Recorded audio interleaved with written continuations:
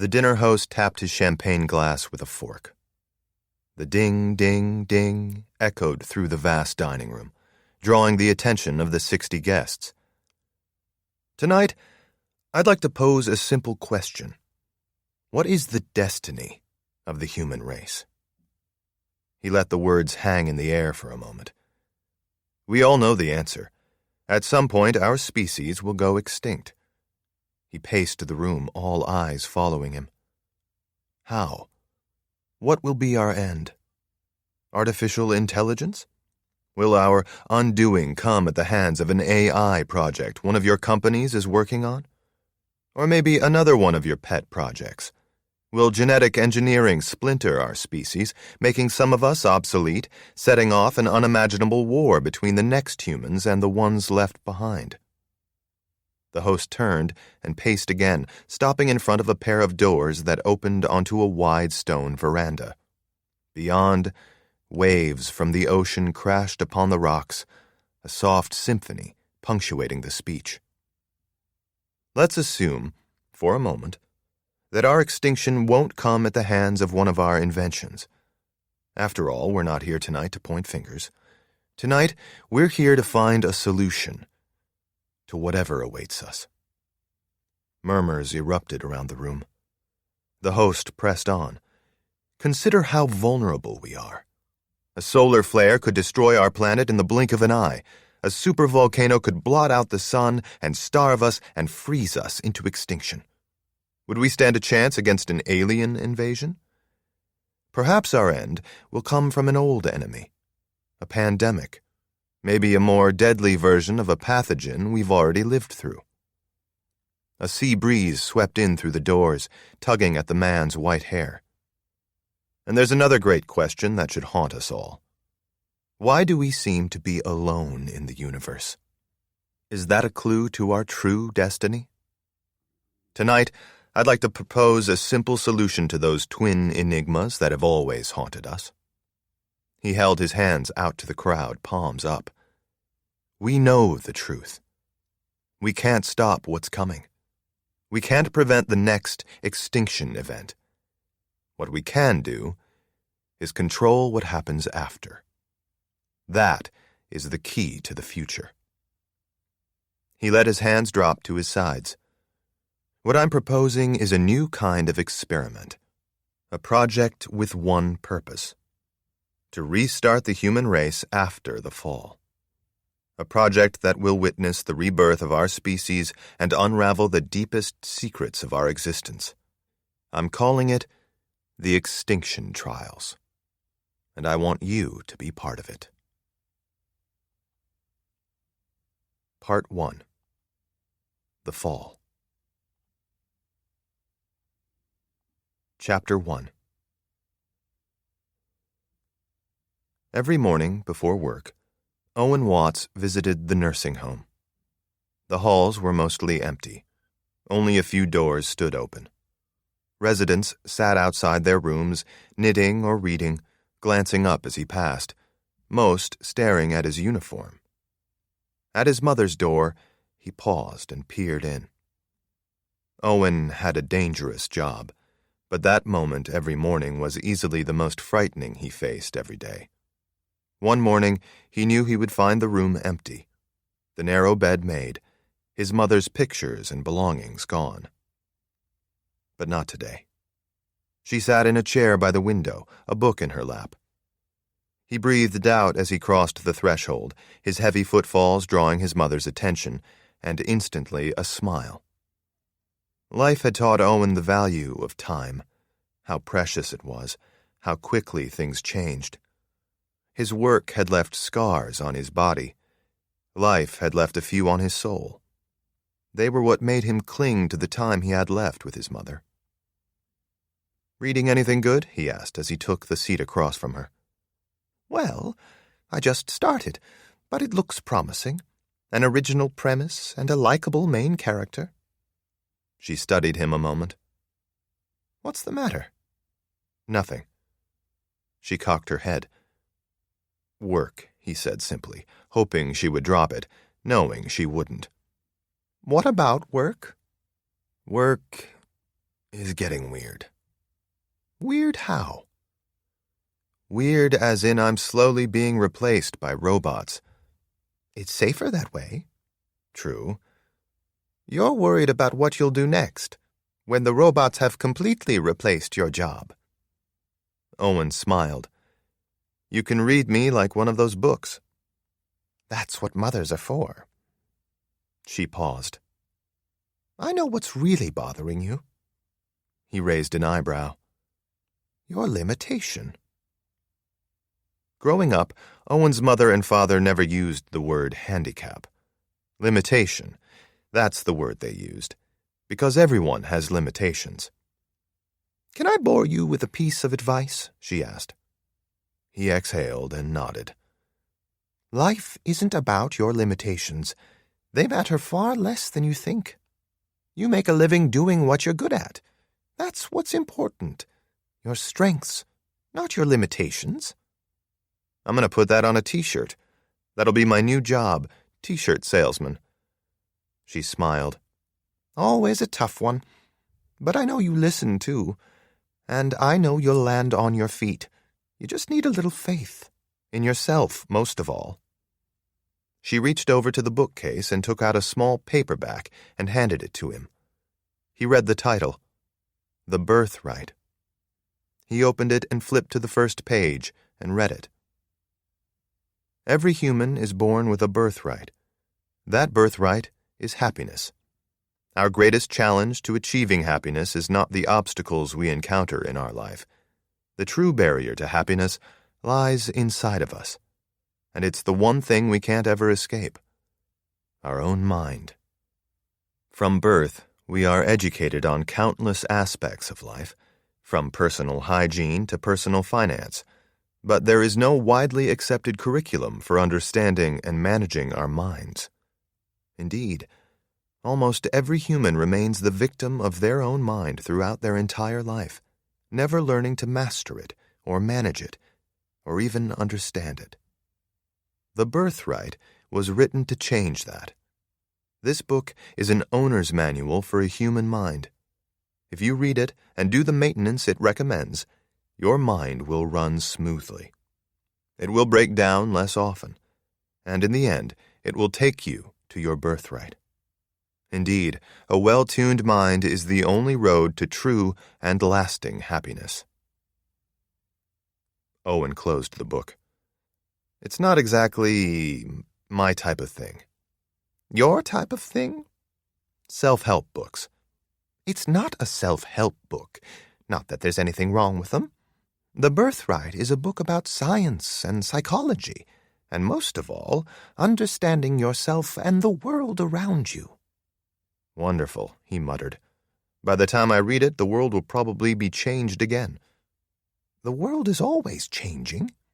Always will be. The key to success is accepting that the world will keep changing. The ideas in that book transcend worlds and time. Owen's armband buzzed. The 3 fast pulses signaled an emergency alert. He activated the band and read the message. Sorry, Mom. My disappearing job needs me. An alarm? Probably just a false alarm. See you tomorrow morning. He hugged her and turned to leave, but she called to him. Owen, don't forget the book. 15 minutes later, Owen was in the front seat of the fire truck, barreling through the city, sirens blaring. The truck wirelessly shut down the traffic lights and crosswalks ahead. Driverless cars pulled to the side and waited as the hulking vehicle rumbled past.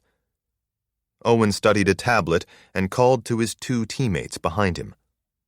It's a kitchen fire, Oasis Park Building, 11th floor, Unit 1107. Auto fire suppression has already extinguished it. He was about to continue when the pleasant computer voice of the central AI came over the truck's speakers. The apartment building has 15 floors and 723 registered residents. Scout drones confirm 65 infrared signatures currently inside. There is 1 adult female and 1 juvenile female in Unit 1107. Vital signs normal. Owen set his tablet down, annoyed. The AI didn't even trust him to give the briefing. What bothered Owen the most was that he had to admit the AI was more efficient at the briefing than him, and, in a raging fire, he was glad to have the robots there. They never panicked. They were built to withstand extreme temperatures. Most of all, they were replaceable. Humans were not. He didn't miss the danger of fighting fires, but some days, a lot of days lately, he missed going home after his shift and feeling like he had made a difference in someone's life.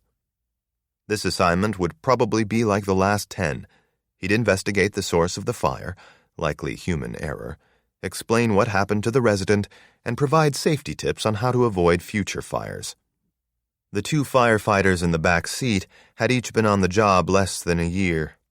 They were staring out the window with the same sense of excitement Owen had felt 15 years ago when he had joined the department.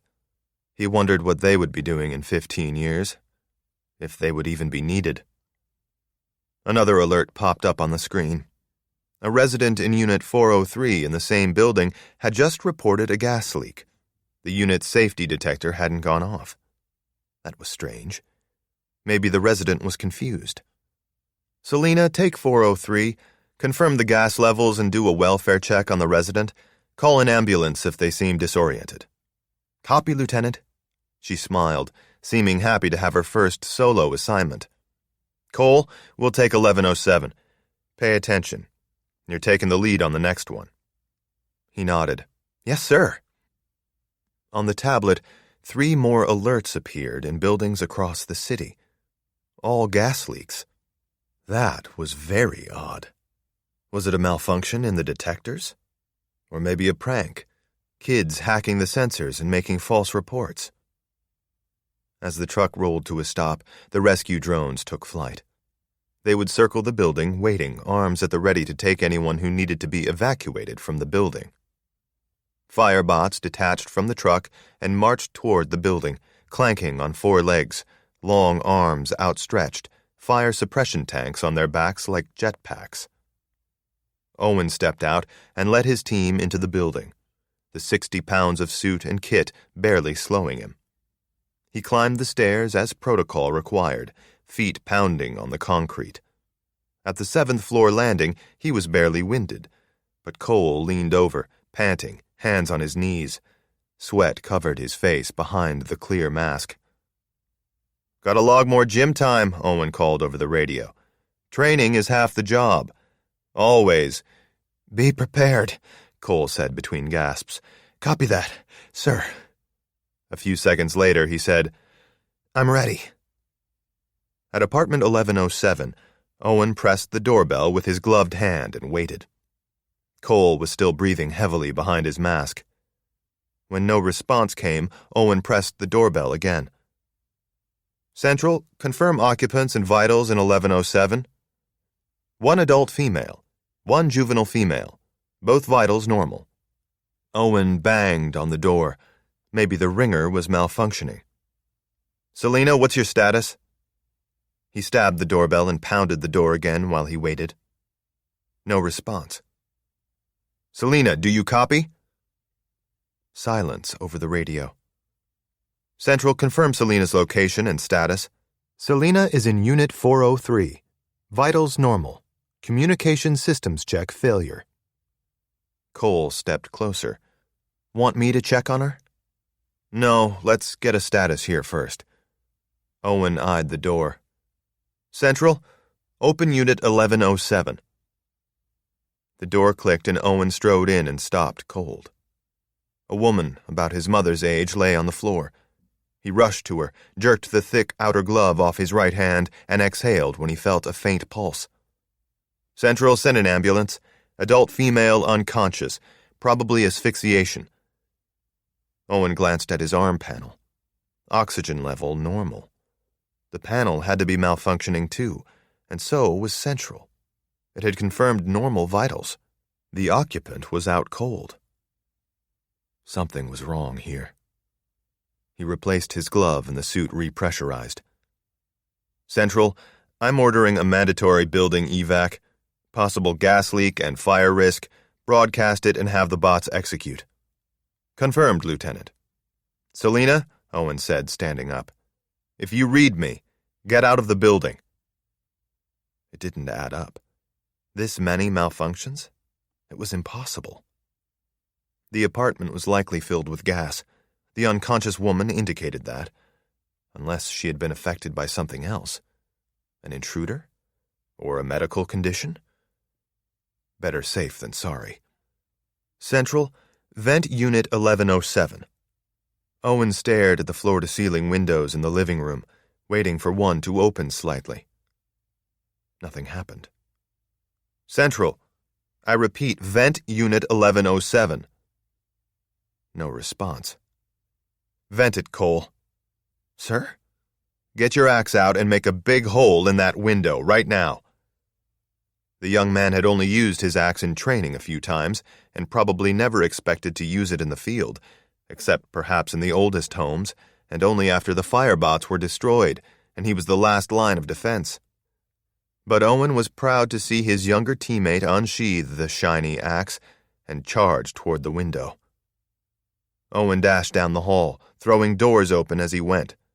The second door on the left opened to a child's bedroom. Posters of teen idols covered the walls. A jewelry box sat on a table, cheap imitation necklaces and bracelets spilling out as if it was a treasure chest waiting in an undiscovered cave. On the narrow bed lay a young girl, eyes closed, unmoving. Owen moved like a man possessed, quickly, automatically. He scooped her up, kicked in the door to the bathroom, and laid her gently in the tub. He was about to check her pulse when fire exploded through the apartment. Chapter 2. If the pain didn't stop soon, Maya Young was certain she would die. Her muscles burned, her heart hammered in her chest, her pulse throbbed in her neck. Her body was drenched in sweat. She wasn't alone in her misery. The cycling class was filled to capacity, 30 women pedaling their stationary bikes to the music, huffing, glancing up periodically at the instructor, who was barely winded. The woman was a mix of a suburban mom and a military drill instructor. Her friendly housewife exterior hid a merciless personality that seemed to delight in inflicting pain on those in her spinning class. "Come on, ladies, one final push," the instructor yelled. "Crank it up and let's do this. No pain, no gain." Maya reached down and turned the bike's resistance dial. Just one click.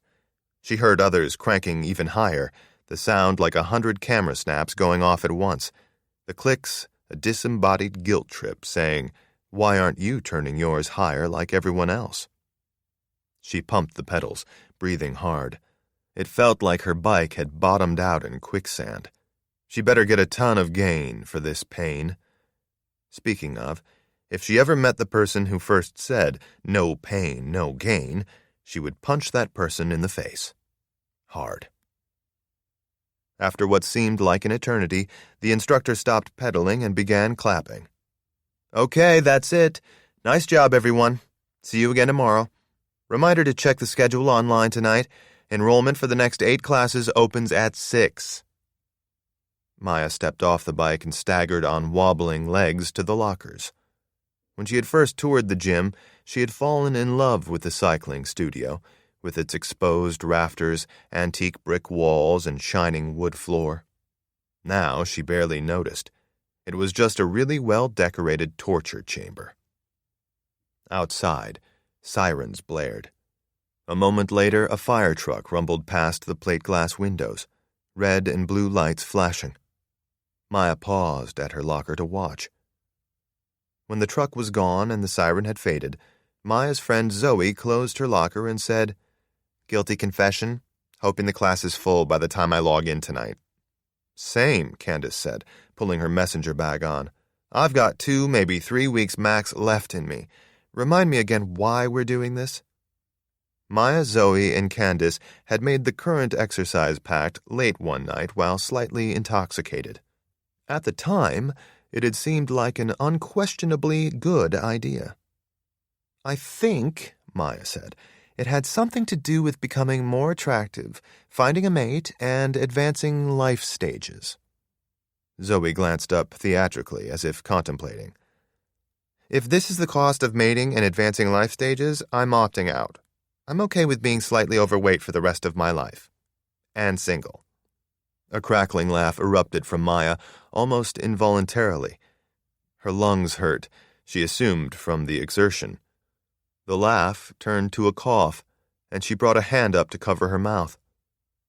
She froze when she saw the red specks. She stared for a moment in disbelief. Candace moved closer, squinting at the red droplets on Maya's hand. "Hey, are you okay?" A wave of dizziness washed over Maya. Her legs went numb.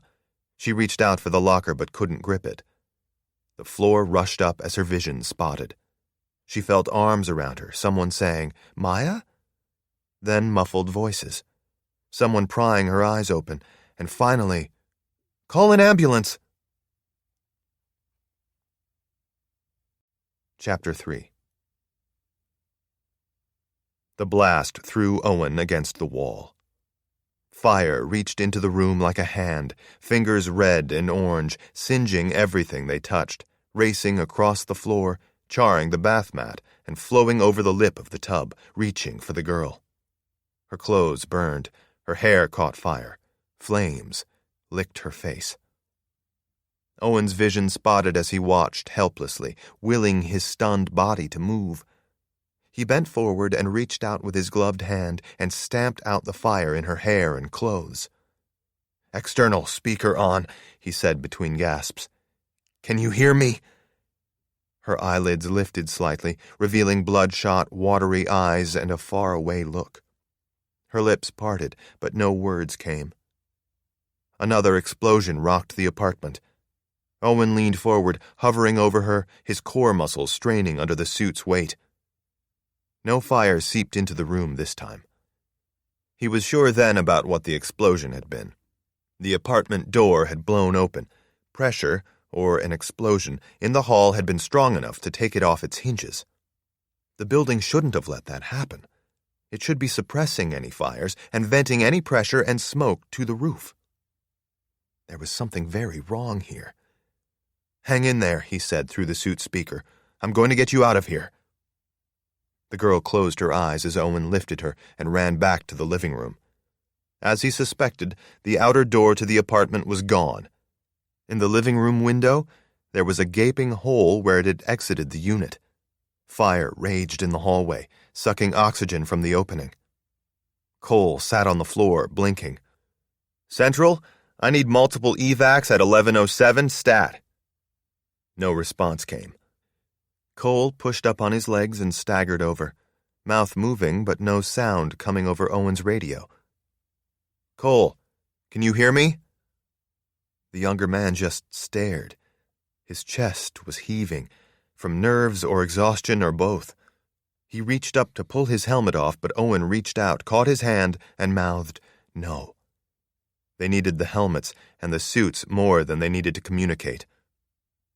"Any firebots? Do you copy?" Silence again. Owen mentally rifled through the options. He needed to get to the window and flag an evac drone. Still holding the girl in his arms, he marched over and peered out, expecting to see one or more of the hovering monstrous drones, arms outstretched, waiting. But none were there. What he did see shocked him and terrified him. The city was burning. Fires consumed every building in sight, raging behind glass and bursting through windows and sending black plumes into the sky. Apartment buildings, office buildings, stores. They were all burning. How? It was impossible. This couldn't be real. For a moment, he almost felt listless, the weight of the girl lying limp in his arms gone, his limbs wavering. His gaze drifted down to the 8-story brick building across the alley. It was burning too, but the roof was clear. Its vents hadn't worked either. Movement at the door caught Owen's attention, snapping him out of the haze. A firebot sauntered into the room on 4 charred legs. "Firebot, we need evac." The bot lifted an arm and sprayed sticky white fire suppressant. It hit Cole directly in the faceplate, blinding him. Owen's first thought was that the bot had malfunctioned. It must have assumed that Cole was on fire. Then it turned its arms to fire at Owen. He turned just in time to feel the white substance coat his side and the girl. The floor vibrated as the bot bounded forward, arms outstretched, charging toward Owen. It was a nightmare. The bot was built to withstand fire and carry a family from a burning building. Owen didn't stand a chance against it. On his own, he might last a few seconds.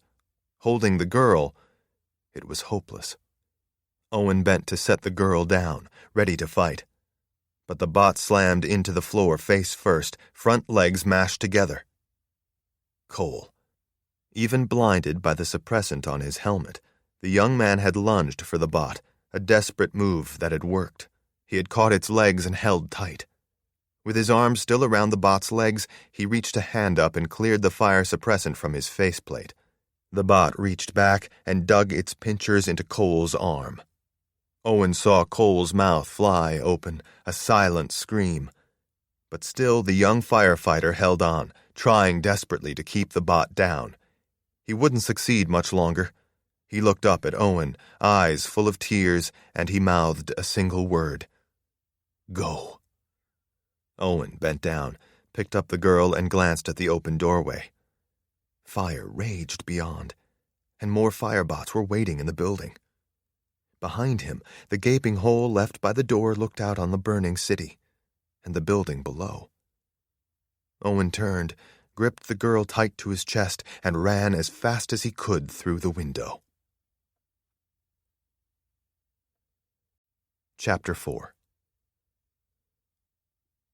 Maya awoke to a loud droning all around her. She was lying on her back on a cold, hard surface.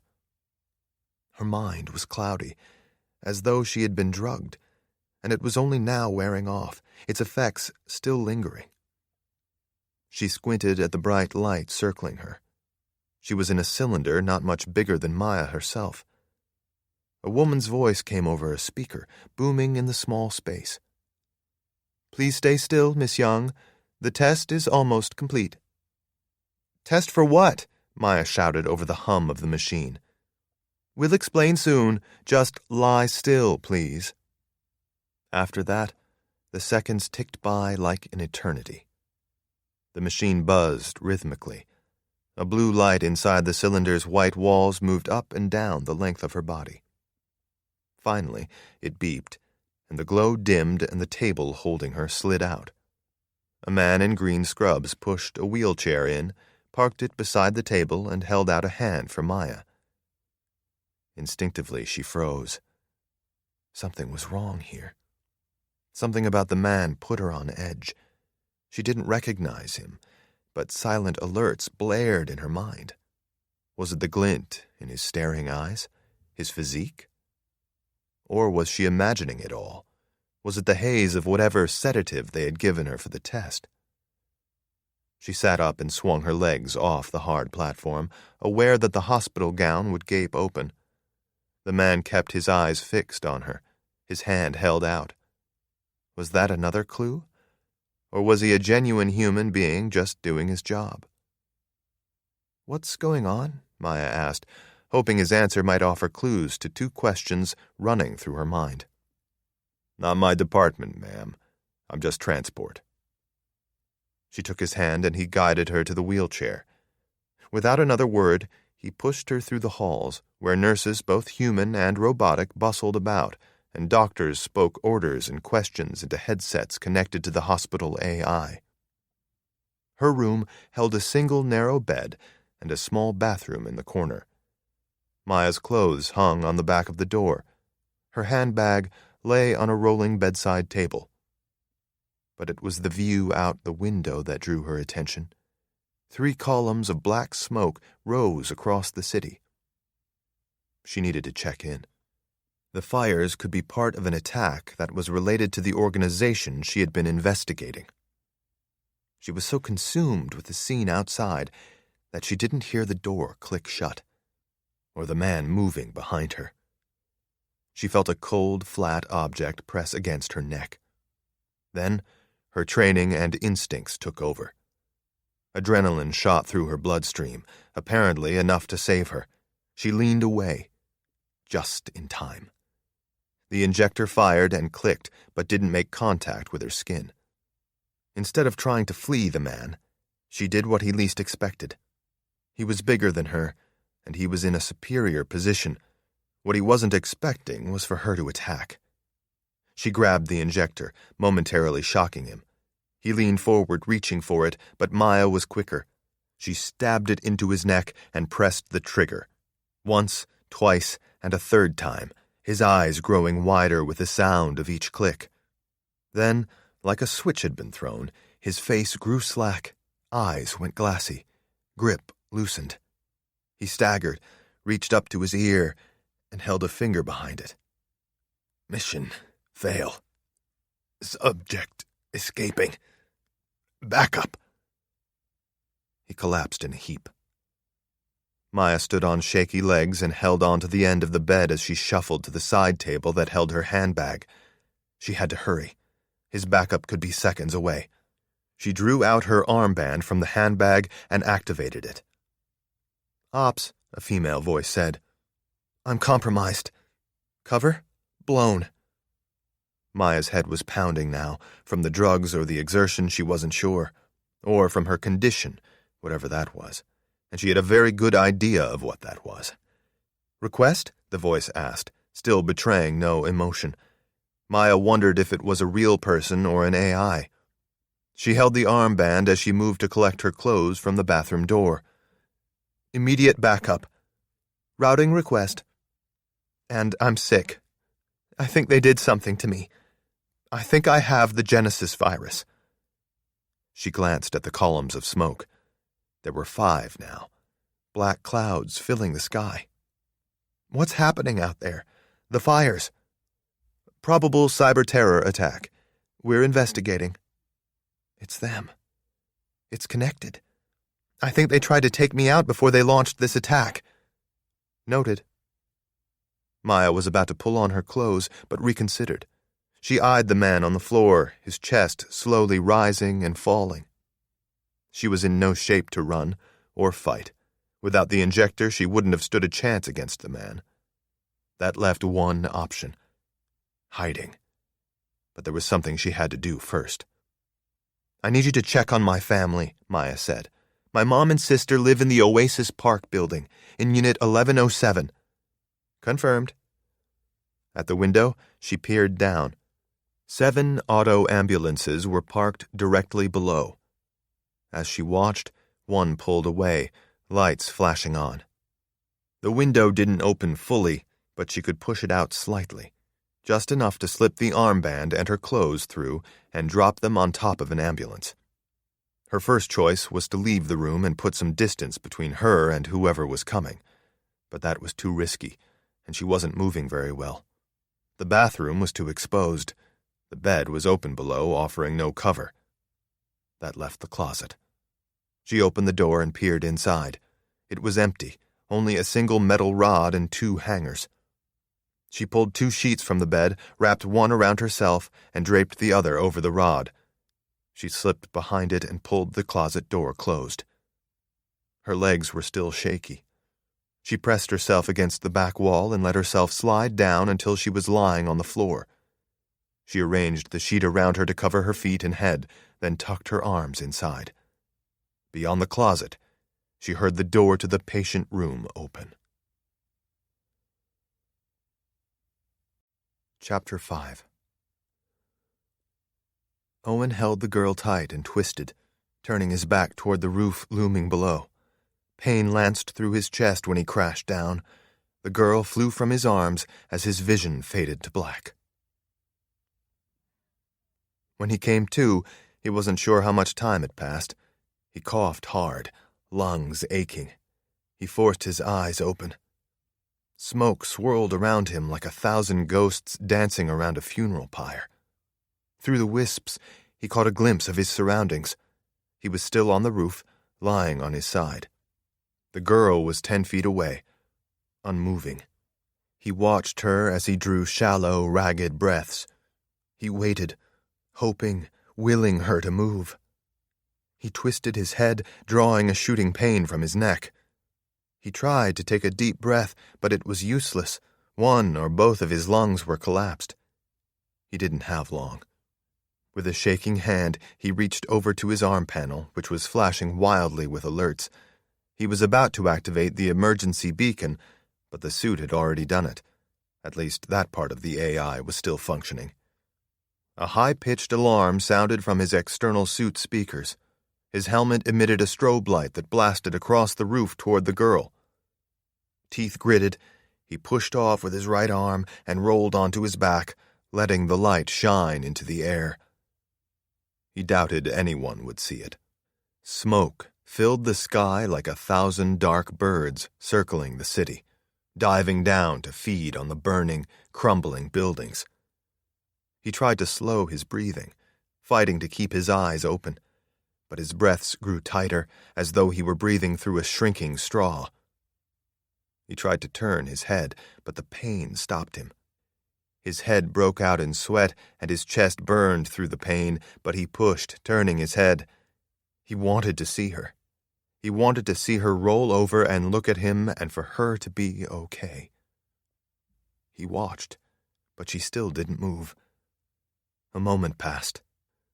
Black clouds tumbled over each other and piled up, a smoky ceiling lowering down onto him, a coffin door closing. His breaths grew shorter until it felt like he couldn't breathe at all, as though there was nothing to fill beyond his throat. Even when he forced his eyes open, there was darkness, splotches flowing together at the edges. The suit was either torn or punctured because he tasted smoke in his mouth and nose now. The black clouds had engulfed the roof.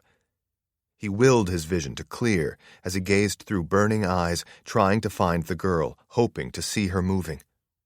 He saw only a billowing black curtain. Suddenly, the clouds parted. The black swatted away like demons reeling back. Owen couldn't believe what he saw. A helicopter with a human pilot. He hadn't seen that in a long, long time. Like his job, flying a helicopter was dangerous. They flew themselves now, or most new ones did. This helicopter was older, and it bounced as it set down on the roof, and 2 medics jumped out, carrying a stretcher, running toward him.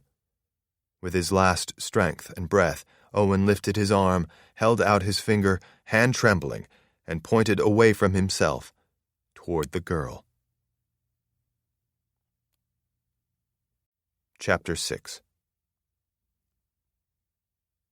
In the closet, Maya listened to the footfalls, trying to count how many people had entered the room.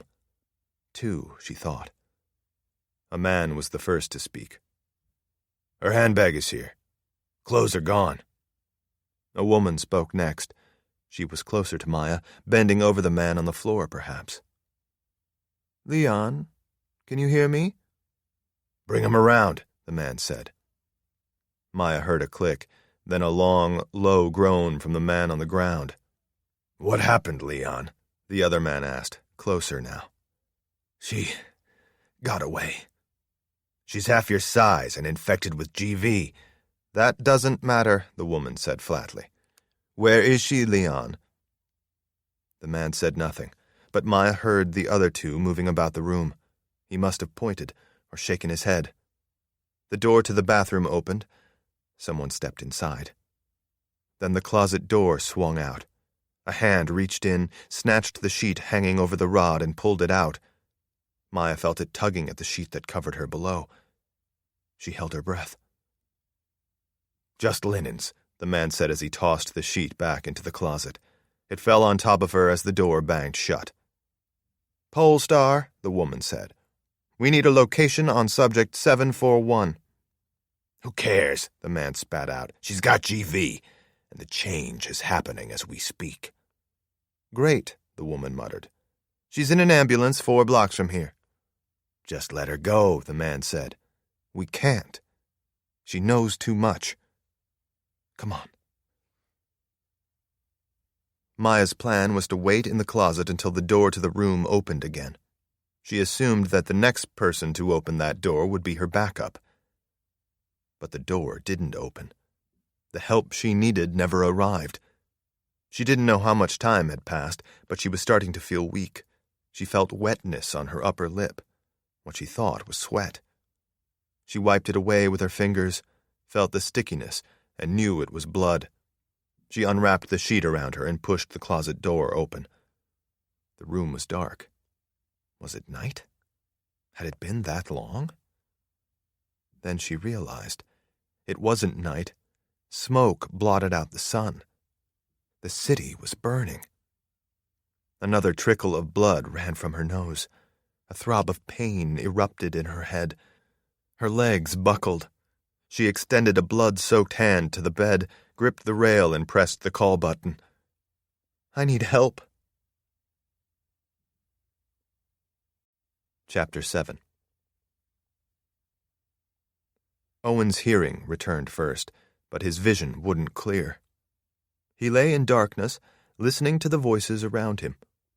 They were muffled and far away, flowing together as if he were at the bottom of a well, the people at the surface, talking about him. One voice finally broke through the din.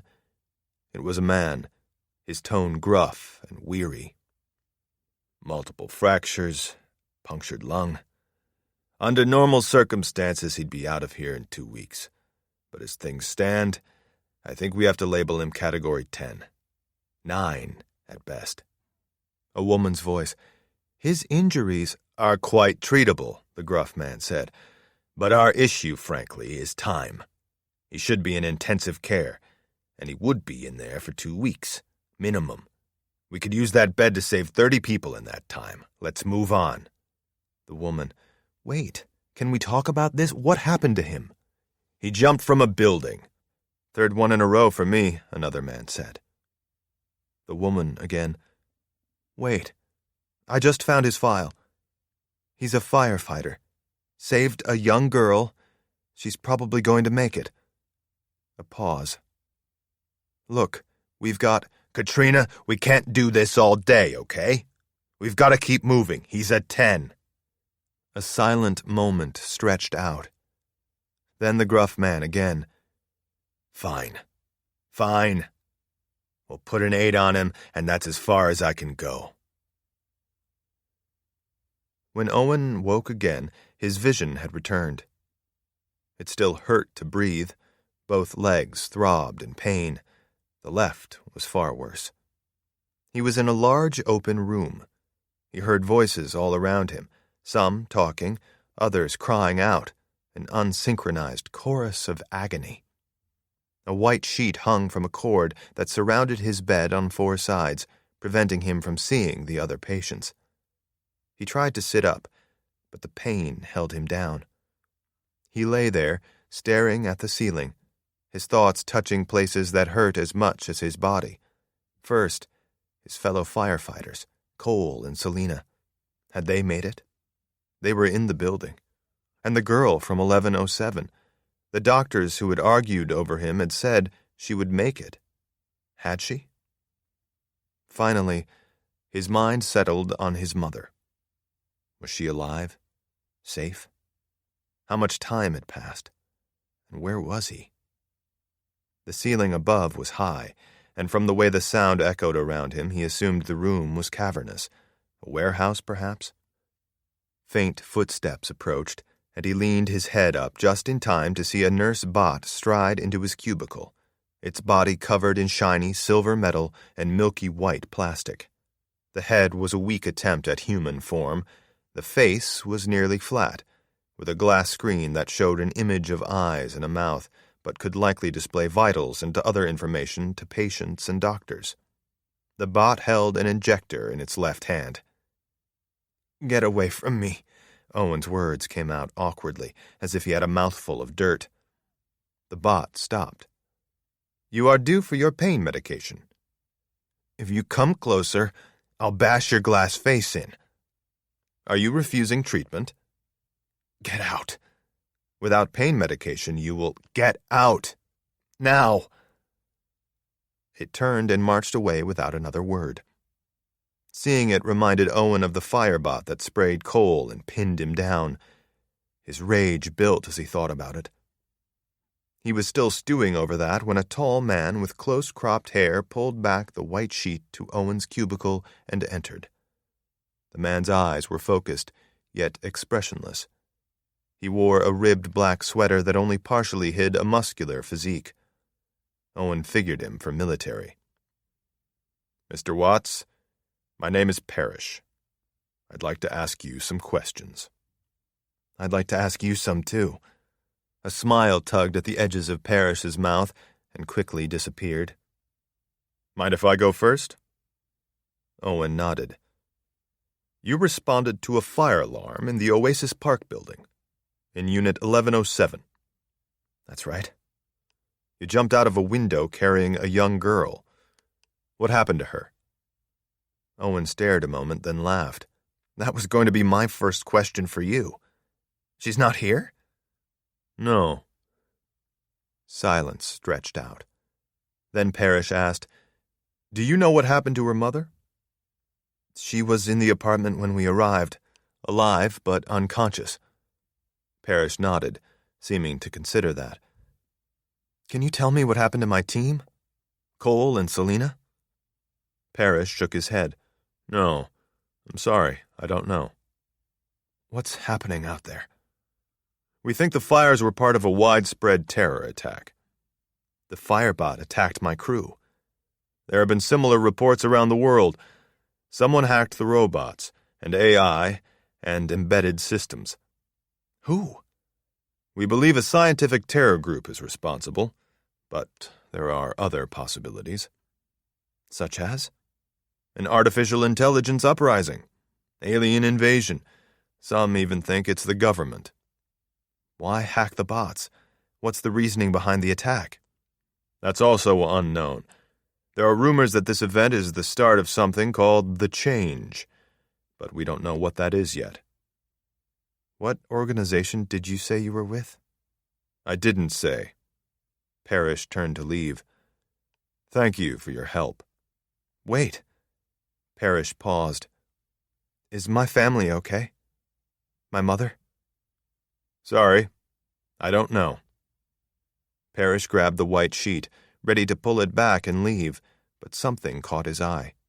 He leaned over the chair where Owen's clothes and fire suit lay crumpled, and he picked up the paperback copy of The Birthright. "This yours?" "Yeah," Owen replied. Parrish turned and looked at Owen with renewed interest. "Where'd you get it?" "My mother gave it to me." Parrish walked back to the bed, laid the book at Owen's side, and picked up the medical tablet hanging on the bed rail. Whoever the man was, his retinal scan gave him access to the information. 8, Parrish mumbled as he read, his face betraying a shred of disappointment. "What's an 8?" Owen asked. "What does that mean?" "It means this is probably the last stop for you." Parrish scrolled through the information, then glanced back down at the book by Owen's side. "But it shouldn't be." Chapter 8. Maya woke in a hospital bed in a large, open space. Curtains divided the makeshift patient rooms. Muffled conversations and cries of pain filled the space. She listened for a moment, hoping for clues about where she was. Her head pounded. Moving, even slightly, caused a low, throbbing pain. She winced as she sat up. It wasn't just the pain. Her brain was foggy, probably a result of whatever drugs they had given her. They impaired her movement, too.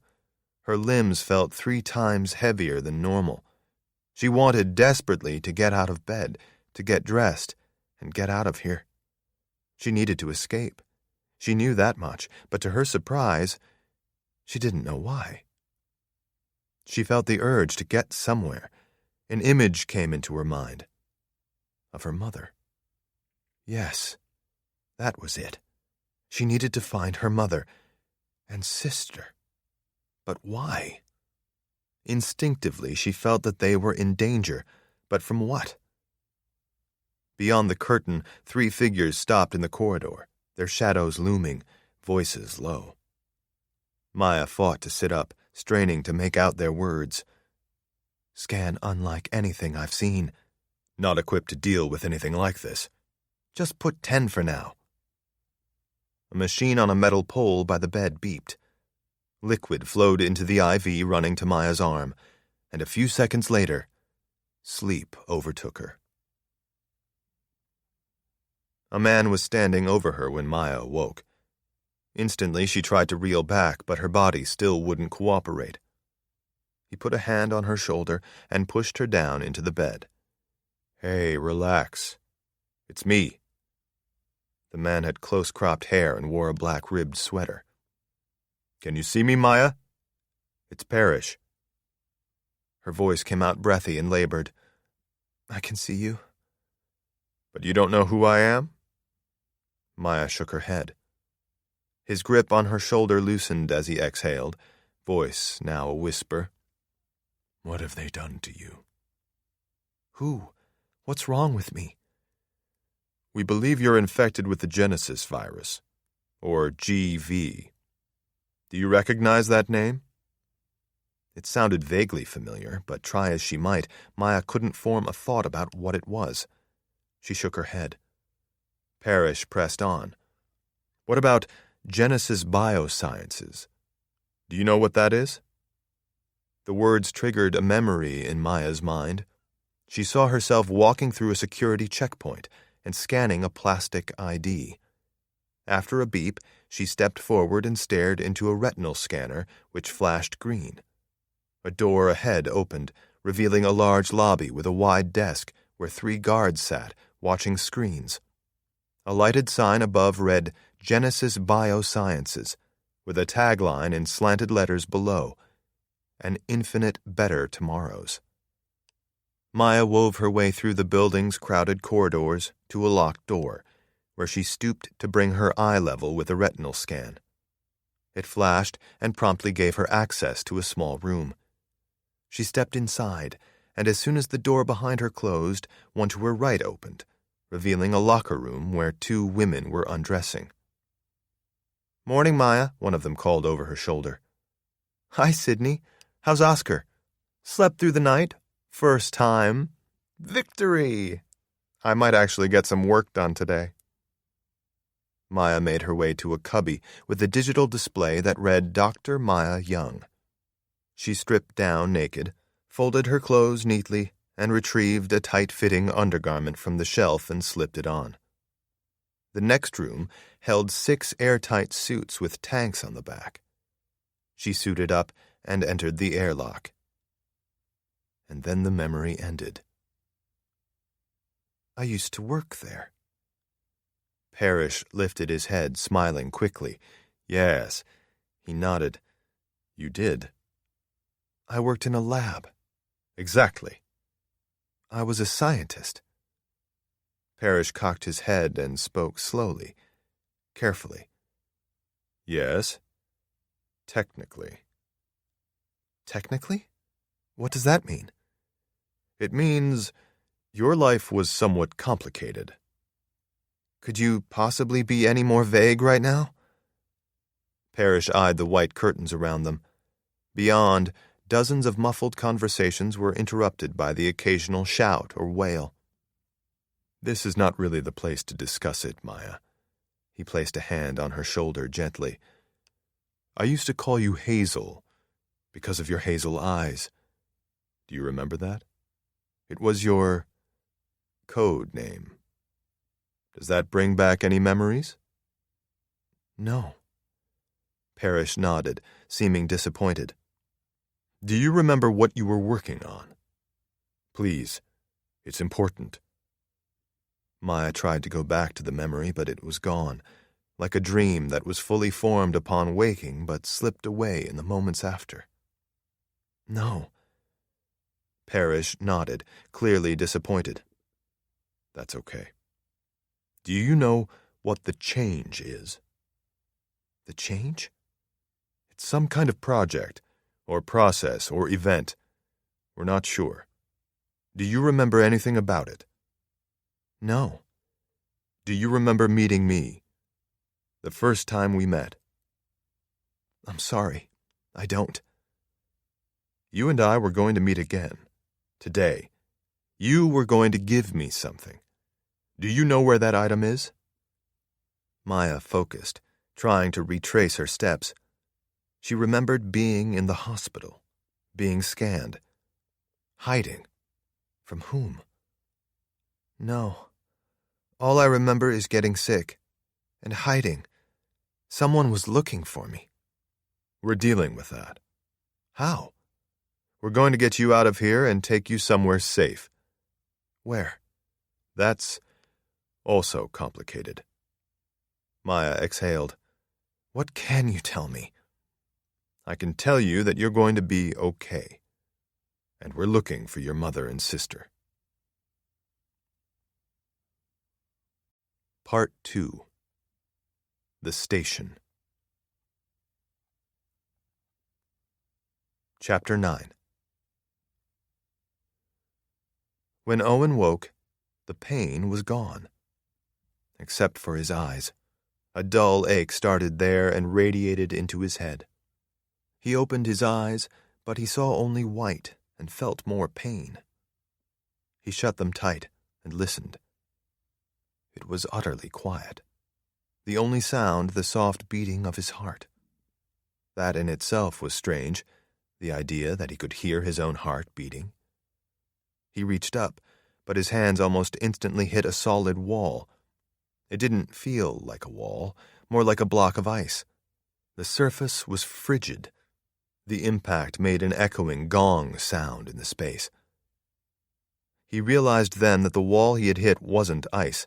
It was glass. With each passing moment, his mind seemed to work a little better. Sensation throughout his body returned. Carefully, he raised his hand and felt the frigid glass that surrounded him. He was in a cylinder of some sort, that much was certain. He was completely naked. Tubes were attached to both of his arms. He tried opening his eyes again. Slowly, the white he saw resolved into a view of the ceiling and 3 lights there, distorted by the curvature of the glass cylinder that held him. Somewhere beyond his view, a red light flashed, strobing the room. A loud pop sounded, and the glass rose. Air hissed in. Cold air. Hitting him like an electric shock, making him convulse. An alarm blared. The sharp sound synchronized with the flashing red. The cold, the pain from the light, and the piercing alarm overwhelmed Owen, a sensory assault smothering him. He closed his eyes and was curling into a ball when strong hands grabbed his arms and hauled him up and out of the cylinder. The person didn't even bother to disconnect the tubes in his arms. The lines jerked free with a stab of pain that was only barely noticeable over the chill pressing into him. His feet hit the floor, which was so cold it sent a wave of shock up from his feet. "Put these on." The voice was male, calm, serene, even, a stark contrast to the alarm. Owen cracked his eyes enough to see a young man. He was slender and lanky, with short, blonde hair. He pressed a black sweater into Owen's hands. The garment was thick and ribbed, with something sewn inside. Owen pulled it on immediately. The young man pressed a finger into a chest patch on the sweater, and it instantly began heating up, infusing Owen's torso with warmth. Still, his breath came out in a puff of white fog, his voice scratchy, as if he hadn't used it in a very long time. "Who are you?" "Call me Bryce." The young man reached for a pair of pants and boots that lay on a silver metal cart nearby. Without a word, Owen slipped them on. Bryce bent over and tapped similar patches on each, and the garments warmed. Suddenly, the lights snapped off, plunging the room into darkness except for the glow of the panel beside the glass cylinder and the red strobe light. Then the lights came back on, flickering, unsteady at first. "Where?" "I'll tell you what I know," Bryce said quickly, grabbing Owen's arm. "But first, I need you to help me wake the others." The young man pulled Owen forward with surprising strength. For the first time, Owen took in the room. There were 7 glass cylinders similar to the one in which he had awoken.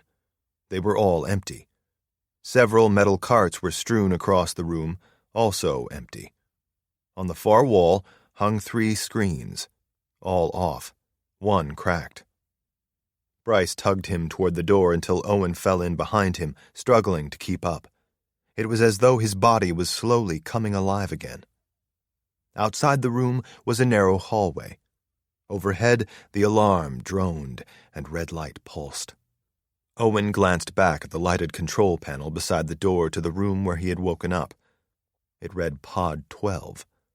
Across the way, a door panel read Pod 13. Beyond it, the door read Pod 15, and Pod 17 past that. The long corridor stretched out to the left and right, terminating at what looked like an airlock at each end. "Hurry," Bryce said as he sprinted down the hall. He paused and motioned to an open door. "I'll wake them. I need you to take them to this room and wait for me." Catching up, Owen read the screen beside the door. Observation 2. "Wake who?" Owen asked. "There's no time to explain," Bryce said. He rushed to a door nearby that read Pod 10 and pressed his thumb into the control panel. The door swooshed open, revealing a room exactly like the one Owen had awoken in. 7 glass cylinders sat on pedestals, 6 open, 1 closed. Bryce rushed to the closed cylinder and placed his thumb on the panel beside it. When Owen caught up to him, he scanned the screen, reading the log. Subject: Maya Young. Recent updates: power failure. Initiating battery backup. Battery capacity 43%. Battery capacity 33%. Power restored. Charging battery backup. Power failure. Initiating battery backup. Battery capacity 37%. Battery capacity warning 20%. Power restored. Charging battery backup. Power failure. Initiating battery backup. Battery capacity 26%. Battery capacity warning 20%. Battery capacity critical warning 10%. Battery capacity critical warning 5%. Battery capacity critical warning 2.5%. Reactivation sequence initiated. Biological anomaly detected. Error code 3940. Reactivation override accepted. Reactivation sequence initiated. The glass cylinder opened with a pop. "Remember," Bryce said, "get her to observation 2, then bring the others." With that, he turned and barreled out of the room. Owen's instincts took over. When the others woke up, they would be freezing and scared and disoriented. Owen certainly had been. He wanted to be there to help. For a moment, he felt the same way he had in the Oasis Park building as the fire swept through the apartment, focused and driven. The danger in that apartment building had transformed him. He sensed that there was danger here, too. Once again, he felt that same focus. And more, a sense of purpose. He had a job to do, an important one where people depended on him, and he liked how that felt. "Ah!" the woman yelled. Owen's attention snapped back to the chamber. The glass dome was hinged near the foot, and it stood completely open now, revealing a naked woman about Owen's age. She had sandy blonde hair and a smooth, unlined face, except for the very slight wrinkles that fanned out from her eyes toward her temples. She was shivering, and like Owen, she squeezed her eyes shut. Her breath came out in a white cloud that hung between them. "Hello?" "I'm here." He took her hand in his, feeling the cold skin. His warmth flowed into her, and instinctively he reached up and placed his left hand on her face. He glanced around the room and quickly spotted a metal cart nearby with a pile of clothes heaped on top. "Cold," she breathed out, her shaking growing more violent. "Hold on," Owen said, releasing her hand as he reached for the clothes. In several quick motions, he extracted the tubes from her arm. With her help, Owen dressed the woman and pressed the buttons on the garments that activated the heating element embedded inside. She was struggling to open her eyes, but Owen whispered to her, "Give it some time. Just grab onto me for now." She wrapped her arms around him, and he hoisted her up and ran out of the room and across the hall into Observation 2. The room was large, a bit bigger than the pods that held the chambers, and empty except for 10 metal folding chairs and a pile of thick blankets in the corner. Owen set Maya down on a blanket and wrapped it around her. Her shivering had abated some, and her eyes were cracked. "Who are you?" she asked. "Owen. Where are we?" "I wish I knew. I'll be right back, okay?" Chapter 10. A hospital. That's what the place felt like to Maya. The walls were white, and they looked plastic. It was cold here, and there were no windows, only lights above that went out at irregular intervals. The red strobe light that snapped on and off was like a hammer hitting her in the head, fueling the throbbing headache. Owen burst into the room carrying a middle-aged man in his arms. The new arrival was wearing the same black sweater, gray pants, and boots as Maya. Owen was panting by the time he reached the blankets and set the man down. But without a word, he turned and ran toward the door. Maya rose, stumbling on lethargic legs. Owen glanced back. "Stay here." "I'm not staying here." "Okay, don't stay here," he muttered as he left the room. Maya couldn't help but laugh at his reply. In the hall, she noticed someone else emerging from another doorway near the end, a slender young man moving quickly away from them toward another door, which he opened by placing his thumb on a panel. "Who's that?" Maya asked. "Bryce," Owen said, now jogging down the hall. That is actually the sum total of all I know. His name is Bryce." "Do you work here?" He chuckled. "I don't even know where here is." "Wonderful." Owen slipped into an open room that held 7 of the glass chambers like the one Maya had awoken in. On one of the beds, there was a young girl, likely just old enough to start school. Her eyes were closed, and she was shivering and crying. Instead of rushing toward her, Owen raced to a nearby cart and grabbed some clothes, which he handed to Maya. "Help her. I'm going to get the others." Then he was gone. Maya froze for a moment. "Mom?" the girl said, her voice cracking. Maya placed a hand on her shoulder. The girl reeled back as though the touch was a shock. "It's okay," Maya said softly. "I'm here to help." "Cold." "I know." Maya drew the tubes from the girl's arm and helped her into the clothes. Still, she was freezing. Maya remembered then, the touch of Owen's finger on her upper chest. She found a patch there with 2 buttons, a circle of red and blue, and another symbol shaped like a shield. She pressed the red and blue button on the sweater, pants, and boots. The girl's shaking subsided to shivering, and then heavy breathing. "What's your name?" Maya asked. "Blair." "You're going to be okay, Blair. I'm going to get you out of here. Just hold on to me." The young girl extended her arms, eyes still closed, feeling for Maya, who scooped her up, testing the weight on her still weak legs. She took a step, then another, growing more confident with each movement. Blair nuzzled her face into Maya's neck. The child's skin was cold, and at first, so was her breath, but it grew warmer with each exhale. At the doorway, Maya paused to let Bryce and Owen pass. Both held people in their arms, eyes closed, hanging limp. When Maya reached the observation room, she found 3 people lying on the blankets. A woman about her age with dark hair, a middle-aged man with thinning hair, and a young man who looked about the same age as Bryce. All were dressed in the heated clothes, but still shivering. They stared out through squinted eyes, no doubt trying to overcome the pain and sluggishness. Gently, Maya set Blair down and held a hand to her head, a feeble attempt to put the girl at ease. She opened her eyes slightly, grimacing. "What's your name?" "My name's Maya. Just rest. I'll be right back." As she rose to leave, Owen entered the room again, carrying an older man. He was bald, skinny, and tall.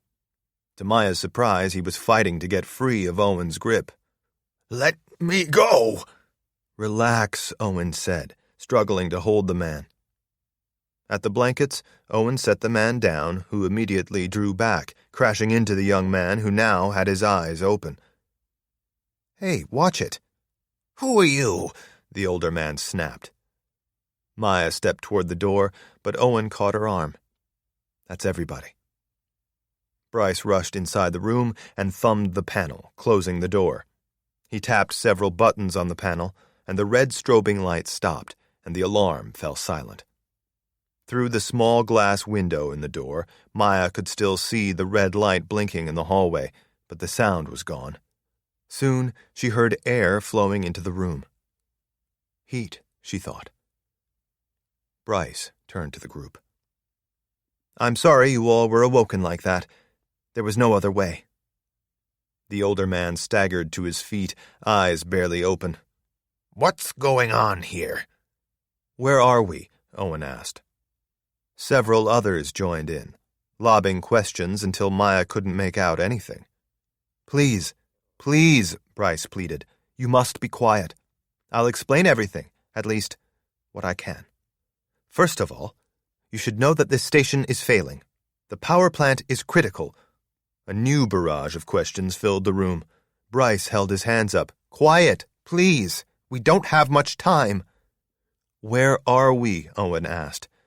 "I don't know," Bryce said. "What do you mean, you don't know?" the older man asked. "How can you not know where we are?" "Because, like you, I was unconscious when I was brought here. What I do know is that the world you remember is gone." "What?" Owen said. "How?" "The coastlines have changed. The cities you knew no longer exist. Same for the states and nations and corporations and everything else. The world is gone." "What are we doing here? What is this place?" Maya asked. "A hospital?" "Of sorts," Bryce replied. "This is a facility created by my employer, ARC Technologies.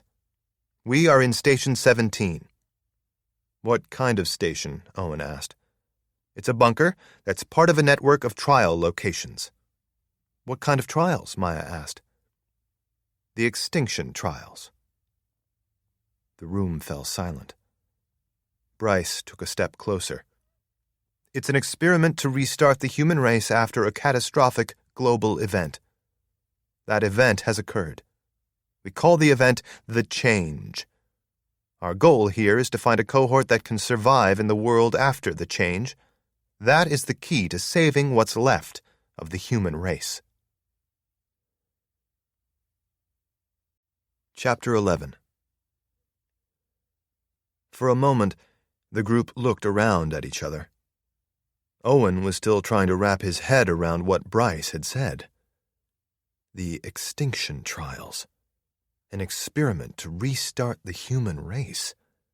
The older man, who had struggled to get free of Owen's grasp, spoke first. "I never consented to this." "Nor did I," the middle-aged man said. Maya held a hand up. "Does it matter how we got here?" The older man eyed her. "It matters a great deal, but I think what matters even more is what they intend to do with us." He turned his gaze to Bryce, who merely cocked his head. From the corner of the room, the other adult woman spoke. "There's a more pressing issue." All eyes turned to her. "Our health. First, we should assess everyone and treat any injuries." "Are you a doctor?" Owen asked. "Yes, an ER doctor." Owen counted that as good news. The woman stood and stepped out from the group. "Is anyone hurt?" One by one, each person shook their head or gasped out a response. "No, not really. I'm okay." My head hurts, but it's feeling better. Seeming satisfied, the woman turned to Bryce. It was cold in the other rooms. It feels warmer in here. Bryce nodded. I've cut the power to the rest of the station and routed everything here. As if on cue, the lights dimmed a moment, then came back to full strength. Why is the power failing? Owen asked. Mechanical failure. The middle-aged man scoffed. So fix it. Impossible. Why? We lack the parts, and I lack the expertise to install them. Well, I don't, the man said. I want to see the power plant. What makes you think you can fix it? The ER doctor asked, her voice neutral. Because I fix things. What kind of things? The doctor asked, seeming more curious. Anything. Anything. Anything. I'm a mechanic. If it used to run, I can make it run again. Never was any good at school, but I'm good at fixing things.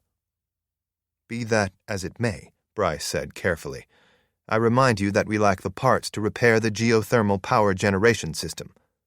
This is all irrelevant, the older man said. We need to get out of here, right now. No, Bryce said quickly, you can't. Why not? Owen asked. There's a storm on the surface. It's deadly. The older man narrowed his eyes, studying Bryce.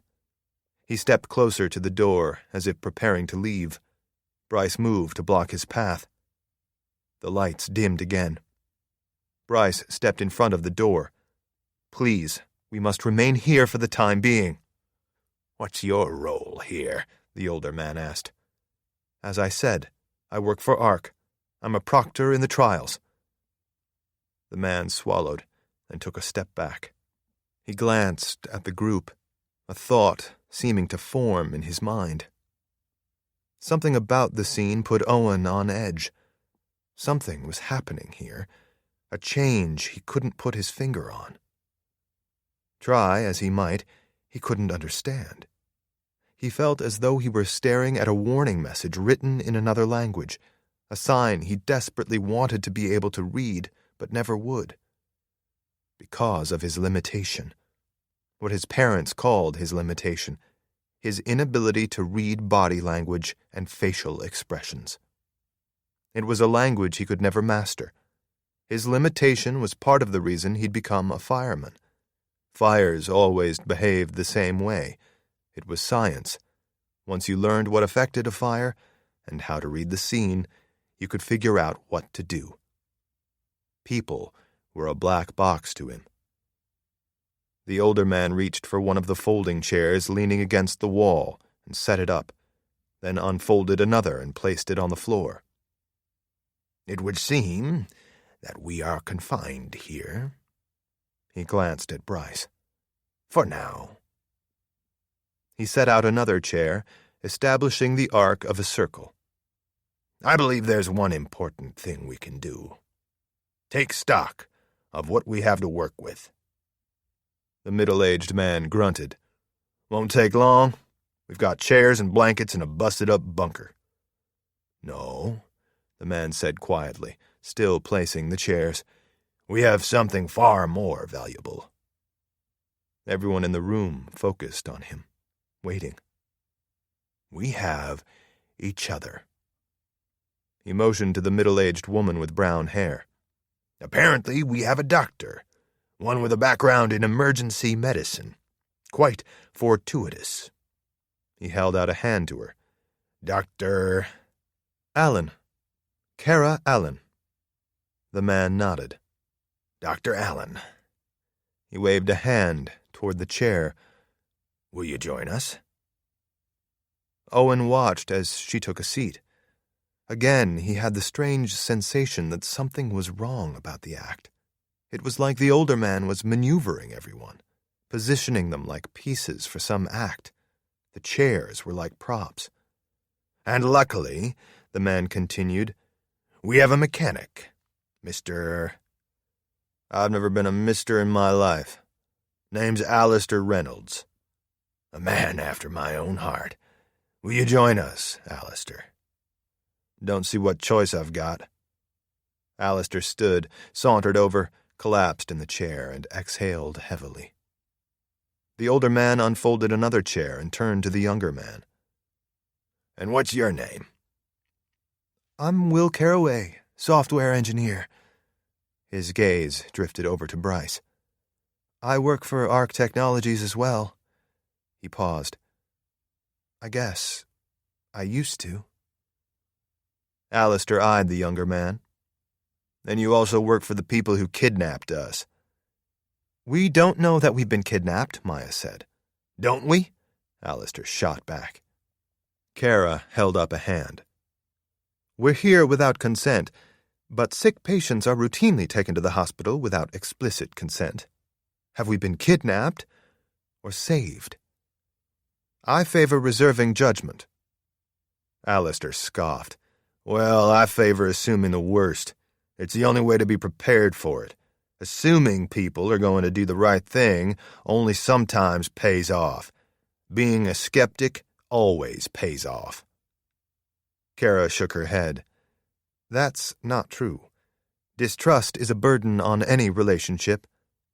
Alistair reeled back. "Relationship?" The older man held his hands up. "If I may, you both make valid points. Who is right? I submit that we don't know for one simple reason. We lack, frankly, enough information. So, let us learn what we can." He nodded to Maya. "And I suggest we start with you, Miss—" "I'm Maya Young." She paused, inhaled, and simply stopped at that. Alistair raised his eyebrows. "You unemployed?" "Well, to be quite honest, I don't recall precisely what I did before." She turned to Bryce, who supplied the term she was looking for. "The change?" Maya nodded. "Before the change." "How can you not remember what you did?" Alistair muttered. "Reasons for memory loss are vast," Kara said. "And I imagine, given the shock we've all had, not too uncommon." The older man turned to Owen. "And you? What about you? You ferried me out of that tube. I assume you're another proctor for the trials?" Owen reeled back, caught off guard. "No, I woke up here the same as you. I'm a fireman." The older man squinted. "Another lucky break. Someone else with experience in emergency situations. Will you join us?" He motioned to a chair. "I'll stand," Owen said. He really didn't like this now for two reasons. One, the man hadn't invited Maya to sit. And two, he had yet to say a single word about himself. The older man eyed the young girl in the corner who was still sitting on the blankets. "And who might you be, my dear?" Her eyes went wide, and she simply shook her head. Maya took a step toward her and knelt, wrapping her arms around the young girl. "She's a little shaken. Her name is Blair." The sound of the crash shattered the quiet in the room. The noise was that of metal on metal. At first, Owen assumed someone was coming through the door. He spun around, moving his gaze from Maya and Blair, and he was horrified by what he saw. The older man held a folded metal chair above his head. Bryce lay on the floor, twitching. The older man brought the chair down again, slamming it into Bryce's head. Owen expected to see blood, but there was none. Chapter 12. Maya pulled Blair closer to her, burying the girl's face in her chest. The older man slammed the metal chair into Bryce again and again until the young man lay prone on the white tile floor, unmoving. The shock of the assault was quickly replaced by a new realization. Bryce wasn't a young man at all. Where the chair had split his head open, Maya saw wires and hard plastic. He was an android. The older man was panting hard, eyes wide and wild, darting back and forth as he scanned the room, perhaps waiting for someone to attack him. When no one moved, he tossed the chair aside. We have to get out of here. Owen moved toward him, carefully avoiding stepping on Bryce. Why? The older man spoke quickly as he inhaled, trying to regain his breath. The Extinction Trials aren't what you think they are. What do you mean? I'll tell you outside. We can't go outside. The storm. The older man shook his head. Lies! I suspect there's no storm, and if there is, it's likely no harm to us. He bent down and pulled on Bryce's arm. The heap of mangled machinery barely moved. Help me, he said to Owen. Please. Every moment we stay here, we're in danger.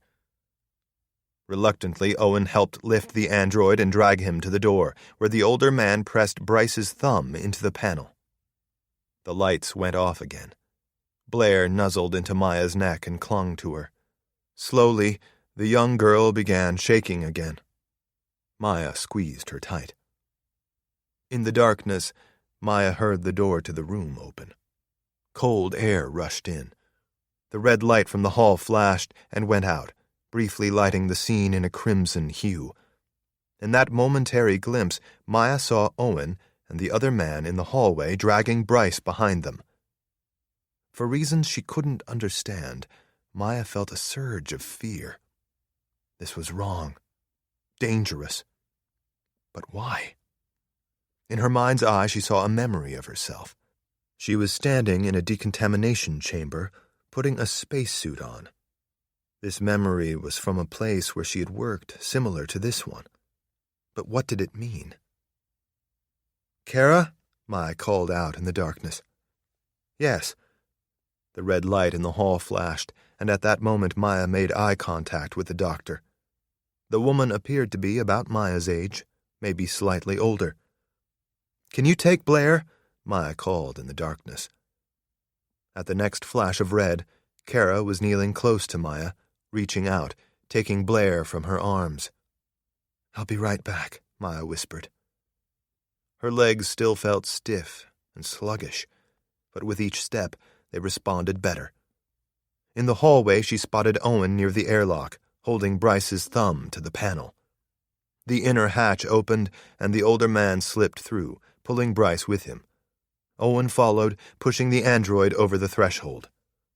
Maya ran as fast as she could.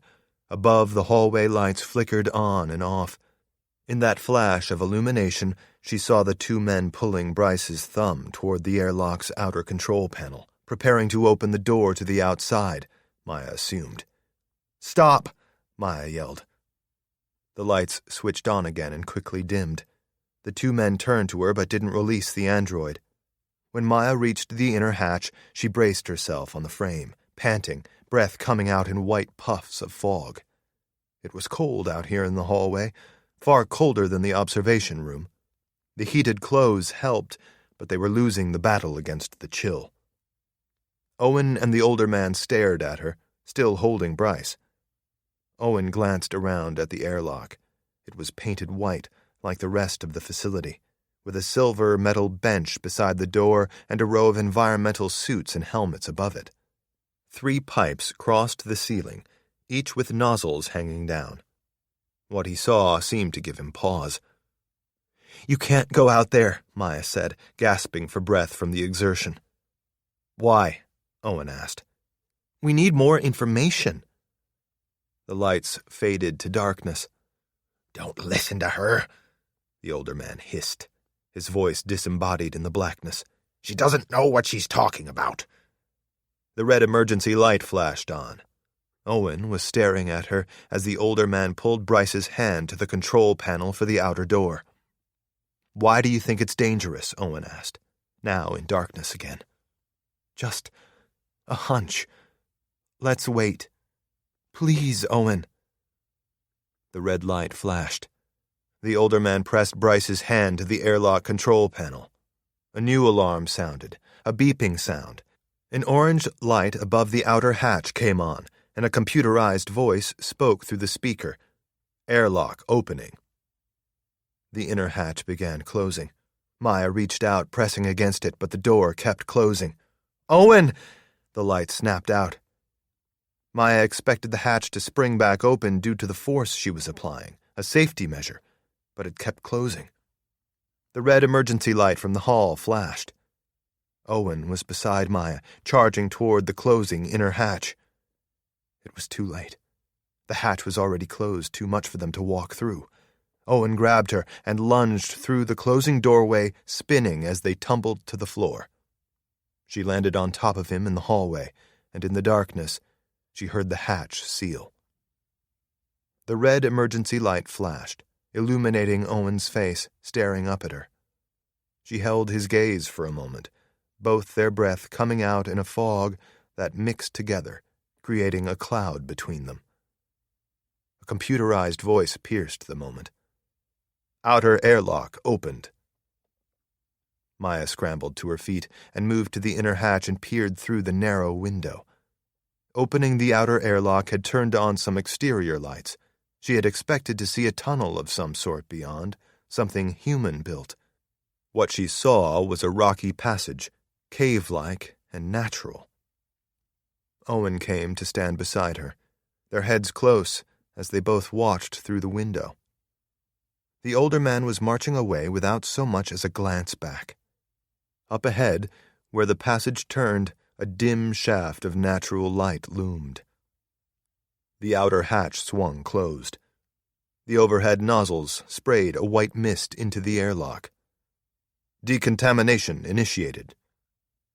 When the cloud cleared, Maya spotted the man farther down the passage, but he had turned to face them, his eyes wide. He reached up and clutched at his chest, mouth open. He clawed, shaking his head, then fell to the rocky ground, writhing.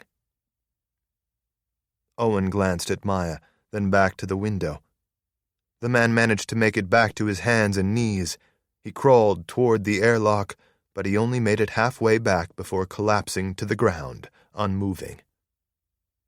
Dead. Chapter 13. For a long moment, Maya and Owen stared at the dead man through the airlock window. Finally, Owen said, "That was close. Yeah, we should tell the others."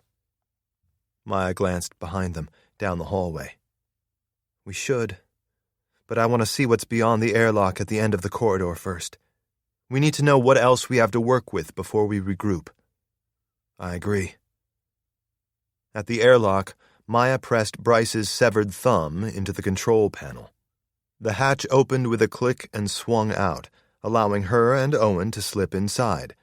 At the opposite door, Owen pressed Bryce's other thumb to the panel and a voice came over the speaker. "Decontamination commencing." The entry door swung closed, and a cool mist sprayed from the nozzles on the ceiling. Unlike the airlock that led to the outside, this chamber had no suits hanging on the wall and no bench. With the white haze still in the air, Maya asked a question that had been bothering her since the older man had disabled Bryce with the chair. "Did you know about Bryce?" Through the fog, she could see Owen turning towards her, but she couldn't make out his face. The flicker of red light from the hallway through the narrow window lit the fog intermittently. That he was an android? No, I had no idea. If I had, I would have bashed his plastic brains in myself. Sounds like there's a story there. You could say that. Care to share? That story might be the reason I wound up here. What do you mean? As I said before, I'm a firefighter. Was. Or maybe still am. I don't know. But I do know that for the last little while, my job hasn't involved actually fighting any fires. Then what do you do? Lately, it was like a dress rehearsal. We suited up and mostly just went out on calls and talked people through safety stuff and managed the firebots. Sounds safer that way. It is. That's true. But I guess I sort of signed up for a different job than I ended up doing. Not the worst thing in the world, but it was an adjustment. Anyway, on this last call, It was a mother and her daughter, maybe a little older than Blair. They lived on the 11th floor of this apartment building, the Oasis Park building. His words faded, and Maya felt her breath catch in her throat. A memory came to her then, of seeing her mother standing behind a kitchen island, talking to her and her sister, and of being in the hospital, of being afraid, of wanting to get to her mother and sister. A loud pop punctured the silence as the other airlock opened into the room beyond. Owen took a step forward and snapped his flashlight on and raked it across the space. It's some kind of command center. It's empty.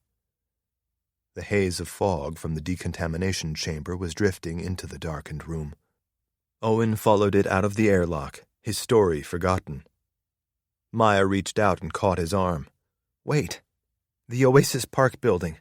What unit was it? The call. He shook his head.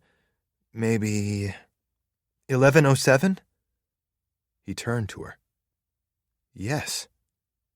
How did you know? My mother and sister lived there. Lived there. What happened? Owen exhaled heavily. They were both alive when we arrived. Your mother was unconscious. Your sister was too. He swallowed. It was a gas leak. It ignited. Maya felt her legs weaken. She reached out, grasping the wall to steady herself. I got your sister out. Maya looked up. How? We vented the apartment. Then things got crazy. Fire alarms started going off all over the city. The other door went through the window. We were about to evac when one of the firebots attacked us. I was lucky. I got your sister out through that open window. And then what happened? Owen shook his head. I'm not sure. I passed out. I woke up in the hospital. I was pretty banged up. He paused. Which is the craziest thing about waking up here. Because I'm completely healed. And you don't know how you got here? No. I was interviewed by some guy named Parrish, who asked me a lot of questions about your mom and sister. Parrish. Maya knew that name. Yes. He had visited her, too. The memory was there, just out of reach. My mother. Owen took a step towards her. She was alive the last time I saw her, but things got pretty chaotic. I'm really sorry. Thank you. For what you did. He shrugged. I was just doing my job. Chapter 14. The thing Owen hated the most about his job was giving people bad news. It was something he had never been very good at, mostly because reading their expressions was like a foreign language to him. Telling Maya about her mother and sister had come unexpectedly, and it didn't help one bit that she was someone he instinctively trusted for whatever reason. She had saved his life, and he didn't want to hurt her. Most of all, he wished he could read her face right now. He wanted some clue of how she was processing the news about her mother and sister. He also had to wonder if it was a coincidence that they were connected. Was he connected to the others as well? Do you want to go back to observation? He asked her. She looked up. No, let's continue. She snapped on her flashlight, and they moved cautiously into the command center, sweeping the beams of light back and forth. The room was about the size of one of the pods they had each awoken in. The far wall was covered with screens, all dark. There were 2 rows of workstations, each with 4 desks that held screens and keyboards with a thin layer of dust on them. Looks like nobody's used it in a while, Owen said. Apparently, Maya replied. He moved along the rows of desks, looking for clues. There were no personal effects. It was as though the stations were interchangeable, unassigned, and available to be used by anyone working in the facility. Owen shined his light over toward Maya, who was still searching the room, her back turned to him. You think it's true, what Bryce said? That we're part of some experiment to save the human race? It does sound crazy. Honestly, I don't know. But a part of me thinks it's too crazy not to be true. What would be the purpose of telling that lie? That made a strange kind of sense to Owen. In fact, he had felt the same thing. Over here, Maya called out. At the back of the room, Owen spotted a doorway. It was the only other doorway beside the airlock. The door opened onto a narrow corridor that was dark except for their flashlights. It ended in a door, and there were two others along the right-hand wall. One led to what looked like a storage room with pre-packaged food and a silver metal cart like the ones they'd found in the pods. That will solve our food problem for a while, Maya said. She was right, and it was a good thing. Food was something Owen hadn't even considered until now. The other door across the hall was the strangest thing Owen had seen yet. Inside were 3 standing alcoves, just big enough for an adult to stand in. I'm guessing this is where Bryce recharged, Maya said. If so, it implies that there were 3 of him. Possibly. Or simply the capacity to have 3 on staff. It could mean that the other 2 had already left the station, or were never present here. A thought occurred to Owen, and it brought with it fear. Or that 1 or 2 androids are still here, in hiding, or possibly in observation too. A fair point, Maya said, and something to keep in mind. Behind the last door, they found 5 boxes made of hard black plastic. They were sealed and locked with a simple numeric punch code. Owen's first thought was that the boxes contained records. If so, that would be immensely helpful. Maya bent down and typed some numbers into the first box. 171717. The box beeped and the diode flashed red, and the lock didn't open. She shrugged. Worth a try. They can't be that hard to open. We could get some tools from the closet. True, but I think we should get back to the observation room. They're going to start wondering where we are soon. I agree. Before we go, I think we need to form a plan. A plan sounds pretty good about now. First things first, Maya said. My memories. She glanced through the doorway out into the command center, where the red flashing light was very faint through the airlock. It's like that strobing red light. I just get flashes of what happened to me. It's like when you mentioned my mother and sister. I remembered then. It was more a feeling, the emotion of what they meant to me. Then I could see their faces. It's like if I see something or remember something, it reveals memories that are connected to it. It's so disorienting.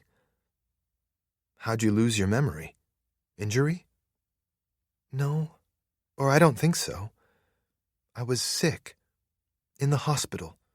I think whatever made me sick had some sort of effect on my memory. Like some sort of neurological disease? Maybe. Do you have any other symptoms? Maya shook her head. No. Ever since waking up here, I felt fine. Maybe they cured you as well. Maybe the memories will return. I hope so. In my mind, the biggest question now is what to do. If we believe Bryce's assertion that the station is going to undergo an imminent power failure, it implies environmental systems will fail and we'll need to go outside. We know how that ends. Exactly. However, we do have the environmental suits. Maya considered that. True, but we don't know how long the suits will last. If we could wear one of the suits to get to a region where the atmosphere is survivable, maybe it works. I think it's safe to say that we need to figure out a way to call for help. I see risks there as well, Owen said. What if the people who come aren't the good guys? I see your point. Here's what I think. We need more information. We need to know where we are, first of all. Second of all, we need to know more about ARC technologies. I'd never heard of them before today. And most of all, we need to figure out who those people are in Observation 2. Suggestions? First, I think I should take the doctor outside, and we should do some sort of rudimentary autopsy on the old man. That might give us some clue as to what we're dealing with out there. I hadn't thought of that. It's a good idea. Maya glanced back towards the command center. I was thinking the answers might be in here. The younger guy, Will, said he was a computer programmer for ARC Technologies. If so, maybe he knows how to work some of the computers. If they have an internet connection, we could use that to call for help and figure out what's happening. Turning on the computers could also alert someone that we're here and awake. True. It's a risk, Maya said. But I don't think we have a choice. I think at this point we have to take that risk. It's either that or wait for the power to go out and for whatever is outside to come in here. Either we run out of air or we run out of food. It's just a matter of time. We need to figure out a way to get out of here and get to safety. Chapter 15. In the observation room, Maya and Owen related what had happened to the older man outside, as well as what they'd found in the rest of the station. To Maya's surprise, the whole group took it in stride. When Owen suggested they perform an autopsy on the older man outside, Kara quickly agreed. Will was more than eager to try to restore power to the command center and get the computers up and running. Their first priority was to enable environmental control there. If they could do that, they could cut power to the observation room and establish a new base of operations in the command center. Maya favored the command center as their headquarters for another reason: safety. It was behind a second airlock, which would offer time to prepare for intruders and biological protection from anything they might bring with them. She wondered if that thought was a clue to what she used to do. She seemed to have a natural instinct for strategy and security. Alistair was the only holdout to the proposed plans. I want to take a look at this power plant, he said gruffly. You think you can fix it? Kara asked. Maybe. What sort of mechanic are you? She asked. A bus mechanic. Kara bunched her eyebrows.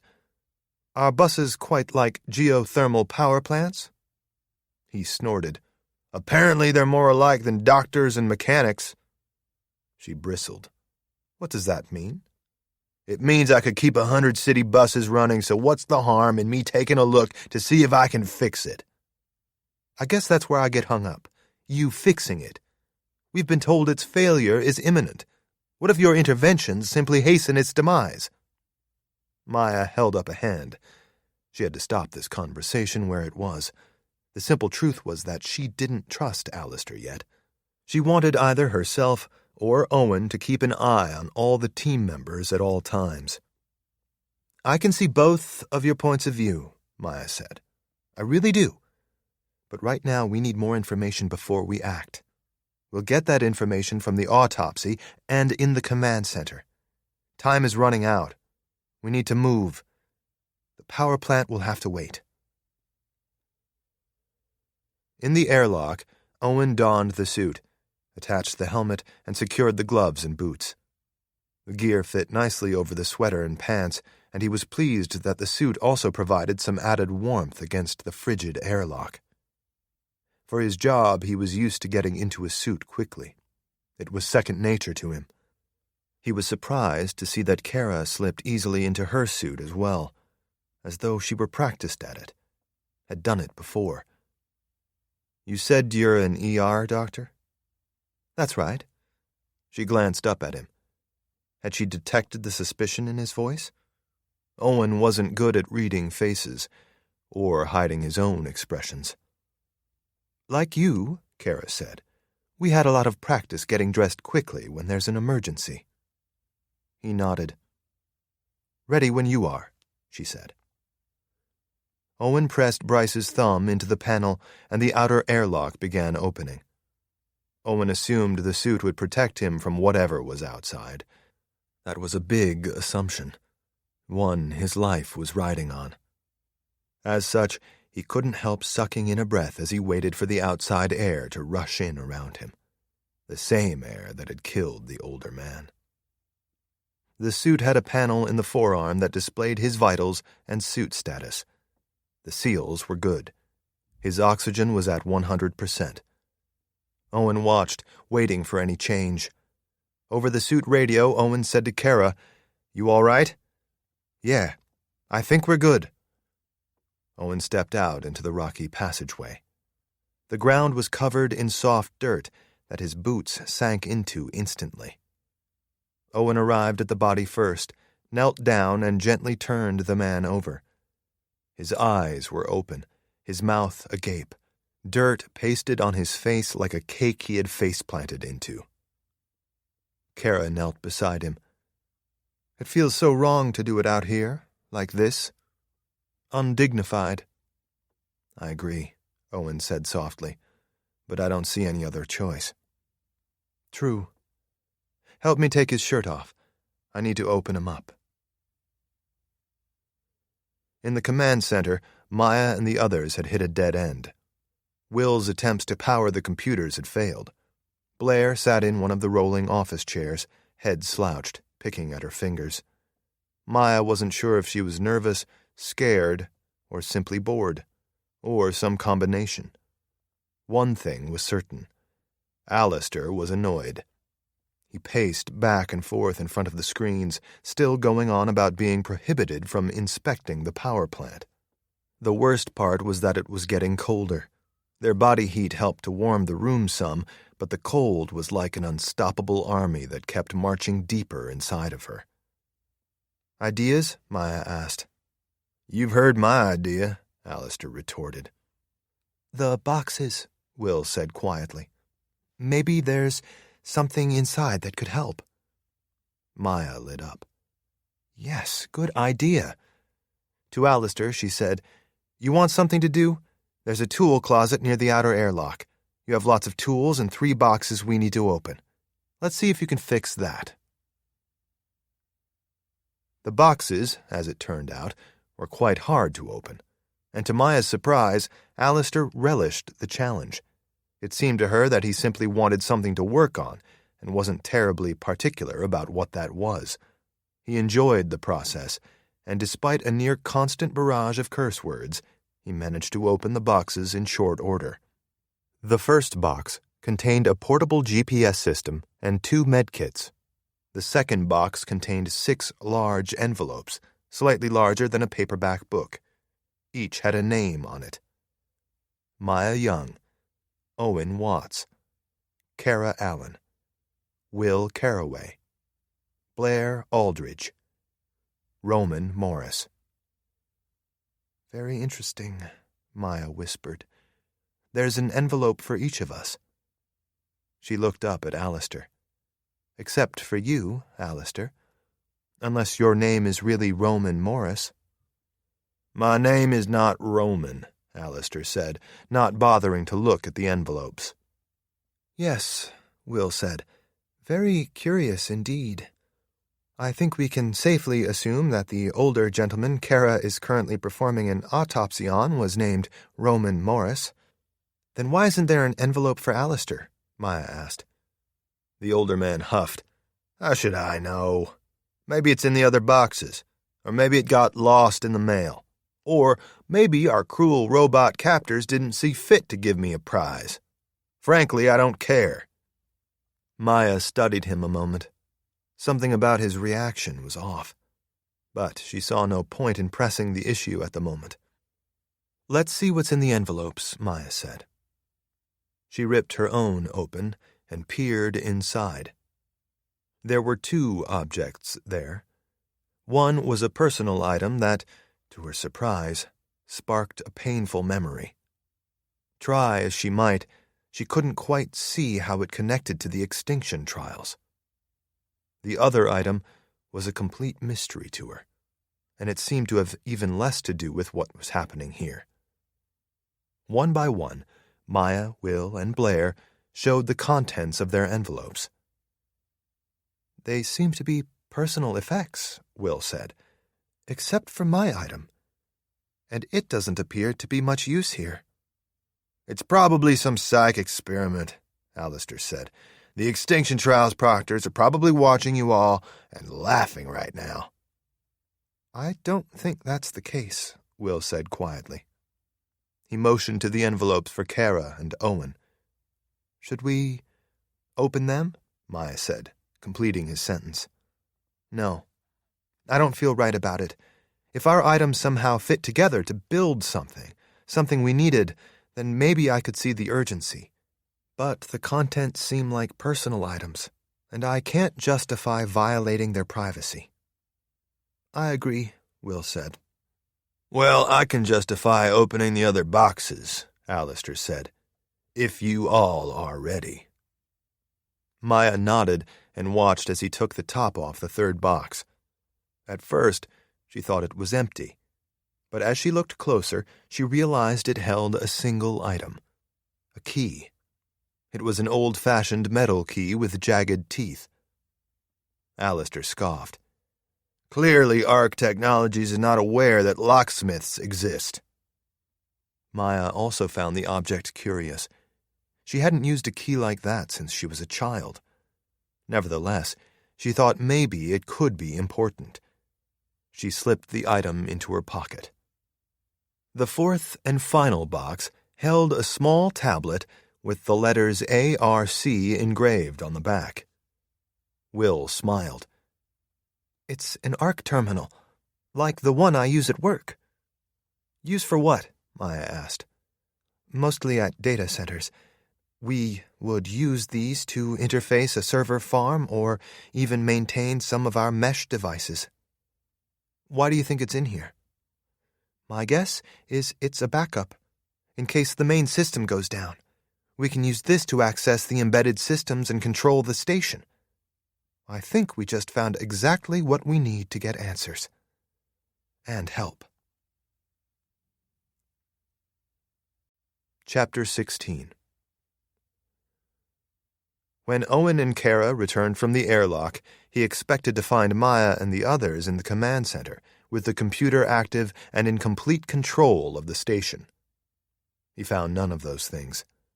The group was again in the observation room, and none of the computers were running. Blair was lying on the heap of blankets, while the others were either pacing or sitting in the folding chairs. While facial expressions and body language were a mystery to Owen, he could tell things weren't going that great for the group. Maya stood as the door closed behind Owen and Kara. "What did you find out?" Owen and Kara shared a glance, and he said, "It's not great news. Why don't you guys go first?" "We've hit a bit of a dead end here," Maya replied. Quickly, she showed Owen and Kara the contents of the boxes, saving their envelopes for last. "We've opened our envelopes," Maya said. "They all had personal items in them that didn't seem to offer any help to our current situation. It was the same for the man you just performed the autopsy on." Owen picked up the envelope with his name on it and gently tore it open. "Well, let's see what Ark saw fit to leave for me." He peered inside and was surprised at what he saw. "Mine has personal items too," he said quietly. Kara had opened her envelope and was reaching inside. "There's just one item in mine." She held up a twisted piece of metal. "I don't get it," Alistair said. "It's a personal item too," Kara said, "and I'm very, very surprised to see it.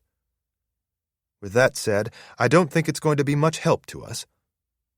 She shifted her gaze to the Ark tablet that was lying next to one of the boxes. "But I assume that is?"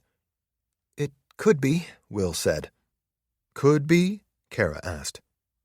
"If I could log in," Will said. "I've tried using my credentials, which have level 3 access to all Ark security systems, but it won't recognize me." Owen considered that for a moment. Maybe your account was deleted. Bryce said that it's been a very long time since the change and the fall of the world. It's possible my account was deactivated, that's true, but knowing what I know about ARC, it's impossible that the account was deleted. Why do you say that? Owen asked, intrigued. I guess I should give you a little bit of company history, Will said, drawing the attention of all the others. ARC stands for Archival Records Corporation. The company's original mission was to see that no record was ever lost again.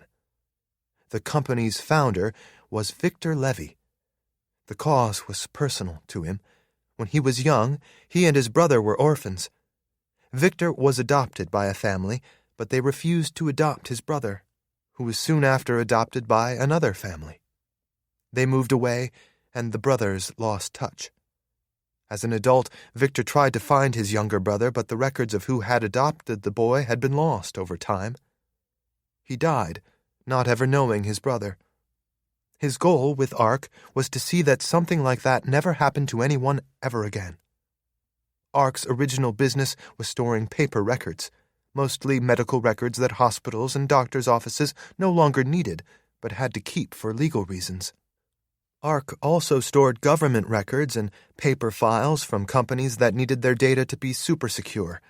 It was a sleepy company until cloud computing really started to grow. At that point, ARC expanded into big data and data warehousing and became the go-to provider for mass data storage. Alistair motioned to the group.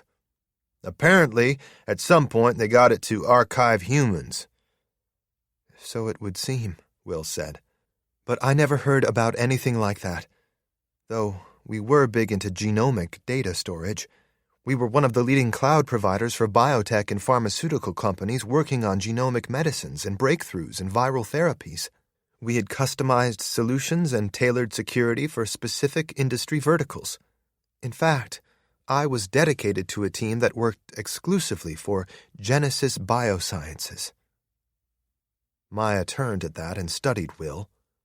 Owen wished he could read the expression. Was it surprise? Concern? Owen thought she was going to ask him something, but she remained quiet. Speaking of security, Owen said, how do you log into one of these terminals? Access is principally biometric, Will replied. A terminal first tries a retinal scan. If that fails, it goes to facial recognition, and then to a fingerprint.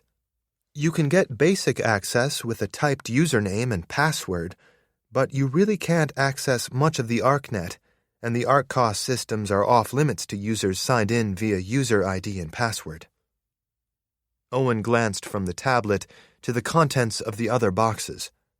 The solution for how to access the terminal was obvious to Owen. It was literally lying right there in front of them.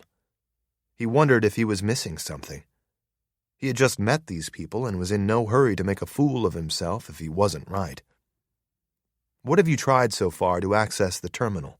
He asked, still unsure of his idea. I've tried my biometric access and my backup user ID and password, Will said. We tried putting Bryce's face in front of the tablet, and obviously using his fingerprints. Interesting, Owen said, pacing across the room over to one of the black boxes. He reached inside and grabbed the smallest of the items that had been hidden in the command center. He had decided to try his idea, but not to discuss it first. If it didn't work, he would just play it off. He walked over to the terminal and, without a word, held up the metal key to the tablet, ensuring the terminal's camera could see it. On the screen, an image of the key came into focus. Owen held it still and moved it so that the entire key was in view. The tablet flashed a message. Access key accepted. Chapter 17. Maya smiled. How did you know that? Just a hunch, Owen said, echoing her words at the airlock. A good one, she said, still amazed. I have to be good for something, he said quietly, watching Will as he reached out eagerly for the now unlocked tablet and began tapping away at it. "Well, it makes sense once you think about it," Alistair said. He seemed a little annoyed that he hadn't figured it out. "The joke's on us. How does a company founded to store paper records secure access to its archives? A key." "It's also practical," Maya said. "In the event that someone who didn't have a login in the ARC network ever needed access to the terminal, they have a universal key." She glanced at Owen. "Assuming you're clever enough to figure it out." Will was scanning the screen, reading the lines of text at seemingly superhuman speed. "Okay," he said slowly, still reading. "I have good news, great news, possible non-news, and super extremely very very bad terrible news." "What's the non-news?" Maya asked. Some part of her feared that might be the worst. "There's a very well-hidden file on the terminal named Escape Hatch." "What's in it?" "That's the thing," Will said. "I don't know. It has data, but there's no application associated with it. When I try to open it, nothing happens." "Interesting," Maya said. "What's the good news?" Owen asked. "I think we could use some of that." "I have full control of the station. No restrictions." "Great news?" Maya asked. "The station net, the local area network, is not connected to any wide area network. It's isolated from the Internet, CryptoNet, and CloudNet, and has been for a long time. The station has been in what it calls dark mode. So, the network hasn't sent out any data. No one knows we're awake. It's possible no one even knows that we're here." "That leaves the bad news," Owen said. Will looked up. "We're running on emergency power. It's a backup geothermal power plant that uses piping hot water to power a turbine. Bryce was right. It's failing." "What about the main system?" Alistair asked. "Long gone. The emergency system isn't far behind. It keeps shutting down and coming back online. It can't even keep the station's battery array charged." "Can we reduce the load on the system?" Maya asked. "No. Bryce put us in Observation 2 for a reason. It's the smallest room in the station. The command center would draw about 20% more power to environmentally condition." "So, how long do we have?" Owen asked. "0, Will said. "We have 0 time. Less than that. The system is way past its critical warning levels. Even the logs are intermittent. It can't even supply enough power to keep the computer online to track its failures. It could go off at any time and stay off.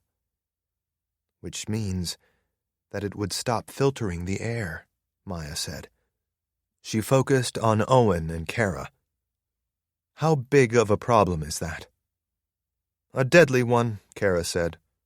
"We obviously couldn't perform anything near a full autopsy out there, but it's clear to me that the man died of something he encountered out there, likely a chemical or pathogen in the air." "How do you know?" Maya asked. "Frankly, I had hoped that his expiration was due to some sort of pre-existing condition, that perhaps his heart was compromised in some way or that an established neurological condition would explain his demise. We found evidence of neither." "What did you find?" Maya asked. "Lungs that look as though they had been shredded by something. The damage persisted throughout the torso, including the heart." Alistair held up a hand. "What does this mean for the simpletons like me? Use little people words." Kara exhaled. "It means that he likely inhaled whatever killed him. And if we inhale it, we'll suffer the same fate." Chapter 18. In the observation room, for a moment, no one said anything. Maya broke the silence. "The way I see it, we have 2 options. Use the terminal to call for help and wait, or go out there and try to find help, or an area we can survive in. I would also add that these 2 options are not mutually exclusive. We could call for help on the terminal and venture out to look for help. Let's consider what we know, Owen said. Bryce warned us about going outside. Our deceased team member who rests beyond the airlock ignored those warnings, and they proved true. At the same time, that man warned us that staying here was dangerous. So, there is some chance that he was telling the truth, and that calling whoever is connected to the ArcNet could be dangerous. I agree with that, Alistair said. That leaves going out there, Maya said. I'll do it, Owen said. Maya stood. I'll come with you. No, you won't. When I'm out there, that leaves 4 suits. If the environmental systems do go offline, you'll have to get everyone into the suits so they can survive for as long as possible. I'm used to moving around in a suit, and I've been out there already. I'm the logical choice, and I don't have any really critical skills. I can't fix anything, human or machine, or hack the ArcNet or anything otherwise useful. I'm going. Owen eyed her, silently trying to communicate the other issue, that one of them should stay with the others to keep an eye on them. He still didn't trust anyone but Maya. Well, I have to say I agree with that, Alistair said. But it leaves the issue at hand. 4 suits, a failing power plant, and 5 of us. Who's the odd man out? Owen thought he knew what the older man was going to say next, but he was wrong. It ought to be me, Alistair said. Maya cocked her head, a silent question. We all know it, Alistair said. Everyone else is useful. The doctor, the computer boy, you, he said, motioning to Maya.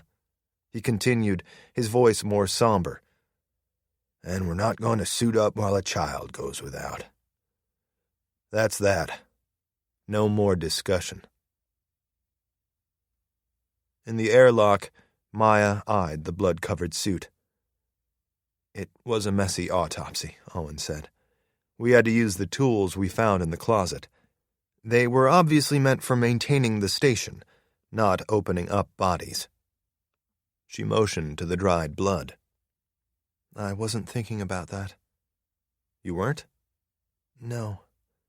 I was wondering whether whatever killed him might be contagious. That's a good question, Owen said. Kara waited outside while I went first in the airlock. The decon spray washed over the suit but didn't get all the blood. I took my helmet off and waited a few moments, but I was fine. The spray may have neutralized whatever killed him. A fair point, Maya said. Still, if anyone is exposed out there, we should consider isolating them. So be very careful not to get a tear in your suit. I'm always careful. I'm sure. When he put the suit on, Maya leaned over and tapped the display. What's your oxygen status? 100%. Which means that I have 100% left? That you will turn back to return at 55%. Don't you mean 50%? No, I mean 55%. You need to allow for a 10% margin of error. If it takes 45% of your oxygen to get there, it should take about that much oxygen for you to get back, which would leave you 10% when you return. It's a good margin of error. I don't plan to make any errors. Very funny. But seriously, turn back at 55%, or sooner if it looks dangerous out there. Slowly, Owen nodded. This was new for him. He wasn't used to anyone caring when he went into dangerous situations, except for his mother. That thought stabbed at him. Was she out there somewhere? Had she been archived like him? Or was she lost to the sands of time? Maya's voice snapped him back to the moment. I'm going to have Will set an alarm on the terminal, so we'll know when you should be back, or at least the approximate time based on an average oxygen usage. And if I'm not back, I'll go looking for you. If you're not back by the 30% mark, I'm going out there just to be sure. Owen shook his head. No. Yes, I will. You can't stop me. He laughed. You have me there. But let's talk about that. If I don't come back, it means it's dangerous out there. Or you got lost. Hey, I never get lost. Even when... Maya tried to imitate Bryce's mild, deadpan tone. The world, you know, is gone. Owen chuckled. I never get lost. Period. Right. So it would be something truly dangerous out there. Like a monster, or a sinkhole, or alien invaders. Correct. Which brings me to my point. If I don't come back, you all should use the terminal to call for help. Maya considered that. Fair point. Owen stood and prepared to don the helmet. Wait, Maya said. I think we should talk about priorities. Priorities? First priority, figure out where we are. Look for any signs, geographical markers, anything that might help us. All right. Next, I would look for animals. If they can survive out there, it might offer clues about what we're dealing with. That's a good idea. Does the suit have an external microphone? Owen checked the suit controls. Yeah. I'd turn it on. And listen for what? Anything that might offer clues about what's happening, and signs that there are others out there. What do you think I should do if I see or hear someone? For now, I would hide. Owen thought that a very strange answer. Maya must have read his expression. We don't know what we're dealing with here. Better safe than sorry.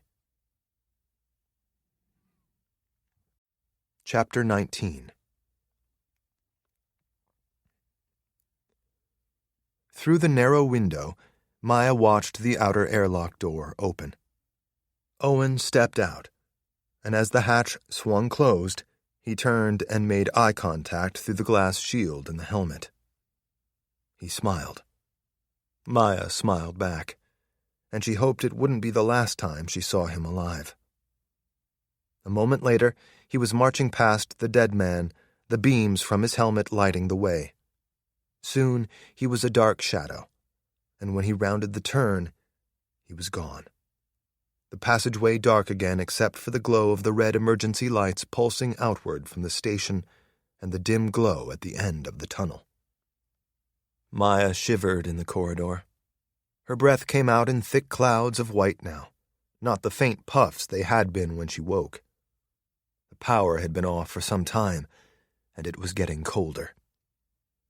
With each frigid breath she expelled, she had a sense that time was running out for them.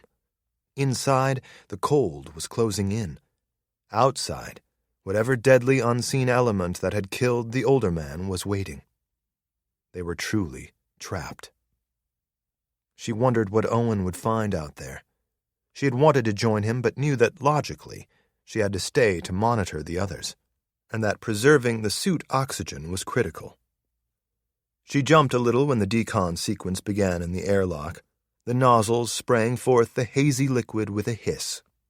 The airlock clearly had an automated sequence to cleanse the outside air that got in when the outer airlock was opened. As Maya watched the mist fill the airlock, her mind drifted to her mother and sister, and of a lingering memory of a man who had visited her in the hospital. Parrish. That thought evoked another memory, of her going to work at Genesis Biosciences. Will had said that he worked for ARC Technologies on a team dedicated exclusively to Genesis Biosciences. Was there a connection? Did he know her, and wasn't telling her? It seemed too random to be a coincidence. When the decon spray had been sucked out of the chamber, Maya entered the airlock and gathered the suits, careful not to touch the blood on the suit Kara had previously worn outside. She dragged them down the corridor and fumbled with the thumb outside Observation 2, finally managing to get the door open. A blast of warm air rushed out, and Alistair turned, annoyed. "Come on, close the door, you're letting the heat out." "Little help here?" Maya muttered as she pulled the 4 suits inside. At her words, Will was on his feet instantly, helping her with them.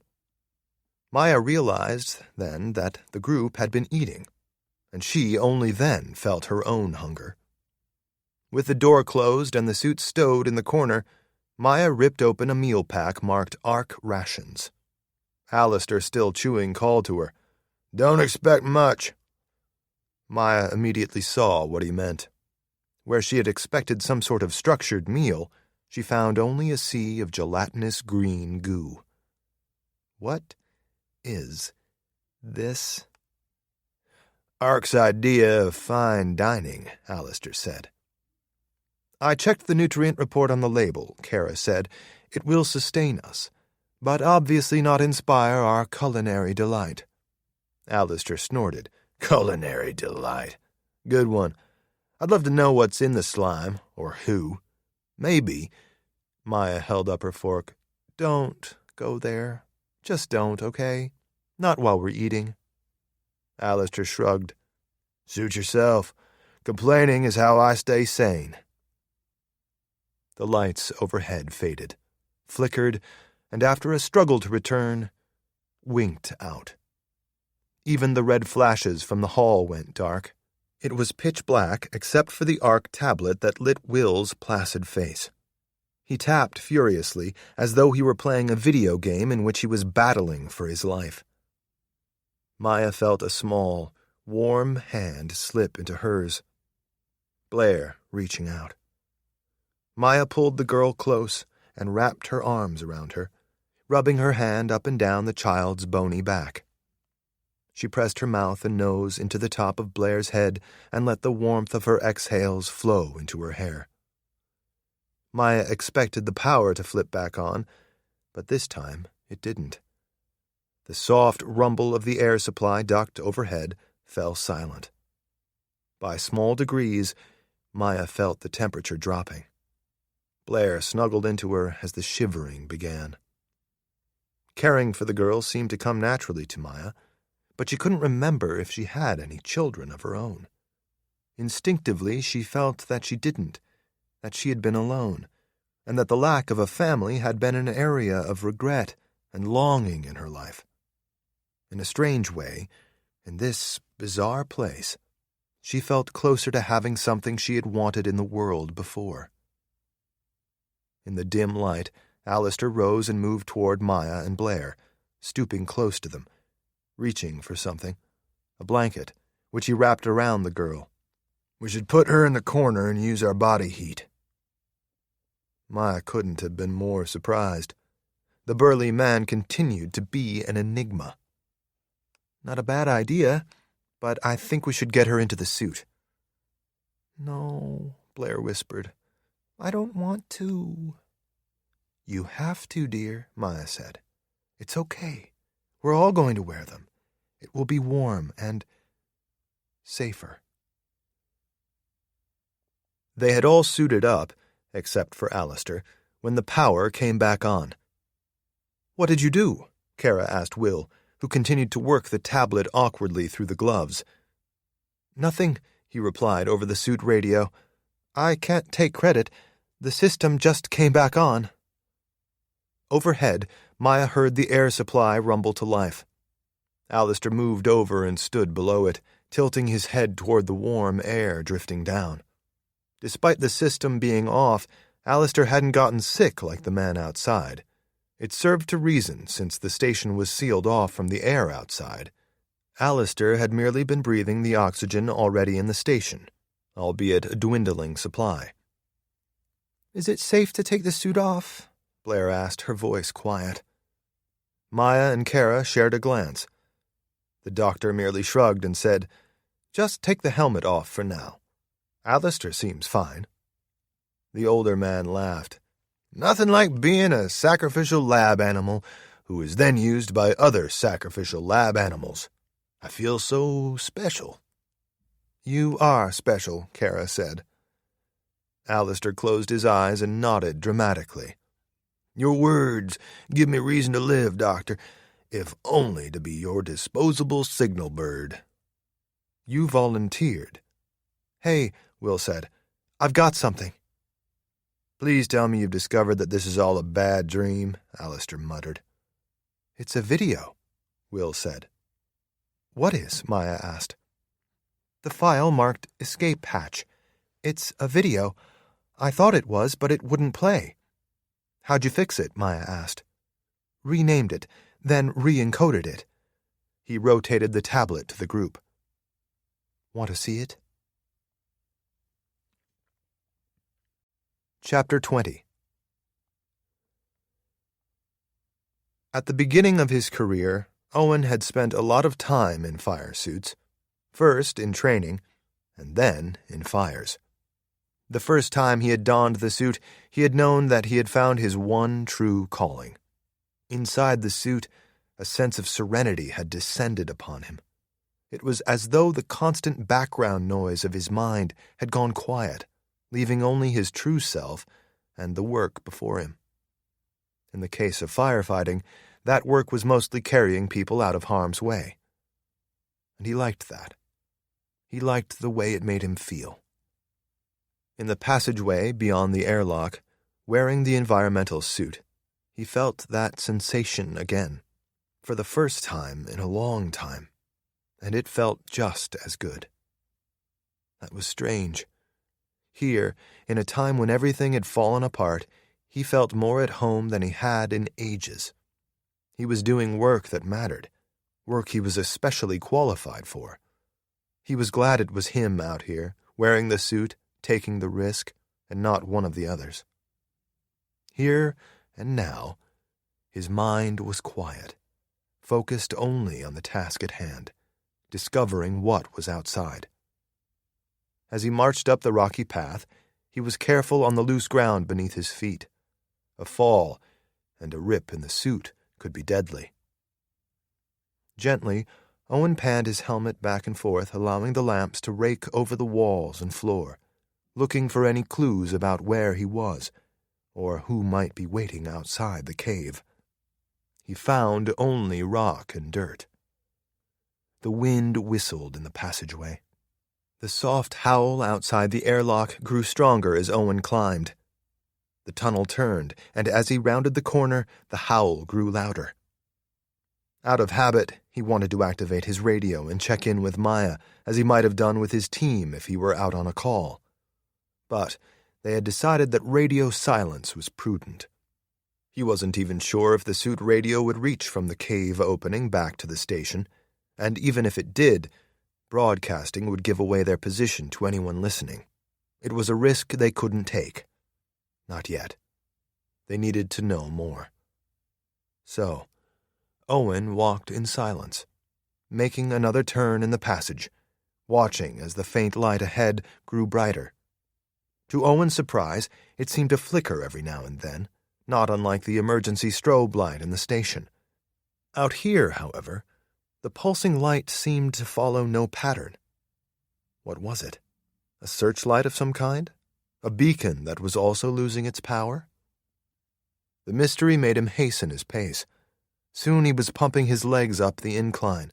With each step, the wind grew stronger.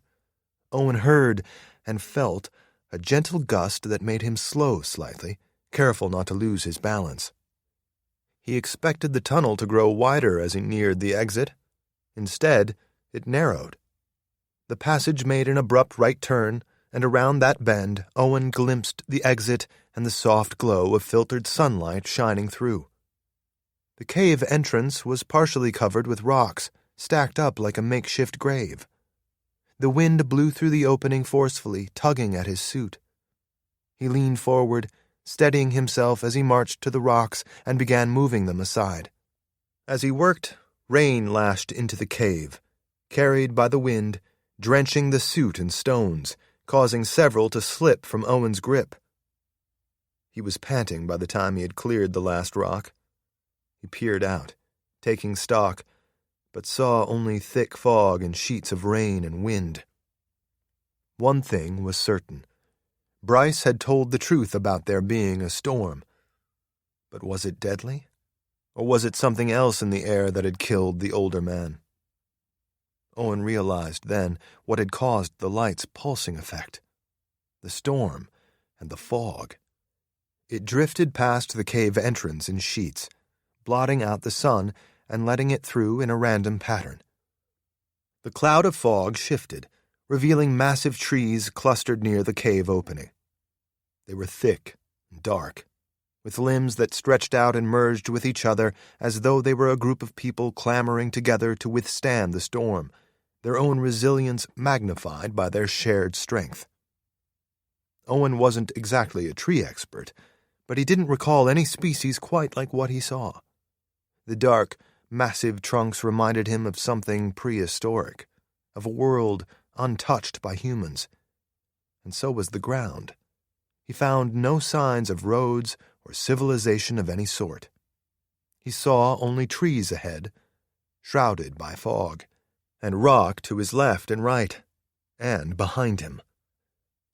It was clear now that he had exited at the side of a mountain. The ground ahead descended sharply. Owen listened, but heard only the wind. No people, no birds, no machines. Carefully, he crept out from the cave, surveying the landscape. A gust of wind blew through the trees. It bent the thick limbs aside and brought with it a blast of light from the hazy sun. The gust blew through, and the limbs whipped back into place, blotting out the sun's harshest rays, restoring the semi-darkness around the cave. Ahead was only dense fog, thick trees, and a near vertical drop. Things weren't any better to the left or right. Owen turned and tilted his head back as far as the helmet would allow, gazing up at the mountain. He thought going up the mountain might give him a vantage point to figure out where they were, and if there was any help nearby. He checked the panel in the suit arm. 79% oxygen left. Plenty of time to check it out and get back. Chapter 21. In Observation 2, Maya and the others crowded around Will as he held up the tablet and hit play on the video marked escape hatch. In the video, a man was standing in a command center, one Maya assumed was the same one in their station. The man was a mirror image of Bryce. Perhaps he was an android. That seemed a safe assumption to Maya.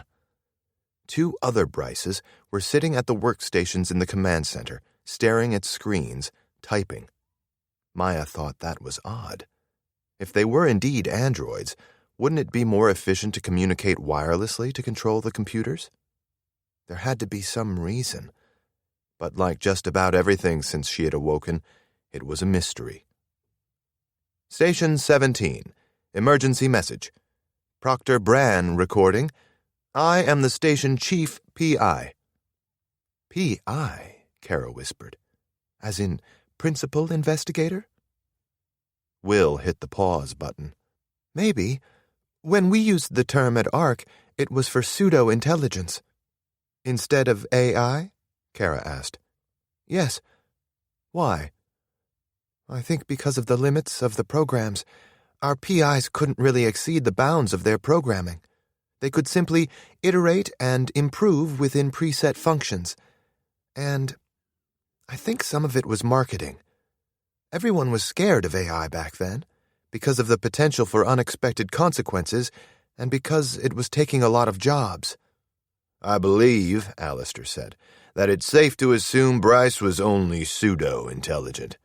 After all, the poor sod got his brains bashed in by some random guy he was trying to help.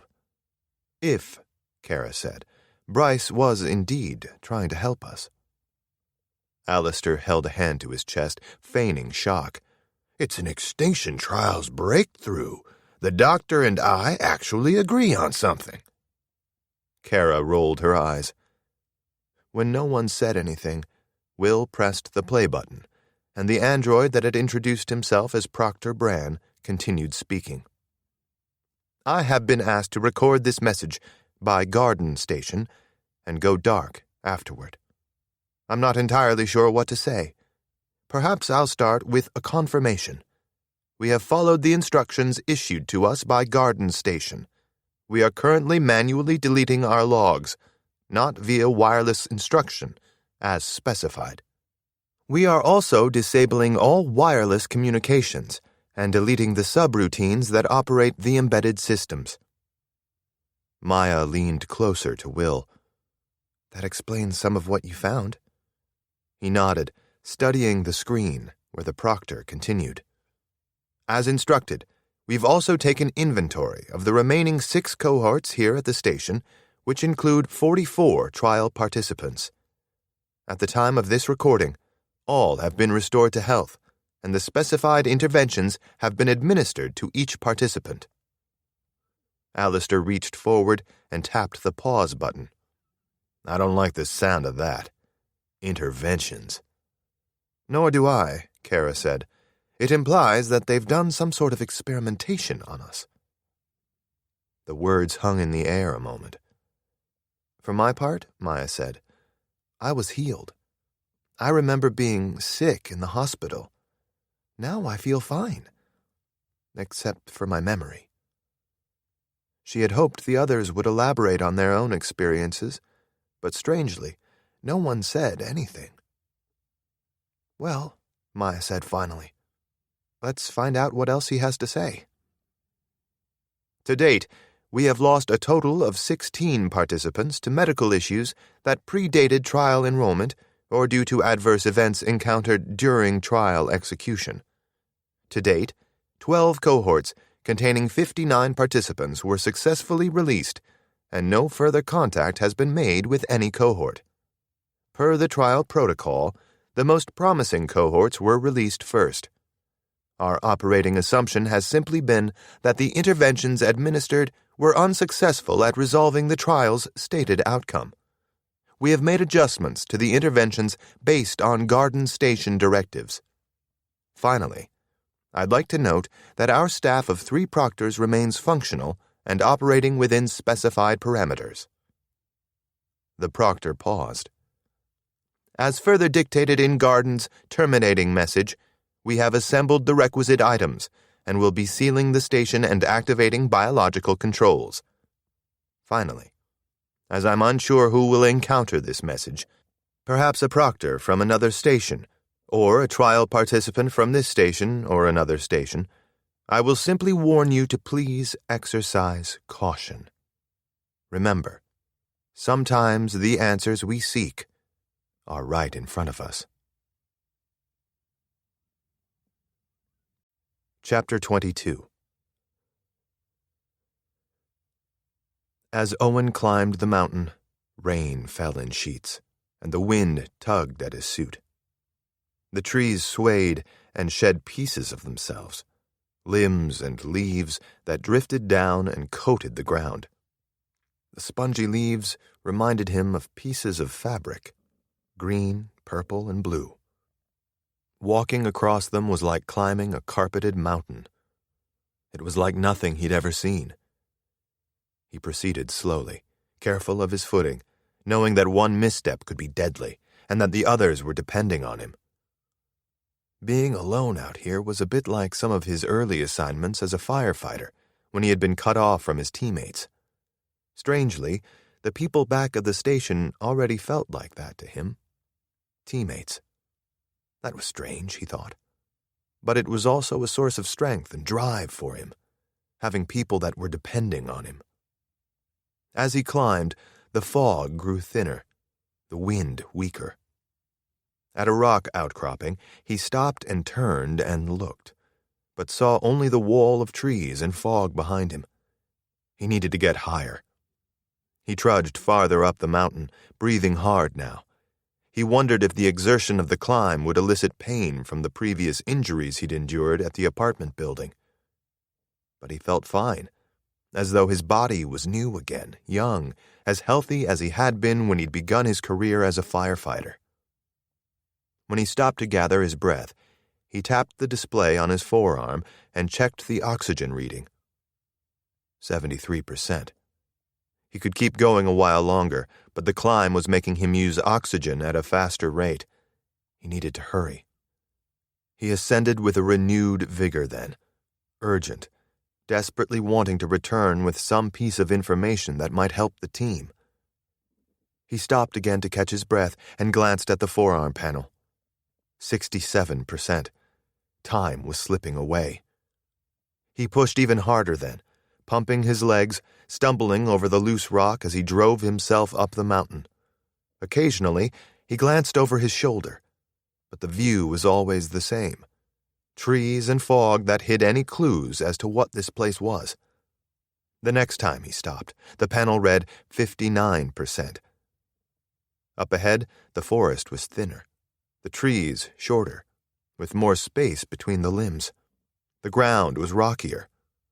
Fog still shrouded whatever was beyond, but Owen felt that he was close, as though he were surrounded by smoke and that salvation lay on the other side.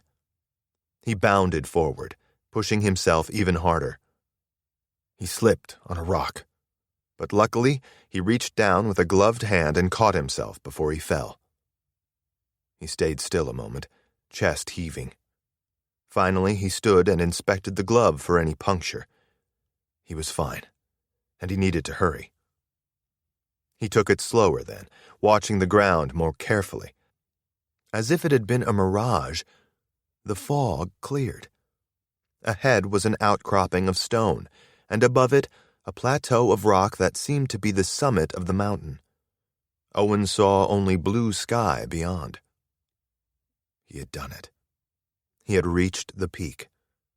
He sprinted forward, seeing the end in sight, a grin forming on his face, the anticipation of possibly discovering, finally, where they were and what they were dealing with. In his mind's eye, he couldn't help thinking about returning to the station and telling the others.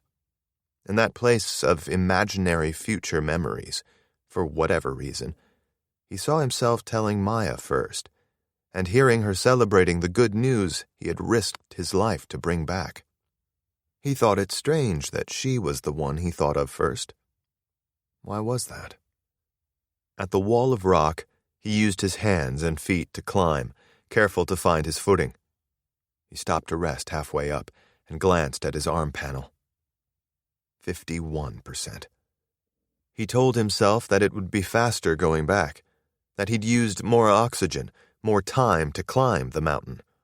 The downhill descent would use a fraction of that. He still had time, plenty of time. The rocky plateau was bare except for a few shrubs. The wind whipped forcefully here, a gale force that tugged at the suit and howled in the helmet speaker. Owen crept to the precipice opposite of the way he approached and gazed down. For a moment, he was shocked at what he saw. Taking it in, he shuffled along the edge, making a circle, looking out. What he saw sent a wave of shock and fear through him.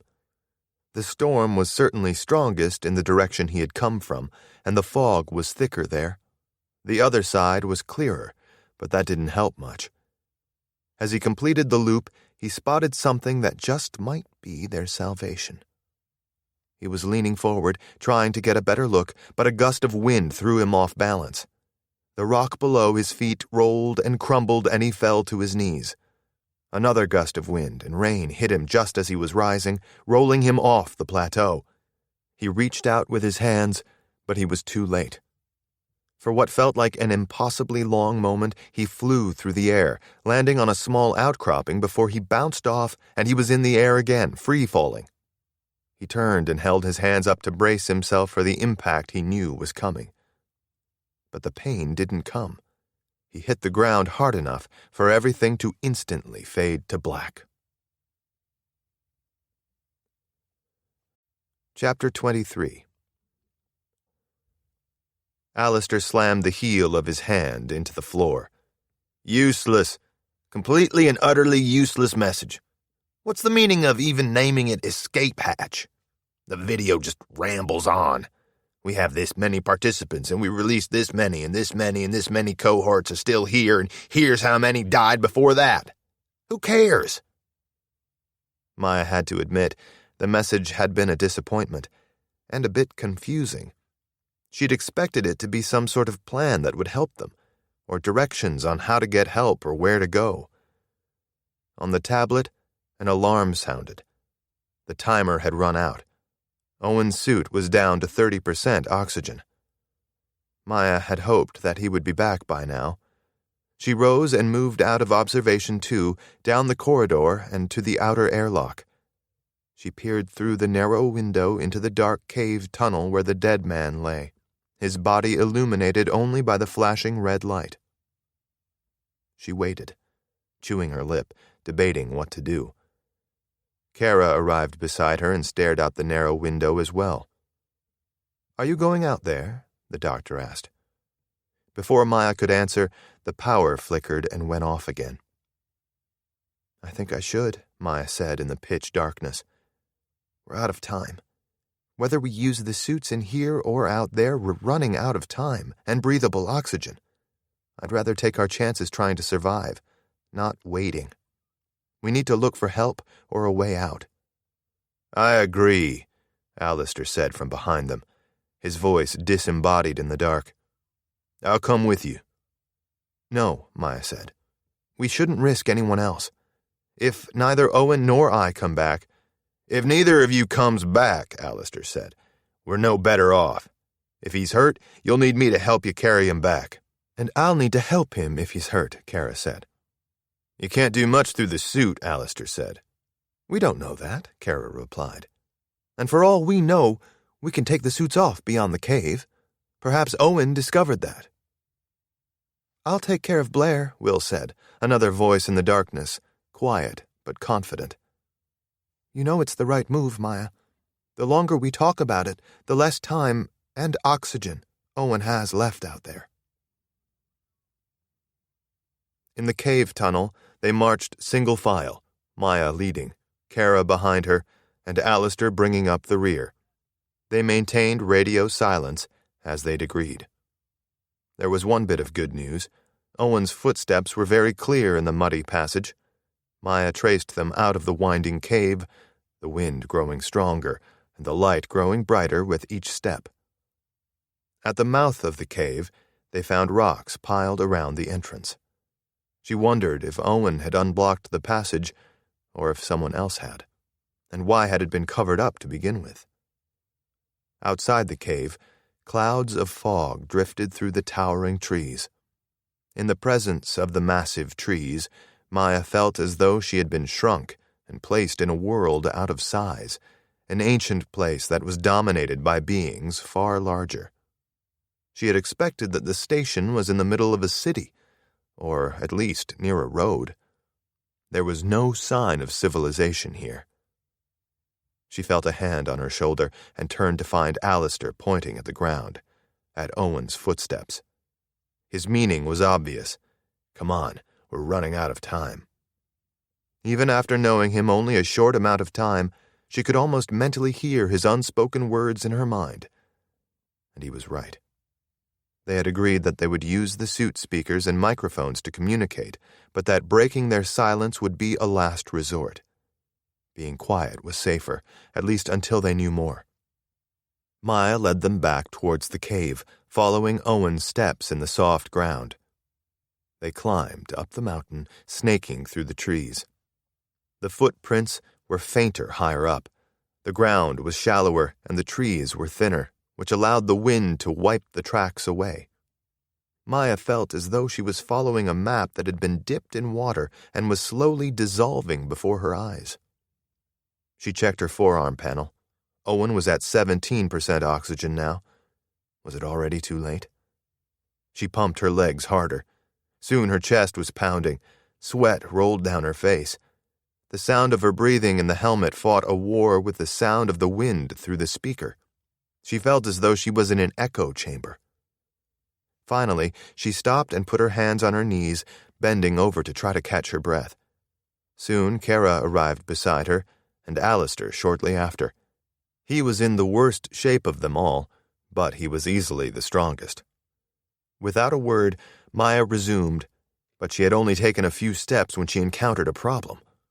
Owen's tracks were gone. The last of them were so faint, she wasn't even sure they were indeed Owen's boots in the ground and not some natural indentation. The wind was stronger here, and the trees had taken more damage. Limbs and leaves covered the ground, preventing anyone from making any tracks. Catching her breath again, Maya glanced at the others. Alistair motioned ahead impatiently, silently saying, "Let's just keep going." The ground changed as they went. With each step, The soft, rain-soaked dirt covered by limbs and leaves went away, leaving rocky terrain that was bare except for a few shrubs. Ahead, a sheer rock face loomed, almost vertical. There was no sign of Owen. Would he have climbed up it? A cloud of fog cleared, and Maya stopped in her tracks. For the first time, she saw the sky beyond. It was a stark contrast to the wind and rain and fog that surrounded her, as if another world lay ahead. For some reason, Maya felt certain about what Owen would have done if he had come this way. Ascended the cliff and gazed out from the peak. Even if he wasn't here, she might find answers up there. She might be able to find him and see where they were. Carefully, she climbed, Alistair and Kara behind her. At the top, she paced across the stone plateau and peered down, aghast at what she saw. She wanted to be certain, so she made her way around the plateau, at times waiting until the fog rolled by like a curtain unveiling the world beyond. On this high perch, strong winds came and went, a barrage that hit without warning. Twice, the gusts threw Maya off balance.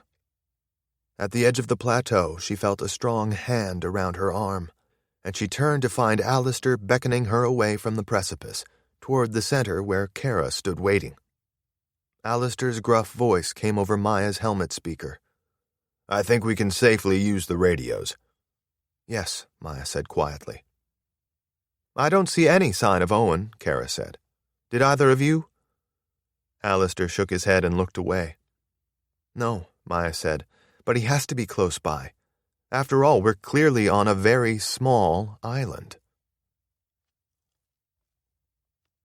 Chapter 24. Owen woke to the sound of voices. At first, he couldn't make out the words. They were scratchy and garbled and interrupted intermittently by the sound of an alarm. Owen raised his arm and read the panel. Oxygen level critical, 9% remaining. He tapped the panel, silencing the alarm and listening to the voices over the radio. "There's no sign of a helipad or landing strip."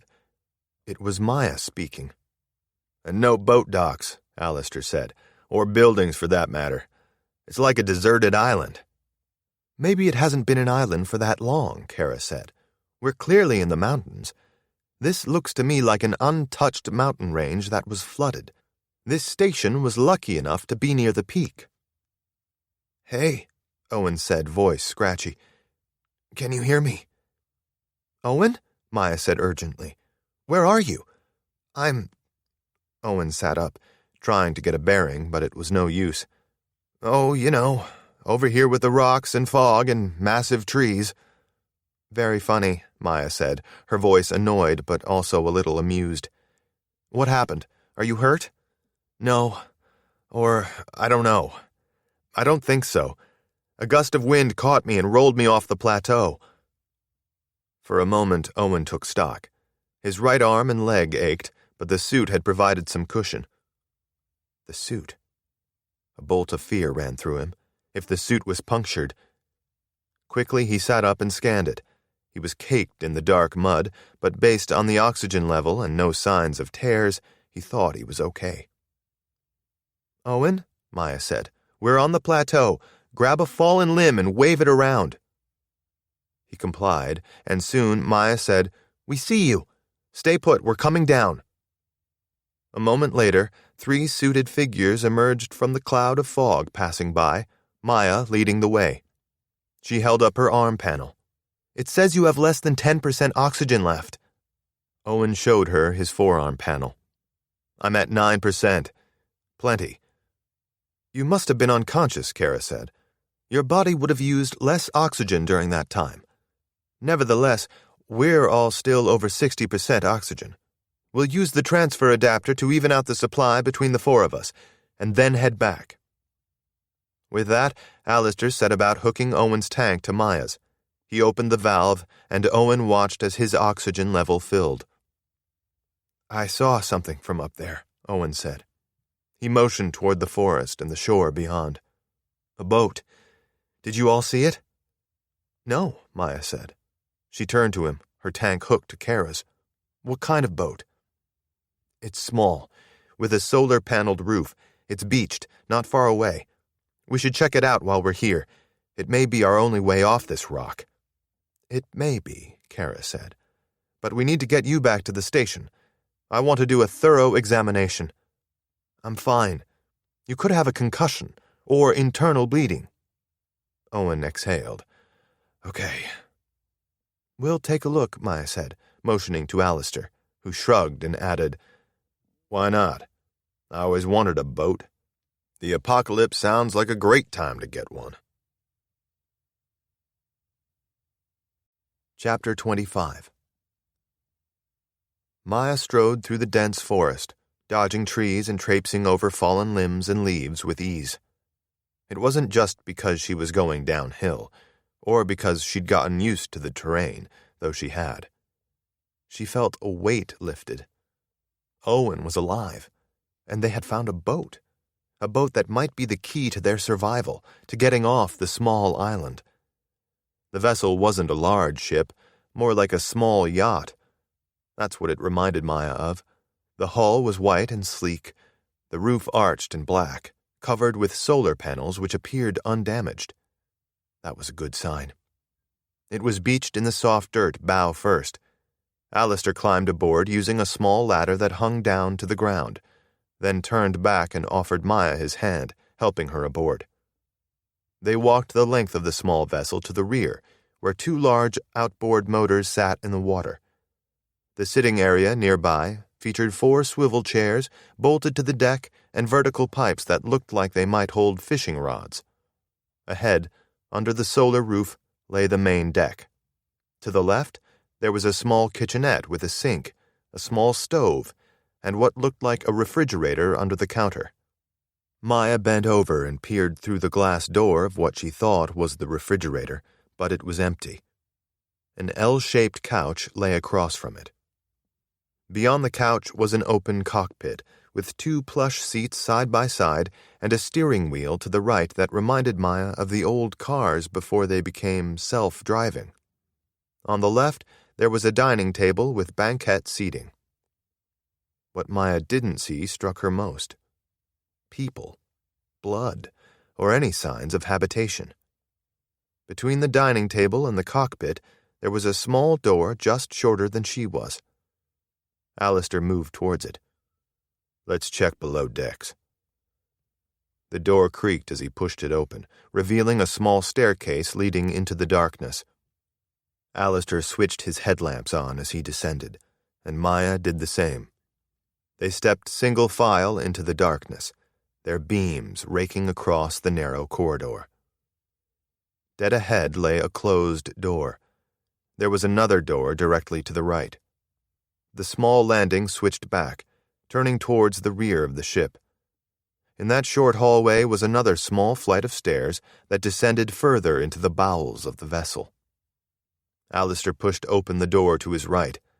It was a stateroom with 2 narrow beds just big enough to hold an adult, both empty. Alistair stepped back and pushed open the door ahead. It was another stateroom, also empty, with a single larger bed. The room was wider near the door and grew more narrow towards the far wall, which was closer to the bow of the ship. Maya retreated into the hall, allowing Alistair to pass her and move towards the staircase that led deeper into the ship. It was darker here. The dim light that had filtered in from the stairway to the main deck now faded to a soft glow. Maya checked her oxygen level. 52%. They needed to head back soon. On the right side of the hallway, there was a narrow table with a U-shaped banquette seating. A single door ahead was the only exit from the hallway. Alistair turned the handle and pushed the door open, panning his helmet lights left and right. Maya knew instantly from his body language that something was wrong. He drew back a step, still holding the door as if ready to slam it shut. He waited a moment before charging into the room, swiveling about, searching. Maya saw it then. 2 figures lying on the largest bed she had yet to see on the ship. They were wearing suits, Arc technology environmental suits, just like the one she wore. The two figures were unmoving, and they were holding hands. "Stay there, Maya," Alistair said, his voice more serious than she had ever heard it. He darted towards the corner of the room and jerked open the door and stepped back. Over the radio, she heard him exhale. "It's just a bathroom. It's empty." Maya ventured closer to the couple and leaned over the bed, bathing their faces with light. It was a man and woman. They appeared to be about her age, and Owen's age. Their eyes were closed, and their faces showed no signs of distress. They seemed, in a word, peaceful. She felt awkward about it, but she knew what she had to do. She reached out and took the woman's arm and turned the panel towards her and tapped it. The suit still had power. It had apparently gone into sleep mode, but the tank was out of oxygen. She gently placed the woman's arm back on the bed. Alistair did the same for the man. "His oxygen is at 0. Maya checked her own panel. "I'm at 49%, Alistair. We need to hurry." "True, but I should make sure the boat's operational first." Maya cocked her head. "Do you know much about boats?" "Well, not really. But it's sort of like a city bus floating on the water. If it's got an engine, I can make it run." Maya smiled. "I hope you're right." Alistair motioned to the man and woman on the bed. "It feels wrong, but we need the suits. We're one short, and it would be nice to have an extra and a spare tank." "You're right," Maya said quietly. "I'll get the suits while you check the ship, and we really should hurry." As Maya was removing the suit, a question occurred to her. How had they died? Surely they hadn't asphyxiated. If so, Maya imagined that they wouldn't have gone this peacefully. She found the answer, she thought, on the bedside table. There was a small pill bottle with an Arc Technologies label, though she didn't recognize the medication name. Beneath the bottle was a small notebook. The first page contained a simple message. "To someone more fortunate than us." Maya flipped through the pages. It was a journal. As soon as time allowed, she'd read it. For now, she tucked it in the pocket of her suit. In the darkened room, staring at the deceased couple, she felt a pang of sadness. Had they been Extinction Trials participants like her? Had they come from Station 17 as well? Were they from one of the cohorts previously released? If they were from the station, why didn't they take their suits and oxygen tanks back to the decontamination chamber, which could have refilled the tanks? Had they run out of food? She hadn't seen any. In fact, the ship had been devoid of anything resembling a last meal. Perhaps animals or insects and time had washed away that evidence. The suits likely preserved the cadavers, making it hard to tell how long they'd been dead.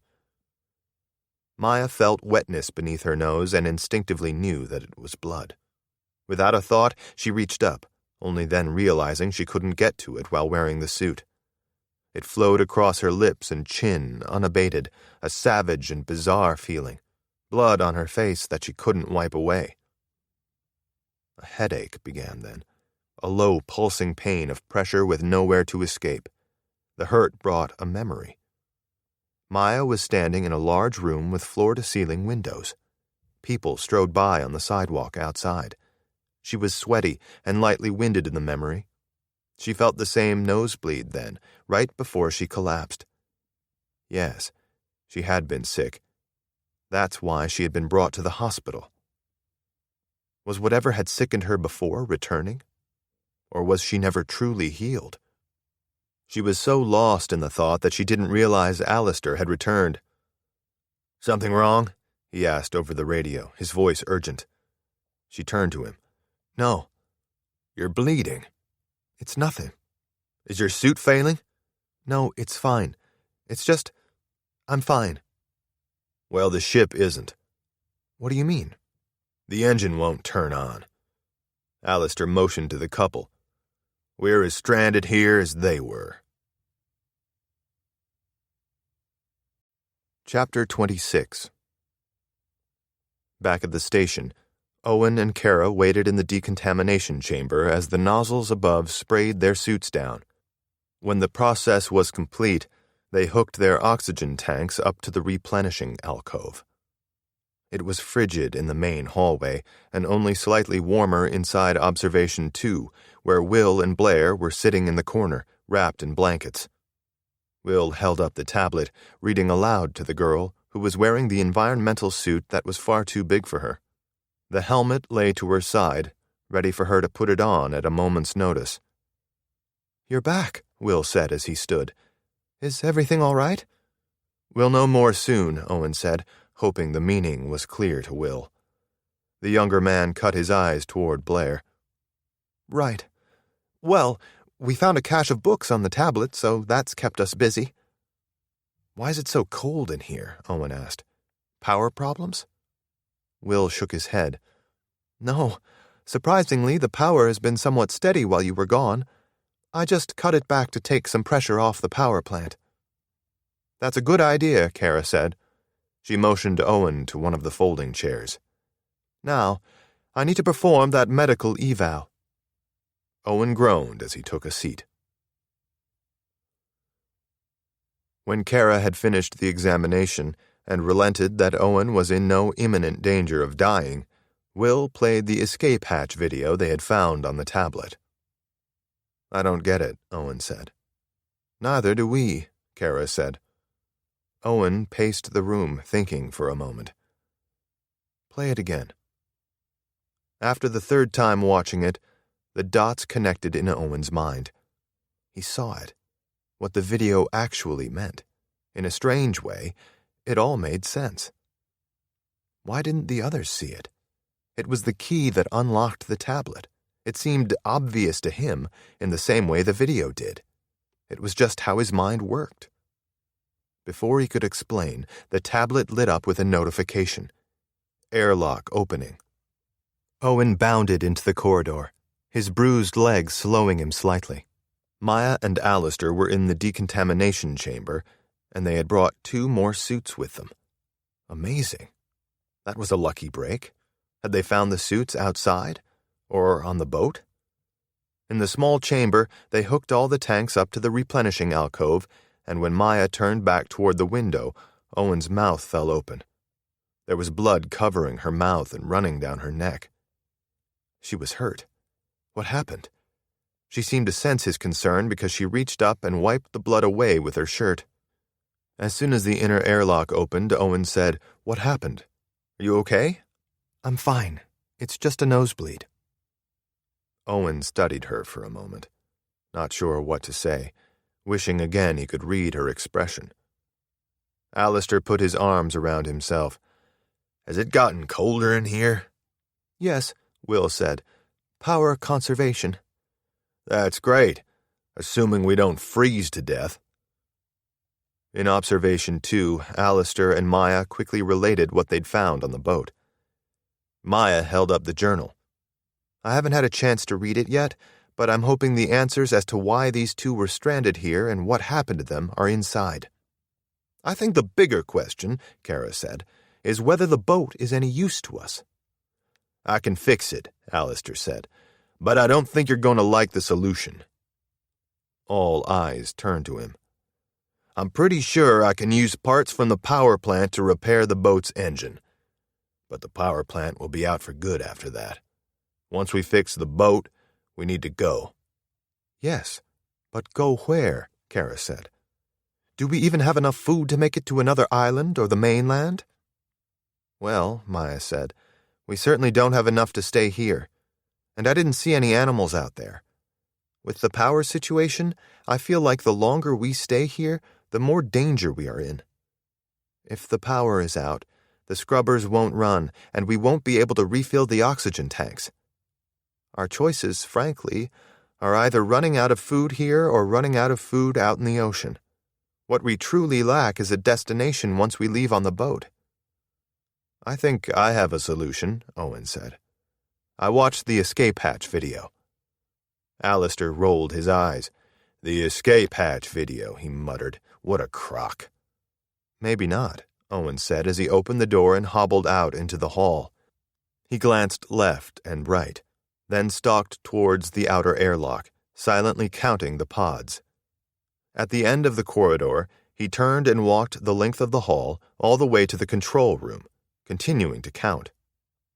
When he re-entered the observation room, he paused, double-checking his math. When he was certain, he smiled. There's one very big problem with the video. Yeah, Alistair said, it's useless. No, it's quite useful. The problem is the math. Explain, Kara said. The math doesn't add up. Maya crossed her arms. How so? Specifically, the numbers of the trial participants don't add up. How do you know? Kara asked. I just counted them to make sure, Owen replied. There are 12 pods, each with 7 chambers. That's a total of 84 potential participants. In the message, the proctor said that they had released a total of 59 participants, that 16 had perished during the trials, and that they still had 44 here at the station. That's 119 total participants. They don't have that many chambers, not even close. They're short by 45. The group was quiet for a moment. Interesting, Alistair said quietly. I never would have thought to check that. That's genius. Not genius, Owen said. Just professional habit. I'm used to hearing numbers of people in a building and instinctively checking those numbers. Locating all those people. It's how my job has trained my mind to work. They could have gotten additional participants here at the site, Kara said, after some were released. That's true, Owen said. But the other issue is that it doesn't make sense that the proctor would record a message like this talking about how many participants there were, especially if he was in contact with Garden Station, which sounds like it was a central command. If so, it conceivably would have had real-time data up until this message was recorded. There would be no need to recount the numbers. A fair point, Maya said. Now, Owen said, if the proctor had created a running file that had data on the trials, that makes sense. But as it stands, the video simply tells whoever finds it what Garden Station would have already known at the time that they sent their terminal message. The last line is what I find most telling. Sometimes the answers we seek are right in front of us. I think he's talking directly to us with that message, encouraging us to look for the deeper meaning in his message. Maya cocked her head. And you think you know what that deeper meaning is? I do. I think escape hatch has nothing to do with the trials, or not really. Sure, telling us about the previous cohorts and their procedures gives us some sense of what they were doing here, running experiments on us and releasing cohorts out into the world to see what happened, if they could survive in the world after. But I think the file is something else entirely. Which is, Kara asked. A map. Will's eyebrows knitted together. I don't follow. Let's back up, Owen said. First, a simple question. What's the strangest thing about the video? When no one answered, he went on. The strangest thing is that the numbers don't add up. And as I said, it doesn't make sense for him to put the numbers in there in the first place. So, the numbers mean something. There are 6 numbers mentioned. But how do we use them? Again, the answer we seek is right in front of us. In the boxes we found, there were several critical items, the tablet, the key, and importantly, one other item that could help us get some help. Owen waited, watching all eyes on him. A GPS. I think those 6 numbers mentioned in the video have nothing to do with what happened here. I believe those numbers are GPS coordinates, and whatever is waiting for us at those coordinates might be our only hope of survival. The numbers, specifically the coordinates, are our escape hatch. And now we have what we need to reach them. A boat. Chapter 27. Maya was tired and scared. And for the first time since she had awoken in this strange place, she was hopeful. For the first time, they had a way off this island, and a destination. What waited there, she didn't know, but it had to be better than here. The team worked urgently then, and in sync, worked together as never before. Owen, Maya, and Kara suited up and carried the packaged meals and their supplies to the ship. Alistair and Will studied the power plant, then trekked out to the boat to inspect the broken engine again. When they returned, the rest of the group was eating in the observation room. "How sure are you that you can fix it?" Owen asked Alistair. "Pretty sure," the middle-aged man replied. Maya could see that he was dead tired. "I just need to rest a bit," Alistair said. "I'll get one shot at it. If I break the parts to fix the boat, then we're stuck here." "Once we take the power plant offline," Will said, "we'll need to stay in our suits. We may as well journey to the ship together and—" "Make our stand there," Owen said. "That's what it is." Silently, the others nodded. With those words, the course was set. Alistair and Will ate dinner together, quietly reviewing their plan, until both were so weary they could barely keep their eyes open. Kara lay on a bed of blankets, holding the small item she had found in the envelope with her name on it. She stared at it, marveling. It was something she had seen hundreds, perhaps thousands of times in pictures, but she'd never thought she would ever hold it. A single thought ran through her mind. "I'm free now." In the corner, Owen was reading the book he had found in the envelope with his name on it. The Birthright. His face was a mask of concentration that made him look younger, like a schoolboy struggling with a new subject.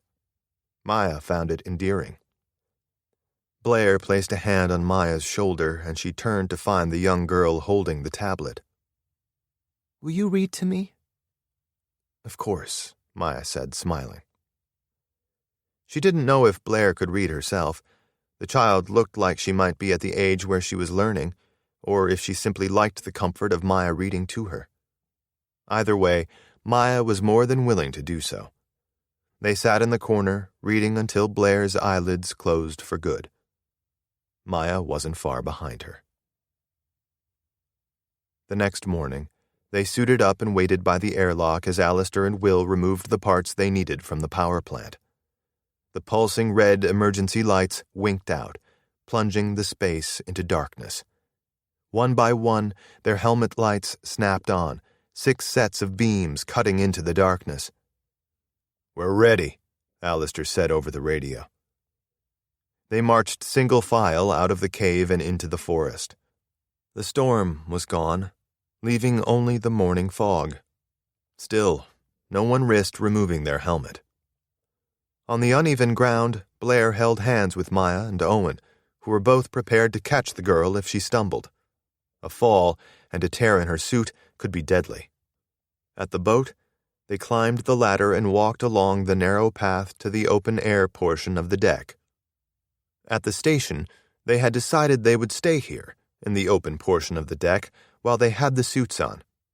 Kara had reasoned that if whatever deadly agent was on the island could cling to the suits, it was best not to track it deeper into the ship.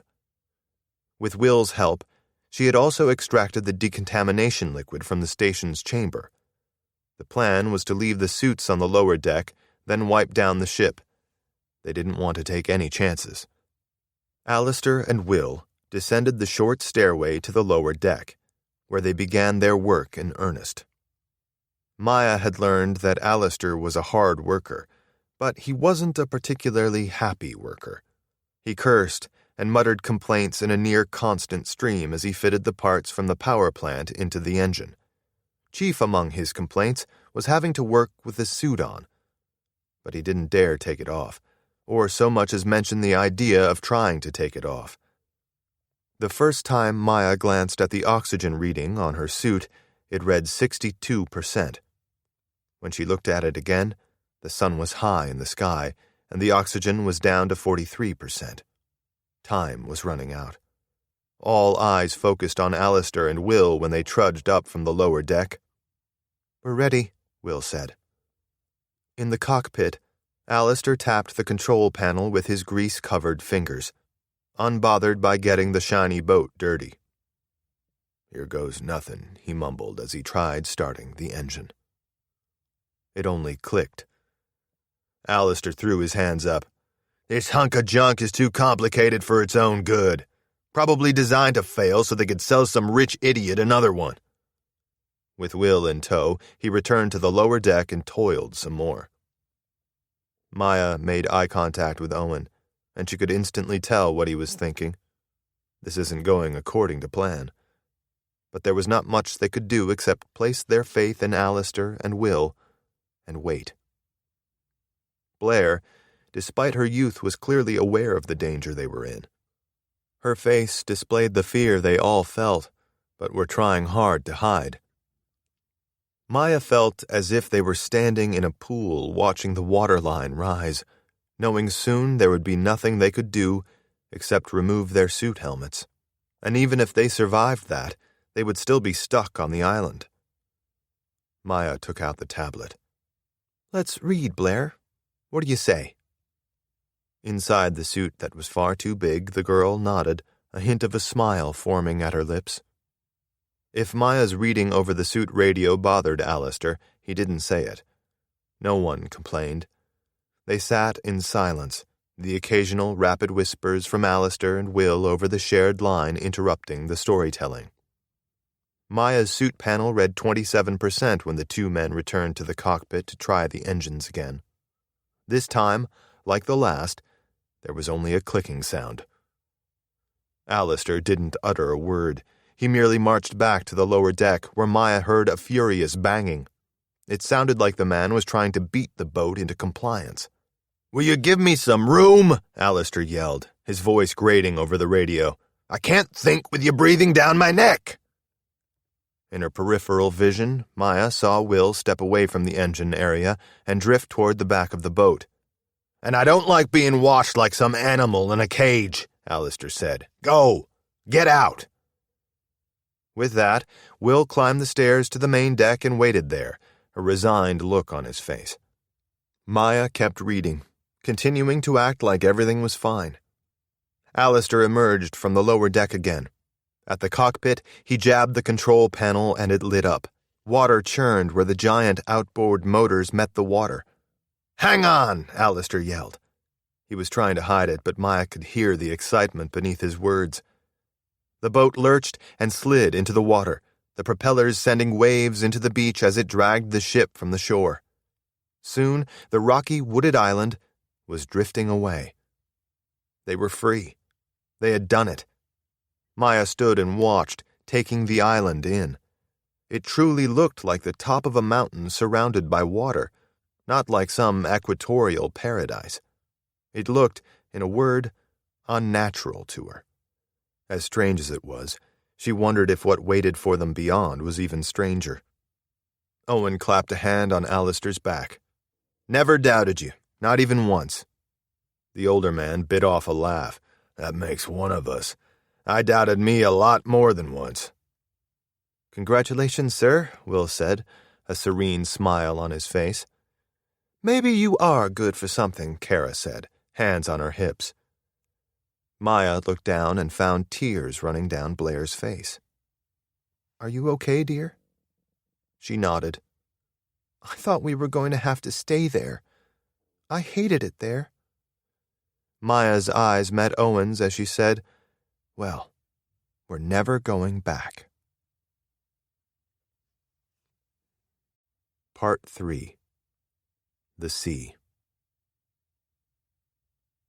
Chapter 28. The boat sailed into the sunset.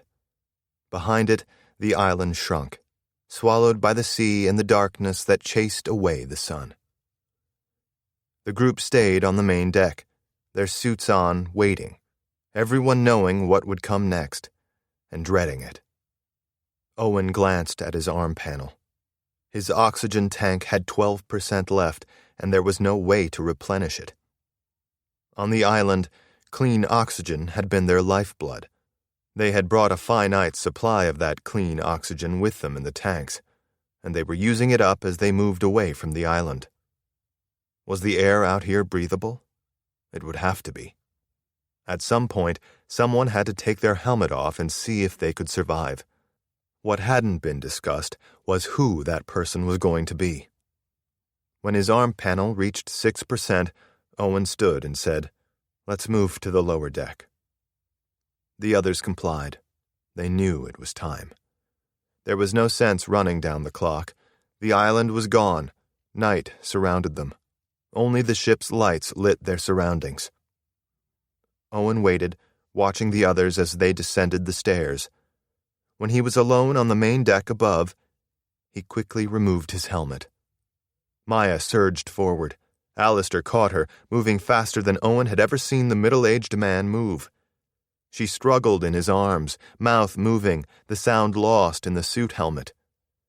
Staring at her, Owen breathed in. He waited, wondering if the hurt would start, if his fate would be the same as the man who had died in the cave passage. He felt only a cold breeze on his face, the smell of salt water in his nose, and fresh air in his lungs. Maya reached up to remove her own helmet, but Owen held a hand up, urging her to stop. She froze. He put his helmet back on. "That wasn't the plan," she said over the helmet speaker, her voice angry. "I couldn't watch any of you be the first. This was the best way." Maya stared at him. "We didn't agree to it." "It's done," he said simply. "Now, I'll wipe down the ship. Then we'll find out what's out there." After Owen had removed the suit and tossed it down to the lower deck, he moved through the boat, wiping it down. One by one, the others came up and removed their suits and breathed in the fresh air. In a strange way, to Owen, it felt like they were being born, taking their first true breath in a new world after being trapped in the dark, protective bowels of that subterranean lair. When Maya had shed her suit, she moved close to him, where the others couldn't hear. That wasn't part of the plan. There was no use planning it. One of us had to take the risk. Talking about it would have just added more stress and worry. I did it. It's done. This discussion isn't about what's done, it's about next time. Next time, we talk about any potentially fatal, unexpected moves. Agreed? He smiled. Sure. I'm not feeling convinced. Look, in my line of work, doing deadly things that you know need to be done without talking it over with your team is pretty common. Well, your job is gone. According to Bryce, so is the world we knew. So let's make some new rules. He laughed. All right. All right. The boat, for all its mechanical problems, was quite advanced. After they had entered the GPS coordinates, it charted a course and managed its speed based on the amount of power the batteries held, and could collect via the solar panels in a given day. The ship even had a subscription to satellite data that included weather, but none of the information would download. Owen wondered if the weather satellites were even still up there. Thankfully, the GPS satellites were. When the sun had set, weariness seemed to settle on the group. With the danger of the island behind them, the adrenaline was fading, fatigue taking its place. There was some discussion about the sleeping arrangements, but they came to a quick resolution when Alistair held his hands up. Look, we all know it. I snore. I snore loudly. You heard it back at the station. Which of you want to sleep in a room with that? No one said a word, and Blair drifted closer to Maya, placing her small hand in hers. Maya pulled the girl closer to her. Owen wondered if Maya had kids of her own. She seemed to be a natural at it. He wondered if he was too. He had always imagined himself having children, but it had never happened. He'd never met the right person. In a way, work had always been his first love. Until recently. After Alistair's speech, they settled on sleeping assignments. He got the loud room at the bow, where the waves crashed, and there was a single bed that suited him well. Owen and Will took the room with 2 narrow beds. Maya, Kara, and Blair took the largest room, with the wide bed and a day bed beside it, and a large bathroom. They made a watch schedule for the night, with Alistair taking the first shift, Will taking the second, and Owen taking the third and final before sunrise. It had been a long day, but Owen still felt the urge to open the book, The Birthright, and read before bed. It was like gravity drawing him in. Will, on the other hand, laid on his narrow bed, closed his eyes, and his breathing slowed almost instantly. Owen watched him, wondering if his reading light would bother or wake the younger man, but he didn't stir. He had had a long day. He was out cold. The door slowly opened, revealing Maya's face peeking in. She smiled. "Good night." And then she was gone. Chapter 29. Maya had expected to have trouble getting to sleep. The boat rocked as it powered toward the GPS coordinates, the motion almost as bad as the noise of the waves in the bedroom she shared with Kara and Blair. To Maya's surprise, sleep came almost unbidden, moments after she laid down. She slept deeply, the sort of rest that came only with the absence of worry, a sleep born of relief from the weight of their troubles on the island lifted away. She awoke on the edge of the bed. Blair had fallen asleep on the other side of the bed, and somewhere in the night she had moved closer to Maya, and closer still, wedging herself in, pushing as she snuggled. Maya placed a pillow where her body had been, gently set Blair's arm around it, and crept out of the bedroom and up to the main deck. The sunrise was a dim haze on the horizon, and Owen stood watching it, a small smile on his face. "How'd you sleep?" he asked, his tone cheerful. "Not bad, actually." She studied him. "Oh, no. You're a morning person." He laughed. "I sort of am." "That's terrible." "I take it you are too?" "Me and mornings don't get along." "Luckily, you have me here to keep the peace." He held up a pre-packed meal with the ARC logo on it. "How does green goo sound for breakfast?" "Exactly what I was about to order." They sat together at the banquette, watching the sunrise like two honeymooners on vacation, not a care in the world. It was, in Maya's mind, a perfect moment. Serene, effortless. If she could, she would have stayed in it forever. But the horizon loomed, and with it she hoped answers and safety. "I was too tired to ask last night. How long to reach the GPS coordinates?" "The ship's nav system says about 6 days." "Do we have that much food?" Owen grimaced. "Just about.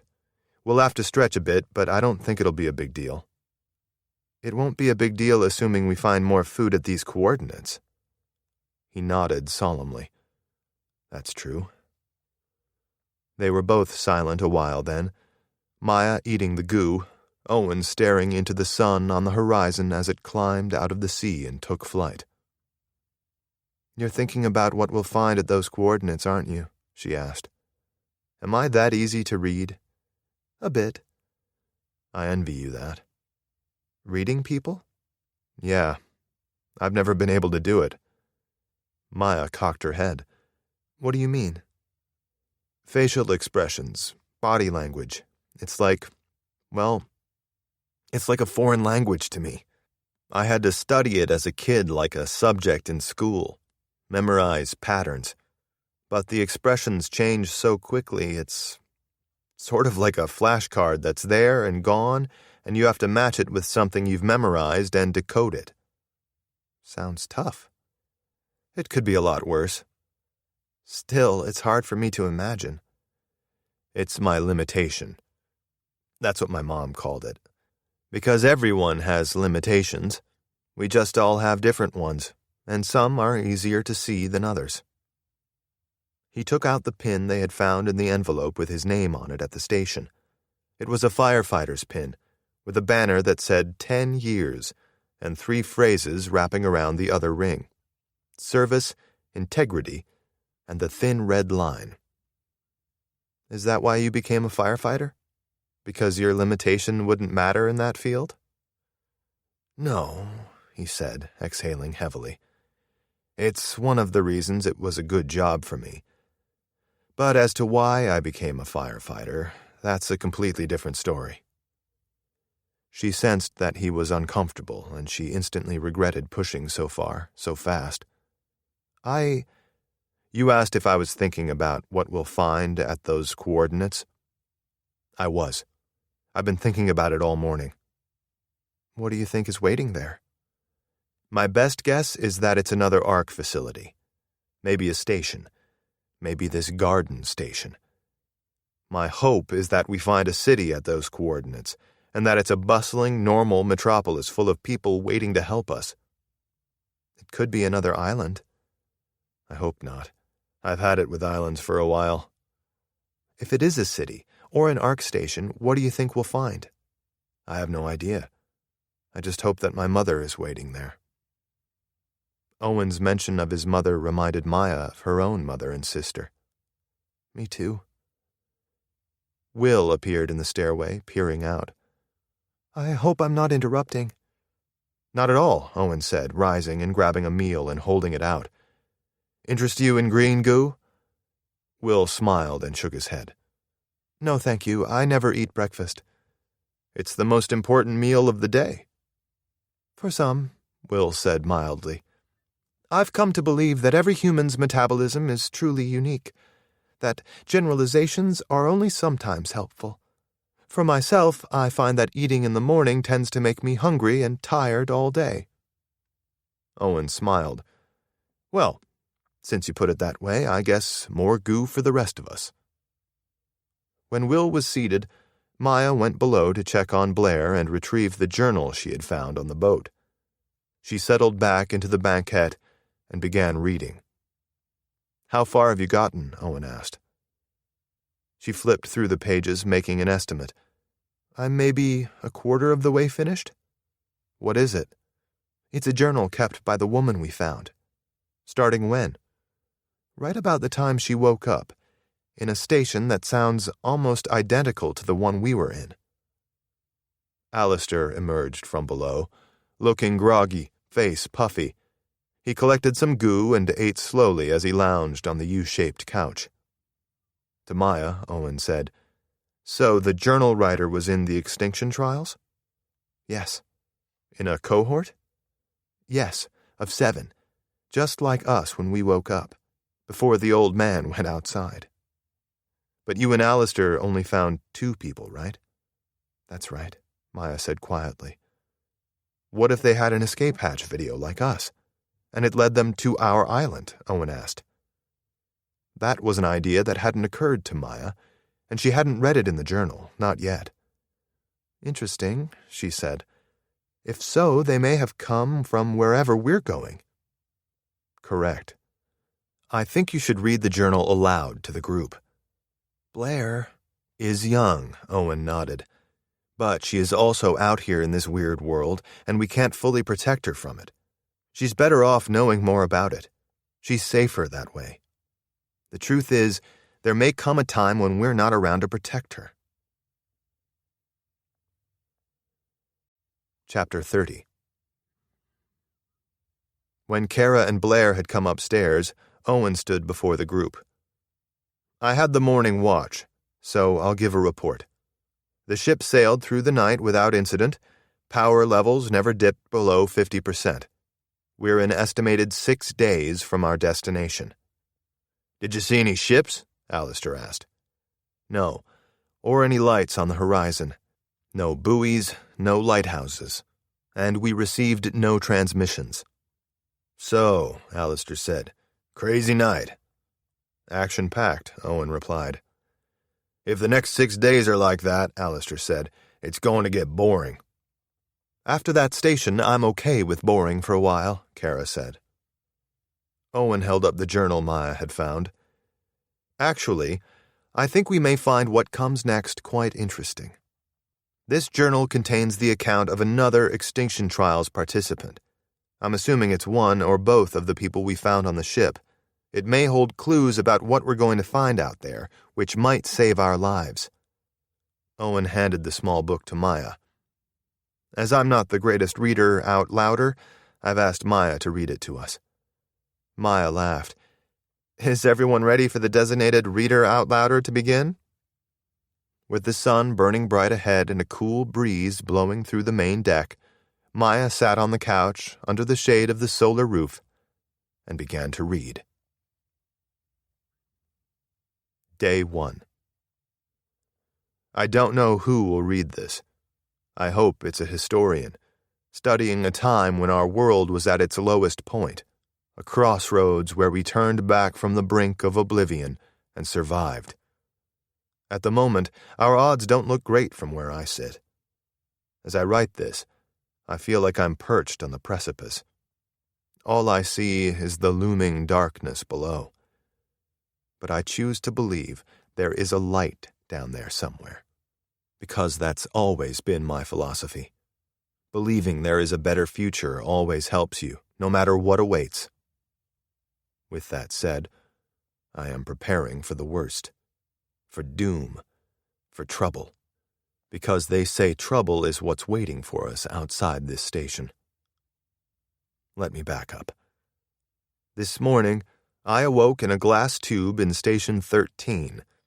That's what they call this bunker, because, of course, station is what a group of scientists would call a place like this. Bunker is what I call it. The bunker, or station, is small, with a single corridor, rooms on each side, and 2 androids running the place. Waking up here is a shock, to say the least. They asked us to keep a journal of what happens to us and to write it out. What a strange thing. Who writes anymore? Body cams and biosensors would be more accurate and less burdensome. Apparently, there have been some issues with digital storage. They can build underground bunkers with robots running them, but they can't protect their data. Add that to the list of mysteries. When they thawed us out, they gave us warm clothes and herded us into an observation room where they held a briefing. They called it orientation, but let's face it, orientation is for summer camp. Briefings are given to people going into harm's way, which is the case with the Extinction Trials. It certainly isn't summer camp. The long and short of it is that our world is gone. Over, ruined, in the toilet bowl. Around the room, the reactions were as different as the people. Some crumbled, others were so shocked they could hardly move. A few had these expressions of, "I told you so, I knew we were blowing it." "I told you so" is only advantageous if you live to revel in your superiority. Most of the human race didn't. That was the first gut punch, and they kept coming. The question we all asked is the one that the proctors didn't have a good answer for. How did the world end? They're vague on that point, but the bottom line is that a group of innovators and scientists had a vision for our world, and our species that just didn't sit well with the powers that be, specifically the governments around the world. This new reality, the change, they call it, would have upended everything. Changed everything, if you will. The change? Why would they even name it that? I mean, if you're a brilliant scientist, can't you come up with a better name?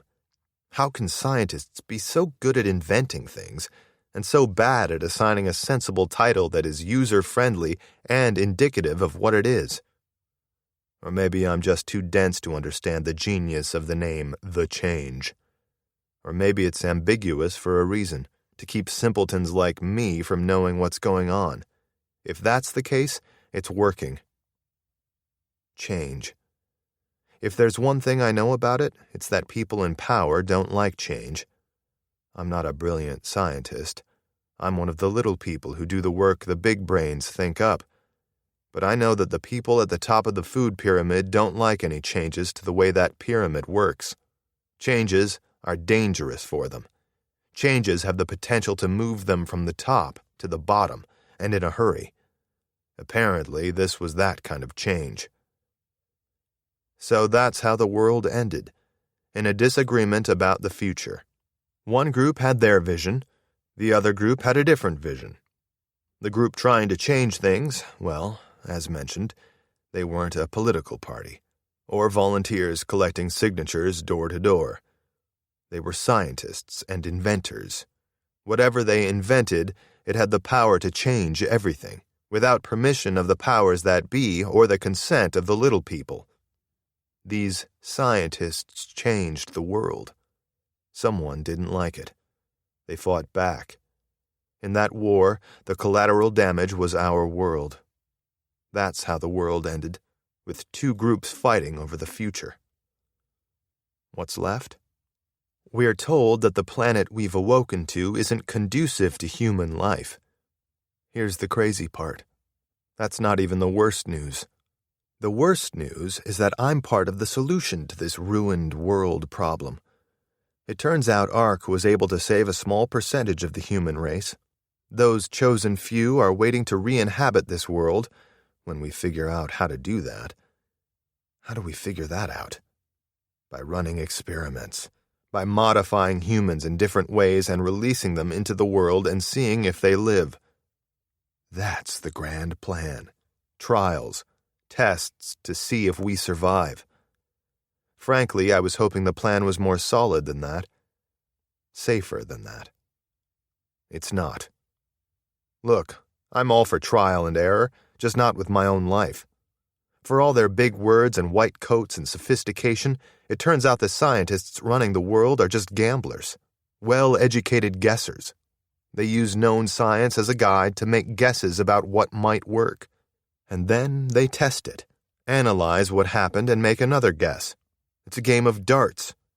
Eventually, if they have enough time and funding, enough darts, they hit the bullseye. Well, it turns out in this game of biological darts, I'm what they're throwing at the board. And that board is waiting outside this station. Day 2. It turns out the station, bunker, is just a glorified meat locker. We can't stay here. There aren't any bunks or a mess hall. They designed it this way, so we'd have to leave. Want the rats to run the maze? Give them nowhere else to go, and no food. After a night spent on blankets in the observation room, our robotic captor saviors gave us each 3 prepackaged meals and a GPS and coordinates of a dead drop. We're told that the dead drop contains supplies and further instructions. I can't tell if the term dead drop is an inside joke for the higher-ups in the Extinction Trials. If so, it's not funny. Why? Because there were 7 people in my cohort yesterday. Today, when we ventured out into the world, we found a bombed-out city, strange animals, and by night, 3 of us had dropped dead. It began with headaches. Then, nosebleeds. Memory loss followed. Over the course of a few hours, those 3 unlucky individuals simply forgot who they were and where they'd been. It was deeply unsettling. As our group trekked through the city, I think all of us had the same thought. Will I be next? Am I going to get sick? The real question is, what is this sickness? I'm terrified of it. So far, I seem unaffected. Maybe the rest of us are the cure. Maybe we were given some therapy that makes us immune. Or maybe that's what's waiting at the dead drop. Whatever it is, we'll reach it tomorrow, assuming we survive. Owen held up a hand. Maya stopped reading and set the book on the table. Headaches. Nosebleeds, memory loss. He studied her. What happened to them is happening to you. Maya took a deep breath. Seems that way. Kara stood and paced the deck. We don't know that. The symptoms are the same. Kara nodded. That's true. But these members of the cohort died on day 1. We're on day 2. Owen considered that. Good point. And good news. The implication, Kara said carefully, is that whatever interventions they applied to us may have been better than this previous cohort. We may have been cured. But Maya still has the nosebleeds and headaches, Owen said. Maybe, Maya said. Whatever they gave me only slowed down the disease. There's another point, Alistair said. Maya, your memory loss started before the Extinction Trials. True, Maya said. It's possible I was among the first infected. Or maybe, somehow the virus started with me. Chapter 31. Well, Owen said, I think we should find out what happened to the other cohort from the journal. Maybe there are clues about what we're dealing with. I agree, Maya said. When no one objected, she opened the journal and began reading again. Day 3. When we woke this morning, 2 things were gone: the food and one of our team members. It's either quite a coincidence or a cause and effect. I'm jaded enough to quickly know the truth. The other members of the team were unsure. They proposed the innocent conclusion. The person left, then a scavenger came along and took our food. Or the inverse. A scavenger stole our food, and then the person left, possibly even to search for more food, without telling anyone. Yeah, right. I endured their debate about what had happened until they arrived at the inevitable conclusion. Does it matter? We have no food. Therefore, we pressed on toward our destination. We slept under a bridge. Like the whole world around us, it was hard and gray and crumbling and worn away with time. It was a bad night of fitful sleep. The last thought I had before the fatigue overtook me made me feel more guilty than I ever have in my life. Why didn't I think of it? Taking the food and leaving.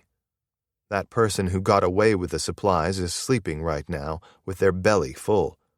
They'll have a meal in the morning, and at lunch, and dinner, and at all the meals after.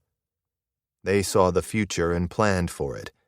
They did to us what we might be forced to do to others. They just did it first. Tonight, they are evil. Tomorrow, they are survivors. The next day, they are visionaries. I don't know what the change is, but to me, this is how the world ends. The strong don't survive, the cunning survive. The people who slit throats and slink away, they survive. That's the world we live in now. Maybe it was the world we lived in before, but there was enough to go around so no one realized it. Not anymore. Day 4. Upon waking, my first thought was even darker. What am I missing? What's the next surprise? Because I have only one chance of survival, I want to be the one who surprises the others this time. I don't want to be the one who is surprised. In this ruined world, you can only be surprised so many times until you're dead. I've been surprised twice. My time is slipping away. And I was surprised again today. Here is what the world after the change is like. Gray, desolate, empty. The streets have no names. The signs are gone. The cars are even crumbling. How much time has passed? Who knows? How would we even speculate? The world feels, in a word, like slime. It's a world that is dissolving in the sands of time, washing away. Every place we encounter is broken down. It feels old, fragile. There are no animals that I can see. Have they all died out? If so, what does that mean for us? Our destination looms ahead. Does salvation wait there? I'm a cynic. My vote is no. We stop to rest by the roadside. The quiet is deafening. The world before was never like this. There was always some sound. My heart is as hard and as hopeless as this world, but even I can admit this. I care for one person in our group. No names. I don't know who will read this or what will happen. But I do care. So there's that. There's something still left alive inside my heart. What I'd like most right now is to live in a world where I can love with my whole heart. This is not that kind of world. Day 5. 2 more are dead. They were the strongest. What happened? Should I even write it down? Why? I guess it's the same old weakness, believing in a better world, doing what little I can when I can. And so, that's why I'm writing this. In this shelter, trying to understand what happened, hoping that maybe you'll find this, and it will help you survive out here. The city is a mess, a crumbling ruin. We marched through it uncaring. Stupid. We learned. The hard way. At the GPS coordinates, we found nothing but a collapsed building. The walls were a mottled gray that were grown over with fungus and low grass. We are too late. That was our first thought. But at the exact coordinates, we spotted something waiting there for us. A hatch, like you might find on a submarine. It stuck out of the ground like a giant metal mushroom. One of us went to turn the wheel on top. He was dead the moment he touched it. An arrow speared through him. I spun. The woman beside me fell, an arrow in her heart.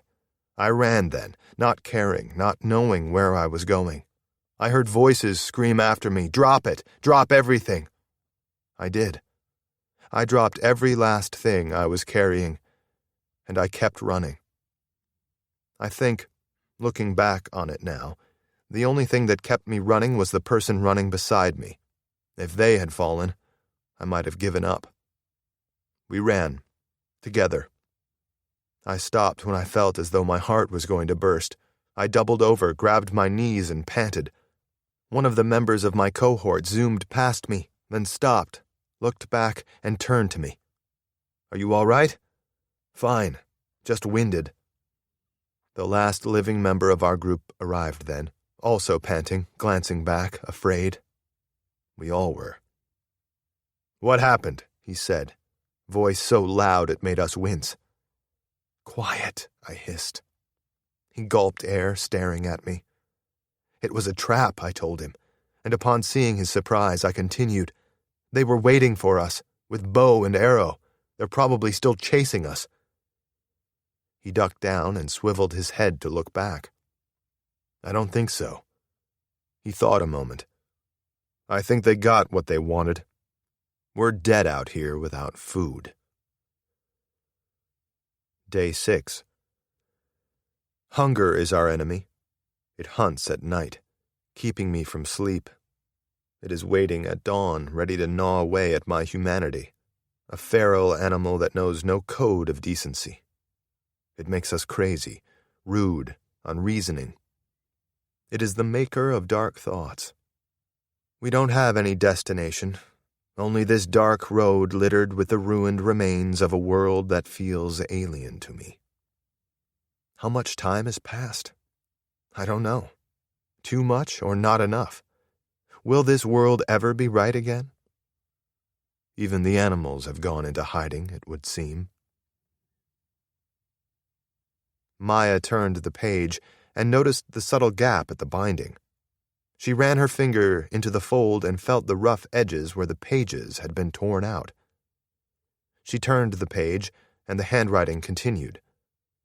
"I think someone removed some pages," she said. "Why would they do that?" Owen asked.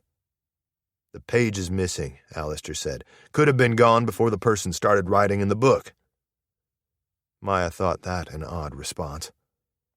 "Keep going," Kara said. "Maybe it explains." With that, Maya continued reading aloud as the boat motored across the sea, the breeze tugging at her hair, the sun high in the sky. I'm not sure what day it is anymore. I stopped counting a while back. What I can tell you is what happened since my last entry. We were rescued. Or so they would have us believe. We awoke to figures in suits surrounding us. They offered us pre-packaged food, and we ate it greedily. With our bellies full, we were quite receptive to their next offer, to go back to their camp. And quite a camp it is. They call it the Colony. It's rumored to be the last city in the world. They have everything here: farms, schools, and importantly, defenses against everything we encountered out there. The colony has a single goal: to reunite the human race. I have to say, it's the most meaningful work I've ever done in my life. I've signed on to be one of the scouts. The job is simple. I go out and I find people. It's the same job the people who saved me were doing. The first assignment is on a boat crew. The colony has been surveying the islands nearby, and some have yielded good results, and some trouble. I won't be chronicling my travels, for obvious reasons, but I do want to leave one last piece of information: the location of the colony. If you're reading this, and you need help, you can go there. There are good people there waiting for you, ready to help. That's it, Maya said. It ends with a set of coordinates. Do they match the escape hatch coordinates? Owen asked. No, it's a different location. Chapter 32. Owen paced the deck thinking, trying to wrap his head around the information from the journal. Frankly, it raised more questions than it had answered. That was nothing new. One thought in the back of his mind loomed over all others. His mother.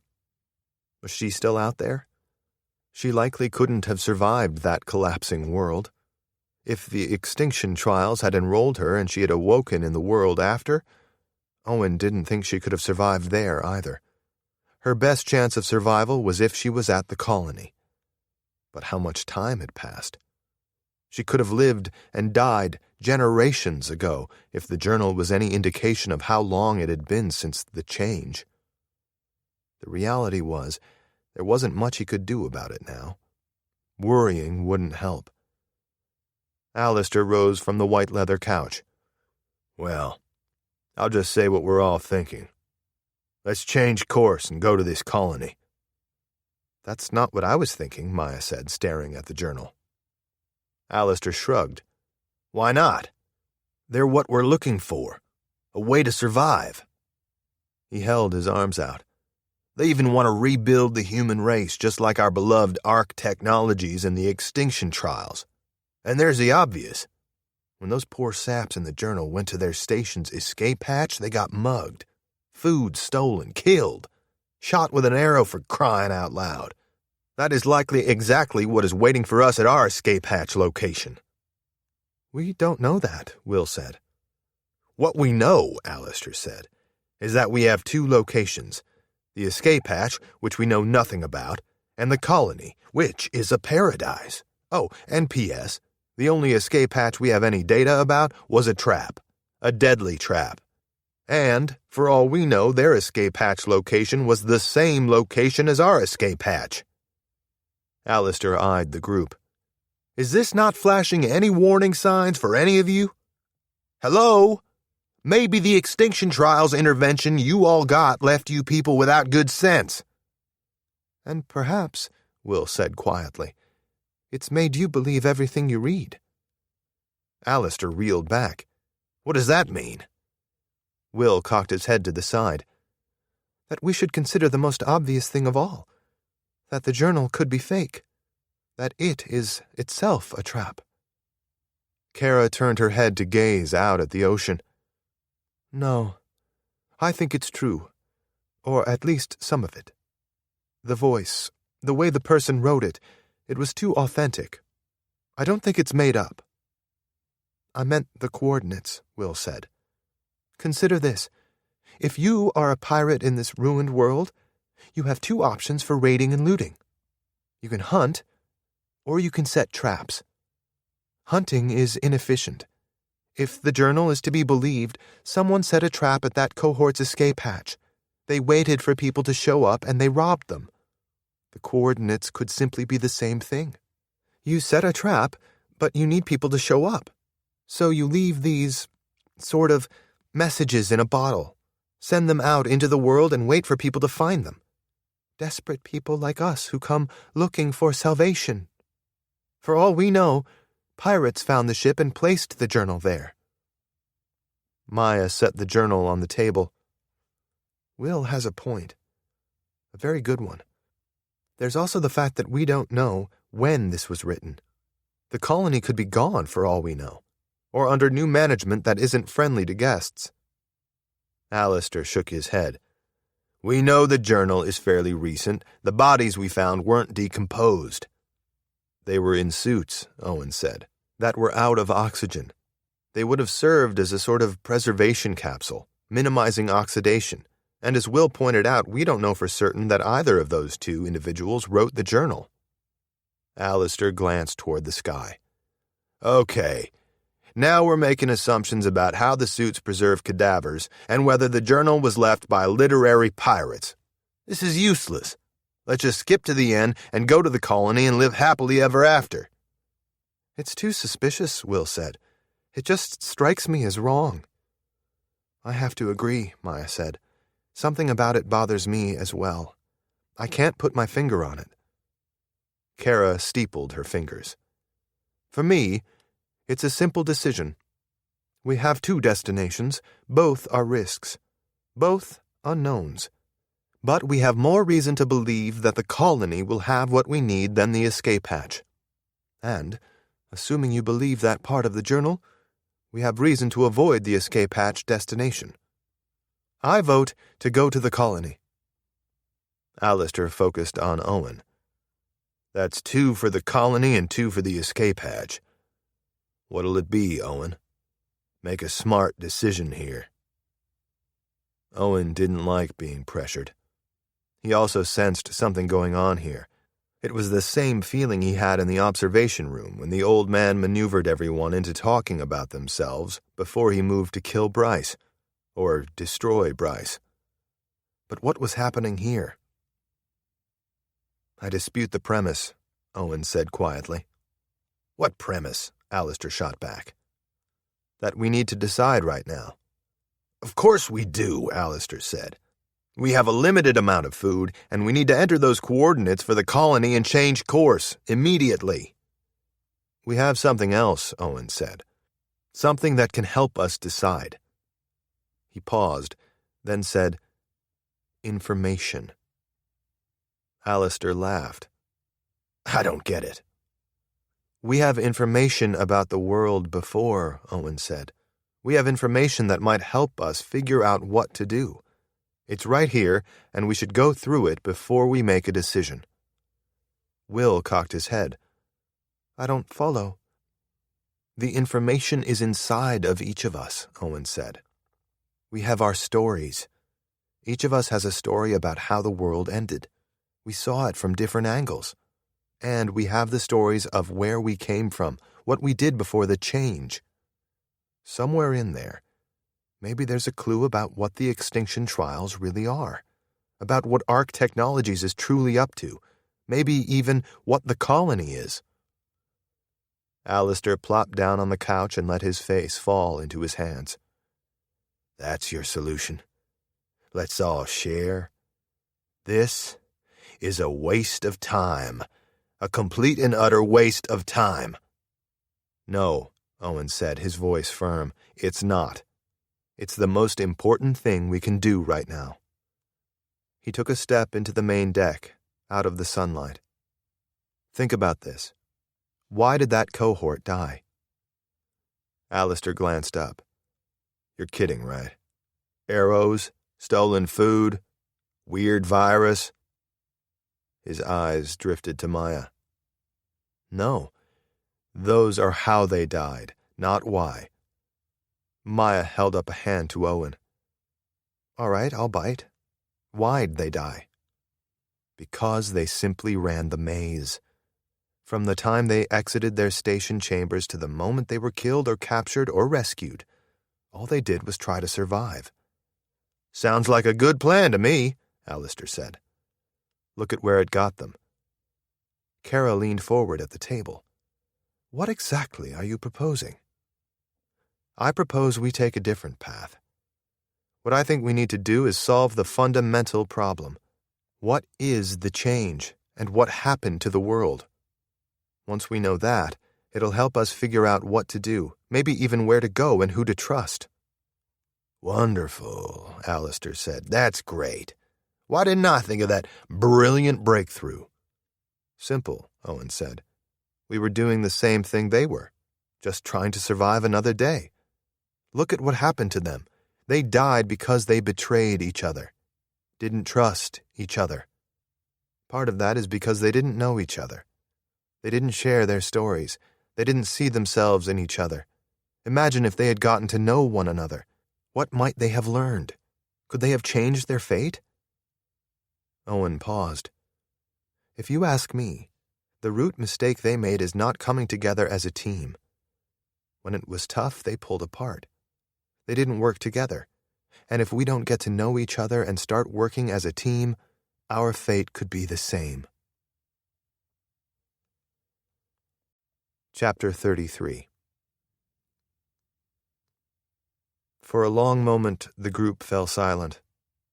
Wind blew through the boat as the outboard motors purred and the waves crashed on the hull. Maya's mind was reeling from what the journal had revealed and the discussion among the group. She had to admit she was torn on which destination to favor. She knew she needed medical attention. Soon. More than that, she wanted to know what had happened to her sister and mother. Were they at the colony? Had they even survived the fall? Not having her memories was a bit like being out on this ship at sea, lost and unmoored, with no bearing points to guide her. It was an unsettling feeling that defied words. But she did have one anchor out here, and she stared at him then, standing tall on the boat's deck, confident, a lighthouse in the darkness. Owen stared back at her, and a small smile tugged at his lips. Maya knew he was trying to read her expression, to get some idea of what she was thinking. In a way, they shared that unique connection, a mental limitation that wasn't obvious but always evident to them. For Owen, it was being in the dark about what people were feeling or thinking. For Maya, it was being in the dark about her past. In a sense, they were in the dark together. Even though she hadn't known him for long, Maya felt a strong bond to Owen. It wasn't just that he had been the one to wake her and pull her out of that tube in the station. It was deeper than that. A feeling she got, one she couldn't describe. She didn't mind being in the darkness with him. It felt more manageable with him in her life. And she wondered, did she have an Owen in her life before the fall? Or was this new? More than that, she wondered if he felt the same way. In that moment, she got a glimpse of what life might be like for him, of constantly wondering what people were thinking. She would have to sort that out soon. She sensed that their time on the boat might be the only opportunity. What lay ahead was uncertain, and she wanted to know where she stood with him before they reached the shore. Alistair stood and paced toward the cockpit. For a moment, Maya thought he might be about to type in the coordinates to the colony and change the boat's destination. Instead, he turned back and eyed Owen. "What exactly are you proposing?" Owen held his hands out. "Simply that we share our stories. See if we can piece together what's going on here. And after that, we'll make the call on where to go next, the colony or the escape hatch." Maya felt a sudden wave of nervousness. Since she couldn't remember her own story, she would be the weakest member with the least to contribute. As if on cue, a headache faded in. Alistair leaned against the double chair in the cockpit and crossed his arms. "Okay, but let's make it quick. We all know what we need to do here." "I'll go first," Owen said. Maya expected him to begin telling his story, but he walked toward the stairs and descended below deck. He returned with the large envelope with his name on it that they had found in Station 17's command center. Owen held up the brown envelope. "They left each of us one of these, except for Alistair." The older man inhaled sharply. Maya couldn't tell if he was insulted or annoyed. He didn't like that Owen highlighted this fact. that there had been no envelope for him. Maya again had the feeling that his lack of an envelope was an important clue, but what did it mean? Owen reached into his envelope. The question is, why give us these envelopes? We don't seem to need the items to survive. Or do we? I think the items they gave us are clues of some kind, or items meant to help us. Understanding them and what they mean to us could be crucial. Owen pulled his hand out of the envelope and showed the group a fireman's service pin. It was small and round, the kind that could be pinned to a lapel. He held it out and walked around the main deck, the wind tugging at his hair, the sun burning bright in the sky behind him. In the center of the pin was a fireman's helmet, a ladder, and something Maya couldn't make out. Around the perimeter were 3 phrases. The thin red line was stamped at the top, service on the left, and integrity on the right. At the bottom was a small banner that said, 10 years. "How wonderful for you," Alistair said. "Let's all show off our trophies and service pins while the world goes down the drain." Owen let the pin drop to his side and stared at Alistair. For a moment, Maya half expected Owen to punch the older man. He seemed to be gathering his breath, suppressing the urge. Alistair shifted uncomfortably. "It isn't my pin," Owen said quietly. "I have one like it, and a 15-year pin, but I got this one 30 years ago, and it changed my life." He crossed his arms and took a deep breath. "When I was a kid, I wanted to be an astronaut. I dreamed of exploring space." He smiled. "In fact, I would have done anything to be in space. Asteroid mining, shuttle mechanic, you name it. I wanted to wear that suit and float in the darkness and wake up every morning knowing there was danger and wonder and something new. I had this vision of making discoveries that could change everything." His smile transformed, becoming somber. "It was probably the right career for me. As a kid, I was at the top percentage for my height, and I was physically strong, had good instincts, excelled at sports. And I was good at spatial ordering and puzzle solving, pattern recognition." "As we've seen," Maya said. "Correct. But I had a big limitation. Reading people. Body language, facial expressions. It's still a problem for me. In space, it wouldn't have mattered. Maybe that was part of the allure for me. In space, you mostly read computer readouts." Owen held the pin up and studied it, watching it glint in the midday sun. It's funny how you see your life as a kid, and how it can change in an instant. "The day I got this pin, I went to school and then played in my backyard. I had dinner that night with my family, my whole family, mother, father, and older sister. For the last time. I went to bed in a home we'd never live in again. I woke up coughing. My eyes burned when I opened them. The smoke was so thick it was like a blanket of soot trying to smother me. I heard screams. I got up and called out. It was like the smoke swallowed my words up. I could barely stand still, the floor was so hot. I can still remember that panic, the warmth overtaking my feet and crawling up my legs. I opened my bedroom door and the wall of heat hit me and I screamed. Someone grabbed me and pulled me close. The suit pressed into my face. It was rough, the threads deep, rubbing into me like sandpaper as he carried me. I reached up and grabbed what I thought was a button on the fireman's suit. Owen held out the pin. It was actually this.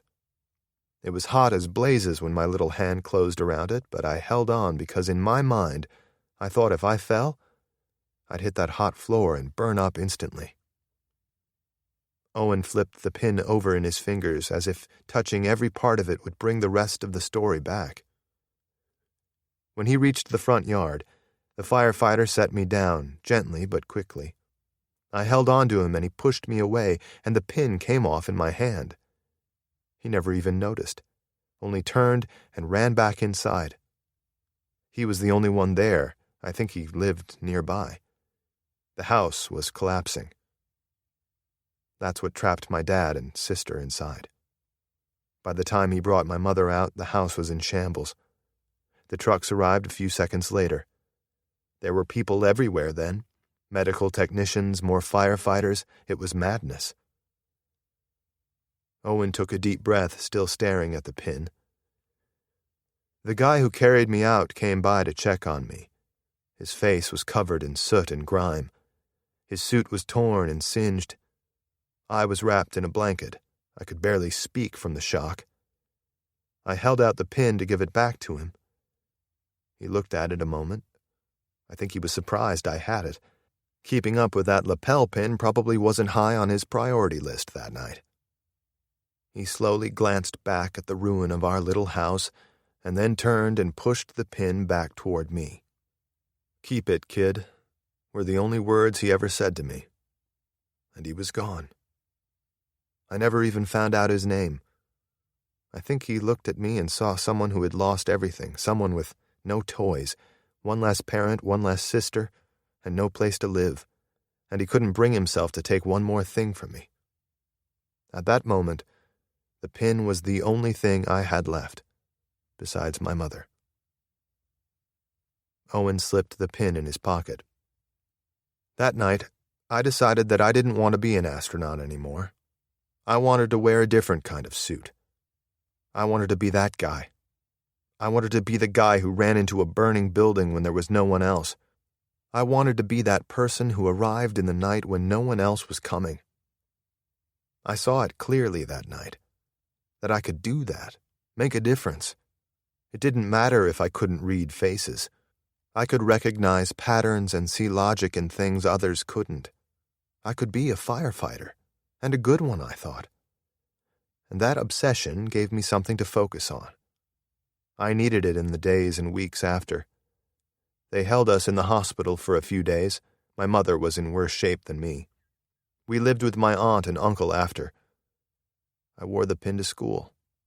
Even when kids made fun of me, I wore it inside my shirt as I trained to be a firefighter, and I wore it on the inside every day I put on my suit.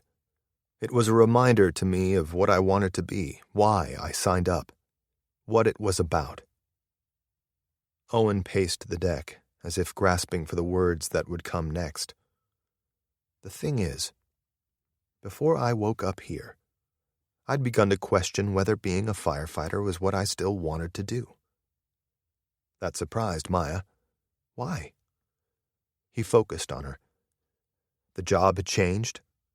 When I first started, the firebots didn't even exist. We fought fires in about the same way that guy who saved me had fought fires. Evac drones became an increasing part of our work, especially for getting people out of tall buildings. Then the bots came along. Each year there was less work for the humans. Owen held up his hands. Granted, I think some of it was a good thing.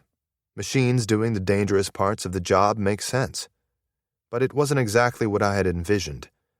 It's funny how our minds get locked into our own vision of how things are going to be.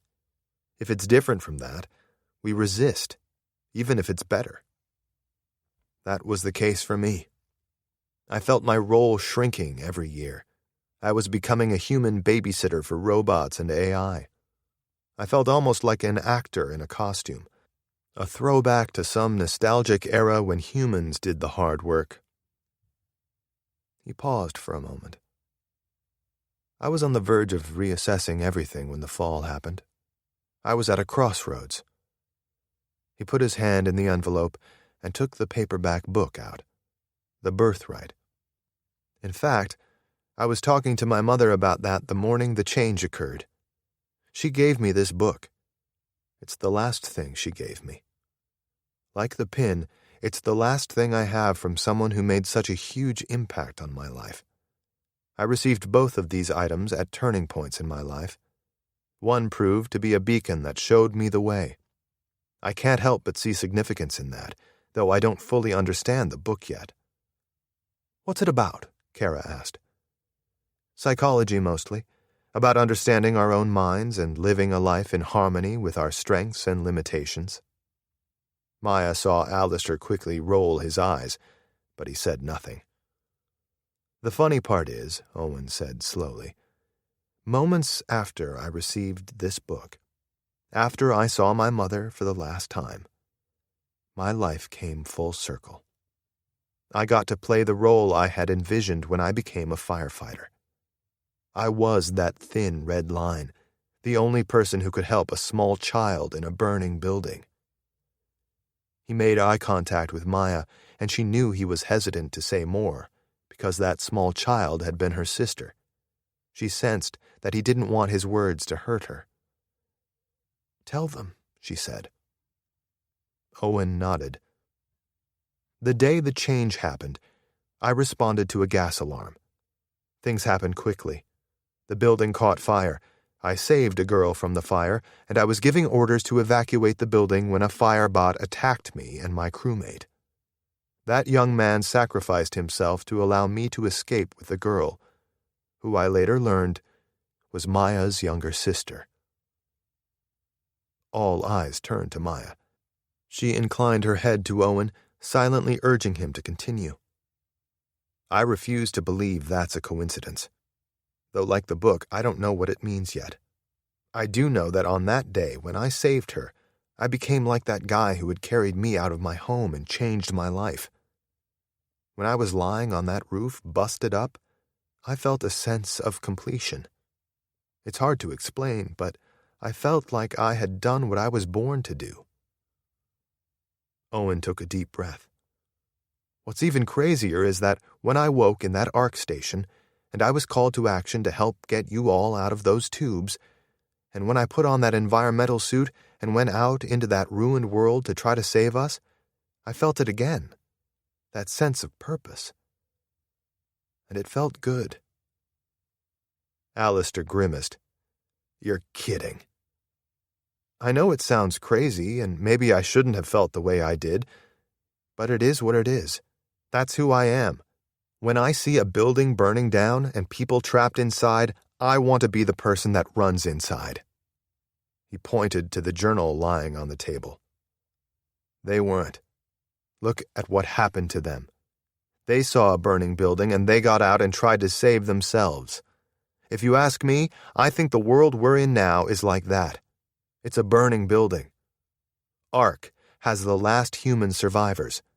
They're trapped inside, and we're the only ones who can save them.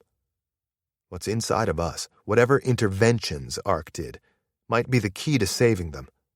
For me, I feel like I'm staring at a burning building, and I know what we must do. We have to try to help them. He paused, making eye contact with each person sitting around the deck. That's why I vote that we go to the escape hatch. Because my gut tells me that it's the only way to get those people out of this burning building that this world has become. At the colony, we might save ourselves. At the escape hatch location, we might find what we need to save everyone else. Chapter 34. Alistair pushed off from the chair in the cockpit. That's the worst logic I've ever heard. Totally nonsensical. It makes a certain sense to me, Will said. Often in life, the most obvious path is not the right one. That sounds lovely, Alistair said, but out here, where people are getting shot with crossbows, platitudes don't help us much. The statement instantly struck Owen as odd. Why? There was something about it. Crossbow? Alistair looked up quickly. Yes, he pointed to the journal. It was in the story. Someone was shot with a crossbow. Owen nodded. Right. He picked up the book and flipped through the pages. He was missing something. He felt it, like a puzzle piece out of place. The crossbow isn't the point, Alistair went on. The point is, we can't be on some spiritual quest for meaning out here. We need to be practical if we're going to survive. If we don't survive, does it really matter if we fought the good fight? The practical plan is to go to the colony. That's how we survive. If we survive, sure, I'm on board for entertaining future plans of grand rescues and world-saving nonsense, but please, let's be practical right now. Yes, Maya said, her voice firm. Let's be practical. Alistair nodded. Good, so you agree. I don't. I think what you see as practical is quite different from me. Specifically, I think Owen is right. About a few things, actually. The first of which is that we still need more information. We need to share our stories. She turned her focus to Owen. Thank you for sharing yours, Owen. It was beautiful and devastating and gave me a lot to think about. Alistair put his face in his hands. Oh, for crying out loud. At this point, I wish I had been the one shot by that arrow, right through the heart. Maya ignored him. Who wants to go next? To Owen's surprise, no one volunteered. Well then, Maya said, I'll go. She stood from the table and left the deck, descending the stairs.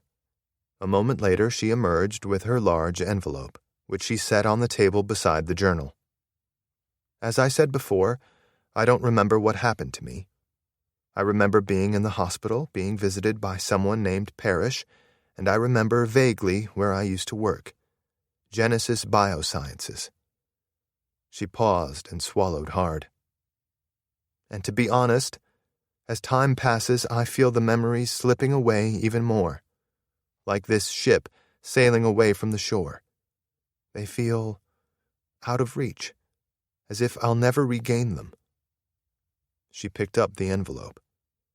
In my mind's eye, I can't see my mother's face, or my sister's, but I can feel what they meant to me, how I felt about them. That's something. And there's a lesson there. We don't always remember people or what they do to us, but we remember how they make us feel. We're emotional beings, and I believe that is how our memories are stored, and often how we form our opinions. She reached into the envelope and drew out a small gold pocket watch. I don't know what happened to me, but I do know that when I saw and touched this pocket watch, it brought back a memory clear as day. She inhaled deeply. My father gave this to me when I was about Blair's age. He said that his father gave it to him and his father gave it to him. That's been going on in our family for a long time. Generations that stretch back to an immigrant in a new land who saved up his money and bought this as an heirloom, as a store of value that could be easily carried and, if needed, cashed in during a time of need. She turned the pocket watch over in her hand. It's dented and scratched and worn, and I remember his words to me as clear as if he were sitting here with us. The watch isn't worth much, not anymore. But what it represents is. Maya set the watch on the table. He asked me what I thought it represented. My first guess was tradition. Wrong. My second guess was family. Wrong again. When I didn't wager a third guess, he supplied the answer. A single word. Time. The watch stopped working a long time ago, but it kept time for a while. Like we all do. But time marches on, a sea that we swim in for a short while, a force that drowns us all in the end. The central question of our life is this. How will we spend our time? Will we invest it in a better future for those that come after us? What will we pass down, like the pocket watch? A better future or a darker one? It seems we've woken to the darkest era in human history. What comes next? We decide. And we have one thing at our disposal. Time. We say that we spend time for a reason. Time is a currency. In the end, it's the only currency that matters. Maya picked up the journal. Look at how they spent their time. Just like Alistair said, trying to survive. Alistair snorted. That's cute. But if you don't survive, you don't get any more time to spend. Game over, and nothing else matters. On the contrary, Maya replied. Sometimes how you spend your time determines if others survive. What sort of world they inherit. What sort of life we create for the people we care about. That's what this pocket watch represents to me. Sure, it's a trinket now, an antique some distant ancestor acquired, but it means more than that to me. It tells a story about my ancestors who tried to create a better life for me. They didn't spend their time always focused on their own survival. It was about more than that, about future generations. She set the watch down. And I remember one other thing about this watch. My father passed away a short time after giving it to me. I don't remember the details, only that it was a disease that overtook him quickly. I don't know if he knew he was sick when he gave me the watch. Looking back, he probably did. His death made the point even more clear to me. Time is precious. You never truly know how much you have. How we spend it matters. Maya locked eyes with Owen. That's why I vote to go to the escape hatch location. We may not survive, but we've got a better chance at getting answers there. Answers that could help those people in Garden Station and the rest of the world. I vote to spend our time trying to help leave this world better than we found it. Chapter 35. For a while, everyone was quiet. Maya expected Alistair to rebuff her with a quip, but even he was silent. Maya picked up the pocket watch, but just as she was about to put it back in the envelope, she stopped. That was odd. As long as she had owned the antique, it hadn't worked. The time was stopped. The watch still didn't work, but the time had changed. Was it a coincidence? Had it simply been knocked around? Or was it a message? Kara's voice brought her back to the present. Was that the only thing in your envelope? Maya placed the watch back in the envelope. No, there was one other item. She took out the blank page, slightly larger than her two hands combined. I don't get it, Owen said. I don't either, Maya replied.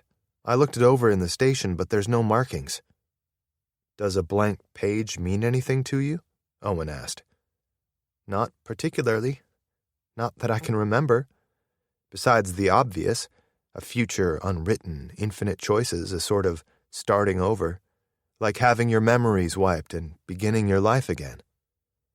Alistair let his head fall back theatrically. Maya sensed another tirade coming. Listen to us, the middle-aged man muttered. We're reading meaning into these trinkets where there is none. A blank page? What if it's just that, a blank page? Don't we know we're in an experiment here? What if the Extinction Trials is simply like one of those ink blots the psychologists show you? They don't mean anything. You see what's inside of you, not what's there. I bet the proctors are watching us now, sitting back, laughing at us chasing our tails. It's all a big experiment, right? What if the joke's on us? That fire pin isn't a joke to me, Owen said. And that pocket watch isn't a joke to me either, Maya said. Nor is what I found in my envelope, Kara said quietly. Which brings up a question I've wanted to ask since the station, Owen said. Why wasn't there an envelope for you, Alistair? The older man shrugged. How should I know? Maybe they figured I wasn't gullible enough to fall for their tricks. I don't think that's it, Will said, staring at Alistair. Maybe someone stole it, Alistair said. I woke up in that station the same as all of you. After an awkward silence, Owen walked over to the table and took the blank page from Maya and held it up to the sun and studied it as it flapped in the wind. Finally, he handed it back to her. I'd hang on to it for now. I think it's interesting that you and I got 2 items. The rest only received 1, as far as I know. Yes, Kara said, 1 for me. And for me, Will said. Me too, Blair said. Kara rose. Speaking of, I'd like to share what was in my envelope. She went below decks and returned with a small piece of metal, about half the size of Owen's fire pin. She held the shard up in the sunlight for everyone to see. I bet I've seen 1,000 pictures of this chunk of metal. Since I was a young girl, it has been like a knife at my throat. She set it on the table next to Maya's pocket watch. To me, it's also a reminder of how truly precious time is. Kara pulled her hair back, revealing a scar that ran above her right ear. When I was a little older than Blair, I was in a car accident. Cars were going driverless, but the transition wasn't complete. My father was driving me to school for a dance. I was so excited. In the blink of an eye, the crash changed everything. She motioned toward Owen. I can't imagine what you went through, but when you described how you felt, I saw myself on that night. The sound of the car crash was deafening. The pain overtook me. I blacked out. When I came to, there was a woman standing over me. Her hands seemed to move at supernatural speed. She tied off the cuts on my legs and my right arm. She whispered to me, "Don't be afraid. You're going to be okay. I'm a doctor." Kara took a deep breath. I would have died that night had she not acted so quickly. It was luck. She was an ER doctor driving home from work. She had been at the intersection simply by chance. She saved my life and my dad's. I spent 2 weeks in the hospital, months in rehab, and I never was the same. She picked up the shard off the table and held it up. This piece of metal was lodged in my brain. They wanted to remove it, but the operation was too risky. The fear was that if it shifted, even slightly, it could cause permanent brain damage or death. She set the shard down. Since that day, I've lived with this deadly piece of shrapnel in my brain, knowing that at any time it might shift and take my life, or reduce me to a vegetable. Like that pocket watch, it was a constant reminder to me of how precious time is, that every moment we're given is a gift, and that your life can change in an instant. It was the pocket watch for me. And to me, that doctor was like the fireman who saved Owen. She was the change I wanted to be in the world. I made it my life's mission to become a physician. Before that, I had never been a very good student, frankly. But I applied myself. I had learned the hard way that I might not get a second chance at making the right decisions in life. Kara stared out at the ocean for a long moment. 2 things are remarkable to me. One, that ARC Technologies and the Extinction Trials were able to remove the shard. It implies a level of surgical sophistication that didn't exist in the world before. "They probably had a robot cut it out," Alistair said. "Yes," Kara said, "I would bet on it. Only a robot would have that kind of precision and confidence to perform the operation." "Only a robot wouldn't care if they screwed it up," Owen said. "Perhaps," Kara whispered, seeming to consider the implications. "Whatever the reason or method, I'm free of it now. I have that which I have always wanted, freedom and time. In a strange twist of fate, it's come when the world is gone and there seems to be no place to spend that time. As fate would have it, I've gotten what I have always wanted when I no longer need it. But I think there's a deeper meaning here." Kara motioned to Maya and Owen. "Hearing your stories was like peering through a looking glass at my own life, seeing the same experiences in different lives as though we are sides of a pyramid reflecting the same light. And I see it now. The shard is like the change. It wrecked the world like that car crash wrecked my life. Like the fire changed Owen's life. Whatever the change is, it's wedged in the brainstem of the world, always threatening, and it could shift at any moment and finish the patient off. In this case, the patient is the entire human race. We are what that doctor was for me that night. A person at the right place at the right time. What are we going to do? Are we going to run into the crash site and try to help? Or watch as time slips away?" She nodded. "Before, I thought we should go to the colony. Now, hearing your stories and remembering mine, I know we should go to the escape hatch location. I feel it at the core of my being." Alistair opened his mouth to speak, but Kara held up a hand. There's something else. I believe I may have witnessed the change. I might know what it is. Chapter 36. On the deck, Kara paced, as if organizing her thoughts. I was working the late shift at the hospital when trauma cases started pouring in. Massive wounds, lacerations, broken bones. They were robotic accidents, and that's how we classified them initially. A gust of wind blew across the deck of the boat, tugging at her hair. By the end of my shift, we were calling them what they were: robotic attacks. It was carnage like I'd never seen, even in old movies. Kara rubbed her temple. There was a pattern to it. The victims were all wearing uniforms. Police and fire personnel were hit the hardest. The words were like gut punches for Owen. Just like me and my team at the Oasis Park building. The robots singled out first responders, he said. Seems that way. They also attacked political leaders and essential workers. They wanted chaos, Owen said. They wanted a world in which the masses would panic. Kara nodded. And they did. By morning, the ER was full, the OR was full, and so was every bed we had.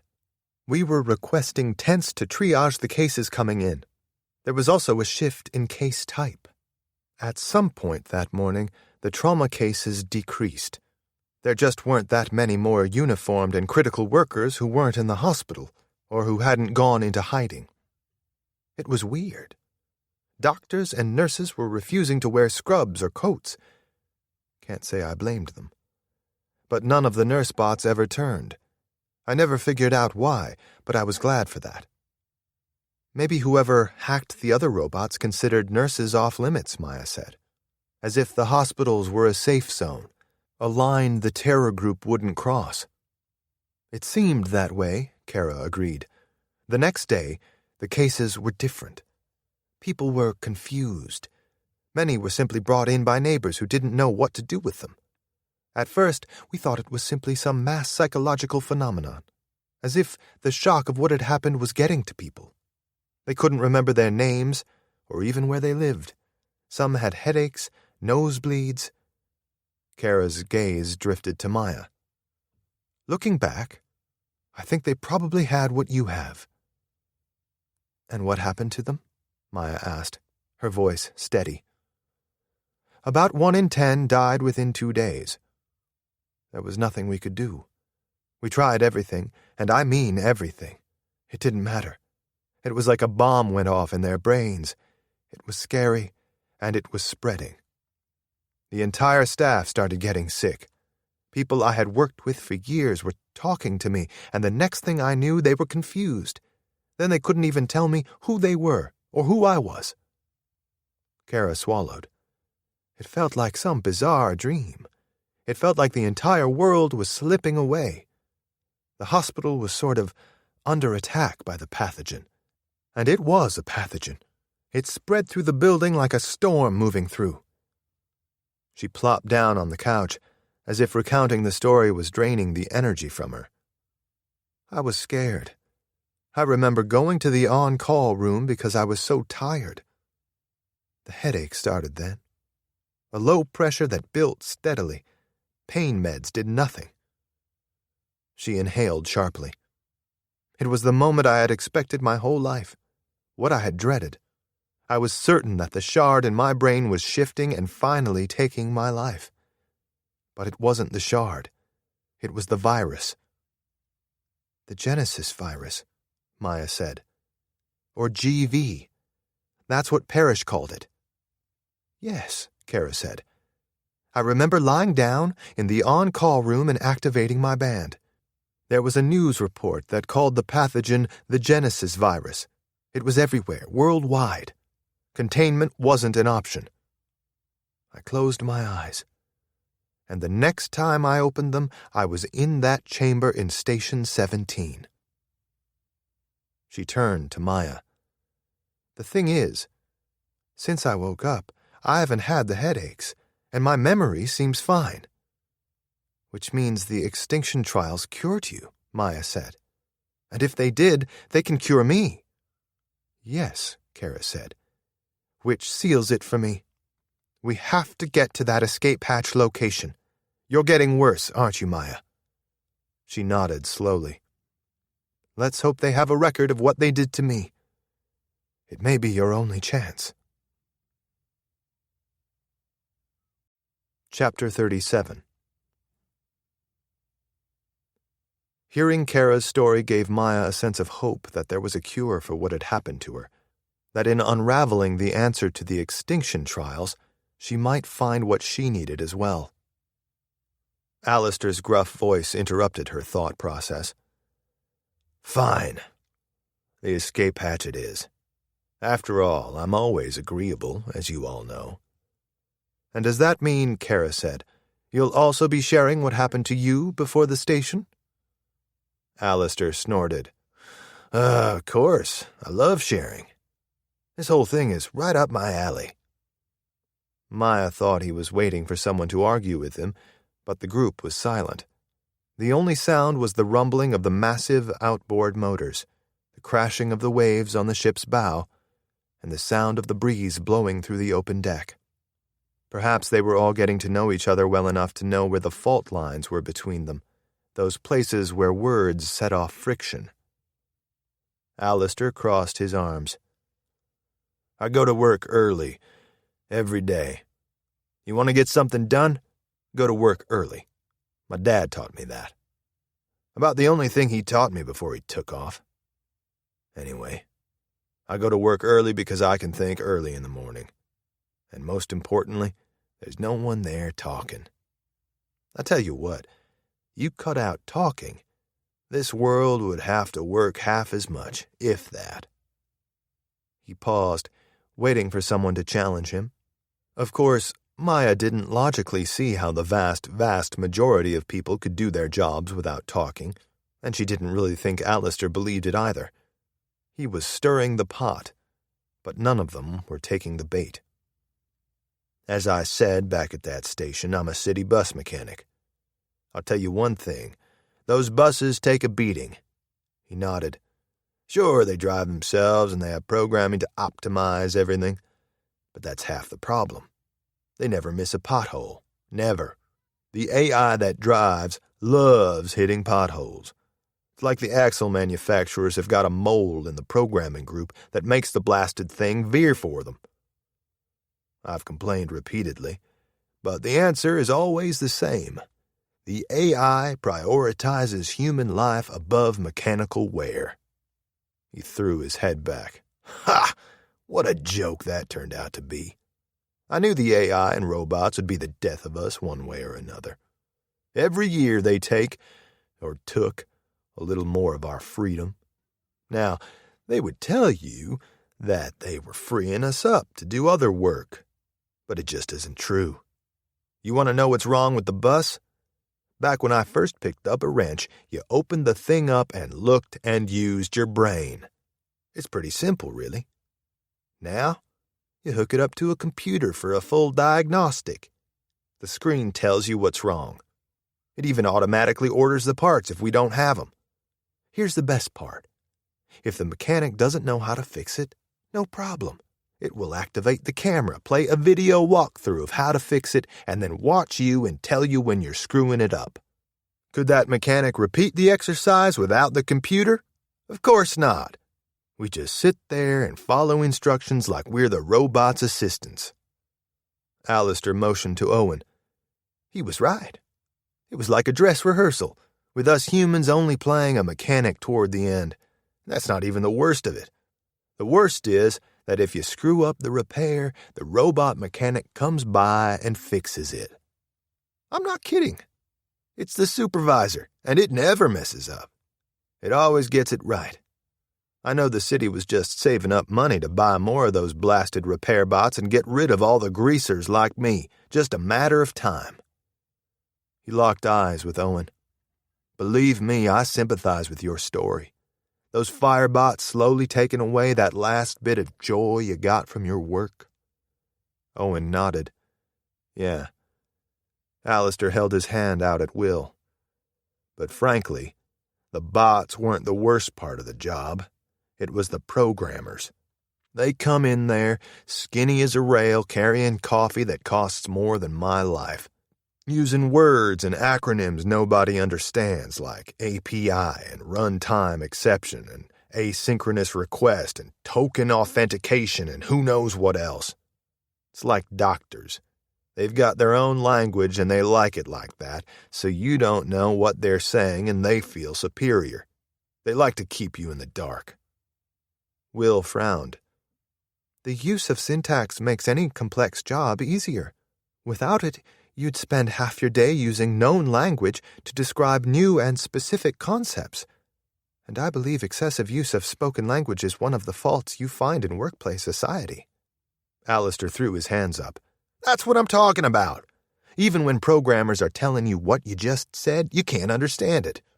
Your own words. I remember once telling a programmer that a bus stopped running. So he fires up the diagnostic and studies it, and I ask what happened. His answer? That the bus AI threw a runtime exception when it made an API call to the map service because the map service encountered a database timeout expiration. Alistair turned to Will. Do you know what that means? Do you? Yes, Will said, I do.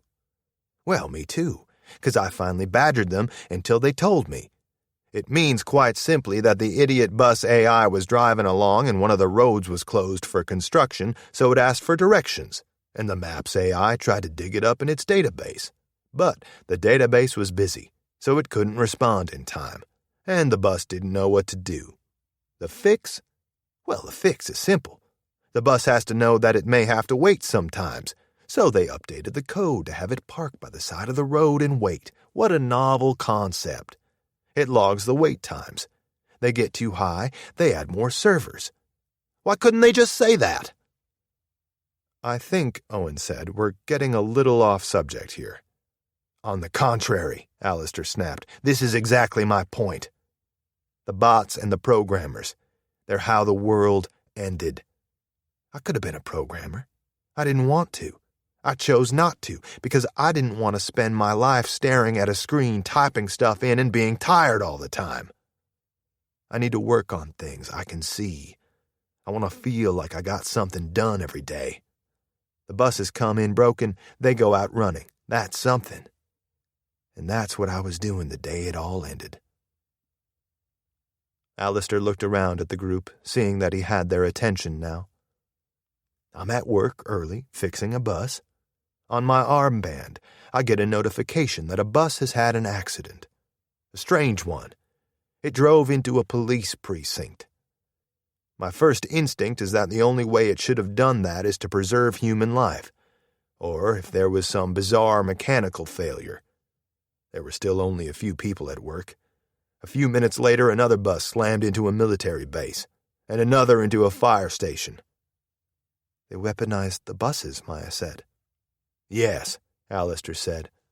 I did the only thing I could think of.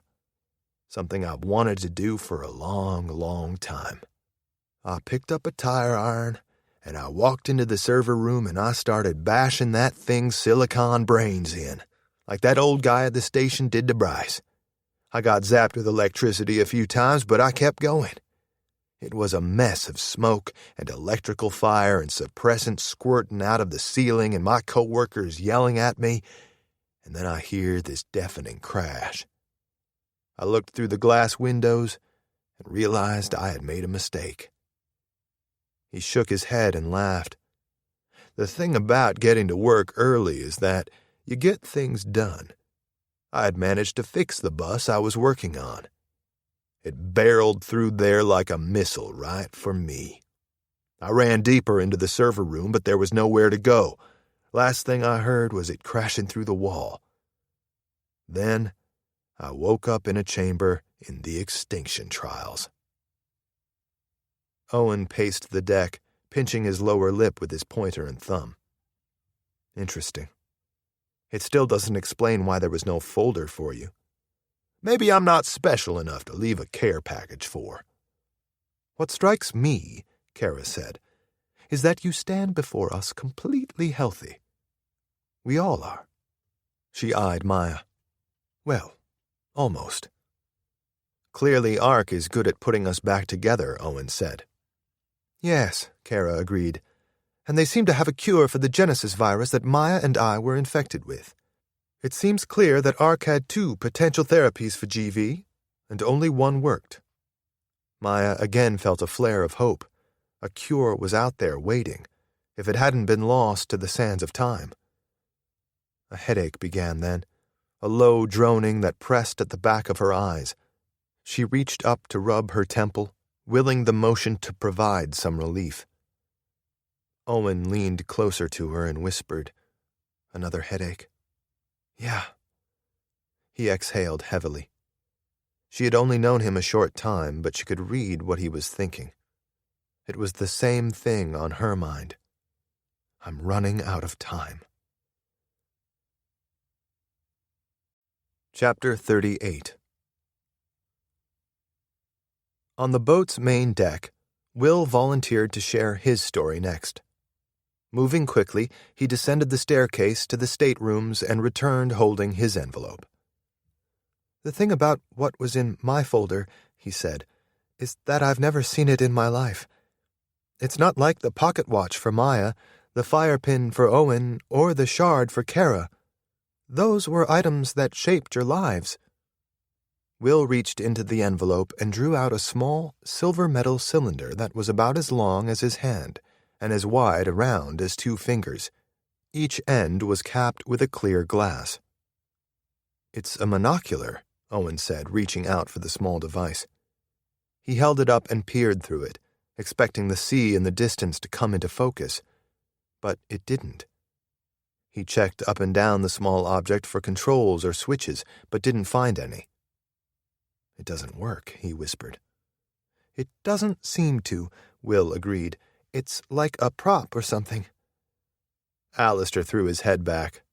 "Oh, please, no, don't say it." He waited for the group, but no one took the bait. "I'm just gonna go ahead and guess that the point is we see what we want to see, and that glimpsing the future or faraway things doesn't solve all of our problems." Owen couldn't help but laugh. For someone who resisted philosophical thinking, Alistair certainly had a lot of philosophical thoughts, albeit sarcastic ones. "I wasn't thinking that," Kara said. "I was thinking that whatever it was built to identify isn't in sight right now. Perhaps it's a specialized night vision scope, or infrared." For once, Alistair had a blank look. "Oh. Yeah, that's probably it." "Why do you think they gave it to you?" Owen asked Will. "I have a theory. It has to do with the last project I worked on. It was called Revelation." Alistair closed his eyes and rubbed his eyelids. "Why?" "Why what?" Will asked innocently. "Why do you programmers have to name everything so elaborately? Revelation, insight, transcend. I mean, get over yourself. You know what we common people call things? Wrench, screwdriver, hammer, axe." "The project nomenclature hardly seems pertinent." "I rest my case," Alistair muttered. "What was Revelation?" Owen asked, hoping to move on. "A big data project. It was a simple premise. If you design a system with enough processing power and you give it massive, and I mean absolutely massive amounts of data, it will arrive at answers to questions no one even knew to ask. Big conclusions that could change our understanding of everything. It was the most interesting project I ever worked on." Alistair shook his head. "This is inane." "It's fascinating," Kara snapped. "Continue, Will, please. Ignore him." "As I said before, I was on a team dedicated to one client, Genesis Biosciences." Will turned to Maya. "You said you worked there?" "Yes.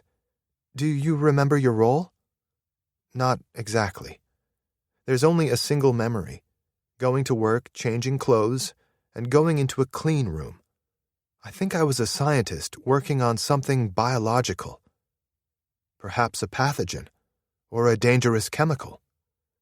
She paused. But I also remember Parrish telling me my job was complicated. Meaning? Kara asked. I'm not sure. Maybe I was, well, I don't know. Owen sensed she was holding back. On what, he wasn't sure. What I can tell you, Will said, is that Genesis Bio, or as we called it, GB, was founded to solve neurological conditions. Their founder had a single belief, that the true threat to humanity begins and ends in our brains. The words reminded Owen of the book his mother had given him, The Birthright. Was there a connection? GB's initial focus was on therapies to treat traumatic brain injuries and degenerative neurological conditions. Their approach to the project was radically different from other pharma and biotech organizations. Instead of creating a therapy in a lab and testing it, they bought data. Large amounts of data. From hospitals, from other groups that had run failed trials, even from governments, from their prison systems and the militaries. It was all de-identified. Their goal was to do a meta-analysis of existing studies and data, none of it publicly available, and to see what it told them. The principle was that the answers were there, that solutions could be derived from the data we already had, but had never been processed enough to see it. They hired ARC to do that data warehousing and processing. Our role was to design machine learning algorithms that scanned and rescanned the data until it made sense. That was what revelation was. Will paused a moment, letting the others process what he had said. There were several branches of the project dedicated to different outcomes. I know one was looking specifically at the brain activity of criminals. The premise was simple. Do people who break the law think differently than those who don't? What did you find? Kara asked. We found that they indeed do. Nonsense, Alistair said. It's one of those correlation and causation things. We accounted for that, Will said quietly. GB had enough data to prove definitely that there are brain patterns that precede criminal activity. Why did I never hear about this? Owen asked. A good question. It's one I asked myself while working on the project. I don't know the answer. But I think the most obvious is that this information would have turned the world upside down. What is the solution? Clearly, if you could create a device that monitored people's thoughts, then you could eliminate crime. What are the implications? A society whose thoughts are policed? What sort of society is that? And what might someone do if they could abuse that power?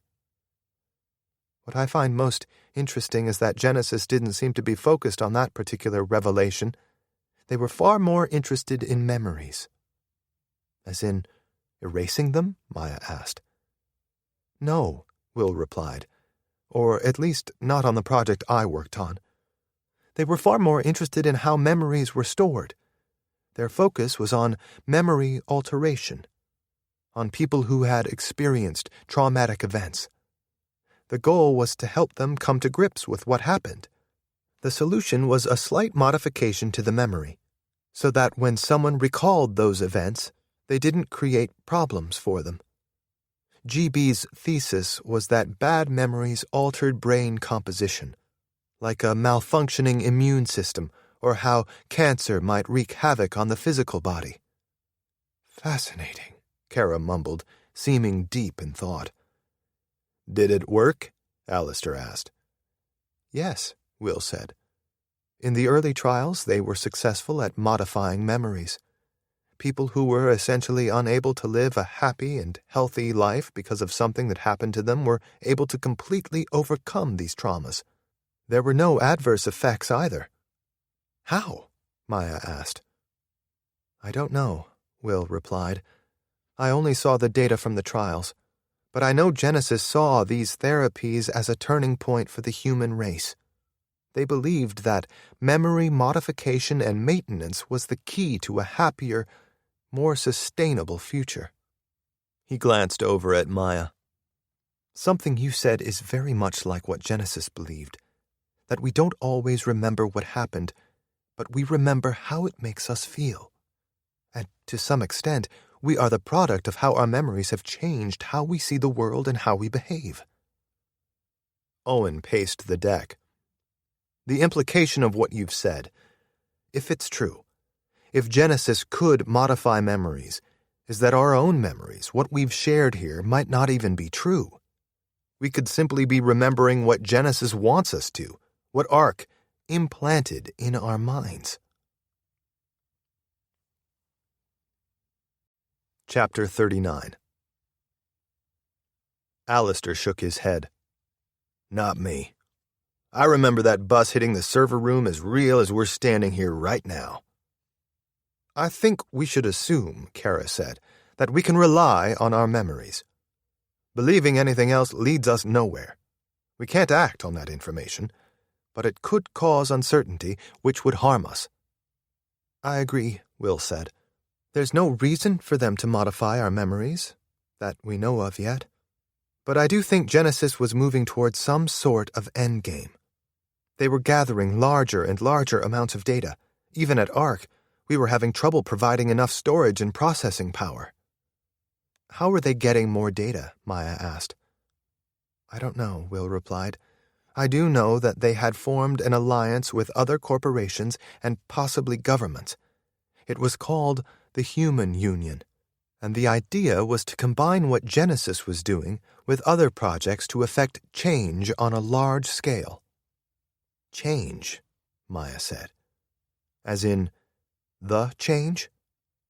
I don't know, Will replied. I think we have to assume that Genesis and the Genesis virus are part of the change.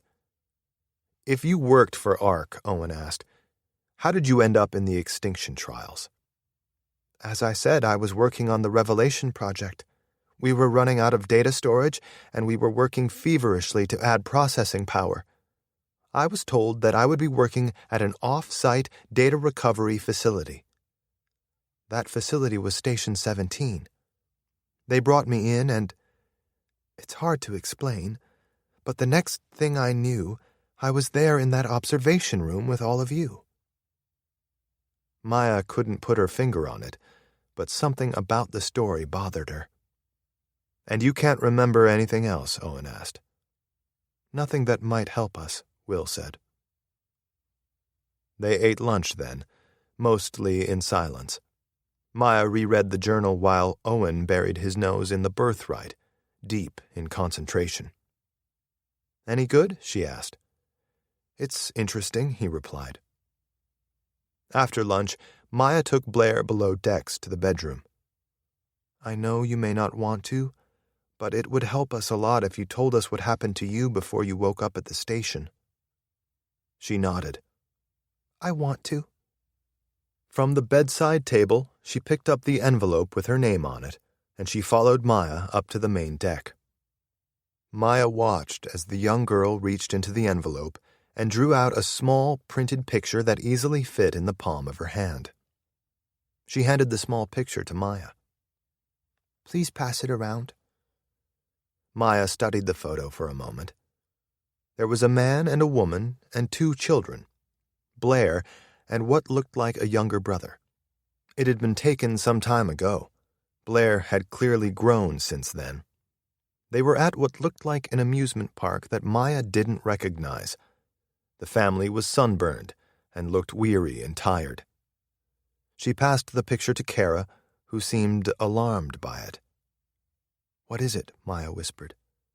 Kara simply shook her head and passed the picture to Will, who seemed even more surprised by the photo. He looked up at Blair and merely cocked his head, as if seeing her in a completely different light. Alistair seemed to have no reaction to the photo. He barely looked at it. Owen glanced at it, but also seemed to have no reaction. There is one major difference between me and all of you, Blair said. I knew about the Extinction Trials before I woke up in that station. In fact, I was told that it would save my life. By whom? Owen asked. My father, Blair replied. He's the man you see in that photo. He's also, Will said, the founder of Genesis Biosciences. That's correct, Blair said. And your mother, Kara said, is the emergency room doctor that pulled me out of that car and saved my life when I was a child. Blair was silent for a moment. I didn't know that. What I do know is that she is the reason my father started Genesis Biosciences. She is the reason he was so obsessed with memory, because of what happened to her. Is she still alive? Kara asked. Or was she before you entered the trials? Yes, Blair said. But she wasn't the same as she was before. Every year things were harder for her. When she came home from her job at the ER, she would just sit down on the sofa and stare at the TV. She seemed sad. She always looked tired. She would tell me how many accidents she saw. She said that most times people were just in the wrong place at the wrong time. And she said that some people had to use the ER because they couldn't get any help anywhere else. Daddy said that Mommy was a smart doctor, but that she just hated to see what was happening to people every day. My dad wanted to help her. He begged her to quit work, but she didn't want to. Mommy always said she was meant to be a doctor. I know that feeling, Kara said. So my dad made a new plan. He thought if he could change how my mommy's mind stored her memories and how she felt about those memories, like putting different types of memories in different containers, she would feel better. Blair looked at the picture again. My daddy is a good man. He just wanted to help my mommy and other people who were like her. She placed the picture back in the envelope. The day before I came to Station 17, my daddy woke me up in the middle of the night. He looked scared. He wouldn't tell me and my brother what was happening. We got on the helicopter and we flew all night. I don't know where we went, but I remember we landed at a landing pad and a mountain range when the sun was coming up. We hiked until we reached the station. He told me that I was going to go to sleep for a little while and that when I woke up, the world would be completely different. That it would be a better world, a world without crime or hunger or disease or anything that I remembered. He told me that he would be there when I woke up and that my mother would too, and she would be like she used to be. Blair paused, seeming to steel herself. I was scared. The station was so weird to me. It was like a hospital. When my daddy wasn't there when I woke up, I didn't know what was happening. She held up the envelope. But I think I know why he left me this picture. The day this picture was taken, I got lost in the park. I was so scared. My mom and dad were looking for me everywhere. And then they finally found me. I stopped crying and calmed down. I think he left me this picture because he wants me to know that he's looking for me, and that when I find him, everything is going to be okay. I think maybe he is waiting for me at the escape hatch location. If he is, I think everything will be just like the day they found me at the park. Chapter 40.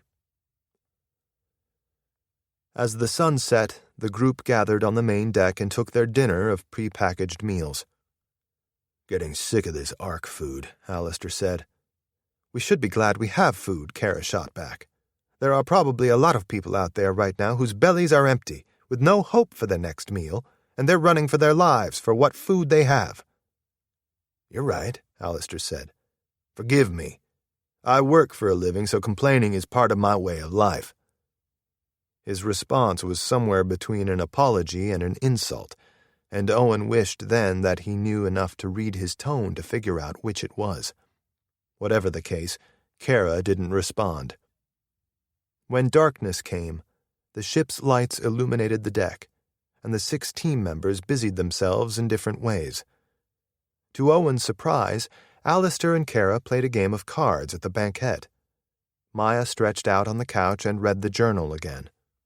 Owen thought perhaps she was looking for clues they had missed before.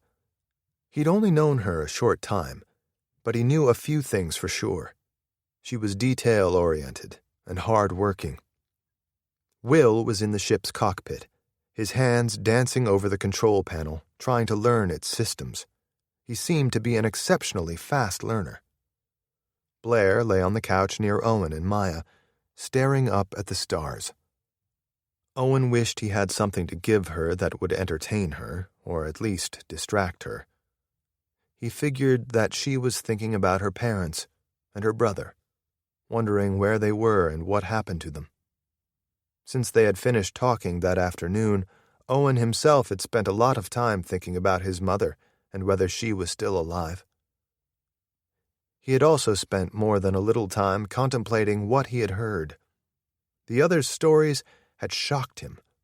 He felt as though he had been given the pieces of a puzzle, pieces that fit together, but in ways he didn't expect. There was just one that didn't quite fit.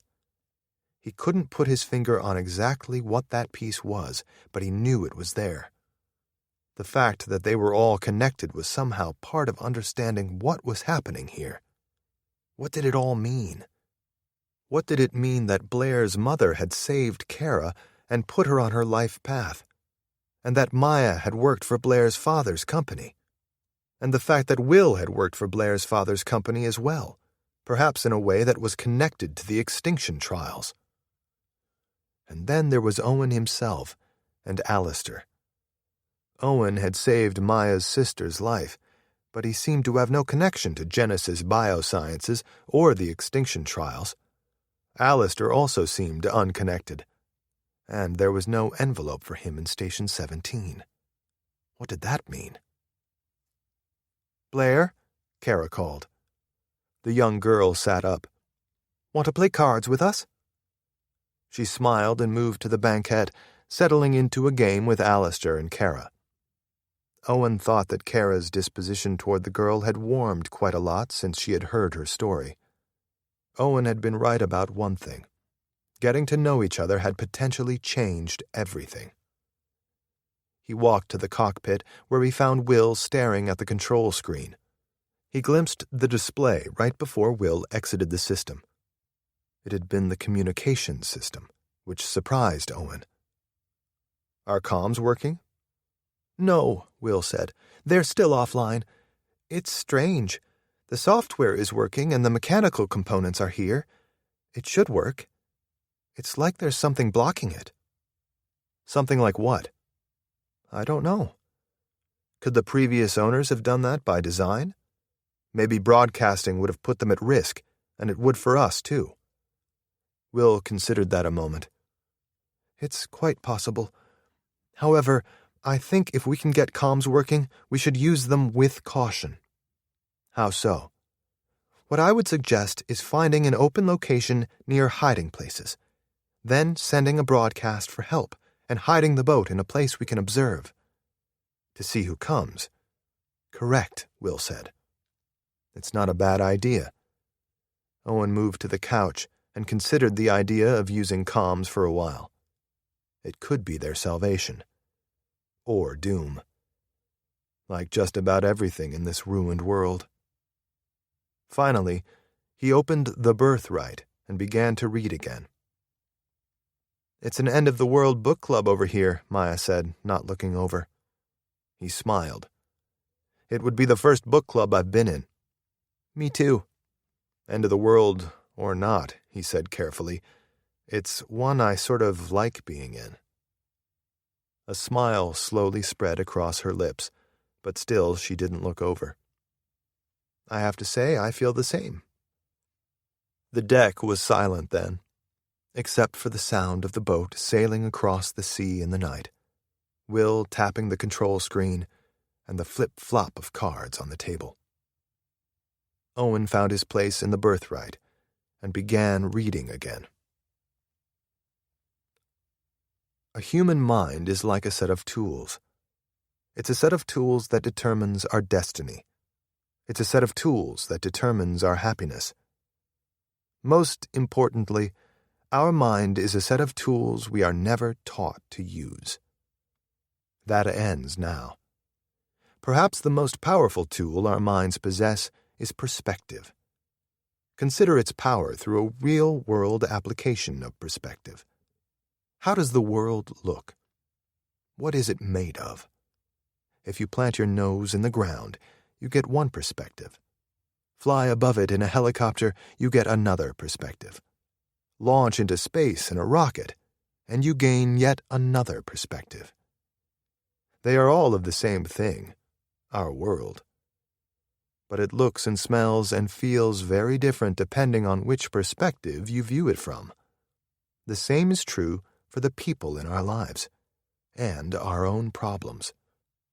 A person viewed in the context you encounter them in might seem irrational. But if you zoom out and look at their life in a wider view, their actions might make sense. The same is true of the problems you encounter. Some might not seem solvable in the narrow view that is our mind's default. But if you change your perspective, if you step back and see the bigger picture, you may find a breakthrough. With your nose in the ground, you can't see a passage through the mountains. Climbing a mountain, you can't see the ocean beyond. In the air, you might spot the sea, but you might miss the dangers lurking on the ground. Perspective is a powerful thing. When the group broke and went below decks for bed, Maya turned to Owen. It was a really good idea to share our stories today. What can I say? I bring people together. You downplay it, but sometimes talking and understanding each other is just as important as carrying them out of a burning building. Yeah, but it's less exciting. At this point, I'm okay with less exciting. When it was time for Alistair's shift to begin, Owen went down the small staircase and peered through the open door to Alistair's bedroom. The older man's back was turned to Owen, and over his shoulder he could see that he was hunched over, staring at a tattoo on his forearm. It was a tattoo Owen had never seen on the man's arm before, or at least Owen couldn't remember seeing it. Alistair suddenly realized Owen was in the room and jerked the sleeve of his sweater over his forearm, hiding the tattoo. "Doesn't anyone knock anymore?" "Sorry, the door was cracked." "Well, shut it. There's something I want to talk to you about." Owen closed the door and stood awkwardly in the small room, which was dominated by the large bed. The noise of the waves breaking on the bow was like static all around them, unnerving. "Do you believe her?" Alistair asked. "Who?" "Blair." Owen shrugged. "Of course.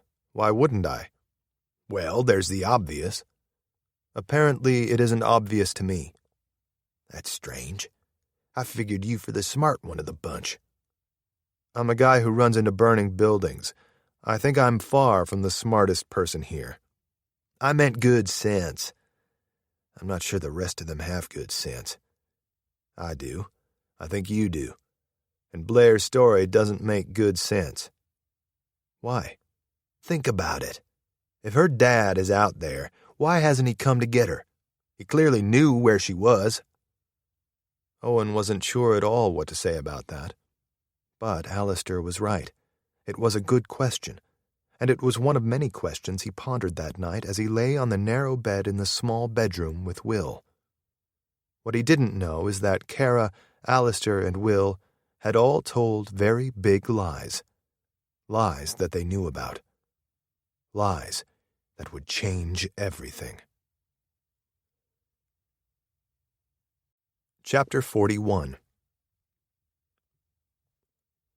Once again, Maya was the first awake, and Owen was waiting on the main deck alone. "Good morning," he said, smiling. "Good morning." "We should reach the escape hatch location late tonight," he said, a glint of excitement in his eyes. "During your shift?" "Right at the beginning. I'll set an alarm and wake up for it." He smiled. "It's a date." The group ate breakfast and settled into the routines they had found. Kara, Alistair, and Blair played cards. Will examined the ship, everything from the engine to the computer systems. It was as though he was exploring a new land and couldn't get enough information. Maya sat down on the couch beside Owen. "I have a favor to ask," she whispered. "Anything." "There's nothing to read. I wondered if we might read together." "The birthright?" "It might be awkward, being so close." "I'd love to, but I warn you, I'm a slow reader." "Then you turn the pages." "All right. Shall we start at the beginning?" "No. Let's pick it up where you left off." With that, he opened the book, and Maya began to read along. A mind under stress naturally resists rest. It is a machine that is always on. Yet oftentimes, the only way to overcome the stress-inducing obstacle is to recharge and achieve greater performance. Therefore, a new perspective must be adopted. That rest is productive, that in times of great stress, rest is often the activity of greatest value. Maya had intended to sleep on the narrow bunk in the hallway and use the small alarm clock on the bedside to wake herself when they arrived at the escape hatch. Yet she found that she couldn't go to sleep. She was too excited, or anxious. It was hard to tell. So she remained on the deck, with Owen, the ship cruising through the night. Periodically, she ventured to the ship's bow and looked out, expecting to see lights on the horizon or a coastline or even a lighthouse. There was only darkness. As the time ticked down, her excitement turned to fear. She wasn't the only one. Owen began pacing the deck. "What are you thinking?" she asked. "I'm thinking I was wrong. Maybe I completely misinterpreted the message. We're still not quite there. We're close enough to see something. Let's just wait and have some faith." He nodded, but she could tell he was still deeply bothered. "Let's read a bit more and reassess when we reach the coordinates. What do you say?" Without a word, he plopped down on the couch and Maya opened the book to read again. As cool wind blew over them, she snuggled closer to him, and he pulled her close. In that moment, she didn't want to read the book. She looked up at him, and he peered down at her, his eyes a low simmering fire she could look into for the rest of her life, a fire that was heating her from the inside. He shook his head and whispered, "I would give anything to be able to read your expression right now." "I'll tell you for free." "What?" Maya leaned closer to him, staring into his eyes, and pressed her lips to his. The kiss seemed to last an eternity, and yet when it was done, she instantly felt a vast void where it had been, a place she wanted to get back to, an emptiness that only he could fill. Owen glanced at the door to the stairway that led to the staterooms. "The others." "It's the end of the world," Maya said. "You really want to worry about someone seeing us?" "No. If you don't, I don't care if the whole world saw us." Owen surged forward and kissed her again and reached down and pulled her shirt off, moving urgently, like a starving man clawing his way to his last meal. And that's exactly what the moments that came next felt like to Maya, an event that satiated a hunger she didn't even realize she had. When the ship's engine turned off, Maya and Owen were lying under a blanket on the couch, staring up at the stars. Somehow, for that brief moment of time together, the entire world had faded away. The Extinction Trials, Ark, Genesis Biosciences, and the change. They were all finally forgotten, if for only a short amount of time. In that moment on the ship's deck, under the stars, it felt to Maya as though she and Owen were truly the last people alive. As if the world was theirs, and it was safe, and nothing else mattered. The alarm from the cockpit was a noisy and stark reminder that the other universe that they had just occupied was now over. Owen pulled his clothes on quickly, So fast Maya had to marvel. But then she reminded herself that he was a fireman, so it made sense. It was one of his many specialized skills, which she had just expanded her knowledge of. He jumped up from the couch and raced to the cockpit, head moving back and forth slightly as he scanned the display panel. "We're at the coordinates," he called back to her. As soon as Maya had her clothes on, she stood and spun around, looking out in every direction. Owen said what she saw and what she was thinking. There's nothing out here. Chapter 42. For a long moment, Owen stared out at the empty sea around him. He was tired, terrified, and so disappointed in himself. He had made the wrong call. He had led the group here to a dead end. And it was truly a dead end. Soon they would run out of food. Where had he gone wrong? The coordinates in the escape hatch video. Had he misread them? Or had he seen meaning and reason where there was none? Had he identified a pattern that wasn't actually there? If so, why? Was it to make himself look important to the group? To elevate his status? Establish himself as an authority or leader? It was certainly part of his character.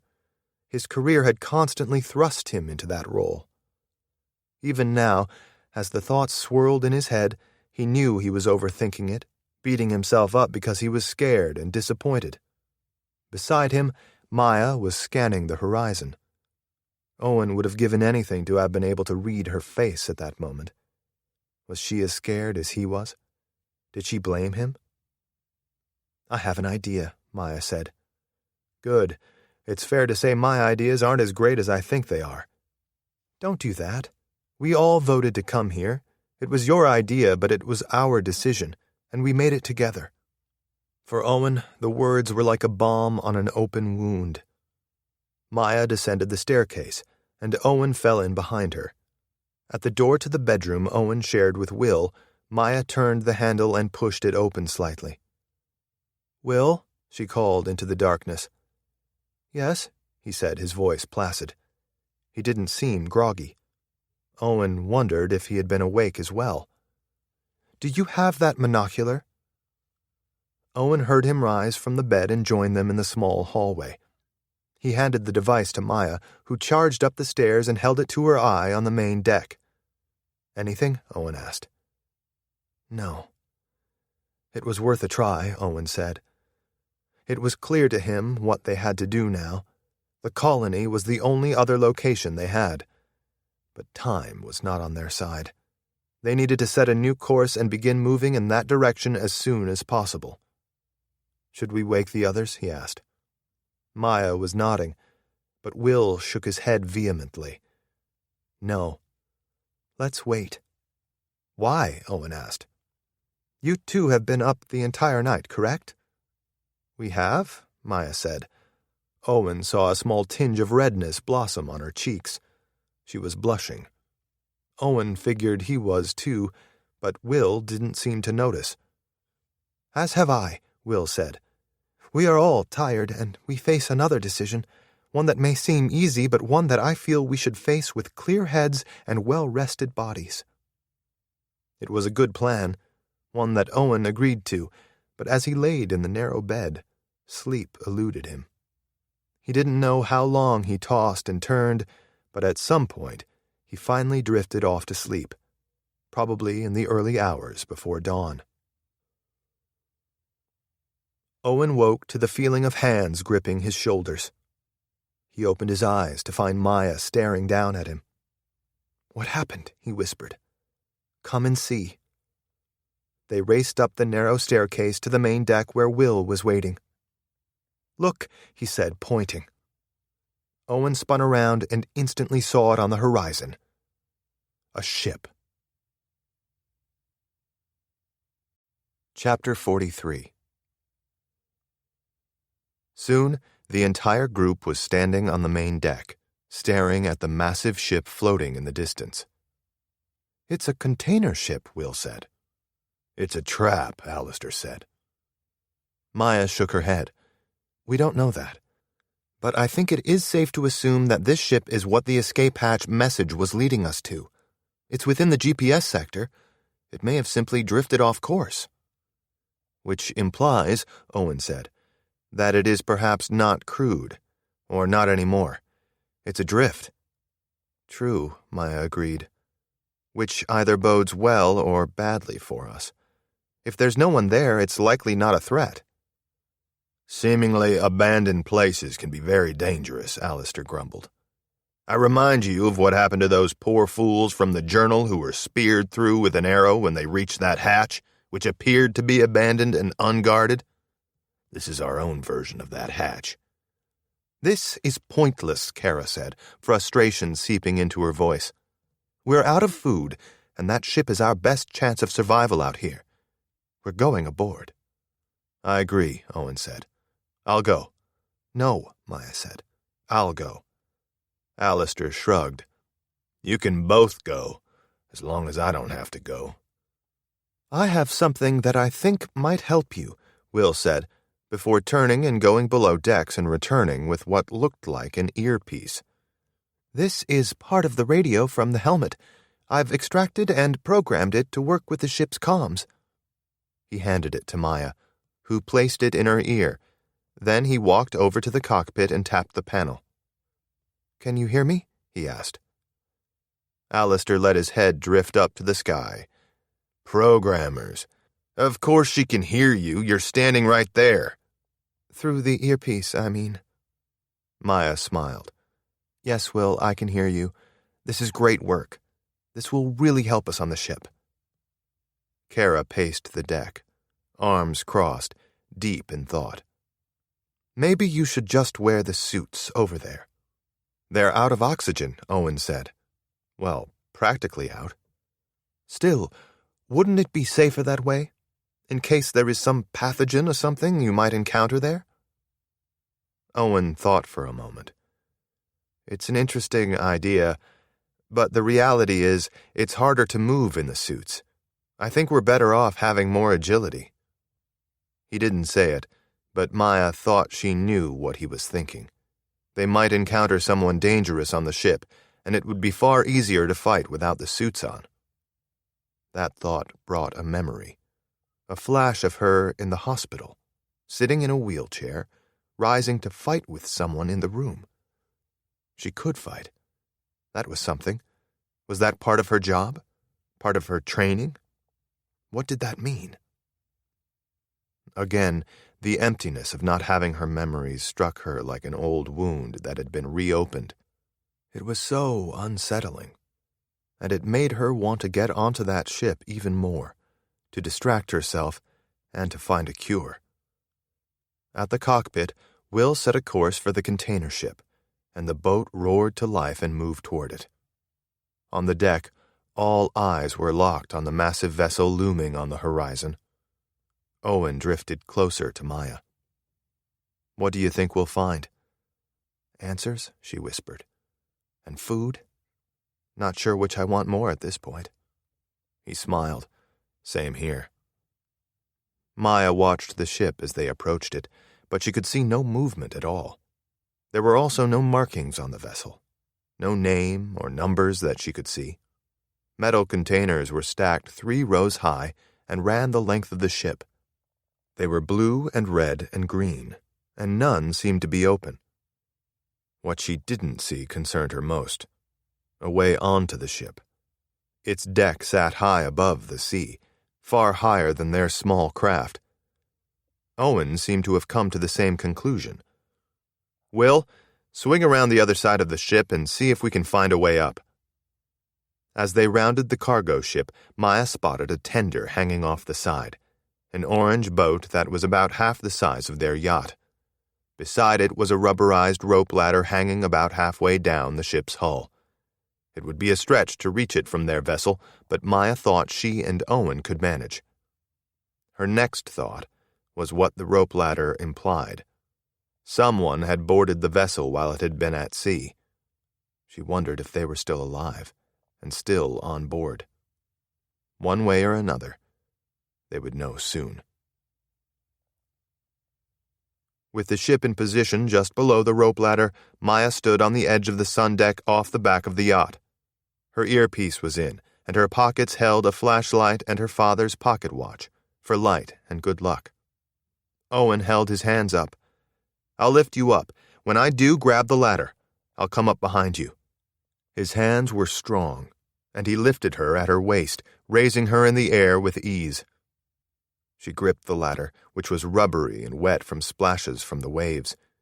A thrill of fear ran through her as it swayed in the wind, the rubber screeching against the metal hull. She felt Owen's hands beneath her feet, propelling her up.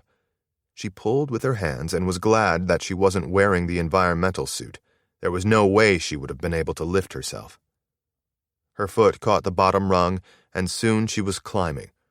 She stole a glance beneath her and saw Alistair helping Owen onto the ladder. At the top of the ladder, she climbed onto the deck and got her first glimpse of the ship. An open corridor ran the length of the vessel. Metal struts stuck up and curved back into the ship, like I-beams that had been bent. The paint was chipped away in many places, revealing rusty red metal beneath, as though a sea creature had been gnawing away at the vessel's flesh, revealing its ribs. The sight reminded Maya of the journal's author, who had described a world that felt like it was dissolving, wasting away under the torture of time. That's what the ship felt like to her, a floating artifact that the wind and sea were slowly wearing away. "Radio check," Will said. "We read you," Owen replied. "Where should we start?" Maya asked. "The bridge," Owen said. "And then probably the engine room, the crew quarters, and the kitchen." "I feel strongly," Will said, "that you should announce yourselves as you explore the ship." Through the radio link, Maya heard Alistair's voice in the background. "Terrible idea." "It is only prudent," Will said calmly. "We have been sent to this location. We come in peace. If there are people here, they could perceive us as a threat unless we announce ourselves." Maya heard the two of them arguing then, voices low, indicating that Will had moved away from the microphone at the cockpit. Owen seemed to have made up his mind. He called out in the morning sun, his voice echoing off the metal walls of the corridor. "Hello? Hello?" It was utterly silent except for the purring of their own ship's motors. Owen moved forward, stepping cautiously on the rubber mat that ran along the corridor. They had boarded near the middle of the ship and were now making their way to the rear, where a multi-story tower rose, looming over the stacks of containers. Maya could see a few columns of containers behind it, but there were far more in front. The scene reminded her of a small skyscraper in the middle of a container yard floating on the sea. At the tower, they climbed a rickety staircase, careful to avoid the steps that time and rust had eaten away. Near the top of the staircase, Owen turned the long metal handle of a hatch and pulled it open, the sound of rusted metal wailing, calling out into the morning. "We're entering the bridge," Owen said over the radio. "Still no signs of life." Louder, he called out, "Hello? Hello?" Windows ran the length of the left wall of the bridge, looking out over the ship and the sea. There was a row of computer stations that looked antiquated to Maya. Beyond the bank of computers were 4 glass chambers, similar to what they had found in the station. All were open. The glass on 2 of the domes was cracked. On the floor, in the middle of the bridge, was a person. A man, Maya thought, lying face down, unmoving. Owen held out a hand to Maya as he moved toward the figure. With his foot, he kicked the body over. It was Bryce, or another Bryce. "We found a proctor," Owen said. "He seems to be disabled." "Is the ship functional?" Will asked. Owen surveyed the control panels, wiping dust off the keyboards and switches. "Everything is off. Looks like maybe it's out of power. Nobody's used it in a while." "Is anyone else there?" Will asked. "Not on the bridge," Owen said. Through the window, Maya caught sight of something that made her heart stop. "Guys, we have a problem. There's a storm forming." As she watched it, the storm's funnel darkened, growing more defined. It was strengthening, and it was coming directly for them. Chapter 44. Owen dashed to the window and studied the storm for a moment, trying to gauge its speed and direction. Both were very, very bad news for them. It was going to hit the ship. There was little doubt in his mind. The question was, what would happen when it did? On the island, Owen had never had a vantage point to see the storm that was lashing it, but he assumed it was much like what was coming for the ship: wind and rain. Something in the previous storm, or the air on the island, had killed the older man who had left the bunker. The environmental suits had protected Owen and the rest of the team. They had been able to remove them out on the open sea, away from the island and the storm. But here and now, the suits were practically empty. They wouldn't be much help. There was only one solution. Still staring at the approaching storm, Owen said, "Maya, you need to get out of here. I'm right behind you." She replied instantly, "No, we'll finish this together, and then we'll get out of here. It'll go twice as fast." He held his hands out, readying himself to debate her, but she simply turned and marched out of the bridge, calling back to him, "The longer we talk, the less time we have." He caught up to her on the rickety staircase which she was descending more recklessly now. They ducked through the door on the floor below the bridge and found what looked like a mess hall. The tables were covered in dust. Plates sat empty, not a morsel of food on them. Here and there, empty ARC ration packs dotted the tables. Who had eaten those rations? Survivors from another station? Or the personnel that had staffed this escape hatch? And if so, what had happened to them? The kitchen beside the dining area was empty as well, and so were the freezers and fridges. From the looks of it, they had been off for a while. At the next level down, Owen and Maya found a maze of narrow corridors. It reminded Owen of being inside a mechanical beast, as though he were simply walking through the veins and arteries that ran deeper into the organism.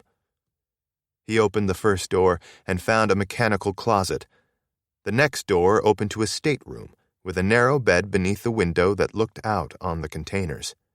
It also held a desk and a small bathroom. "It looks like we're now in the crew quarters section," Maya said over the radio. "Acknowledged," Will said. "Be careful." "Hello!" Owen shouted. There was no response. He backed out into the corridor and opened the stateroom across the way. It was empty as well. The next room was too, and the next one. Over the radio, Owen heard their ship's outboard motors roar to life. He shared a glance with Maya. "Are you all leaving?" she asked over the radio. "No," Will said quickly. "We're going to move around to the other side of the ship to get a view of the storm." At the next stateroom, they found a body. It was a woman, and she was heavily decomposed. She was wearing the same ribbed sweater Maya and Owen had been given in the ARC station after waking up. A stack of empty ration packs lay on the floor. Owen scanned the room, but there was nothing else of interest. The desk had no papers or journals on it. "We found a body," Maya said. "Female. Looks like she passed away a long time ago." They searched the remainder of the crew quarters but couldn't find anyone else. The sight of the woman had unnerved Owen. Had she been stationed at this ship? If so, for how long? Or had she traveled here on yet another vessel that was now gone? Was that why the rope ladder was unrolled? If so, where was that other vessel? Did her cohort strand her here? And what happened to the proctor on the bridge? The entire scene was like a mystery, with no clues. Deeper into the crew quarters, the light from the window in the outer door was fading. Owen clicked on the flashlight and Maya did the same. At the end of the corridor, they found an interior staircase that led down to a level that was full of mechanical equipment. Owen sensed that they had reached the belly of the beast, the guts that had once made the ship run. But they were decomposing now. The parts were dusty and quiet, some beginning to rust. wires and hoses drooping under the weight of gravity and time. As he raked his flashlight over the scene, he felt as though he were revealing a tomb that had long since been sealed. "I think we found the engine room," Owen called over the radio. "Or part of it." He cupped his hands to his mouth. "Hello? Hello? We're here to help." Silence. Owen and Maya's footsteps echoed on the metal decking as they explored deeper into the cavernous space. Overhead, drops of water dripped into his hair every now and then, as though the ship was weeping at its demise. At the next level down, they found the engines. There was no one here, and it looked like no one had been for a very long time. "No one in the engine room," he said over the radio. "Copy that," Will said. "Be advised, the storm seems to be picking up speed. I think you all ought to get out of there, assuming it has the same effects as the storm had on the island." Maya shined her flashlight in Owen's face. "We need to search the containers." He considered that for a moment. "There are hundreds of them, maybe thousands. Then we need to hurry." She spun on her heel and marched away from him before he could argue. This was becoming a pattern. In that moment, Owen felt a surge of adrenaline, the thrill of racing the clock, of having a challenge where lives were depending on him. He felt like he did back at the station. This ship was like a burning building to him. They had to find what they needed and get out, before it was too late. At the metal hatch nearby, Maya spun the wheel and pushed, but it wouldn't budge. "Help me," she called to him. He added his weight, and the metal doorway groaned as it cracked open. They pushed, and finally it gave way, revealing a narrow catwalk with a metal mesh floor and railing tied together with rubberized rope.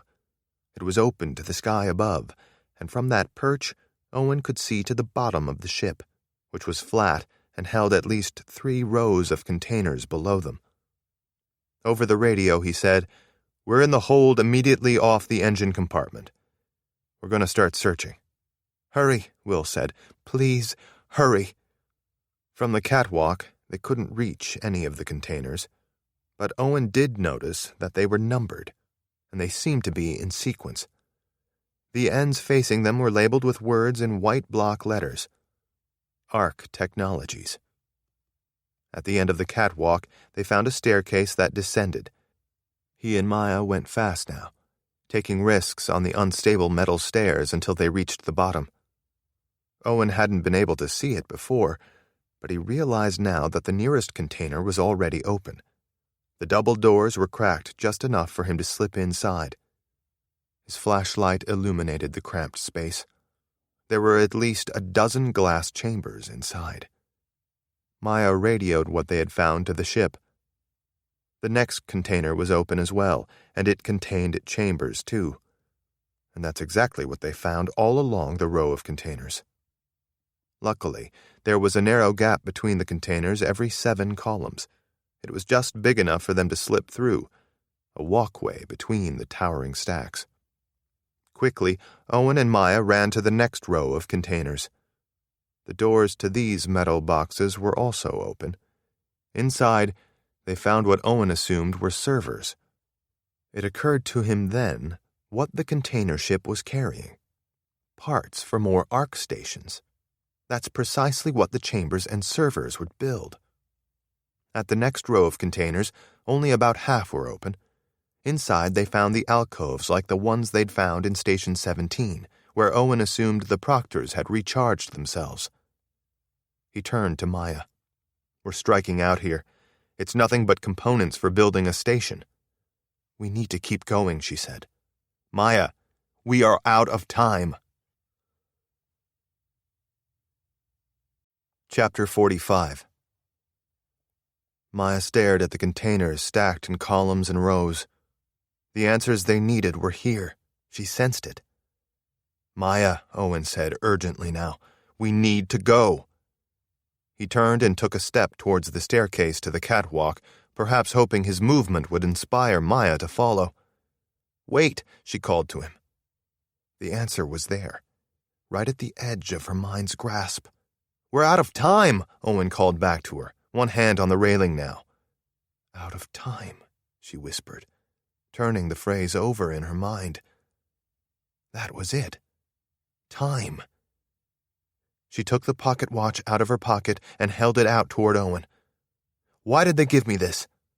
He bunched his eyebrows. What? They moved the hands of the watch. 48151. Time is the answer. They gave us this location and they gave us another number, thanks to this watch. We find the container with these numbers and we find what they left for us. Maya, please, Owen. You felt that we should come here. You were right. There's something here. We know this was an Ark vessel. It's got all the parts for the stations. I sense that there is something else here. Ark moved the hands of time on the watch. It's a message. I know it. They brought us to the future, and they left us a clue about what we're supposed to find. We're bringing the boat around, Will said over the radio. You really must hurry. Time truly is running out. The leading edge of the storm will be here imminently. Owen stared at Maya. Please, Owen. Slowly he nodded his head. Okay. Let's find it. They raced through the maze of containers, stopping at each row to read the number of the first container. Luckily, the rows continued to be in ascending order. When they found a number higher than 48151, they backed up to the row before and raced down it, reading the numbers as they went. Wait, Owen said, skidding to a halt on the metal deck. His head tilted back, and he peered up, squinting as he read the numbers. Maya got a sinking feeling as she followed his gaze.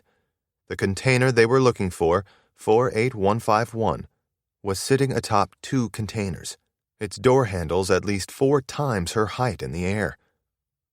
Without a word, Owen planted a foot on the container behind them and then set his hands on the container ahead.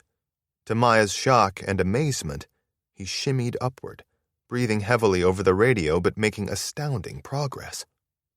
When he reached the container, he grabbed the handle and let his feet swing into the base of it.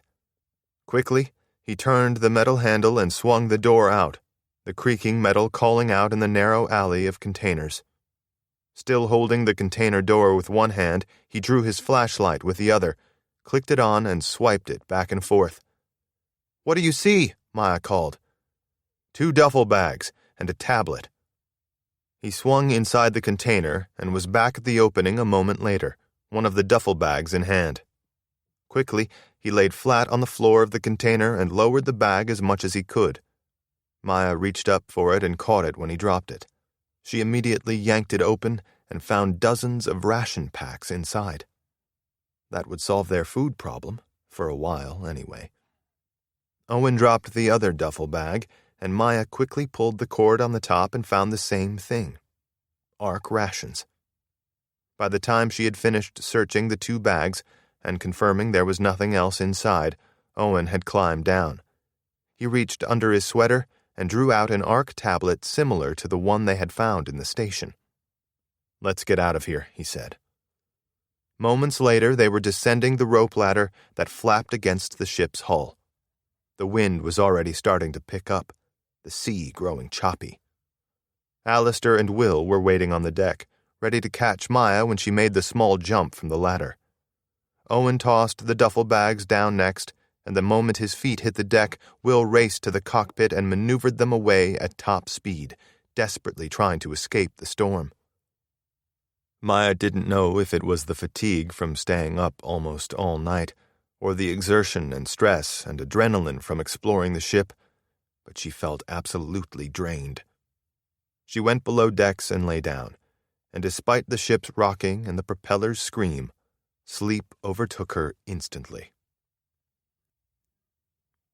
When she woke, she found the group having lunch on the deck.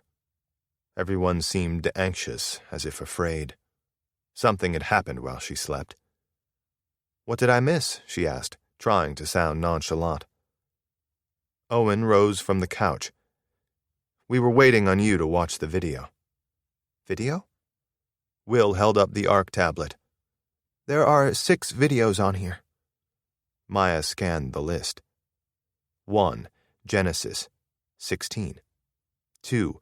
Ark Technologies, 23. 3. Revelation, 90. 4. Dark, 30. 5. Exit, 32. 6. Next, 51. The numbers at the beginning, Maya said. I assume that's the order we should watch the videos in? I think so, Owen replied. What are the numbers at the end? Maya asked. Just the video length, Will said. That seemed to catch Owen's attention. He walked over and studied the screen. Maya thought he was going to say something, but he merely nodded at Will, who tapped the tablet. The first video began with a proctor that looked like Bryce, standing on the bridge of the ship near where Owen and Maya had found someone who looked similar. His voice was serene, his eyes unblinking. Hello. You have found the emergency message for Station 91. I am an ARC PI who was previously charged with logistical support for the Extinction Trials project. As of today, my primary mission has ended, and I will be stationed here to provide ancillary support as further instructed. He paused, Maya assumed for the benefit of any human watching the video. I have further been instructed to create this video to provide background information as might be needed. The first item of background concerns Genesis Biosciences. What we know at this point is that Genesis is part of a coalition called the Human Union, or simply the Union. The Union's goal has been to unleash a change of unknown effect. We know thus far that several governments were investigating the Union and Genesis specifically. We know that a deep cover agent, whose code name was Hazel, discovered the Genesis component of the change, the Genesis virus, or GV. One thing we're certain of: GV acts to erase memories. It is effective in 90% of hosts who are infected. The other 10% perish. We believe that Genesis was planning to unleash this virus and that Hazel learned of their plan. The operative informed the government, and the government launched a preemptive strike against Union cells and targeted Genesis locations where they believed the change would begin. We call this event the strike. The strike was only partially successful. Enough elements of the Union organization survived to set in motion the change. In fact, we believe that the Union was so devastated by the strike that they initiated the change earlier than planned, in a desperate attempt to buy time to rebuild their organization. Further background is provided in additional videos. The tablet went dark, and Maya held up her hand. There's something you all should know. As I said before, when I first got sick, I was visited by someone named Parrish. He confirmed that I worked at Genesis Biosciences. He also told me that I was working as a government agent to investigate Genesis and that my code name was Hazel, because of my hazel eyes. She stared at the group. If what he told me is true, if I am Hazel, then my actions set all this in motion. The raid on Genesis Biosciences, the change, and even the Extinction Trials. Chapter 46. For a long moment, no one said anything. The boat raced across the water, away from the container ship and the storm consuming it. Owen's mind was racing too, trying to process Maya's revelation. She was some kind of covert operative. As he thought about it more, it made sense. Several times, in dangerous situations, her instincts had saved him and the entire group. She had a firm handle on her fear and the courage to see her missions through. She was pacing the deck now, head down. This video confirms what happened to me. I wasn't just an employee at Genesis Biosciences. I was a government agent embedded there to investigate them. I figured out what they were doing, and I notified the government. They initiated the raid, and Genesis gave me the virus to wipe out my memories and keep me from providing any other information to the government. I think they expected it to kill me. When I didn't die fast enough, they sent someone to finish me off. But I fought back and got away." "If that's true," Alistair said, "how and why did you end up in the Extinction Trials?" "I don't know," Maya whispered. "I think," Owen said carefully, "that we should watch the rest of the videos before we start making any more conclusions." When no one protested, Owen motioned to Will, who clicked the next video. 2. Arc Technologies, 23. The proctor again appeared, still standing on the cargo ship's bridge. Topic 2. Arc Technologies. As detailed in video number 1, which you should have already viewed, I am in the employ of Arc Technologies. Arc has its origin in data warehousing and archival record storage. We later expanded our business into specialized data storage and data analytics services. As such, we had key relationships with the organizations that became the principal players in the change and what occurred after. Of particular interest is a team dedicated to Genesis Biosciences and related companies that compose the Human Union, what we called the Arc Union Group. The Arc Union Group first became aware that the change was going to take place after the government coalition initiated the strike against Genesis Biosciences and their union partners. I will hereafter refer to the government coalition as simply the Alliance.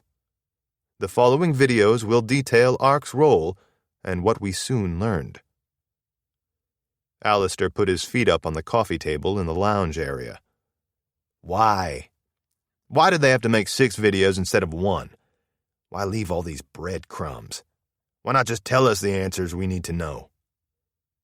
"I think the answer," Owen said, "will soon be obvious. Perhaps they left clear instructions elsewhere and those efforts have failed. We were the last people to wake up in that station. It would seem that direct efforts have failed. This is their last line. Essentially, Arc's last hope of success for the Extinction Trials." "No pressure," Alistair muttered. Will tapped the tablet and started the next video. 3. Revelation, 90. Video number 3. This video presupposes you have completed the preceding 2 videos. It concerns Arc's Revelation Project, which was principally focused on Genesis Biosciences, as well as various government programs to improve the long-term health and longevity of citizens. But first, some background. For some time, Arc has been working on a project called the Extinction Trials. While Arc's expertise has traditionally been in storing data and certain biological and chemical samples, the Extinction Trials was a new endeavor for us. The archive of human beings before an extinction-level event. It was assumed that the Extinction Trials would be activated sometime in the distant future. However, events that have previously been described, the change and the Allied strike that preceded it, accelerated the initiation of the trials. Arc, fortunately, had insight into both of the organizations that were now at war in a world that was changing rapidly. And we had a particular tool that was applicable to determining potential outcomes, a project called Revelation. At the time of the change, and during the change war that followed it, we collected large amounts of data and fed it into the Revelation program, which analyzed that data and predicted outcomes. The next video details what we found. When the video ended, Owen gazed into the distance. The container ship was shrinking. The storm was lashing it with wind and rain, rocking it like a toy in a bathtub. Thankfully, their vessel was moving faster than the storm. Strangely, the storm seemed to slow down, hovering over the larger ship. He felt that was strange, but he didn't know what it meant. Will tapped the next video. 4, dark. 30. The proctor once again appeared, still standing on the bridge. Video 4, dark. The proctor paused a moment, perhaps allowing time for the audience to prepare for taking notes. After the change swept the world, the Alliance initiated a counterstrike. With their armies crippled, they could not prosecute a conventional war.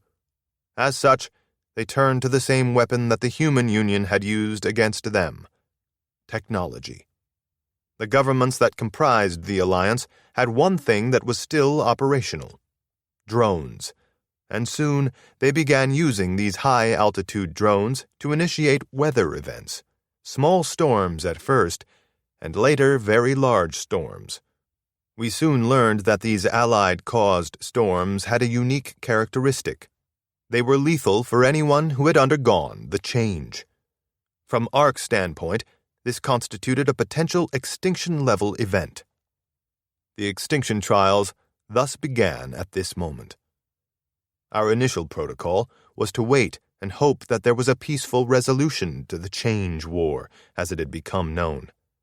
Our focus at this time became very simple: gather as many humans as possible and archive them for a future when there was peace, and they might survive. The obstacles were clear: create a vaccine and treatment for the Genesis virus, and create humans who could survive the Allied storms.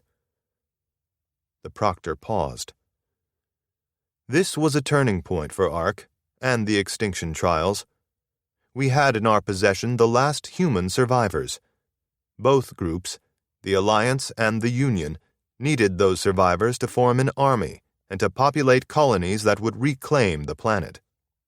They searched for our stations and raided them. As such, we went further underground and initiated additional lockdown protocols. We went dark, and have remained in dark protocols since. When the video ended, Owen couldn't help but glance at the storm lashing the cargo ship. Was it one of the storms controlled by the Allied drones? It seemed like too much of a coincidence for it not to be. And if it was, why had it attacked the ship? Was it related to them being there? That seemed to be the logical conclusion to Owen. Maya nodded towards the tablet. I think the government placed me in the trials as a way to hide me away from the human Union and Genesis Bio, and to potentially save me. If the Extinction Trials did find a cure, that would be my best way to receive it. Well, Alistair said, they seem to have abandoned you. So it would seem, Maya said, and I don't think I was the only one. Do you all remember the old man at the beginning of the Extinction Trials when we woke up in Station 17? The man who killed Bryce? He said to us that the Extinction Trials weren't what we thought they were. Then he ran out. He didn't believe there was a storm. I think it's safe to say now that he was a government agent that had been told that the Extinction Trials were taking human survivors from the Alliance and refusing to return them or provide any information on a cure. He must have been collected and put in the trials after the Dark Protocol was initiated. Yes, Owen said. That makes sense. There are 2 more videos, Will said. Perhaps they will provide further insight. He pressed a finger against the file titled 5, Exit, and once again the proctor appeared on the screen, standing on the bridge of the ship. Video number 5. Exit. The proctor paused. If you are viewing this, it means that the Extinction Trials have failed. Our attempts to find a cohort that can survive the global interventions initiated by the Alliance and the Union have proved unsuccessful to date. That leaves me at a disadvantage as to how to advise your next steps. You have exited your station and are now in search of a resolution to a war that may have ended or perhaps is ongoing. The questions you must answer at this point are: is the Union still active? Has the change been completed? Has the Alliance been defeated, or have they triumphed? At the crux of the issue is differing views for humanity and the way forward. ARC Technologies and the Extinction Trials seek only a sustainable future for the human race. Please see the terminal video in the series for further instructions. Will closed the video and selected the last file. Video number 6. Next steps. As is required of my role here, I am compelled to provide you with a clear path to move forward. I have already done so. Good luck. The video closed and the tablet turned black. Alistair buried his head in his hands. You've got to be kidding me. I don't get it, Kara said. But Owen did. He paced on the deck, turning over in his mind everything he had seen. I don't see any other choice, Alistair said. We go to the colony now. We don't have any other option. But who controls the colony? Kara asked. The Alliance, the government coalition, or the Human Union? And beyond that, who are the good guys in all of this? Alistair rolled his eyes. Oh, for crying out loud, there are no good guys. The good guys are the people who put food in your belly and keep arrows out of your heart. I don't agree with that, Maya said. Dead people make my point, Alistair shot back. Owen turned to the group. We're not going to the colony. We're going to Garden Station. We're going to finish the Extinction Trials. Alistair laughed out loud. Oh, really? That's wonderful. By boat or helicopter? Now or at our leisure? We're going to go right now. By boat. You're hilarious, Alistair muttered. Maya focused on Owen. Explain. It's very simple. They just told us where it is. In the videos. In a code. Chapter 47.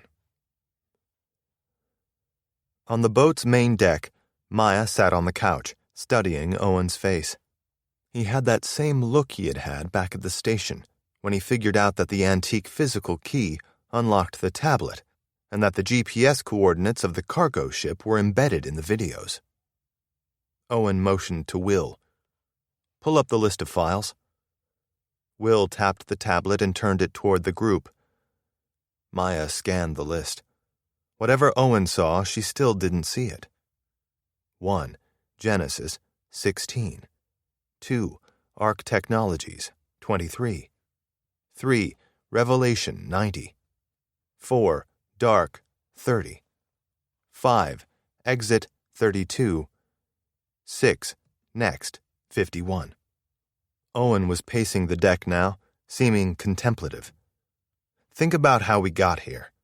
We saw meaning in the video that perhaps others had missed. We don't know what happened to the cohorts before us, but I think it's safe to assume that they were also given the escape hatch location, perhaps in the same way as us, perhaps explicitly. That doesn't mean anything, Alistair said. But it does, Owen said, staring at the storm in the distance. It gives us a clue about what we're dealing with here. We found the coordinates to the container ship embedded in false data in the videos, incorrect patient counts. There's something incorrect about these videos, too. It's also numerical. He turned to the group and waited. Maya, how did we find the container? The time on the pocket watch. What about it? It was different, from when I had it before the Extinction Trials. Exactly. Now take a look at the file listing. Maya focused on the tablet, but for the life of her, she couldn't find what was wrong. It's the time, Owen said. They're off. The videos were either longer or shorter than these time listings. These aren't times at all. They're GPS coordinates. The group crowded around the tablet, studying it. Coordinates to where? Maya asked. Where should an escape hatch lead? To safety. To salvation. I think we are very close to completing our mission here, to finding the Garden Station and rescuing the people ARC collected. It doesn't feel like we're very close to me, Alistair muttered. Owen pointed to the screen. Look at the files again. The names. 1. Genesis 16. 2. Ark Technologies 23. 3. Revelation 90. 4. Dark 30. 5. Exit 32. 6. Next 51. The first letters, Owen said, spell garden. These coordinates, I would bet, will lead us to the garden station. Chapter 48. With the boat cruising towards the coordinates of Garden Station, Owen slipped below deck and stretched out on the narrow bed in the stateroom he shared with Will. He tried to take a nap, but sleep was elusive. His mind was in a recursive loop, obsessing over what they would find at Garden Station. Was it truly salvation for humanity? Was it the exit from the burning building that was this world? His mind kept drifting to the last time he had seen his mother. Would she be waiting there? Or was she gone, like so much of the world, swallowed up by the Change War and the aftermath? Another thing was bothering him.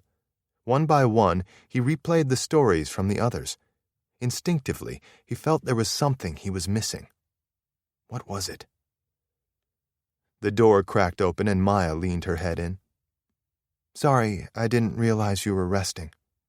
No, I was just thinking. Come on in. She slipped inside and closed the door. It was brilliant thinking with the times on the file list. It seemed obvious to me. I don't think it was to any of the rest of us. Just the way my mind works. Maya sat down on the other narrow bed. Being this close to her stirred the fire within Owen.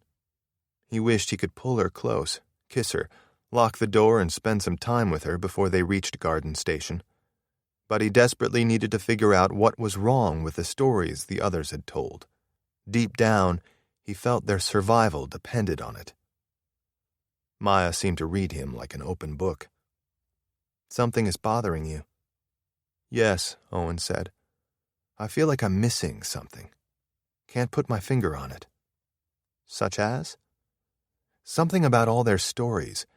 There's something off. I know it's there, but I can't quite bring it to the surface. I think we're all exhausted and stressed, and maybe it's just our minds trying to find meaning where there is none. Maybe. For whatever reason, a thought occurred to Owen. Have you seen Alistair's tattoo? The one on his forearm? No. He doesn't have a tattoo on his forearm. Owen pushed up in the bed. Yes, he does. I saw it yesterday in his stateroom. It's quite elaborate. Interesting. Because I was just above decks and it was warm enough that he took his sweater off. There's nothing there. Owen tried to wrap his head around that. He had been exhausted when he had seen the tattoo, or thought he saw it. Had he imagined it? Apparently. Is that some kind of clue? Maya asked. That or I'm hallucinating. After a pause, Maya went on. Thank you for trusting my instincts on the ship. You have good instincts. They've saved us a few times now. So have yours. In his mind, the piece clicked into place for Owen. That's part of it. Us. I think the 6 of us are like some sort of tapestry. A tapestry? I think our stories knit together. So do our skills. And our personalities. Even our values. There's something to that. I think it might be the key to everything. At some point, Maya and Owen had stopped talking, and she had stretched out on the bed and wrapped an arm around him. With her warm touch on his body and the waves striking the hull, Owen was finally lulled into a deep sleep. He woke to a gentle hand on his face and shoulder. Owen? It was Maya's voice. We're here. He rose, bounded through the door, and raced up the stairs and onto the main deck. The sun was setting in the distance, causing him to raise a hand to shade his eyes. Owen expected to see an island, or the shore and a city waiting there, or even another container ship. He saw nothing. Absolutely nothing. In every direction, it was only open sea. He had been wrong. Chapter 49. Maya saw the disappointment in Owen's face.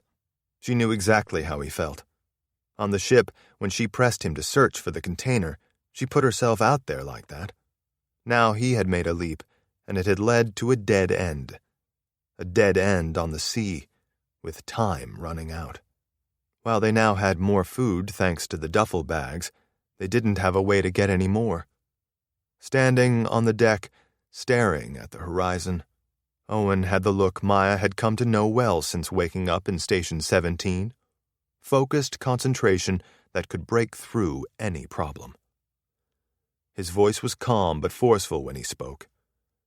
"Will, bring the monocular." A thrill went through Maya. That was it. It had to be. Owen held the small device to his eye and spun slowly. She waited, and on his face she saw the truth before he spoke. "Nothing," he muttered as he handed the monocular back to Will, who tried it as well. "Perhaps it only works at night," the younger man said. "Perhaps when the sun sets, we'll see whatever is here." Alistair exhaled heavily. "Yes, maybe there will be a fireworks show, too." When no one responded, Alistair continued. "Look, we tried it. There's nothing here. Let's go to the colony. End of story." "I'd like to wait," Owen said quietly. "I want to make sure there's nothing here."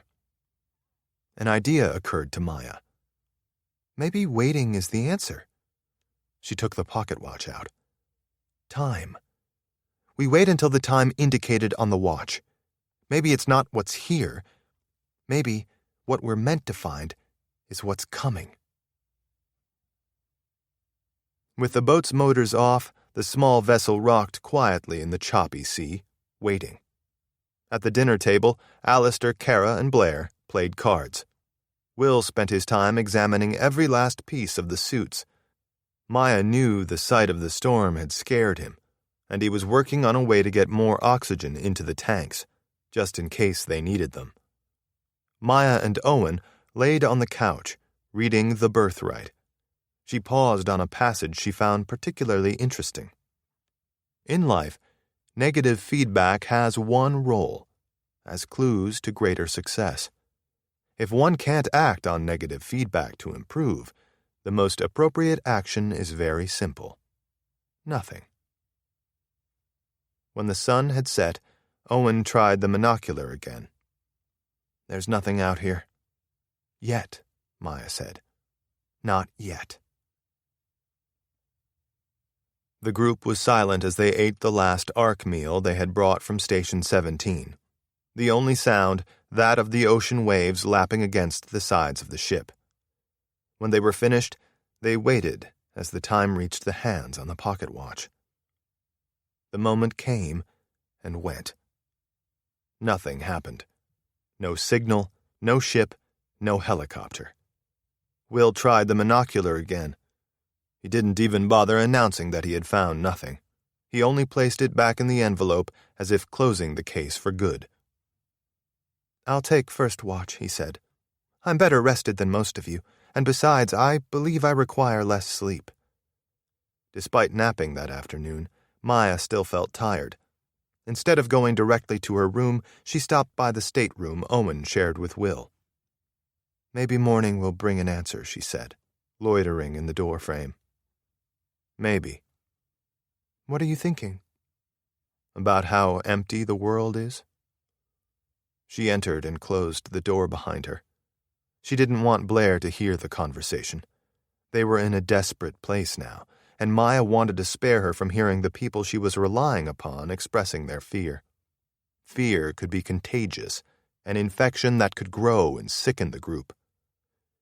"In the station," Owen said, "we were boxed in, running out of power and air." He motioned to the sound of the waves striking the hull. "All we wanted was to get out. Now we're here, with air and power in abundance, out in the wide open, with no more clues and no ground to stand on. We're adrift, let's face it. There's the colony. True, but I can't help thinking something is here. I'm missing a very big clue. She put a hand on his shoulder. Rest. You never know. Things might look different in the morning. He nodded. It comes down to faith, doesn't it? Just like my job some days. You go into a dangerous and unpredictable situation, and you're not sure what's going to happen, but you keep going because that's the only thing you can do. Exactly. It's funny.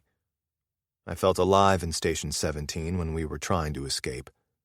I felt it again on the ship, when the clock was ticking down and we had a goal.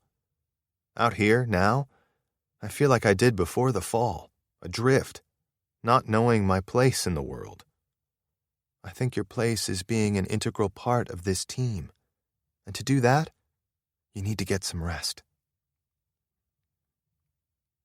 When she woke, Maya climbed the stairs to the main deck where she found Will, Owen, and Alistair waiting. The sun was rising on the horizon, chasing the night away. Slowly she turned in every direction and saw nothing. Owen held the binocular in his hand at his side. Still nothing, he said quietly to her. When everyone had finished breakfast, Owen stood and said what Maya was thinking. Whatever was here is gone, or whatever was going to come for us isn't coming. It's time to go. Alistair raised an eyebrow. To the colony? To the colony. Owen turned to Will. Can you chart a course? I've already entered it in the ship's nav system. Do we have enough food to make it? Kara asked. Plenty, Will said. I estimate we'll have 3 days excess, assuming the colony is by the sea. If we must hike inland, our supplies could be taxed, but we might also find additional replenishments before we reach our destination. Day and night, the ship motored across the sea. The family, as Maya had come to see them, settled into the routine they had found. Like a true family, they were pieces that fit together well, that clung to each other and repelled each other and were often frayed around the edges where the pieces touched. But they never fell apart for long. Alistair and Kara argued about anything they could think to argue about. In the moments when no one was looking, Maya observed Blair taking out the envelope and gazing at the picture of her mother, father, and brother. Maya was torn between walking over to the girl and giving her a firm hug and allowing her some space. Ultimately, Maya had opted to give Blair time to herself. She sensed that now she needed that more than coddling. In a way, during this long voyage in the quiet and the expanse of nothing, each of them was confronting their own thoughts and fears and demons. Owen seemed to be having the hardest time with it. When he and Maya weren't reading The Birthright on the plush couch, he was pacing or locked away in his room brooding. Maya could almost see the wheels in his mind turning. He seemed almost haunted, a mind working on a problem with no solution. She desperately wanted to help him, but she saw no way to distract his mind or set him on a new course. And she had problems herself, in her own mind. Each morning, she awoke to dried blood caked on her lip and cheek, and a pounding headache. Each time, she quickly ran to the bathroom and washed it away before Blair or Kara spotted it. She didn't want anyone to know she was getting sicker. She had learned to spot when the nosebleeds were starting and would duck below decks and wait in the bathroom until they stopped. She found Owen waiting outside after one such episode. It's getting worse, isn't it? No. You're lying. I can't read your face, but I know your bladder hasn't shrunk and the skin below your nose is raw from wiping it. I'm just seasick. He exhaled. Well, I hope you will keep me informed of any side effects of your seasickness. She nodded as she thought, what would we even do about any side effects? There were no hospitals out here, no pharmacies, and no cure in sight. That night, as she lay in bed thinking, she attempted to mentally retrace what had happened to her. She had awoken in a bunker, station... She couldn't remember the number. Station 19? Yes, that was it. Or was it? And before that, what had happened? She had been sick, she knew that, and in the hospital. Someone had visited her. Who? The memories were slipping away as though washed away by time, and time was gaining on her. How much longer before she didn't remember anything? Who she was, what she was doing out here on the sea, who the others were, who Owen was, and what they had shared on that deck before they reached the container ship. In a way, she was adrift too, and she needed to find a cure, soon.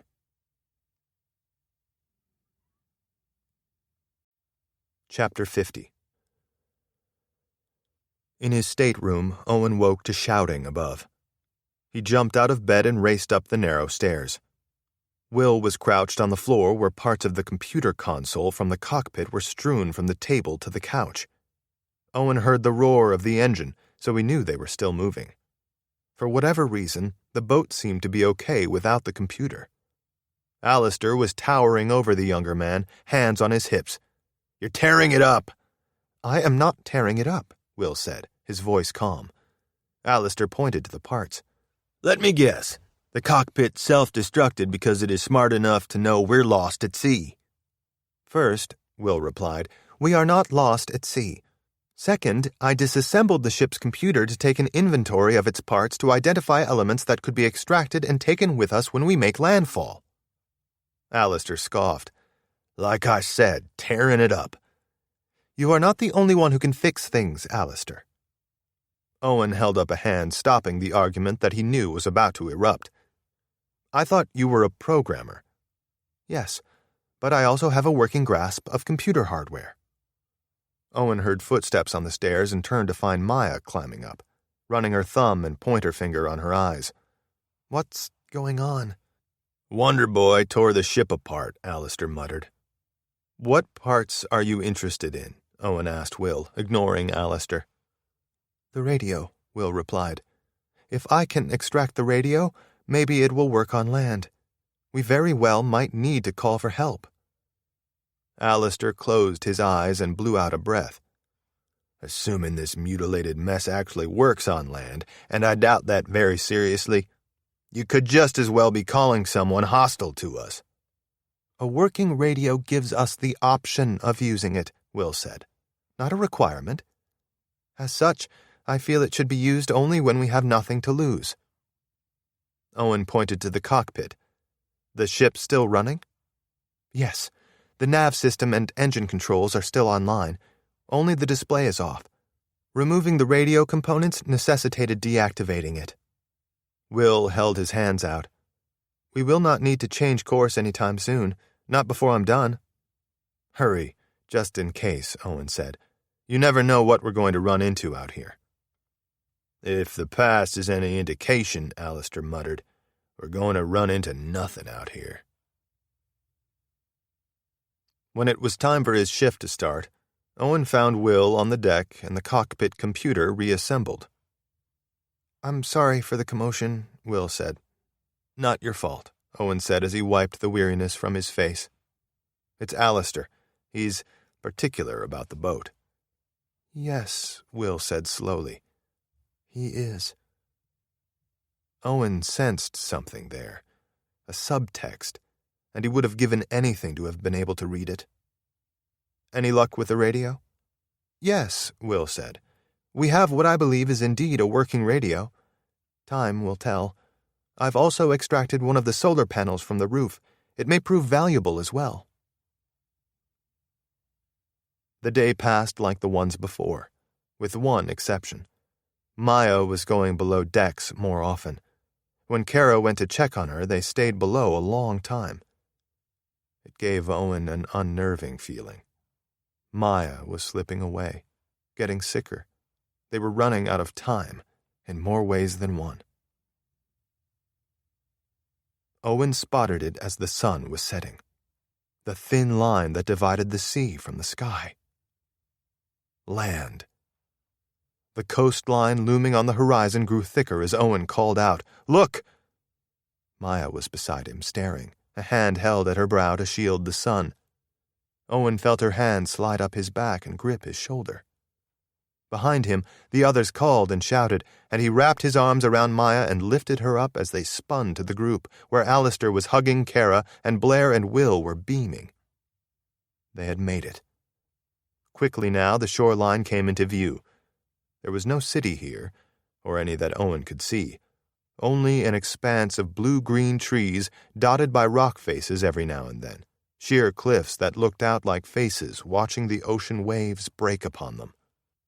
Owen couldn't see the end of the coastline, so he wasn't sure if it was an island, but it looked far larger, like a primary landmass. "We need to find a place to put ashore," Alistair said.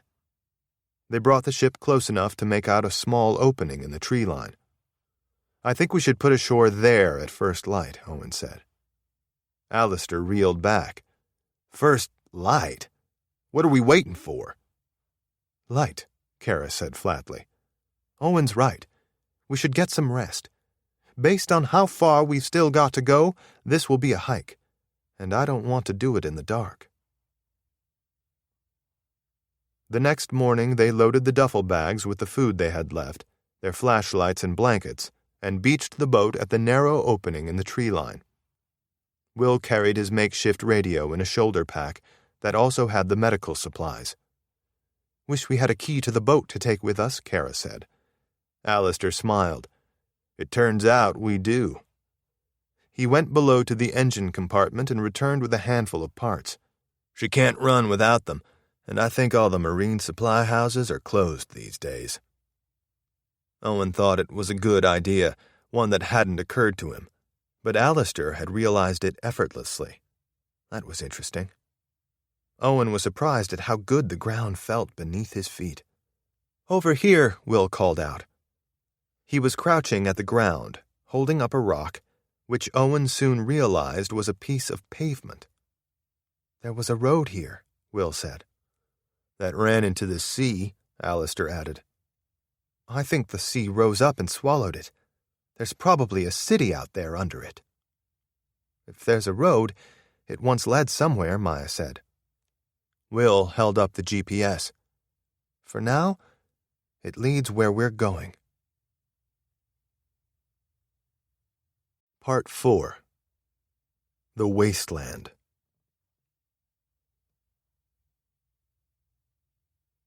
Chapter 51. On the road, there was nowhere to hide. The group of 6 walked in silence as the sun rose behind them, peeking through the trees and slowly warming them until Maya swapped the thick sweater for a long-sleeved shirt she had found on the boat. The pavement was mostly gone, buried by the trees and shrubs that had grown up through it over time, like the hands of the planet rising up to reclaim its land. Maya kept watch for road signs, or signs of any kind. She saw none. They stopped for lunch, and Will turned the radio on and listened. There was only static, but the young man seemed encouraged by it. Where Owen saw connections no one else did, Will seemed to hear something nobody else could hear. They trekked on in the afternoon, still in silence, watchful of their surroundings. What struck Maya was that there seemed to be no animals out here, none big enough to make a noise in the forest. Bugs crawling on trees were the largest living creatures she saw, besides their group. She worried that Blair would grow tired as the day stretched on, but the girl kept pace with the 5 adults admirably. Further from the shore, the terrain grew hilly, and Maya found herself taking deeper breaths and felt a slight burn in her legs. They stopped to rest more often then, typically at Alistair's request. He was bent over, gasping. "So, this is how the world ends? Hiking through the woods until you drop dead?" "We are vulnerable out here," Will whispered. "We should try to keep quiet." Yeah, Alistair muttered. When they stopped the next time, they weren't out of daylight, but they were out of energy. "We'll make camp here for the night," Owen said, "and start again at sunrise."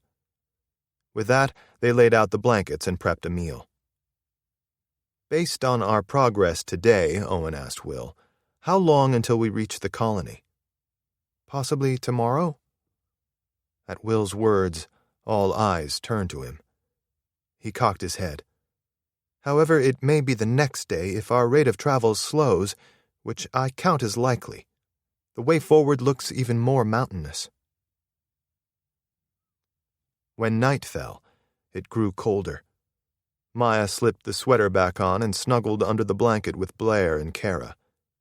She desperately wished they could start a fire, but it was too great a risk. So were the flashlights. They lay in darkness, waiting for the sunrise and another day of marching toward what they hoped would be salvation. Before she drifted off to sleep, Maya tried to think back to the last thing she could remember. It was seeing the man go out of the airlock and die. But she knew there were things before that. What were they? It was like the timeline of her memories were moving up.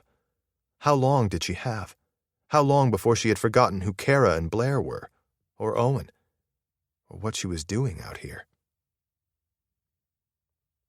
Maya woke to voices arguing. Kara and Will. Maya glanced over in time to see the doctor pulling back the blanket covering Will, revealing the glowing panel of the radio. He didn't say a word, only stalked off into the dark forest. Kara close behind him, whispering. Maya wanted to get up and go after them, but sleep held her down. She felt wetness on her upper lip and reached up to find blood there. Her head swam, and sleep overtook her again. When Maya woke again, Blair was tucked in beside her, sound asleep. Kara and Will were still gone.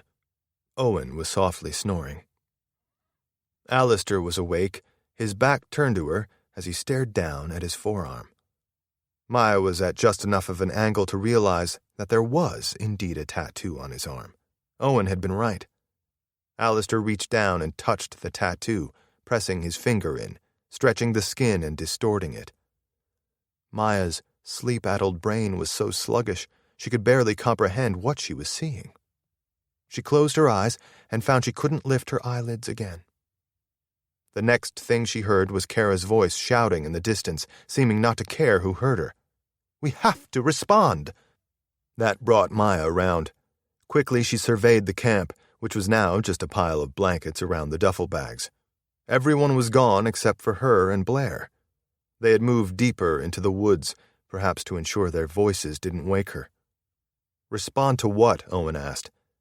Maya heard his voice, but couldn't see him through the thick trees and morning fog. She pushed up and stumbled through the forest and uneven terrain to a small clearing where she found Alistair, Will, Owen, and Kara standing around the radio on the ground. Alistair had put his sweater back on and was shaking his head. "Absolutely not." "What's happening?" Maya asked. "We've received a transmission," Will said. "From whom?" "It's probably static," Alistair said. Will bent down to the radio and tapped the display panel. "It's not static." A tapping emanated from the speaker, a rhythmic beating that stopped with a long beep, then continued. 4 taps, a short beep, 7 taps, a long beat. 47, Maya whispered. "I don't understand." "It's a short-wave broadcast," Will said. "But what does it mean?" Maya asked. Alistair threw up his hands. "Nothing. It means nothing. 47, so what?" "It's not nothing," Kara said. Alistair scoffed. "Then what is it?" Kara stared at him. "It's a numbers station, broadcasting a challenge, and we need to reply." Chapter 52. Morning light filtered through the tall trees, and for a long moment everyone was silent. The only sound was the tapping and beeps from the radio. "How do you know it's a numbers station?" Alistair asked Kara. "It's obvious," she said as she turned to Will. "We need to reply right now." "With what?" Will asked. "The garden coordinates." Will cocked his head. "Why? Why not?" Kara snapped. "That doesn't seem to help us." Will paused. I assumed we would reply with 47, a standard response to acknowledge receipt, or perhaps 48 to indicate progression. That doesn't help us either, Kara said. It would only reveal our presence and location, assuming the broadcast can be triangulated. We need to send the garden coordinates. Will squinted at her. That would still reveal our location if the broadcaster has that capability. True, but it would also help whoever is broadcasting. Owen studied their faces and their body language, willing his mind to make sense of what was happening. He once again felt as he had in Station 17, in the observation room when the group had first met, when the older man had destroyed Bryce after moving the people into place like chess pieces. To Owen, this situation felt the same, but he couldn't see the board, couldn't discern the objective and how the players were moving. He sensed that both Kara and Will knew something they weren't revealing, but the clues to whatever it was remained invisible to him. Both are horrible ideas, Alistair roared. There's nothing at the garden station location, and giving away our position and waiting will get us killed. We don't know that, Will said. Look at what happened to those poor saps from the journal, Alistair shot back. We could broadcast and keep moving, Will said. We send 47 and see what comes back. That will likely reveal whether the numbers station is run by someone friendly to us. Remind me again, Alistair said. What number indicates friendliness? What's the friendly number? A sound caught Owen's attention, a rustling deeper in the woods. Was it from the camp? He refocused on the conversation where Will was talking. We must establish a working vocabulary. Nonsense! Alistair's voice faded as Owen turned and took a step toward camp. Fog drifted through the trees like it had on the island. The sound came again, the crunch of a limb. The group was arguing now. A crash of metal and plastic breaking shattered the conversation. Owen spun around and found Alistair stomping on the radio. It's done. We're not responding. We're going, now. End of discussion. Alistair, you fool, Kara cried. How could you? Blair's scream ripped through the forest like a knife through Owen's heart. Help! His body moved before thoughts formed. He ran in long strides, bounding toward her through the trees, jumping logs and dodging limbs. Get away! Blair yelled. For a moment he considered calling out, but decided against it. That would only give him away. That would be a disadvantage if he needed to fight. At the campsite, Owen slid to a halt. There were two figures with hoods on. One was lifting a duffel bag up. The other was holding Blair down, who was pushing back. Both wore the same black sweater Owen had on. They were Extinction Trials participants. Owen held his hands up. Stop! The figure with the duffel bag turned and sprinted into the forest. The one holding Blair released her and darted away. Owen chased after them, mentally wondering if he should simply let them go. But he couldn't. They had the only food the team had. Behind him, he heard Maya's voice speaking softly to Blair. Are you okay? Where did they go? Owen was closing on the figure, and when he was in striking distance, he lunged, burying his shoulder in their back, wrapping his arms around the torso.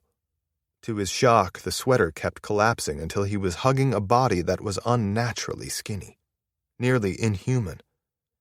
He collapsed to the ground on top of the figure, feeling as though his body were crushing them. Owen jerked the hood off, revealing a man's face with a gray beard and sunken, wild eyes. His cheeks were gaunt, as though he was on the verge of starving to death. He tried to break free, but Owen held the man tight. I don't want to hurt you. The man cast about with his hands as though he were drowning, looking for anything to gain purchase, or perhaps a rock or stick to strike back with.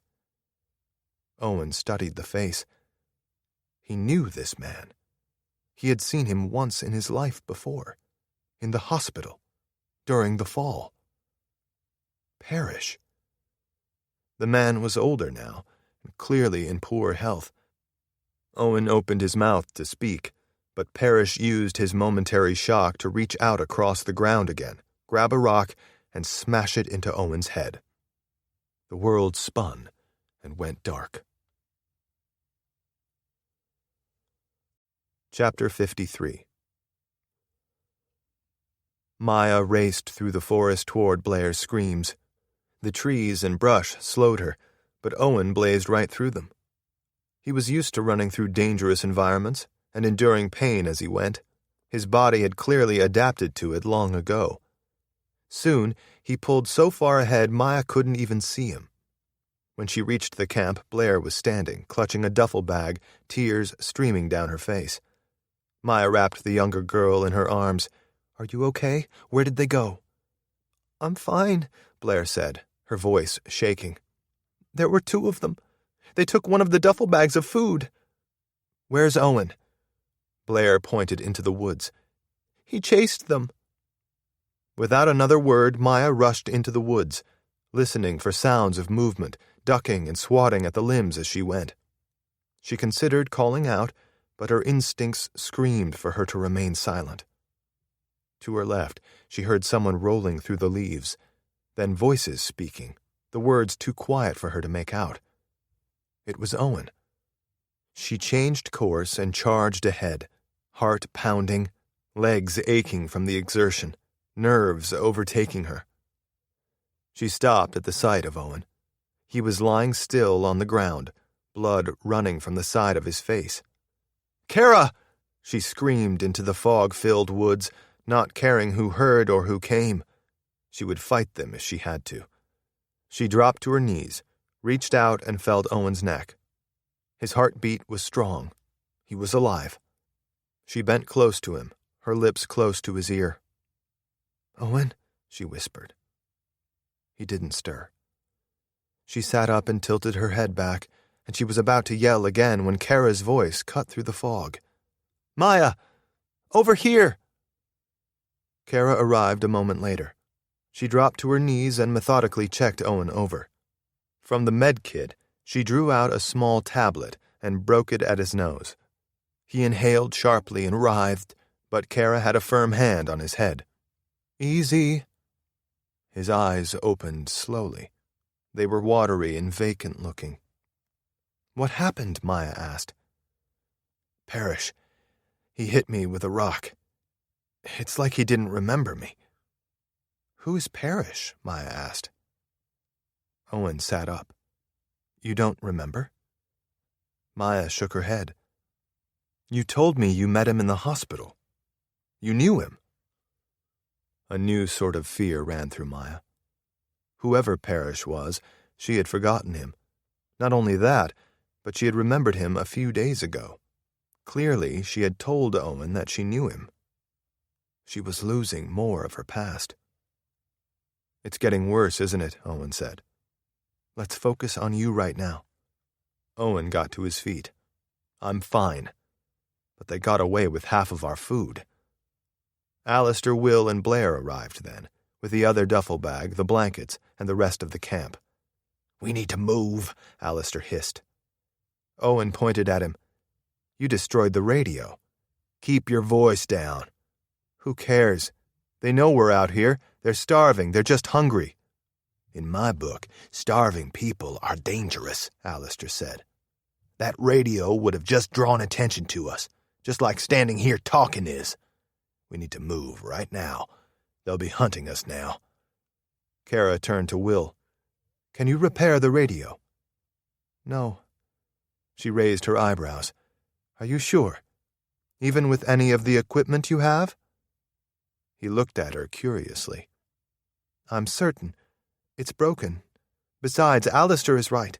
We can't remain here, and I can't fix it as we walk, even if I had the parts. We must go, and quickly." They trekked through the woods with reckless abandon, trudging over roots and branches and hills and through shrubs and thickets. There was no sign of animals, large or small. No sign of civilization.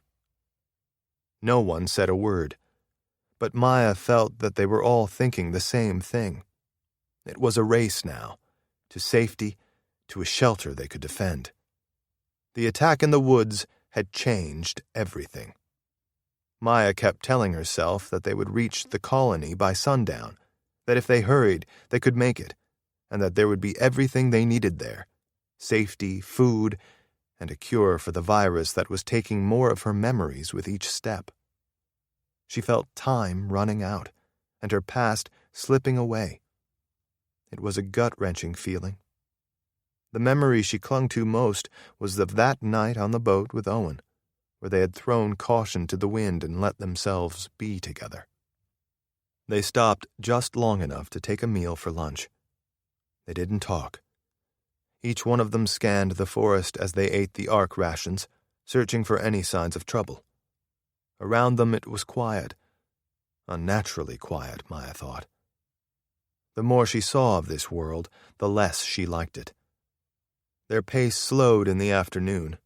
Everyone was tired and stressed, but they trudged ahead, putting one foot after the other. Will seemed the freshest of the entire group, and he decided to scout ahead. Soon, Maya spotted him stopped at the top of the next hill. The daylight was brighter beyond the trees there, as if they were coming upon a clearing. When Maya reached the hilltop where Will was waiting, she realized they had a problem. In the valley below lay the ruins of a vast city. Buildings and skyscrapers lay in crumbled gray heaps of glass and concrete. It was like an expanse of destruction, the piles of ruins serving as tombstones for the fallen city. Grass and trees and blue-green lichens had begun to grow over the carcass, nature slowly reclaiming what was originally its own. "Is the colony located in the city?" Owen asked. "No," Will responded. "It's beyond, directly beyond." "We should go around," Owen said, grimacing as he stared at the city. "It will take time," Will said. "We don't have time," Alistair said. "I agree," Will said quietly. "If we go through, we can make it before sundown, if we hurry." No one said a word. It was clear to Maya, and apparently the others, that they might not survive a night out here. They either risked their lives crossing the ruined city or risked it sleeping in the dark of the woods. The group, it was silently decided, would take their chances on their feet, marching through the city, hoping to reach the colony before nightfall. With that, they descended the hill toward the ruined city. Chapter 54. The road into the city had long since been overgrown by shrubs and trees. The abandoned cars were the only clue that the road was there. The 6 of them marched past the column of vehicles that was 4 wide, their doors open, the insides filled with dirt and grime and mildew. As they passed, a small animal would occasionally stir inside and scamper away. Apparently, the cars made good homes for the small animals that had inherited the world after the fall. Owen couldn't help peering inside the vehicles as they passed, as if staring at a still parade, searching for any clues as to what the ruined city might hold. Up ahead, he heard no sounds from the city except the occasional crumbling of concrete and glass falling to the ground. It was as if the ruins were alive, shedding tears as the time slipped by. At the edge of the city were crumpled houses. The roofs were caved in. The windows were shattered. Doors stood open. Trees surrounded them like a group of towering beings watching, willing the homes to disappear into the ground for good. Apartment buildings were next. The parking lots were covered in moss and shrubs and trees, except for the areas with abandoned cars. Seeing the buildings reminded Owen of the Oasis Park building, and that rescue before the fall of Maya's family. He wondered if she was thinking about them, if she still remembered. Time was running out for her. Would she forget him and what they had shared on the boat? As he passed another apartment building, his mind flashed to another memory. In it, he was walking down a hallway where older men and women were sitting outside their bedrooms. A nursing home. He paused in the doorway to one of the rooms and peered in at someone, an older woman he was visiting. But he couldn't remember who that person was. It was someone important to him, he felt that. But try as he might, Owen couldn't bring the person's face into focus. Was it a family member? He realized then. It was happening to him, too. His memories were decaying, just like the city, just like Maya's memories. He sensed that with each step he took, his past crumbled a little more. A new kind of fear went through him, of losing his identity, his sense of self, of who he was. Kara's voice drew his attention, snapping him out of the mental spiral. "Over here," she called out quietly, careful not to draw attention. She moved to a mound near a cluster of cars in what had been an apartment parking lot. When Owen reached her, he realized what she had seen, a person lying on the ground by the car. They were wearing an ARC Technologies environmental suit, just like the one he had worn when he exited Station 17. The person wasn't moving. Kara turned the body over. The glass in the helmet was badly damaged. Through the opening, Owen saw a decayed face, though it wasn't clear to him exactly how long the person had been dead. The suit had a torn, jagged hole near the chest. "They were shot with an arrow," Alistair said. "That fits," Kara whispered, her eyes still raking back and forth over the corpse. "How long have they been dead?" Owen asked. "Impossible to tell," Kara replied. "What we can tell," Alistair said, "is that someone in the city was hunting at some point. They could still be out here." No one needed to say anything more. The group moved quicker then, knowing whoever had killed that person in the ARC environmental suit might still be out there hunting. They passed more apartment buildings and scattered strip malls, and gradually, Owen began to see more tall office buildings, and what he assumed had been mixed-use developments with stores on the ground floor and crumbling offices and condos above. On a wide brick wall, someone had taken strips of metal and screwed them in, forming a message. "The change will save us." At least someone had been optimistic about the change. It was the first clue of what happened in the city, besides the fallen Extinction Trials participant. Will walked at the head of the group, leading them through the city, occasionally glancing at the GPS to chart their course. From what Owen could tell, they were making the most direct route through, hoping they would come out the other side and find the colony there. They turned a corner and were starting down another street when Owen saw a wrapper from some prepackaged food cartwheeling in the wind like a tumbleweed blowing through a deserted town. He bent down and picked it up and studied it. It was from an ARC ration pack. He held it out to the others. "No telling how old it is," Alistair said. Kara studied it. "There could be someone alive nearby." "Do you hear that?" Will asked, seeming to have ignored the conversation. "What is it?" Owen asked. "The wind. It's growing stronger." Nearby, the crumpled remains of what looked like an office building were piled 4 stories high. Without a word, Will dashed toward the rubble pile and began climbing up it with almost superhuman speed. Owen watched, almost in disbelief. Near the top of the heap, Will held his hands over his eyes and gazed into the distance. Next, he drew out the monocular and panned it back and forth. He gave no indication of what he saw, only stowed the monocular and descended the stack of rubble as if he'd been practicing it his entire life. Rock and glass crumbled as he went, and he lost his footing twice, but he recovered quickly, breaking his fall with his hands and taking each stumble in stride. "There's a storm coming," he said as he reached the group. "We need to hurry." Chapter 55. Maya's heart was thundering in her chest. It wasn't just Will's news that a storm was coming. The ruined city put her on edge.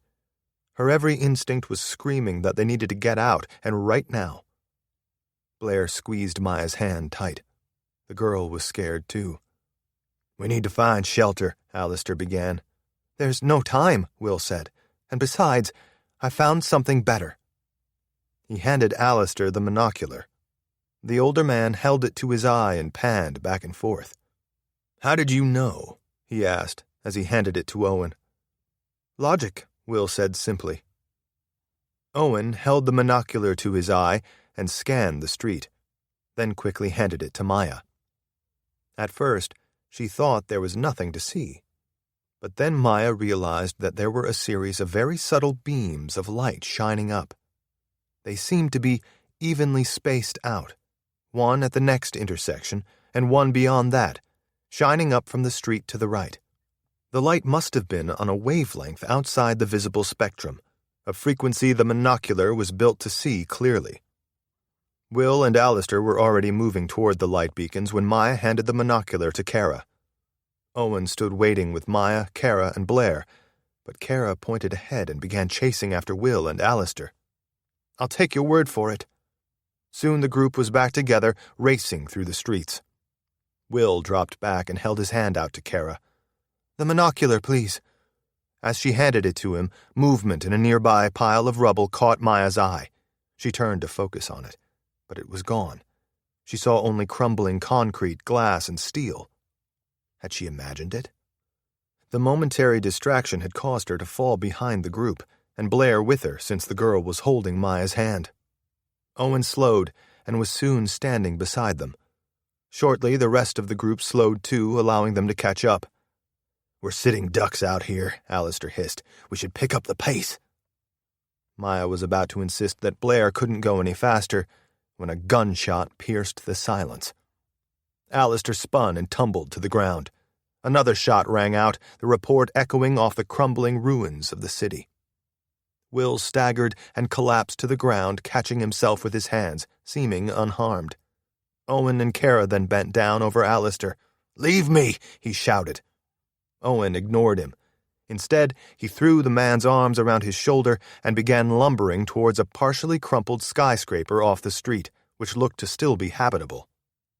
Kara reached out to help, but Alistair swatted her away. She raced toward Will then, but the young man was already up and following the group toward the building.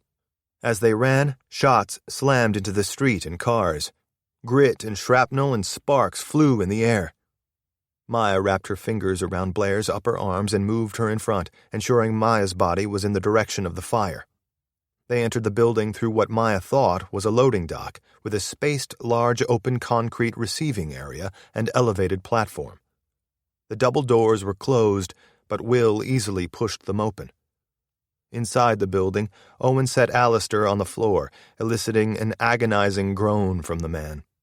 He was panting, holding his shoulder, blood oozing out around his fingers. "Alistair," Kara began, but he waved her off. "Leave me." Owen opened his mouth to speak, but a shot ricocheted off the inner wall, forcing him to duck. Will bent down to Alistair and hoisted him up, drawing another howl from the older, heavier man. Maya was amazed at Will's strength. Another shot dug into the concrete in the loading dock area, spraying shards into the building. Will raced down the hall, deeper into the structure. Holding Blair's hand, Maya chased after them, Owen and Kara bringing up the rear.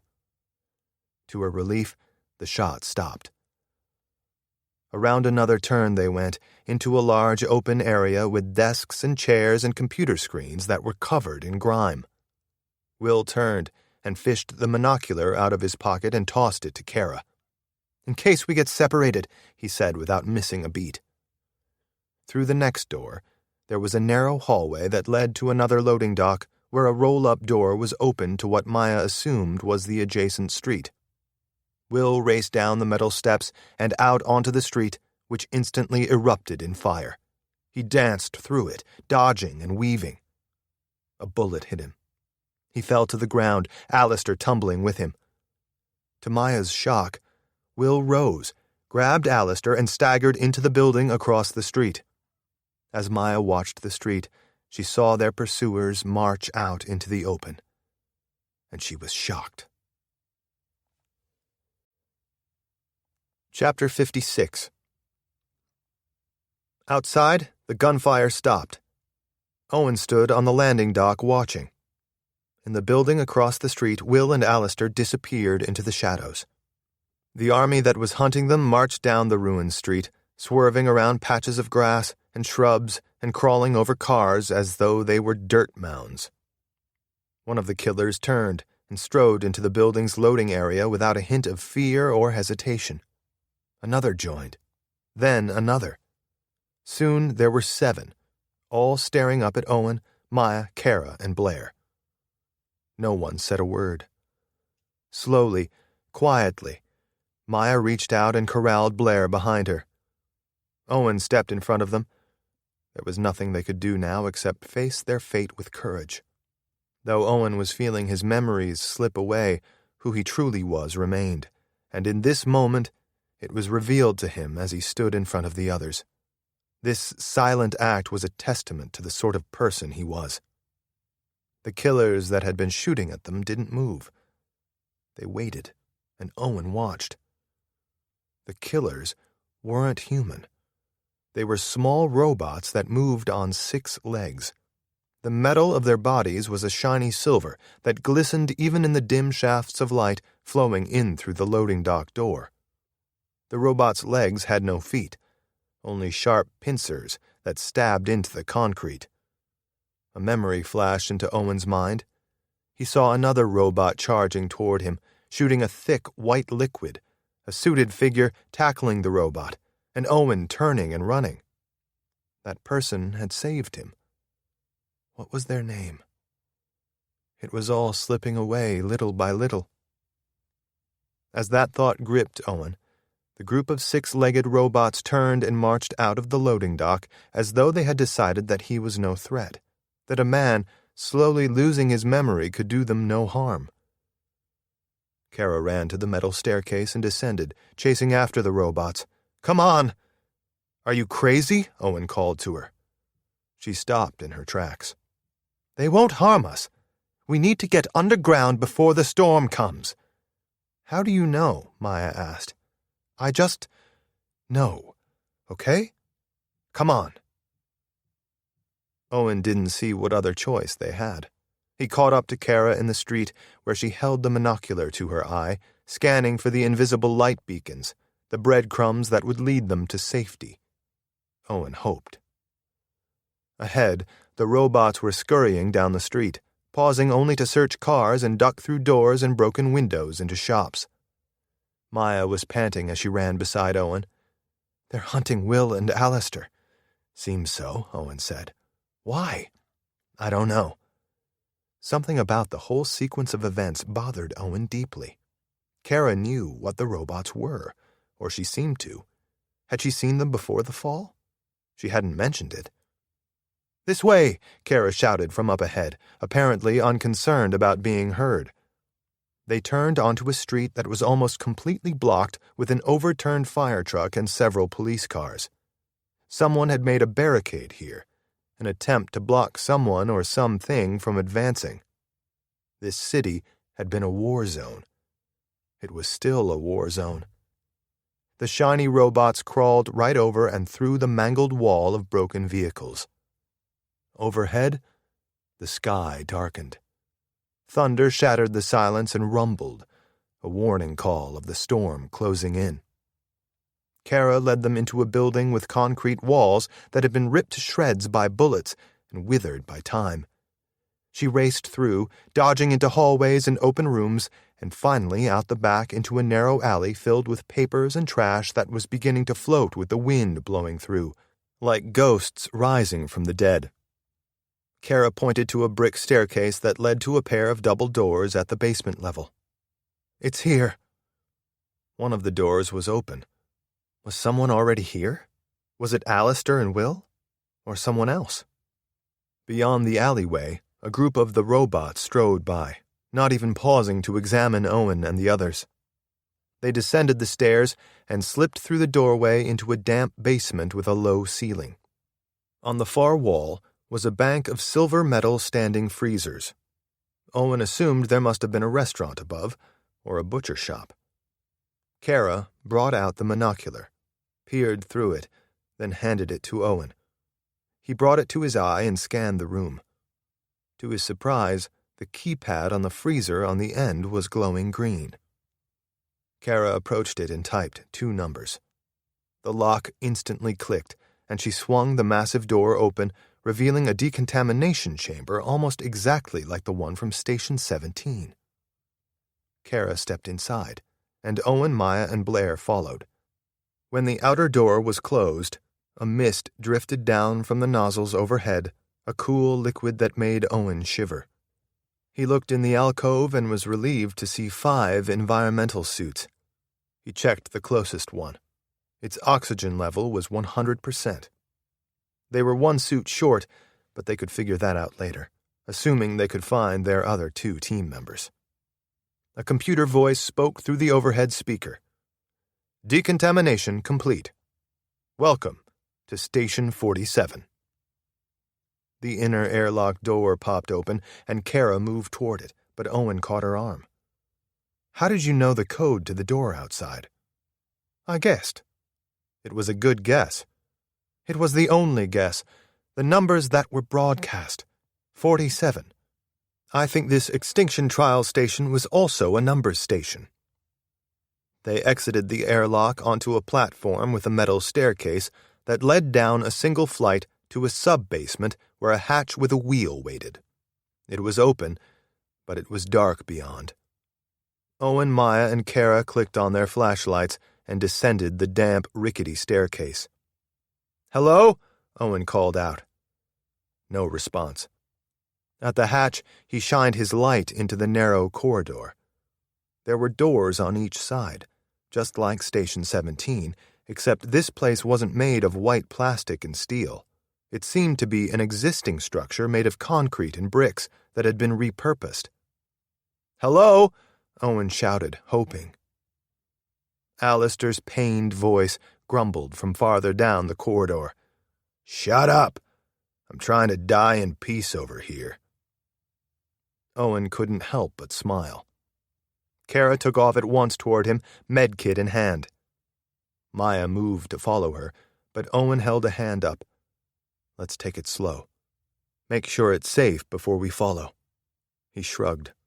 Just like when we explored Station 17. Maya didn't respond.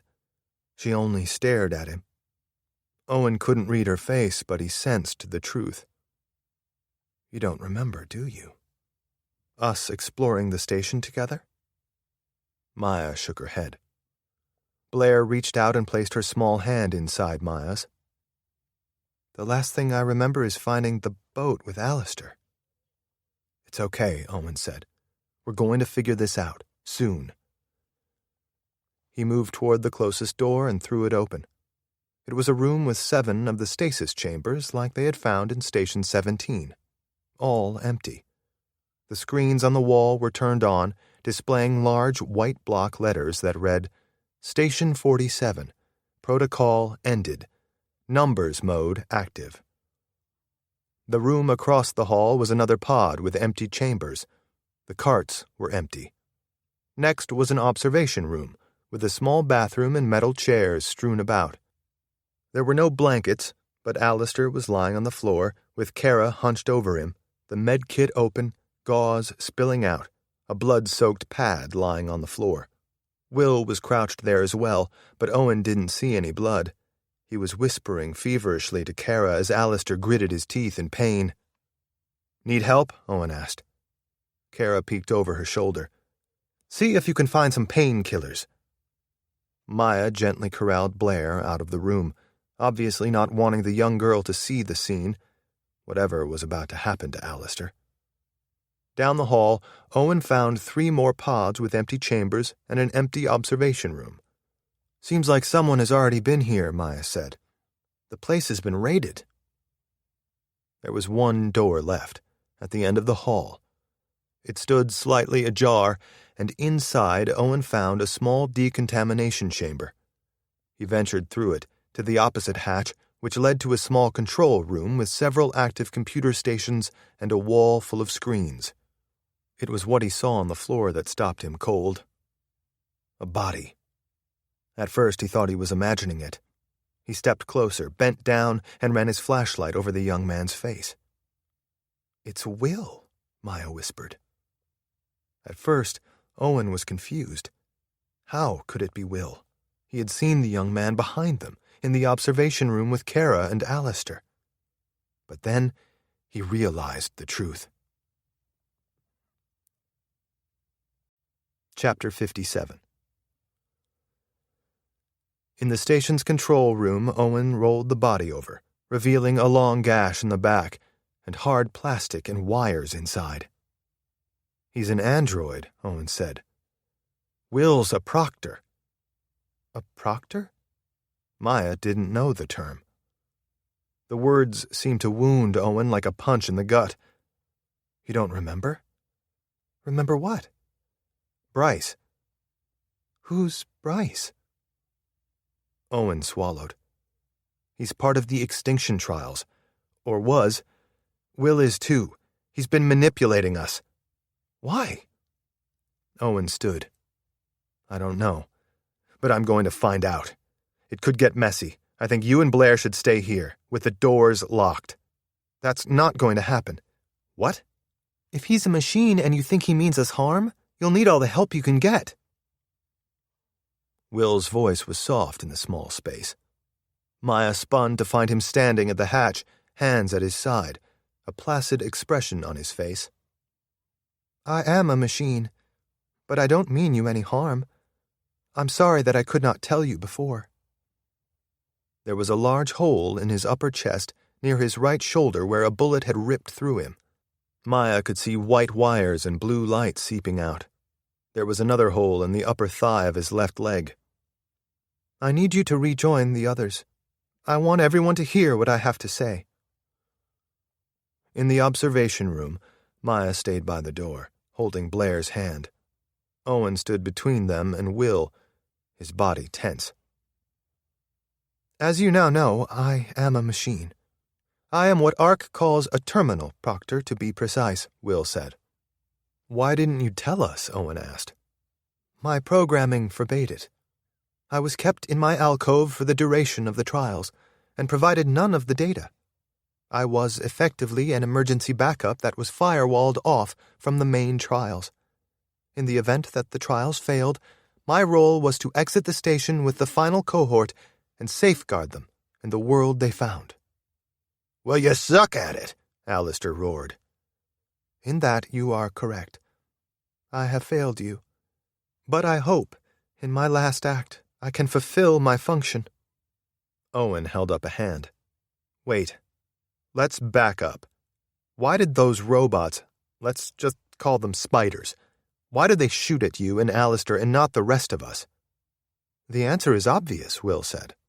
"I believe the spiders were created by one of the groups at war, either the Alliance or the Union, and they were programmed to kill other robots." Maya's eyes drifted to Alistair. "Don't look at me," he spat out. "I'm bleeding to death over here. I'm as flesh and blood as any of you." "Then why did they shoot you?" Owen asked. "Like I know," Alistair muttered. "Probably my artificial knee. Forgive me for working my whole life and breaking down in the service of a bunch of thankless, ungrateful animals." He pointed at Will. "I'm not the liar here. You should be asking him." "I never lied," Will said. "Yes, I kept things from you all, but I was bound by my Creator to follow those instructions. They were designed for your benefit, for the benefit of the trials, so that we might rescue those kept at the garden." Will's gaze settled on Kara and Alistair on the floor. "But I am not the only one who has kept secrets." "What does that mean?" Owen asked. "It means he's a liar," Alistair shot back. "Again," Will said, "I never lied. I didn't tell you the full truth because I couldn't. Until you knew, or it became necessary to inform you in order to save your lives. That time has come. There will be a time when the other secrets in this room, secrets others are keeping, must be revealed, but that time is not right now. Right now you all must leave. I counted 20 spiders out there. If I'm right, more will come. They will wait outside until we exit." Alistair shook his head. "The spiders don't matter. They're only hunting me and you, Will. The others can go, and they should. The storm is coming." "The storm is precisely why you all should go," Will said. "But it's not the only thing coming." "What do you mean?" Owen asked. "Others." "Other what?" "Extinction Trials participants. They have suits, and I can hear their radios. They saw us coming in and have been tracking us. They'll find us soon. You all need to get out of here, Alistair said. Enough talk. Owen shook his head. We're not leaving you. Yes, you are. We don't leave people behind, Owen said, his voice firm. That's cute. Sounds nice. But this is the real world. Yes, it is, Alistair. It's the real world. A ruined, messed up world, and all we have left is each other, in a world that is out to kill us. You know what I think is important? Alistair exhaled heavily. What we do about it, Owen said. We're the last people standing. We get to decide what the world is now. We decide what matters. This might be our last stand. We might walk out there and get taken down by the people who left the Extinction Trials before us, the people that decided that hunting each other and leaving people behind was an acceptable way to live. Maybe the storm will get us, or the robots, or something else. But if this is our last stand, we'll go down with the last thing that matters in this world, our dignity and our humanity. We'll die the way we lived, with our values. Chapter 58. For a long moment, the observation room was quiet. Everyone in the group seemed to be considering what Owen said. Kara broke the silence. I have never agreed with anything more in my life. We go together or not at all. I also agree, Maya said. Me too, Blair said. Alistair rolled his eyes. I really hate you people. Owen smiled. We feel the same way, Alistair. I'll carry you if I have to, kicking and screaming. I can walk, Alistair muttered. They shot me in the shoulder, not the leg. But you'll get winded, Owen said, and you need to tell us when you do. We should hurry, Will said. My guess is that this station is merely a trap. There's chatter over the radio from the others. I think they know we're here. They obviously have another station where they're charging their oxygen tanks. I suspect they left this numbers station on as a way to draw in other trial participants. After all, there's only one way out of here. What's the plan? Owen asked. You all should put the suits on to protect you from the storm, Will said. It's unclear when it will hit the city. In fact, it may already be here. I will lead the robots away. When I'm sure they're following me, I'll signal you over the suit radio. You'll exit then and try to reach the colony. You will need to hurry. Your only hope will be to outrun the others and reach the colony before your oxygen expires. Without a further word of discussion, they moved to the airlock and donned their suits, Alistair grunting and complaining the whole way. Will handed Owen the GPS. The colony location is programmed in there. He gripped the handle to the outer airlock door, but he paused and looked back. Good luck to all of you. I wish I could have done more. With that, Will opened the door and charged out, disappearing in a superhuman flash of speed. Through the suit's external microphone, Owen heard gunfire in the distance, loud, then growing more faint. You should go now, Will said over the radio. Owen and Alistair led the group out into the small alleyway, then crept to the opening and peered out into the street. It was empty. The five of them jogged down the road towards the colony, the only sound that of Alistair's pained grunting and the pops of gunfire in the distance. Owen kept scanning for any signs of other Extinction Trials participants. He saw only crumbling buildings and abandoned cars and trees and shrubs growing through and over them. With each step, he grew more hopeful. They were going to make it. Above, the thunder cracked again, and the rain began, a pounding precipitation that bounced off the ground like pebbles dropping in a pond. The wind picked up, nudging him off balance as he ran. Owen heard a shout over the radio and turned to find Blair lying on the street. Maya was quick to react. She put her hands under the girl's shoulders and raised her up to her feet and quickly scanned Blair's suit for any tears. We're okay, Maya said. Let's keep going. They ran with a renewed vigor then, feet stomping in the growing puddles of rain, the wind whipping at the suits, and through the crumbling buildings, a growing howl like a monster chasing them. Alistair's voice over the radio was labored, the sound of his panting almost as loud as the wind. "I can't keep up. Leave me." Owen reached out and grabbed his arm, the good arm from the shoulder that hadn't been hit, and wrapped it around his own shoulders and put his arm at the man's waist, giving him a slight lift. Alistair cried out from the pain, but Owen could tell that he was taking some of the strain off of his body. The group slowed, but they were still making progress. Up ahead, the crumbled skyscrapers were turning into low-rise buildings. The sound of the robots shooting was gone now. Owen didn't know if the noise of the rain was overpowering the faint sound of the shots, or if it was because the robots had killed Will. He felt a strange sort of conflict about it. The robots had killed a member of his team and assaulted him during the fall. He couldn't remember the man's name, but he remembered the hate he felt when his mind touched the memory, his hate for the machines that had attacked during the fall. But Will had helped them. He hadn't told him what he was, but looking back, Owen had to admit that it had been the only way. He would have bashed Will's brains in had he told him the truth back at Station 17. Up ahead, the city's buildings gave way to a line of abandoned cars that were slowly being overgrown by trees and shrubs and grass. The pavement of the road out of the city wasn't visible, but the outline was.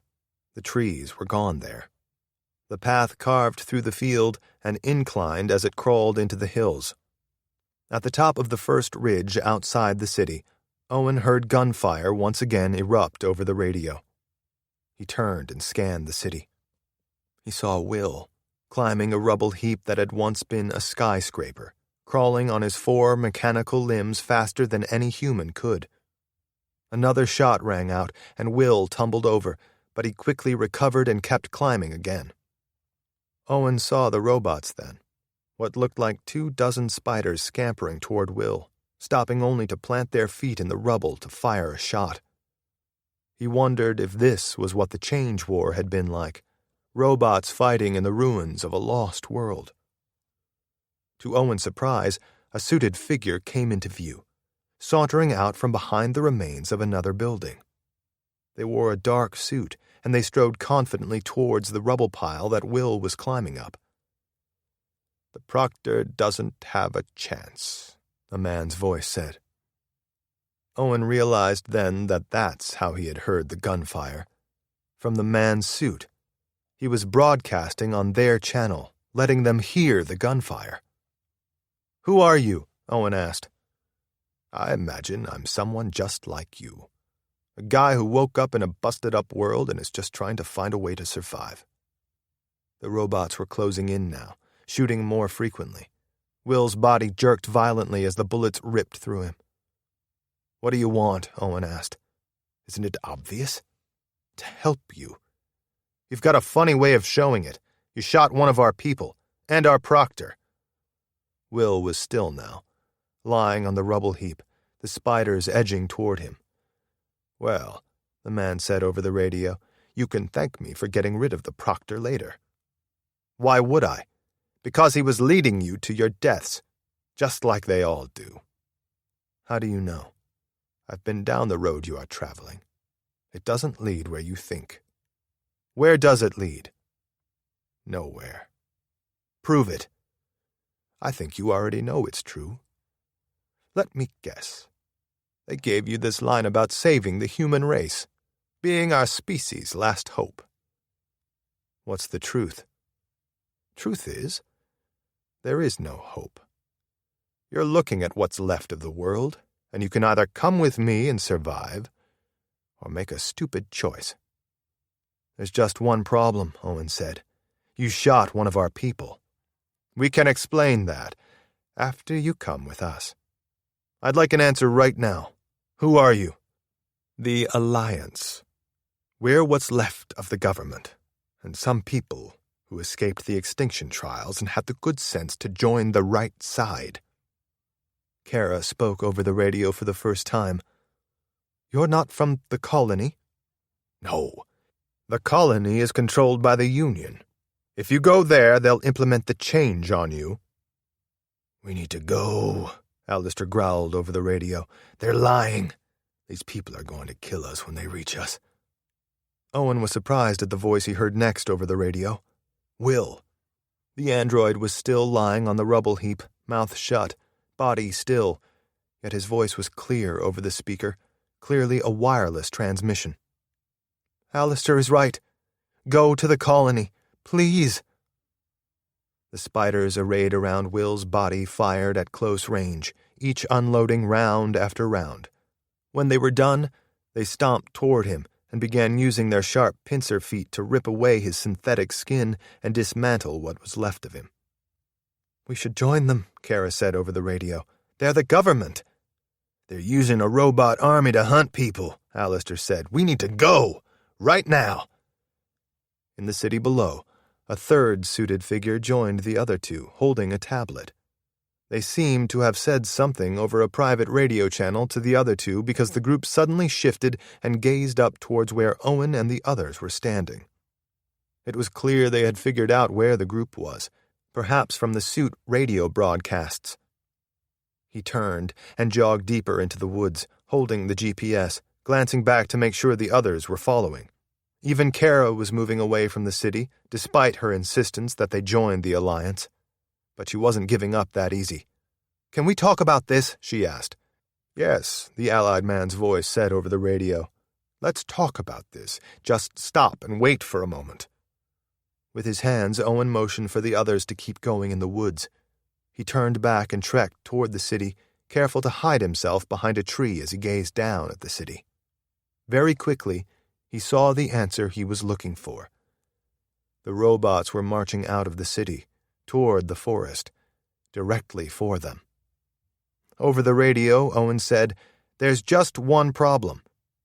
"What's that?" the man asked. "Your robots, what's just killed our proctor, are now moving towards us. If you just want to talk, you wouldn't be hunting us." "You don't understand what's going on here. I'm all ears.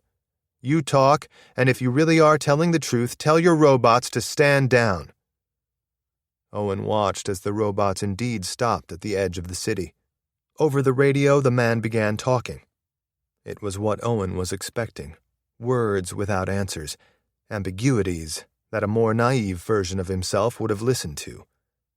But Owen wasn't listening. He had turned and was dashing through the woods, racing to catch up with the others. When he had, he led them deeper into the woods, charging as fast as he could toward the colony. Over the radio, the man stopped talking for a long moment. "Did you hear what I said?" Owen held a finger straight at the helmet where his lips were, silently indicating for no one to reply. He wasn't a technology expert, but he assumed they could somehow track the radio transmissions to locate the group. "Even if you aren't convinced," the man said over the radio, "at least reply so that I know you're okay, so that we can continue this conversation." Using the panel on his forearm, Owen turned his radio off. The others followed suit, and they hiked in silence then, through the woods, making the best time they could. The wind and rain had reached the hills, swaying the trees now and causing them to shed leaves and tiny limbs, as though the forests were being shelled with heavy artillery. Owen glanced over his shoulder several times, making sure the people from the city weren't following them, but each time there was nothing but the dark forest, growing fog, and falling leaves. Periodically, Owen glanced down at the GPS, watching the readout counting down the numbers and the distance to their destination shrunk. When the count reached 0, the GPS flashed a green message that read, "Destination reached." Owen looked around, watching the fog move in waves. They were in trouble. Chapter 59. For a while, the group stood in the forest and surveyed their surroundings, hoping to spot some clue about where to go next. The colony should have been exactly where they were standing, but it wasn't. Maya wished they could use the radio to discuss, if not their short-range broadcast radios, at least the suit speakers and microphones. But the noise from the suit speakers was a risk, just like broadcasting. The others, who claimed to be Allied operatives, were likely in these woods looking for them already. Time was running out. And that wasn't the only threat closing in. On the panel on the forearm of her suit, she checked her oxygen level. 68%. They had that long to find shelter from the storm, either at the colony or elsewhere. Around her, the forest seemed to be disintegrating. Parts of the trees were falling, and the sky was growing darker overhead as the storm moved in. Was there truly nothing out here? Had they reached the end, like when they had tried to find the garden station? Maya was fairly certain that members of the Alliance were searching the woods by now. What would they do when they found the group? Would their fate be the same as Will's? Owen stomped his foot in the ground, making a shallow hole, then pointed in all directions and back at the hole. Maya wasn't sure what his meaning was at first, but then he stalked off, his head bowed, inspecting the ground at his feet. She got it then. Spread out and search, and then meet back at this rendezvous point. Maya took Blair by the hand, and they ventured in a direction away from Kara, Alistair, and Owen. Maya stalked through the woods, slowly, carefully, knowing a fall could be dangerous. A stick or a rock could easily puncture the suits, letting in the wind and storm and whatever had killed the man back at Station 17. With each step, she felt time slipping away, the forest growing darker, the wind pulling at her suit getting stronger. Soon, she lost eye contact with the others. Should she go back? Or activate a radio? What a mess they were in. Suddenly, Maya felt the ground beneath her feet vanish. Blair's hand slipped from hers. She tumbled and rolled down into a hole, the ground as hard as stone slamming into her sides and thighs and ribs and shoulders. The suit would tear from this fall, she knew it. The thought was scarier than the pain, and it was the last thought she had before her vision swam and went dark. Chapter 60. Owen marched through the forest, scanning left and right, searching for any sign of the colony. Around him, leaves and limbs drifted down as if the trees were disintegrating. He glanced down and checked his oxygen level. 57%.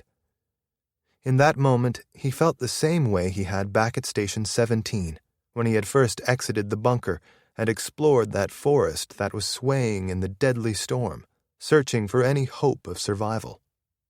He had expected the colony to be a walled city, or a camp, or at least some sign of where to go.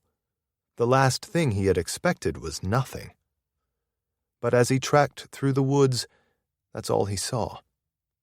How long did they have out here? Eventually, the people from the city would find them, or they would run out of breathable oxygen in the suits and be forced to take them off and face the storm. Owen felt as though he was in a room and the walls were closing in on him. In a way, fighting fires was like that. The walls disintegrated around you and buildings fell in. His job had been to get everyone out alive before that happened. That's what he felt now, an urgency to save his team and the people counting on them at Garden Station. If they were humanity's last chance, they had to succeed. Failure was not an option.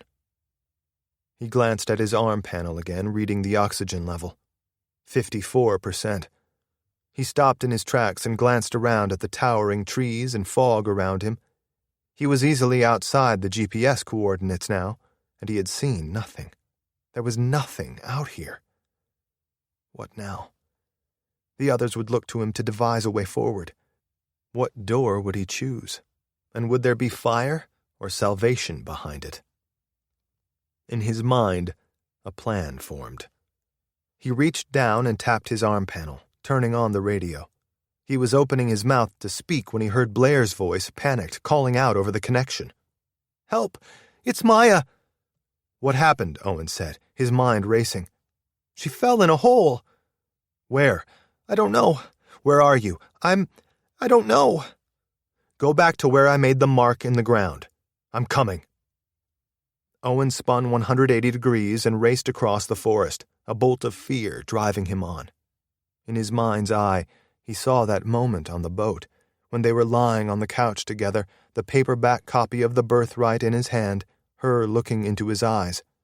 She moved closer to him, and his world shattered, and something beautiful was revealed underneath, something he didn't know existed.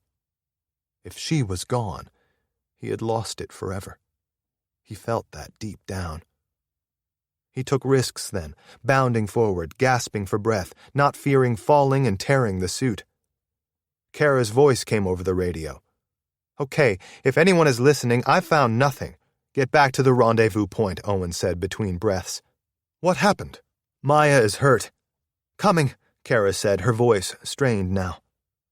Owen kept pumping his legs, dodging trees and limbs, feeling the wind tossing him about. Alistair's voice came over the radio next. "You idiots found it yet?"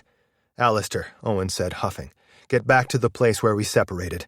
"Won't be hard," the man replied. "I haven't gotten far." When Owen reached the point where he had made the mark in the ground, Blair was waiting for him there. The young girl twisted and pointed in the direction she and Maya had set out to explore. "She's over there. She's hurt. I couldn't wake her up." "It's okay," Owen said, thinking it was anything but okay. "Let's go." At that moment, Kara arrived. She bent over, placed her hands on her knees, and sucked in air. She had been running as fast as she could. Alistair trotted into the small clearing next, panting, but it wasn't clear to Owen if it was from his shoulder wound or his journey through the woods. The four of them marched through the forest then, Blair leading the way, Owen close behind, and Alistair and Kara bringing up the rear. Ahead, Owen saw what he thought was a sinkhole in the earth, an almost square divot that led down into darkness. Blair stopped on the precipice and pointed downward. Owen snapped his flashlight on and shined it down into the darkness. There, lying on the ground, was Maya, her eyes closed, unmoving. Chapter 61. Maya awoke to a tapping sound. Her head ached, body too. The tapping noise came again, a loud rapping on her helmet visor. She opened her eyes and instantly closed them when she saw the bright light shining down on her face. The light shifted away and she opened her eyes again to see Owen peering down at her. Blair stood behind him. His voice came over the radio. "Are you okay?" She reached for her arm panel, attempting to enable her radio. "I turned your radio on," Owen said. "I'm okay," she breathed out, her voice a mere croak. "Your suit's okay too," Owen said. Maya realized that Kara was beside Owen. The doctor reached out and helped Maya sit up, the hand on her back gently pushing, the pain growing worse with each movement. Sitting up, Maya saw what had happened then. She had fallen down a set of concrete stairs that had been covered with limbs and leaves. The darkness from the storm, blotting out the sun, and the falling debris from the trees had made the steps impossible to see. She turned and glanced behind her. There was a hatch there, with a keypad beside it. "How'd you find me?" Maya asked, her voice steadier now. Owen turned his helmet towards Blair. "You are very lucky. Blair came to find me, and I gathered the others." "It was very touching," Alistair grumbled, "but we should hurry now." He moved to the keypad at the hatch and began typing in numbers. "You know the code?" Owen asked. "Stay off the radio," Alistair spat out. "In fact, turn them off." He reached out to his panel and tapped quickly. Then he pointed at the GPS, and then at his head. Maya knew the man well enough to understand exactly what he was saying. Use your head, idiots. He had reasoned that the key code to the door was the GPS coordinates, and he was right. The hatch popped open, revealing a dark room beyond. Owen helped Maya to her feet and through the hatchway, Blair following close behind. Kara slammed the door shut, and Alistair shined his flashlight in the space. Maya had expected to see the decontamination chamber. Instead, she saw only a cramped, dark room with concrete walls. A single small corridor led out of the space. Owen took the lead, venturing into the passageway and the darkness. Maya followed, the rest behind her. The passage ended at another hatch with another keypad. Owen glanced at the handheld GPS, then typed the numbers into the pad. A red light blinked. For a moment, nothing happened. Everyone simply stood there staring at one another, wondering what to do next. Alistair scratched at his forearm and shifted uncomfortably. Maya assumed that the exertion of the trip and the gunshot wound in his shoulder were starting to get to him. She was a little surprised he was still on his feet. She could see him sweating profusely in the helmet. To her surprise, the hatch popped open, revealing what she had expected after the first hatch, a decontamination chamber. The group shuffled in, and the door closed behind them, and the nozzles above opened up, raining down milky white fluid. When the shower was over, a man's voice came over the speaker. "Suits off." Maya didn't see what choice they had. Apparently, neither did the others. At once, they all stripped the suits off, placing them in crumpled piles on the floor. As Maya wiggled out of her suit, she pulled the blank page from her pocket. It floated to the floor and landed in a pool of decontamination liquid. Maya bent down, picked it up, and was about to slip it in her pocket when she noticed that faint black lines had formed on the page where the liquid had soaked through. She desperately wanted to inspect it, but she knew that would draw attention. She sensed that she should hide the new information until she understood what it was, and until she figured out if the colony truly was a safe place. She slipped the page in her pocket as she stood. "Any weapons?" the voice asked over the radio.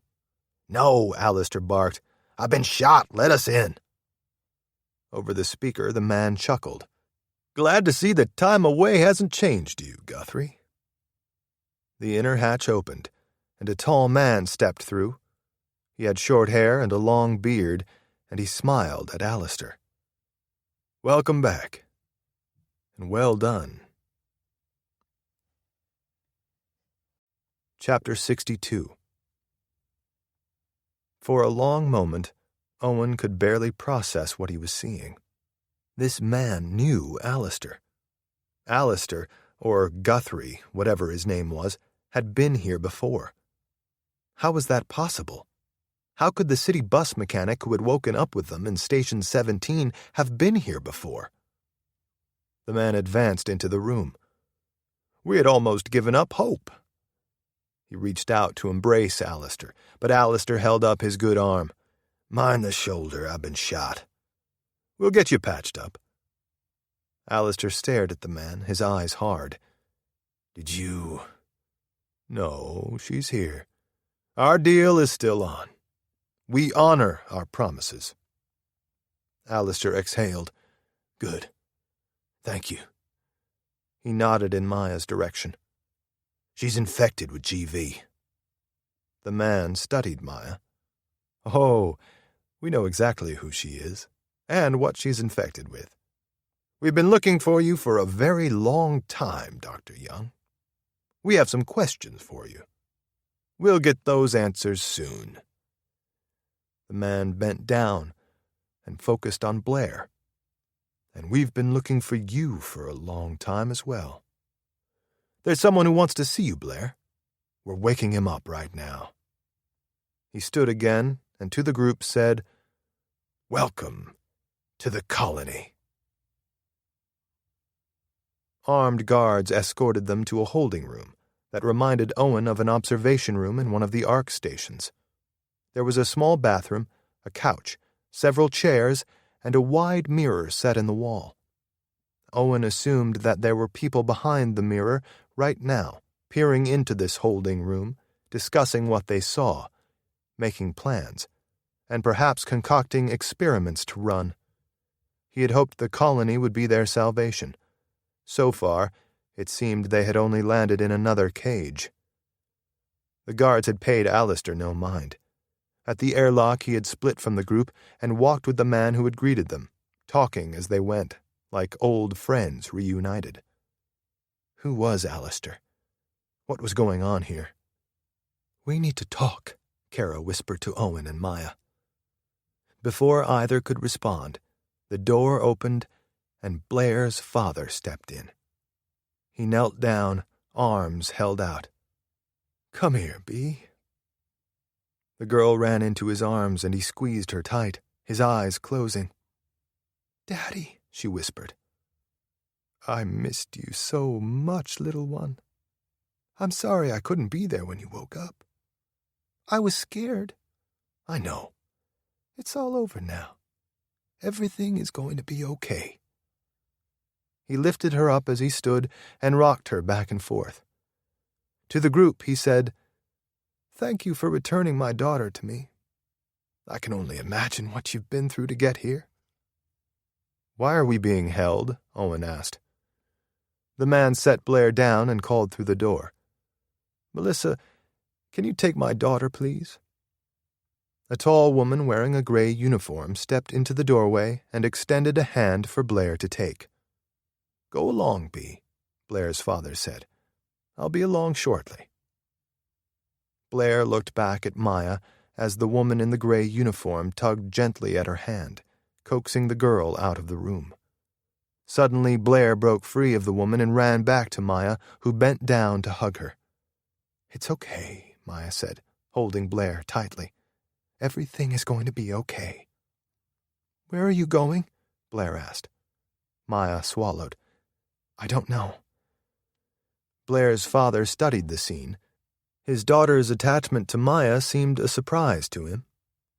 "She needs to stay here for a bit, sweetie. Dr. Young is sick." He stared at Maya. "We're going to make her better. And then we're going to have a talk about what happened." When they were alone again in the room, Kara ushered Owen and Maya into the corner and whispered, "We need to get out of here right now." "Why?" Owen asked quietly, glancing at the two-way mirror, wondering if anyone could hear their conversation. "I can't explain. Not here. Not now." "At that station in the city, Will said that you and Alistair were both hiding secrets," Owen whispered. "I think we know Alistair's secret. He was from the colony. What's your secret, Kara?" "I'll tell you, once we get out of here. We need to get the cure for the Genesis virus and get out." "And go where?" "Back to the city. To those people who killed Will?" "Yes." Owen was about to respond when the door opened again, and Blair's father strode through. The woman with the gray suit pushed a silver cart behind him. There were 3 injectors on the top shelf, and a stack of sanitizing wipes. The man smiled. "The time for secrets has passed, my friends." Owen stepped toward the man. "I couldn't agree more. Why are you holding us here?" "For your protection. And ours." The man placed his hands in his pockets. "My name is Darius Aldridge. I'm the founder of Genesis Biosciences." He cut his eyes to Maya. "And one of your former colleagues, as you'll soon remember." "What do you want from us?" Owen asked. "That will become clear to you very soon."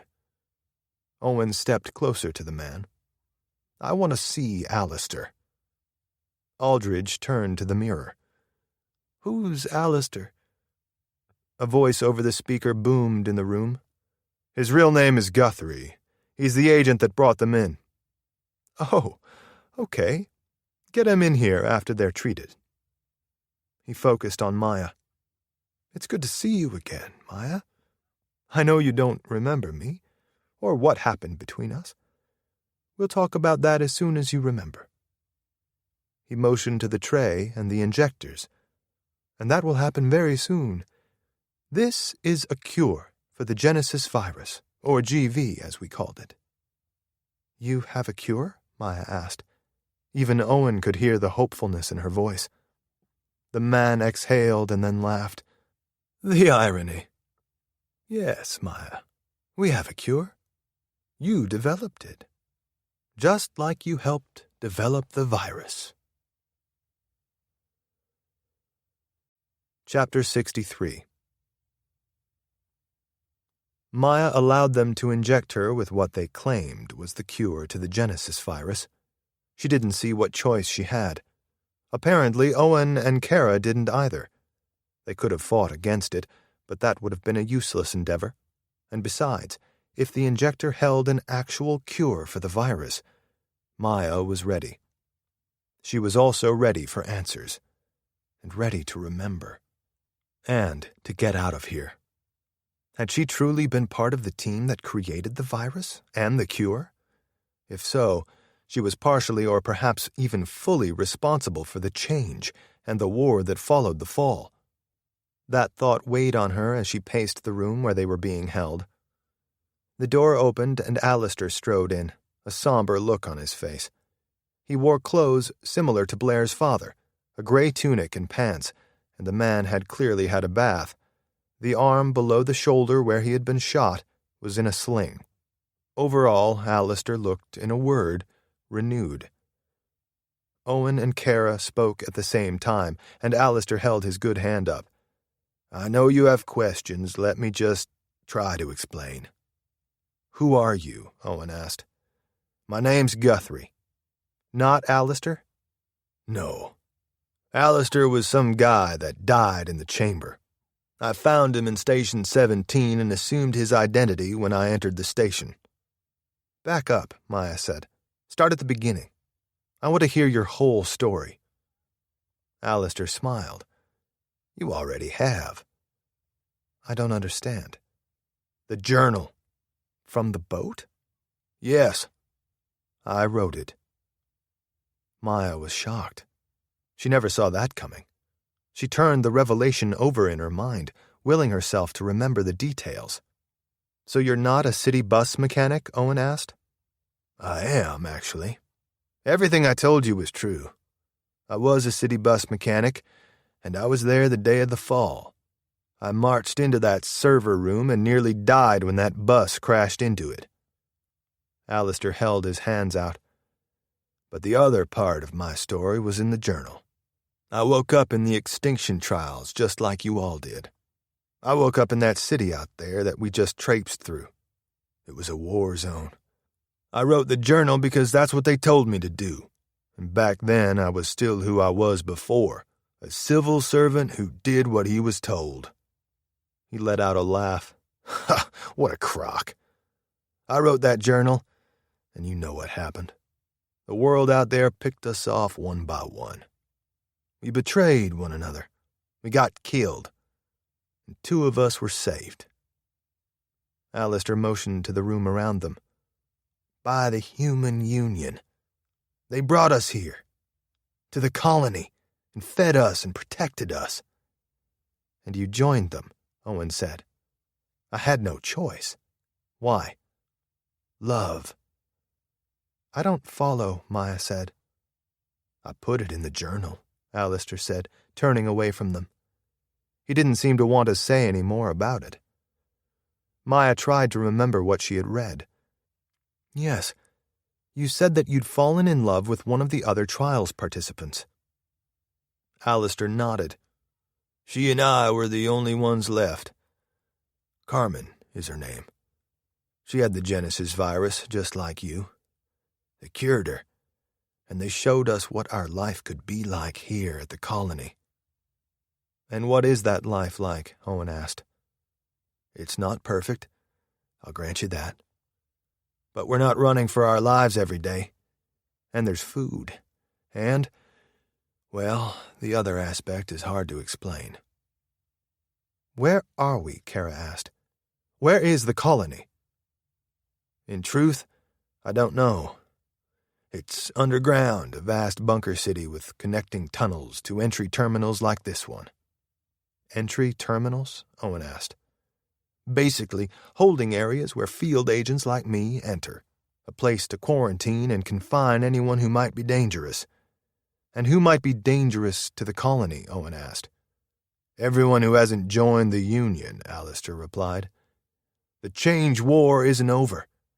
It's still raging. You saw it out there. It's become a global trench war, both sides in their bunkers, returning to the surface only to look for survivors and to wage war. Is that what you were doing out there? Waging war or looking for survivors? Maya asked. That's the thing. There isn't a difference anymore. Whoever controls the survivors wins the future. That's what we're fighting over at this point. People. So, you were out there looking for us? Owen asked. Not you specifically. Just survivors. And Aldridge's daughter in particular. That was the deal I made. They would keep Carmen in a stasis chamber if I joined that scouting team. There were 3 of us. We went out on the boat searching for that Extinction Trials station. We had the location. As you know, Ark Technologies was once part of the Union. They betrayed the group when the Extinction Trials went dark. Kara held up a hand. You said there were 3 of you. You saw the other 2, Alistair replied. The dead man and woman on the boat. What happened to them? Owen asked. When we arrived at the island, we began exploring. I stayed on the boat. My shift was ending and I wanted to get some rest. I used the mesh to notify the colony that we had a lead. The mesh? Owen asked. Yes. You almost caught me using it once. Alistair held up his forearm and pressed 2 fingers into the area just below his palm. An image appeared on the hairless skin of his forearm, an interface similar to an operating system on a computer.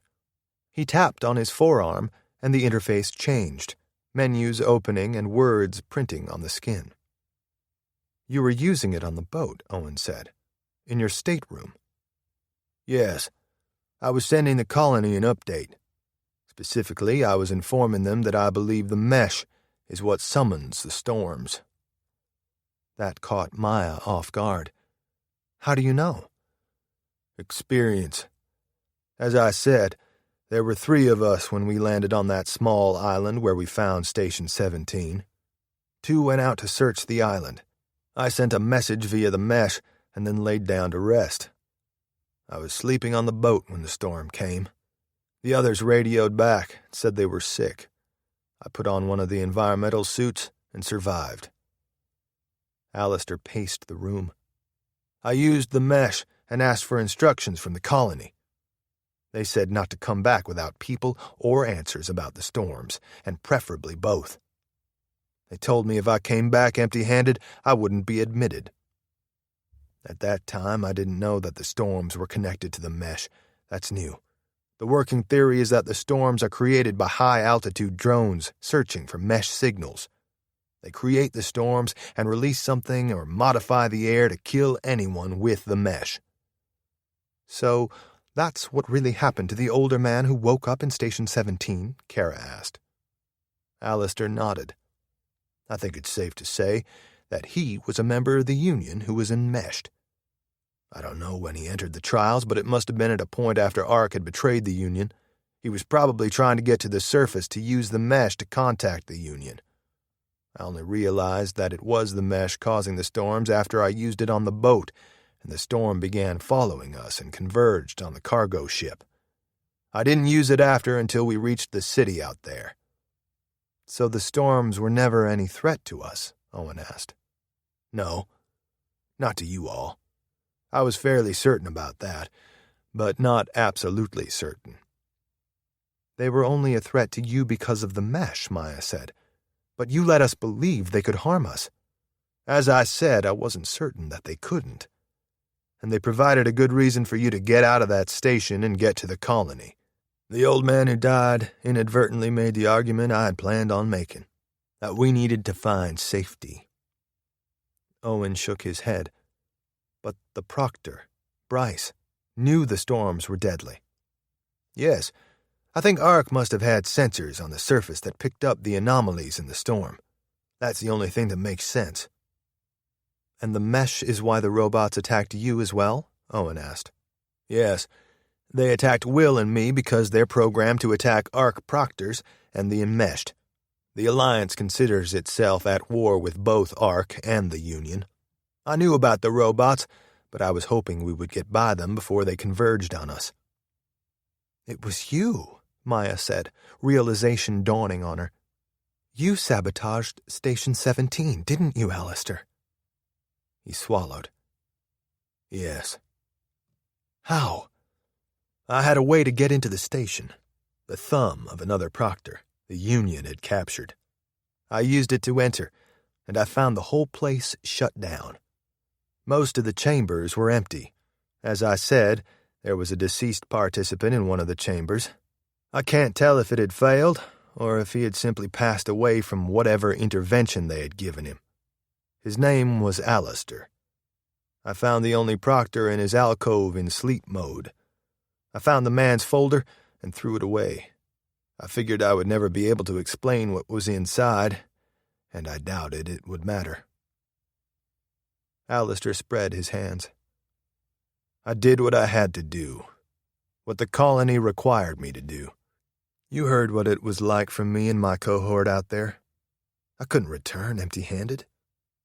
I put the other 2 members of the team in suits and placed them on the ship. I left my journal there because it talks about the colony, and I believed that after reading it, you all would be convinced to come here. I disabled the boat so that none of you could board it and leave the island without me. Then, I entered the station and damaged the power plant, ensuring that it was in a terminal state of decline. I entered the chamber of the person named Alistair and waited. I woke up just like you all. At that point, the proctor knew I wasn't in the original cohort. I think he was probably about to expose me in the observation room, and the other man did what I was going to do anyway. Destroy the proctor. But didn't Will know your secret? Owen asked. I think he did, Alistair said. Or at least I think he suspected it after we got on the boat. The parts I took from the power plant didn't fit the boat. I made him go away, and I retrieved the parts from the engine room where I'd hidden them. He may have known before, depending on how much data he had access to at the station. I'm not sure. Why did he play along? Kara asked. I think that was his programming, Alistair said.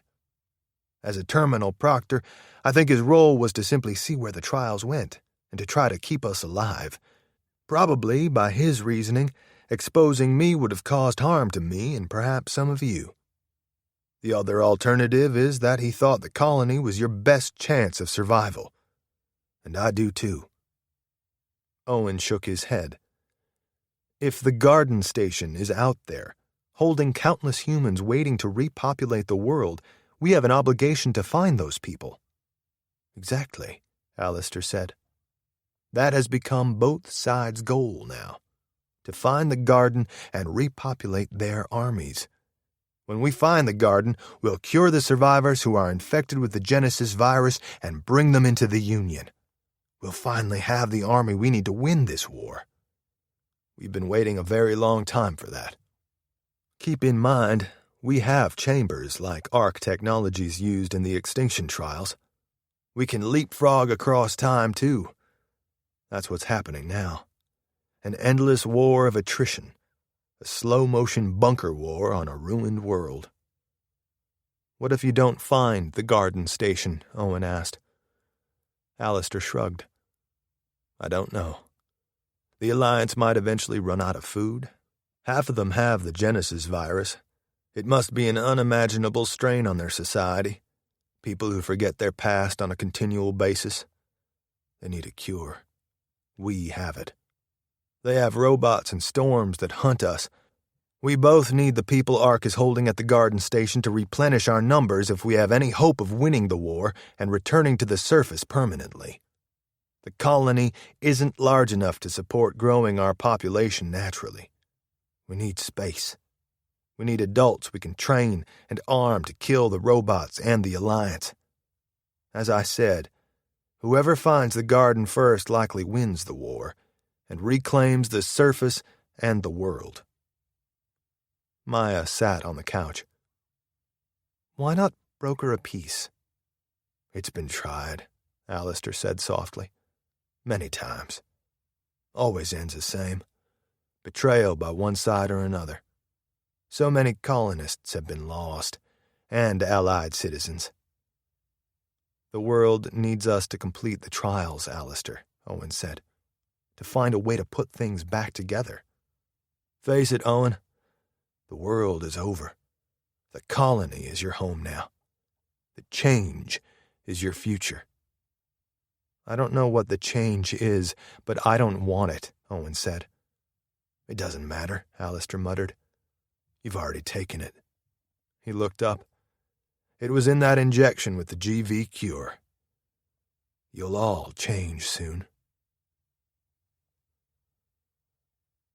Chapter 64. When Alistair left the room, guards came to the holding room to escort Maya and Kara away. Owen's instincts told him to fight the guards. His good sense forced him to stand by as they were ushered toward the door.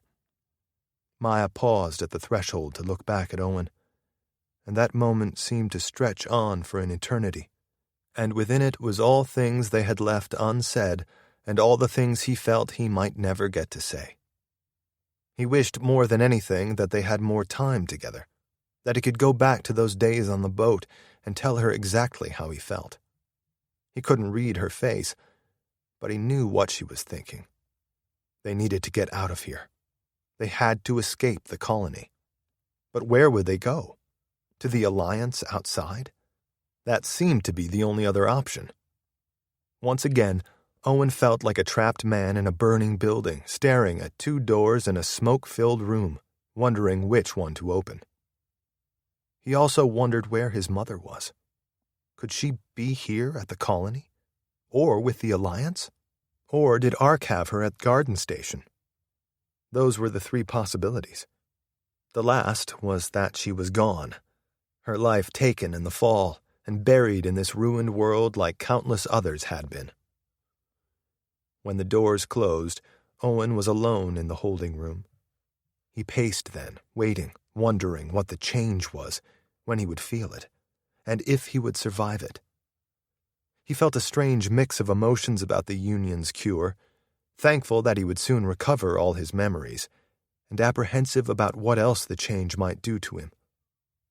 An orderly in a gray uniform brought him a meal on a floppy plastic tray, leafy greens, and red slime that reminded Owen of Ark's green sludge. It seemed that good food was another casualty of the change war. When he finished eating, the orderly collected his tray and dropped off a new set of clothes, a gray outfit like the one Alistair had worn. Owen removed his pants and reached for the gray trousers, but he then stopped, remembering the small item in his pocket. He reached in and retrieved the small round fire pin and studied it a moment, remembering the selfless act of the man who had given it to him. He didn't know what the change was, but he did know what he had to do. The colony was a burning building. He was going to get out. He was going to get Maya and Kara out too. He didn't know where they would go, but he would get them to safety, somehow. As he pulled the gray outfit on, he sensed a presence in the room, a stranger sitting in the corner. He turned quickly, but the club chair beside the couch was empty. And, of course, it was. The door hadn't opened, but he could have sworn someone was in the room. As the feeling faded, he realized how exhausted he was. He lay on the couch, telling himself he'd just close his eyes for a moment. As soon as he did, sleep overtook him. Owen didn't know how long he'd slept, but it must have been ages. When he woke, his body was stiff and sore in places. The exertion of the trek through the city and the hills to the colony had finally caught up with him. He was groggy, but that feeling of someone being in the room came again. He sat up, his eyes adjusting to the light, and found that this time there was, in fact, someone in the room. Blair's father. He sat in the club chair across from the couch, staring at his forearm. He pulled his sweater down when he saw that Owen was awake. "Good morning." Owen sat up. "We weren't properly introduced before. I'm Darius Aldridge." I'm the founder of Genesis Biosciences. He held out his hand, but Owen didn't shake it. I wanted to see you, to personally thank you for returning my daughter to me. I can't tell you what that means to me. You're welcome. She's a remarkable girl. But the credit goes more to Maya and Kara. And I'd like to see them. Darius nodded. That can be arranged, depending on our conversation here. Conversation about what? Your future? In the colony. Owen studied the man's face. Something had changed. He wasn't even sure what he was seeing. He felt a tingling on his forearm. He pulled the sweater back and found a single word there. Loading. He watched, horrified by what he saw. Mesh OS initiating. He felt the presence again, of not being alone. What's going on here? A smile tugged at the man's lips. A strange thing happened then. Owen understood. He could read the expression on Darius's face. Owen knew instinctively that Darius didn't find what he saw funny or sad. He was proud, the sort of look a painter might have when inspecting his masterwork. Owen felt as though he was hearing a foreign language, one he had heard his entire life, a language everyone spoke, one that he struggled with, a language that was now crystal clear. He imagined this is what it felt like for a person who had been partially blind their entire life to see for the first time. He felt, in a word, complete.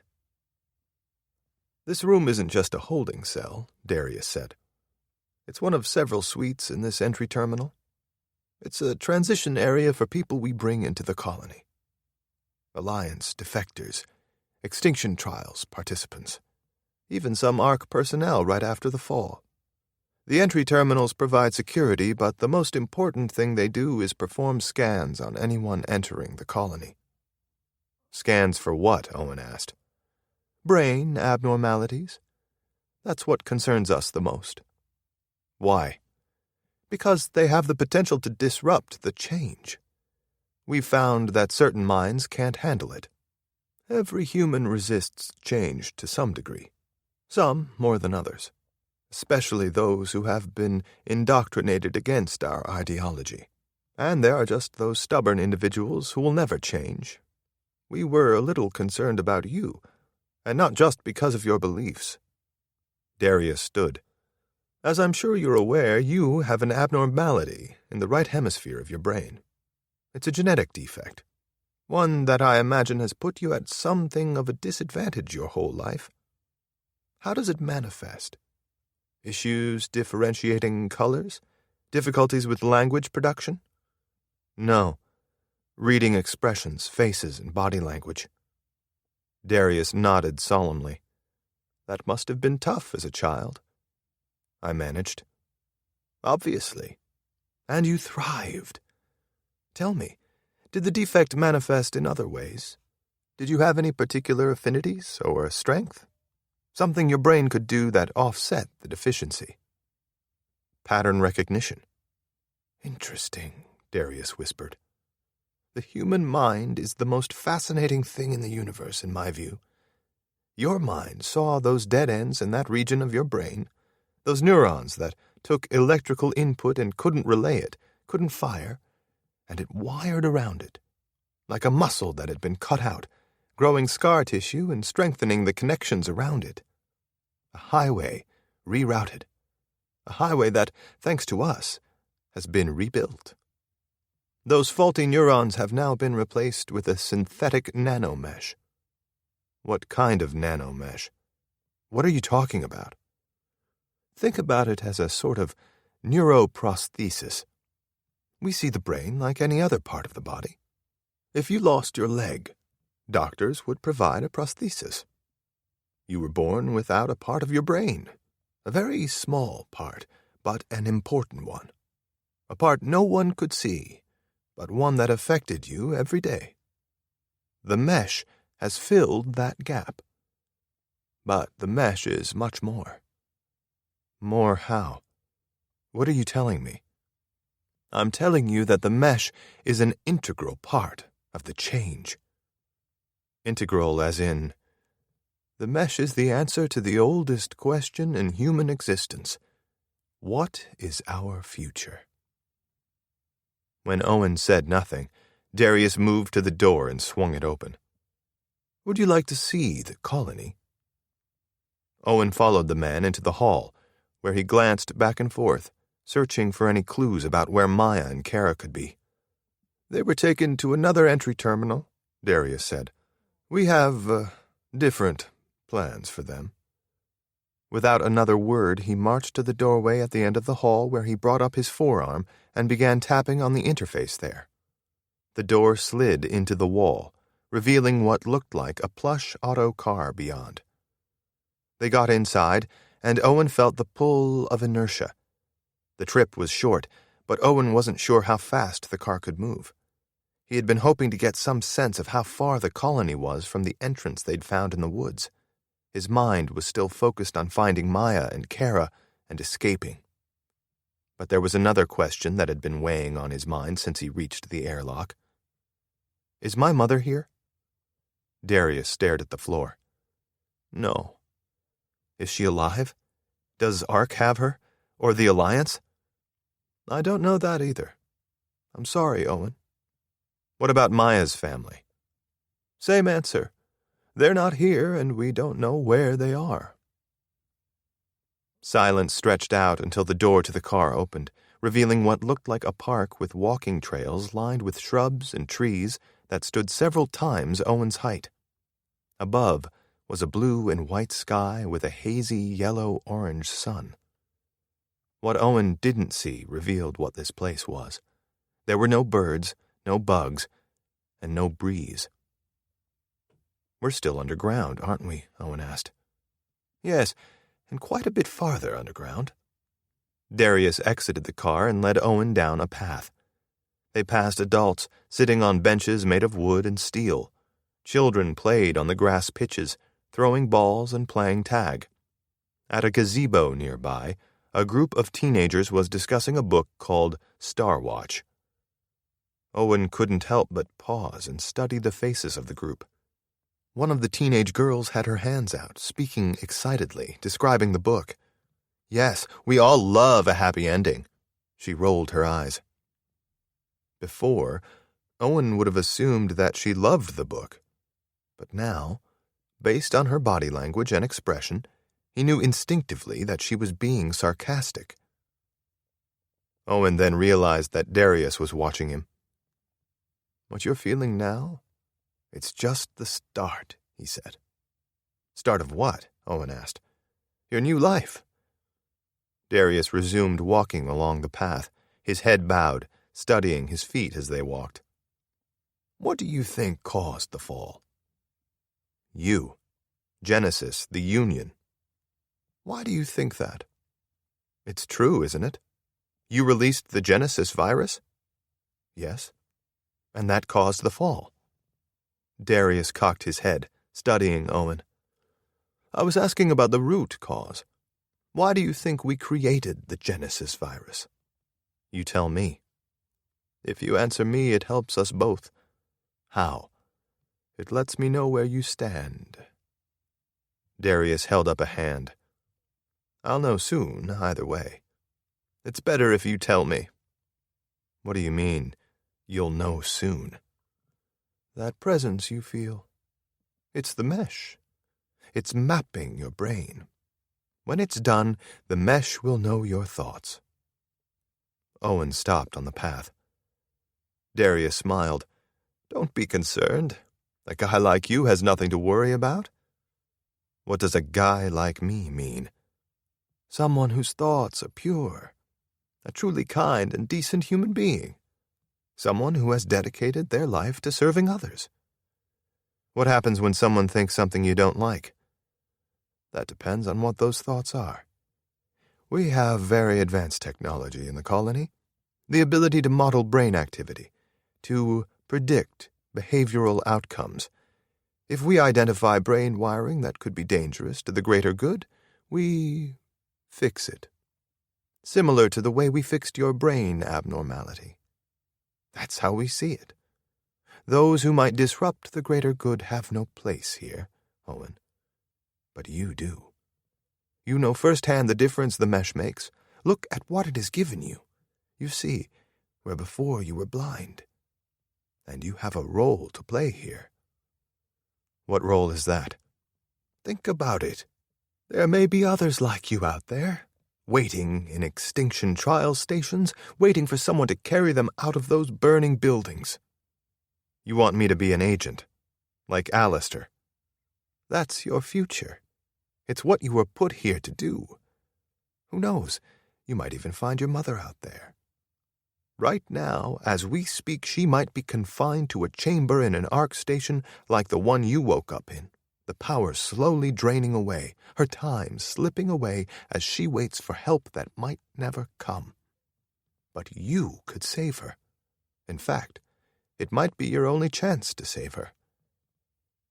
Those words, and the possibility of rescuing his mother, tugged at Owen like an ocean current carrying him out to sea, a force of nature almost impossible to resist.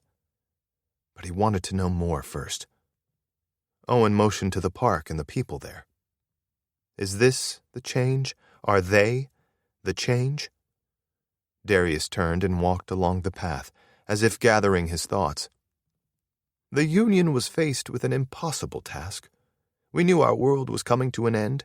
It was only a matter of time before a catastrophe occurred.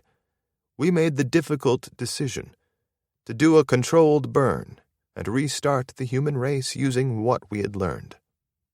What does that mean exactly? The Genesis virus was supposed to be a global reset. I don't follow. Think about it.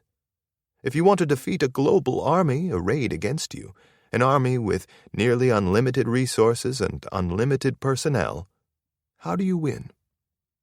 You convince them not to fight in the first place. Darius smiled. That's actually a very good answer.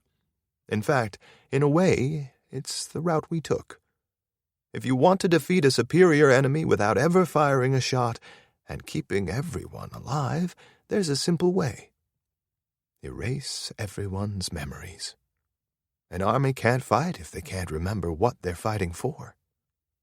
Your plan was to give the whole world amnesia? Curable amnesia.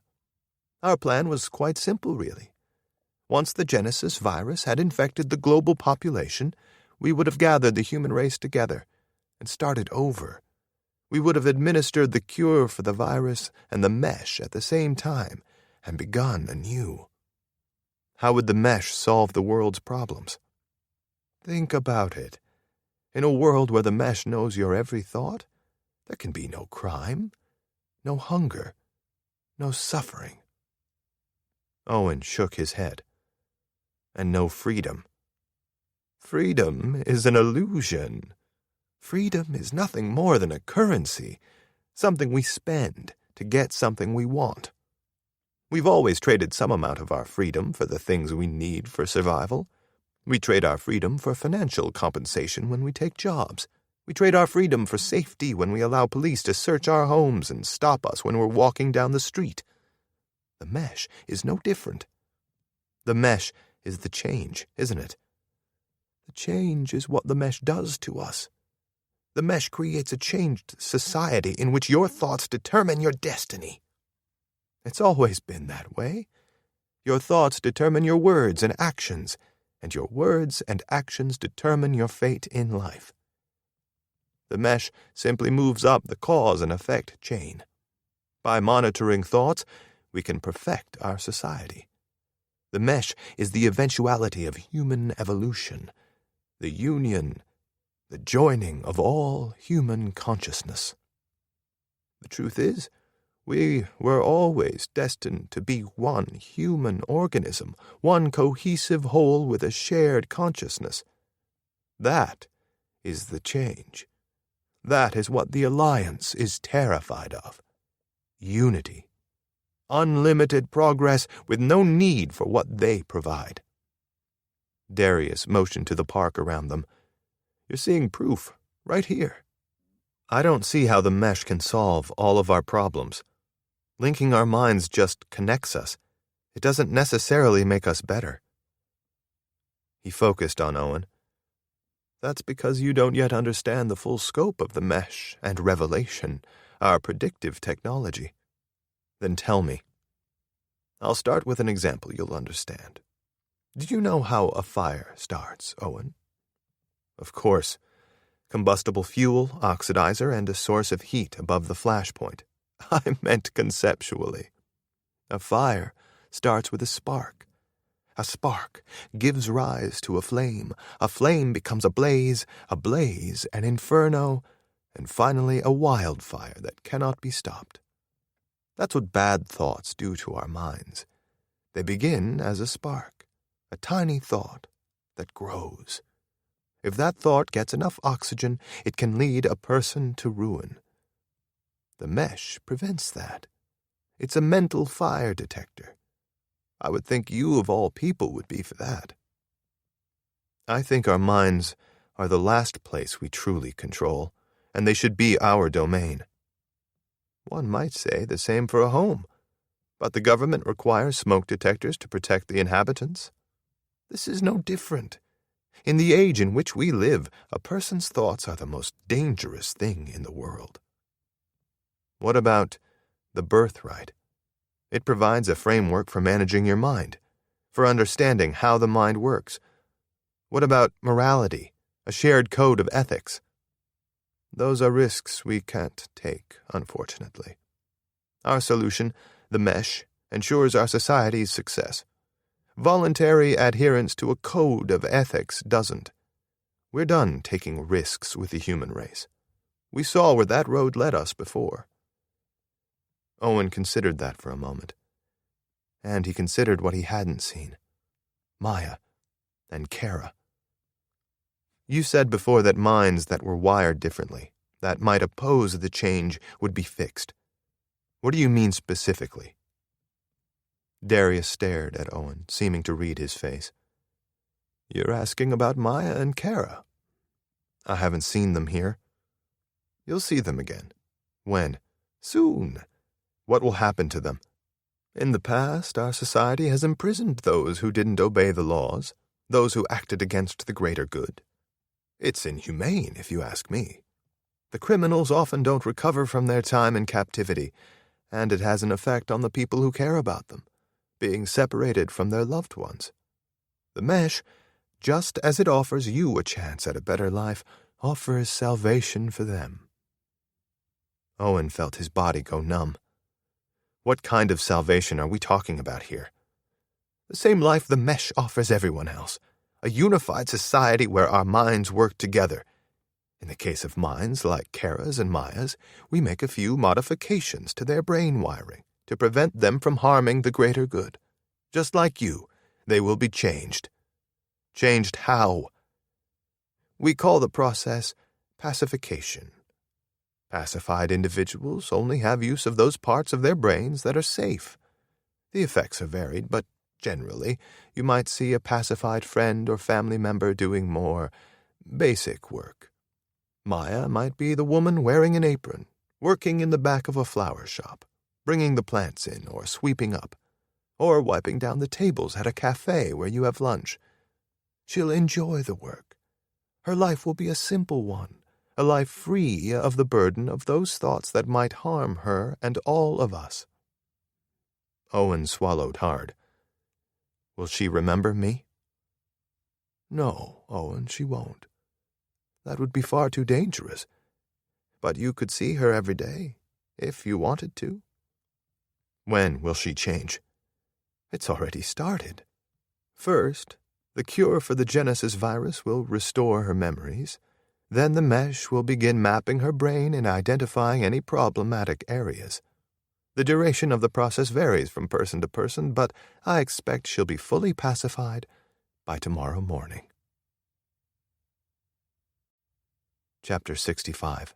The orderlies in gray suits led Maya and Kara to a car that whisked them away to another part of the colony, one that looked about like the receiving area they had first entered.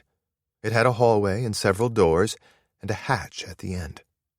The room they led Maya to had a couch and club chairs and a full bathroom. There was also a wide mirror in the wall, similar to the previous room. It was some sort of observation area. She was pretty certain of that. When the door closed, leaving her alone, a sudden rush of fatigue swept over her.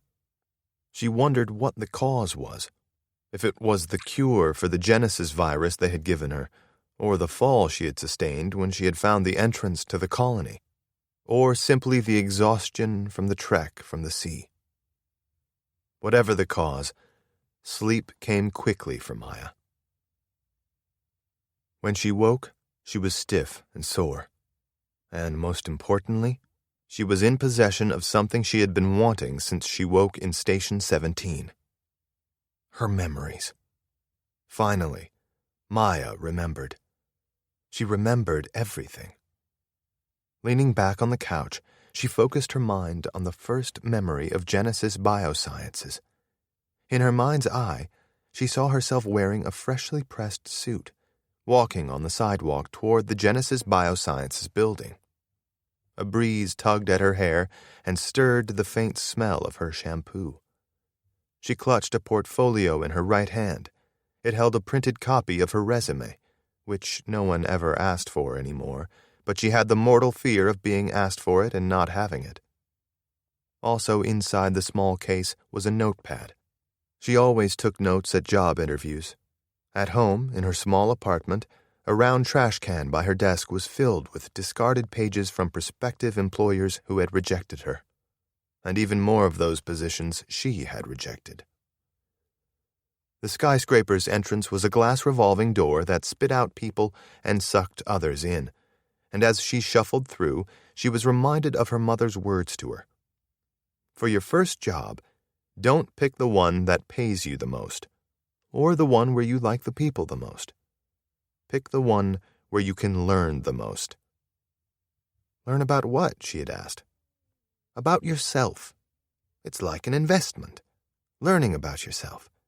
If you figure out your strengths and weaknesses and find the right opportunity, there's no limit to what you can accomplish, Maya. In the conference room, the interviewer asked a series of technical and general questions. As expected, she didn't ask Maya for her resume. Maya didn't offer. The interview ended the same way the dozen before had, with a promise that they would be in touch.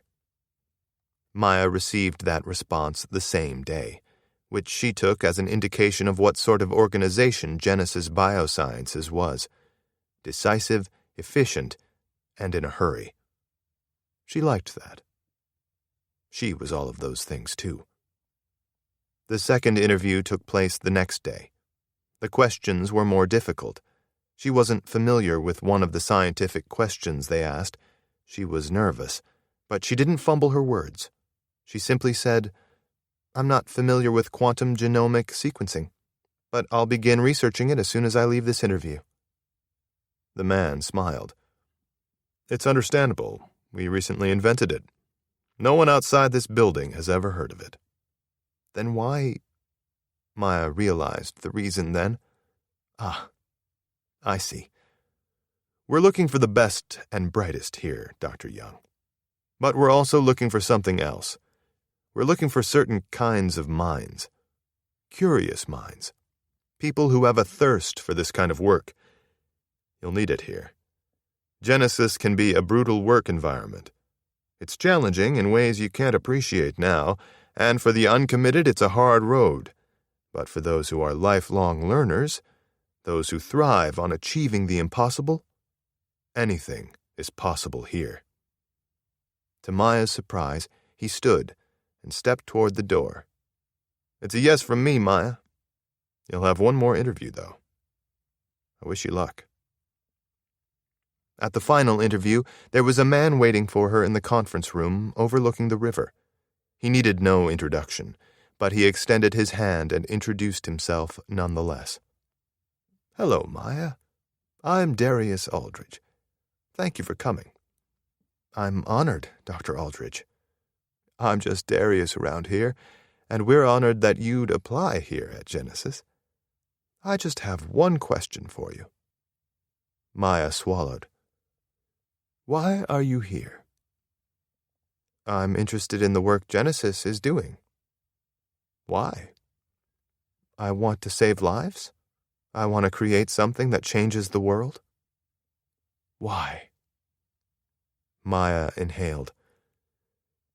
My father died of a rare heart condition. They created a genetic screen for it a few years later. They would have found it during a routine physical if he had lived a few years longer.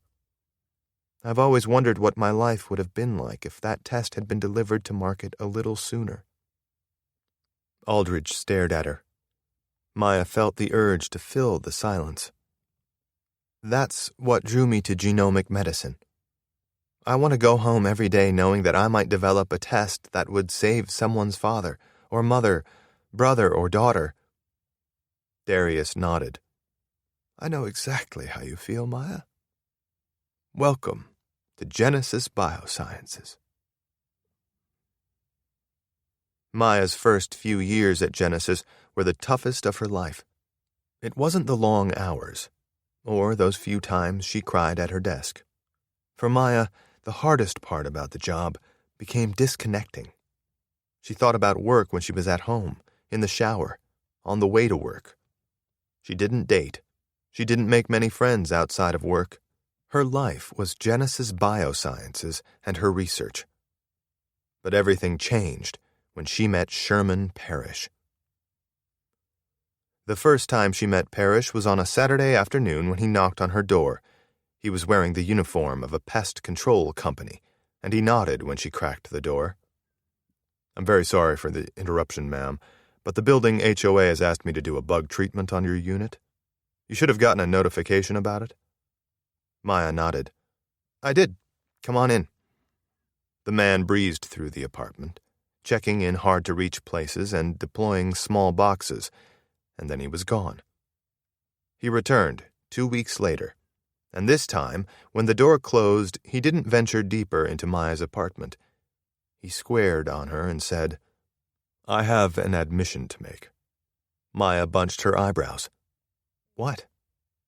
I'm not a pest control specialist, though I did search your apartment for bugs and planted some myself. We've been watching you, Maya. A bolt of fear ran through her. She cut her eyes to the door, but Parrish held his hands up. It's not like that. I work for the government. I'm here to recruit you. That's why we've been surveilling you. Recruit me for what? An operation that could save the world. I don't understand. The company you work for, Genesis Biosciences, is not what you think it is. Maya put her hands on her hips. What is it, then? A scientific terror organization, one dedicated to taking control of the entire human race. Maya laughed out loud. Oh, you are good. Who planned this? Darius? She looked around.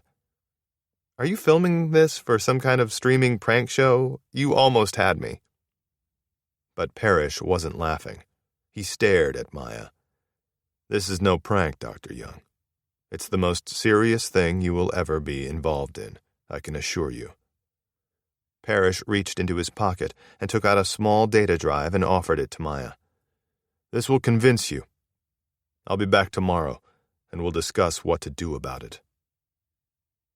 When he was gone, Maya set the data drive on her dining table and paced in the living room, biting her lip. What if the guy was a total lunatic, a stalker with psychotic delusions? She should call the police. Yes, that was the only prudent thing to do. When the emergency operator answered, Maya explained the situation as best she could and waited while they connected her to the appropriate authorities. The line clicked and she heard a deep sigh before Parrish spoke. I told you, Maya. I'm with the government. Don't feel bad. We expected you to do this. We've built a profile on you. It's why we chose you. You are someone who does the right thing. Maya's heart was racing. Fear gripped her. Just look at the data on the drive, Maya. It'll change everything. I'll see you tomorrow. Parrish had been right. The data did change Maya's mind. Contained on the drive was Genesis Biosciences research data related to Maya's work into a cure for dementia. What she saw in those files kept her up the whole night. It occupied her thoughts at work the next day. She no longer saw Genesis in the same way. That night, a knock sounded on her door again, and Maya opened it to find Parrish standing there. He didn't say a word, only walked in and turned as Maya closed the door. "How do I know the files are real?" Maya asked. "You know they are.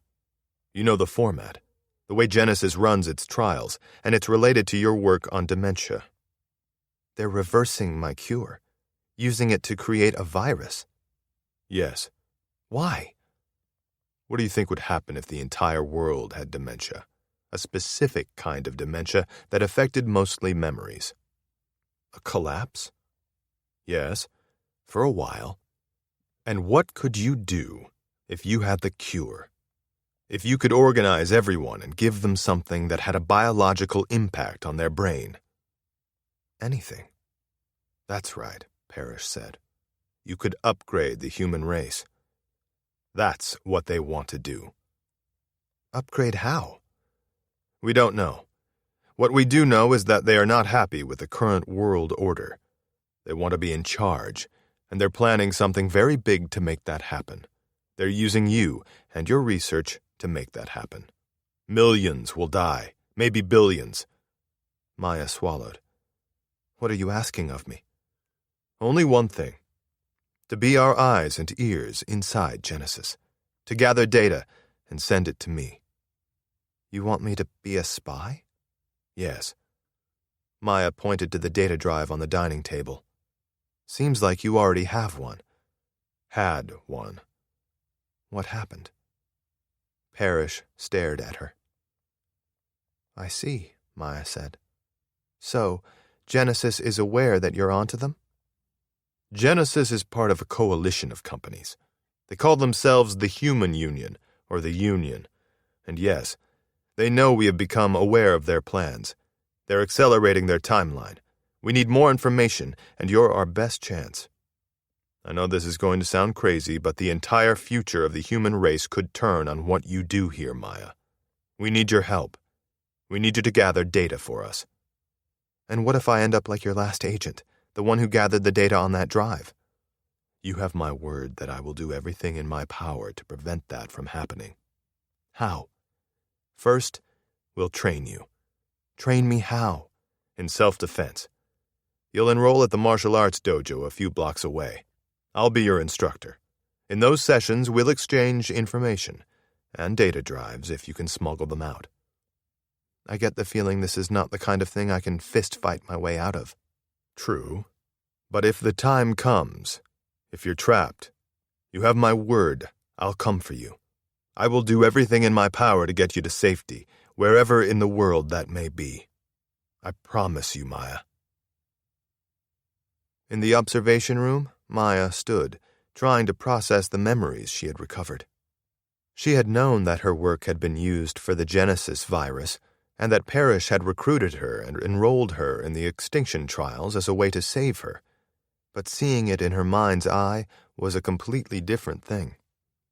The next memory was of the fall. Maya was wearing a spacesuit, working in a clean room when a voice came over the speaker. "Maya?" "Yes, Darius?" "I need to see you. We're in the middle of something. It's urgent. I'm sorry, Maya, but your life could depend on it." Maya exited the lab, removed the suit, and made her way to the conference room, where Darius Aldridge was waiting with 2 medical technicians. One took a blood sample. The other swabbed her shoulder with an alcohol pad and uncapped a syringe. "What's this?" Maya asked. Darius stared at her. "A vaccine." "Vaccine for what?" "Something we've been working on, just in case it gets loose. We want to protect you, Maya, just like you protect us." He watched her, waiting, and when she said nothing, he pressed on. "Don't you trust me?" Of course, Maya said, trying to make her voice calm and failing. Darius nodded to the young man holding the syringe, and he jabbed it into Maya's shoulder. She was nearly certain she knew what it was, and that they were likely watching her.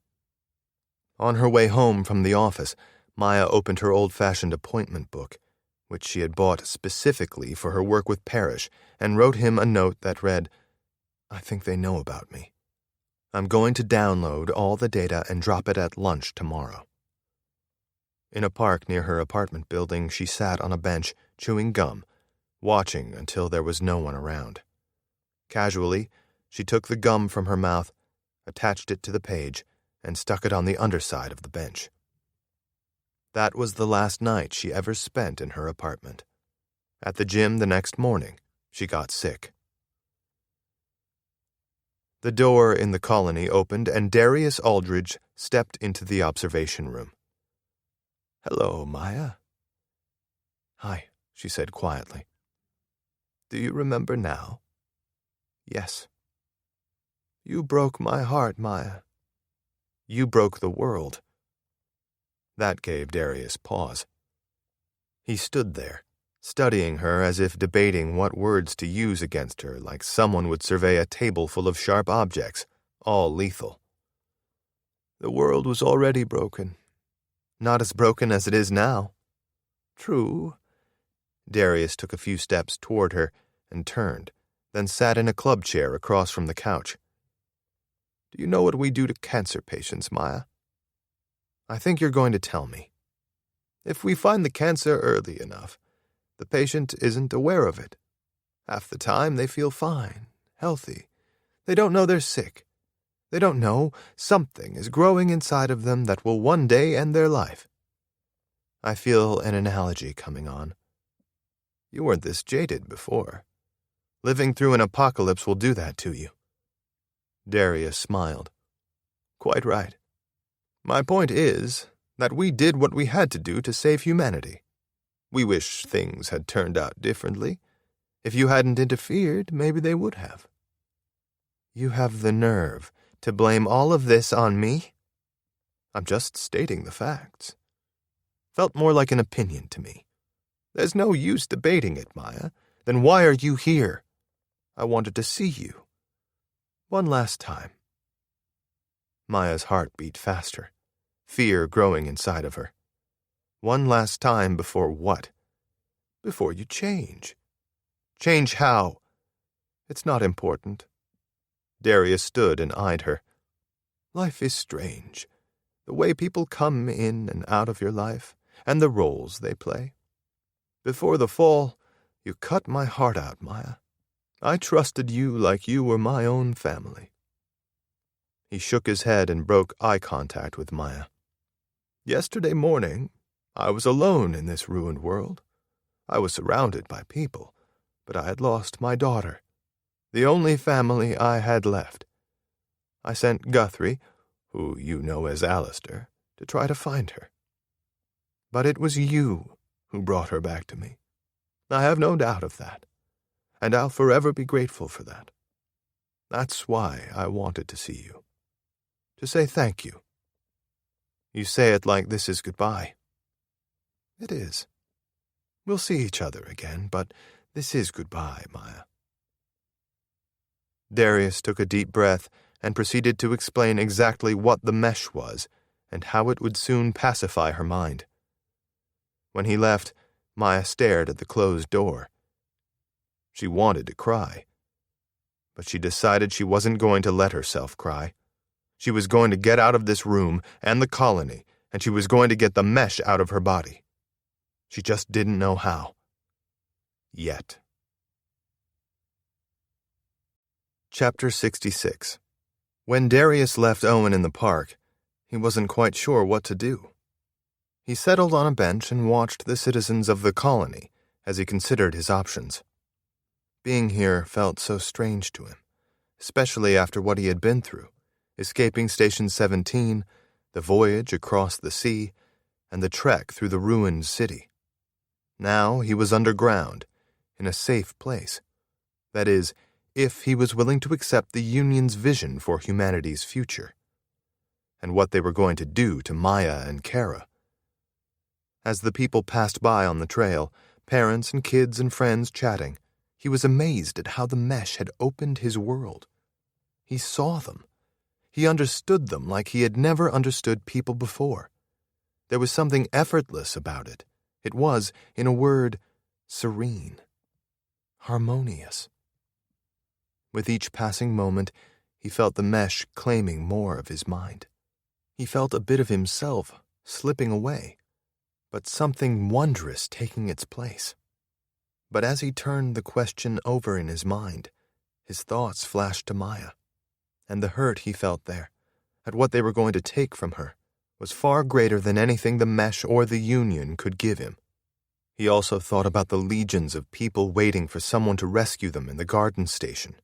How many would the union pacify if their minds were deemed dangerous? Owen looked up when a young girl veered off the path and approached him. He smiled when he realized it was Blair. She was carrying a pink flower that she held out to him as she approached. A light shade of red was creeping across her cheeks. She was embarrassed, but was smiling nonetheless. Owen realized something then that he had never been able to see before. The young girl had a crush on him. "My parents wanted me to tell you thank you for bringing me home," Blair said as Owen took the flower. "And I wanted to say it as well," she added, her face turning even more red. Owen reached out and pulled her into a hug. "You're welcome, Blair." "My dad says you're going to stay," she said, avoiding eye contact with him.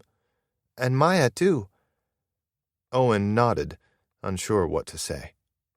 "That's their plan. Do you know where Alistair is?" "Sure. Follow me." They walked along the path, out of the park, and into what felt like a quaint little village. Shops lined the streets. People sat outside delis and restaurants. Lunch was apparently just starting. Ahead, Owen heard banging and muttered curses that seemed to be the anthem of Alistair working. This shop didn't have any sort of reception area or office, only a deep workshop area with a roll-up door that opened onto the street. Alistair was in the back, behind several scooters that Owen assumed had been fixed and were waiting on their owners to retrieve. Alistair was banging on another near the back wall. He looked up when Owen and Blair approached. "Didn't figure you for a scooter mechanic," Owen said.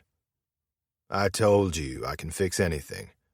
I told them I would fix anything, so long as it couldn't run me over like that bus did." Owen laughed. "Can't say I blame you." Blair turned to him. "I should get back," she smiled. "Will I see you around?" "Maybe." As Blair walked away, Alistair stood and washed his hands at the sink, eyeing Owen as he dried them off. "They give you the old union sales pitch? One society, one mind, blah, blah, blah. You sound less excited than you did in the observation room." "I don't get excited about anything anymore. That's part of getting older." "Actually, I think complaining is just part of your way of life." "Maybe there is hope for you, Owen. And yes, you're right, I complain, and I comply, and I fix things. That's my life."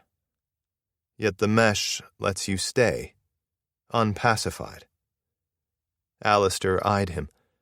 "It does. It knows when someone is just frustrated, knows the difference between someone planning to do the world harm and someone who just needs to vent." "So, it knows what I'm thinking?"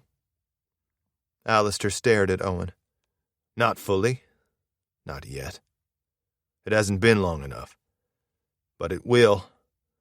Right now it's mapping your brain. It's sort of, what would Will say, installing itself." "That's a terrifying thought. Surely it is for you, too." "Change is terrifying. All change, not just the change. But that's life. You weigh what the union takes from you and what they give you, and you make a call. That's how it goes." Alistair bent down and tossed some of his tools into a nearby bin. "You hungry?" "I was hoping to find Maya." Alistair stared at him for a long moment. Lunch is a lot easier to come by.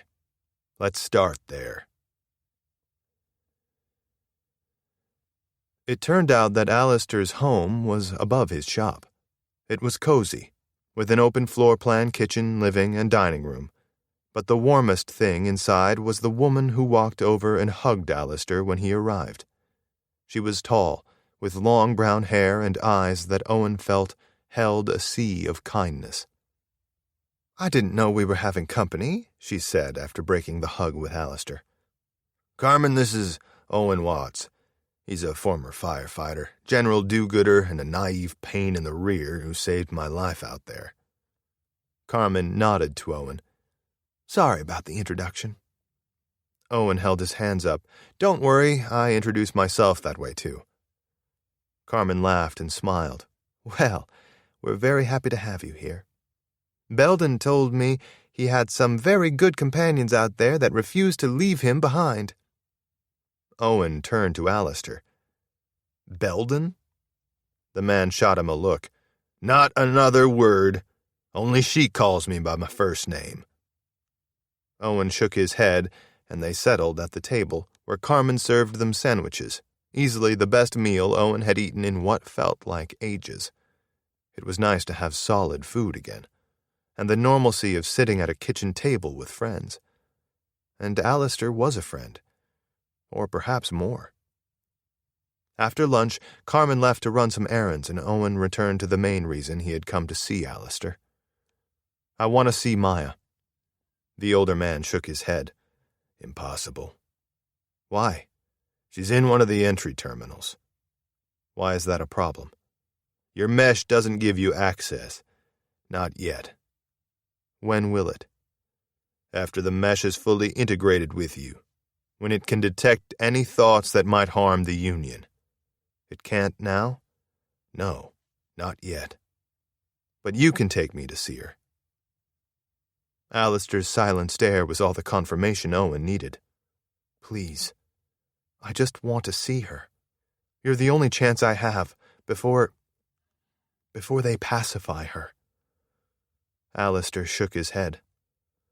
Owen glanced at the door where Carmen had just exited. "I think you know exactly how I feel right now. You've been in the same position, kept from the person you love and running out of time.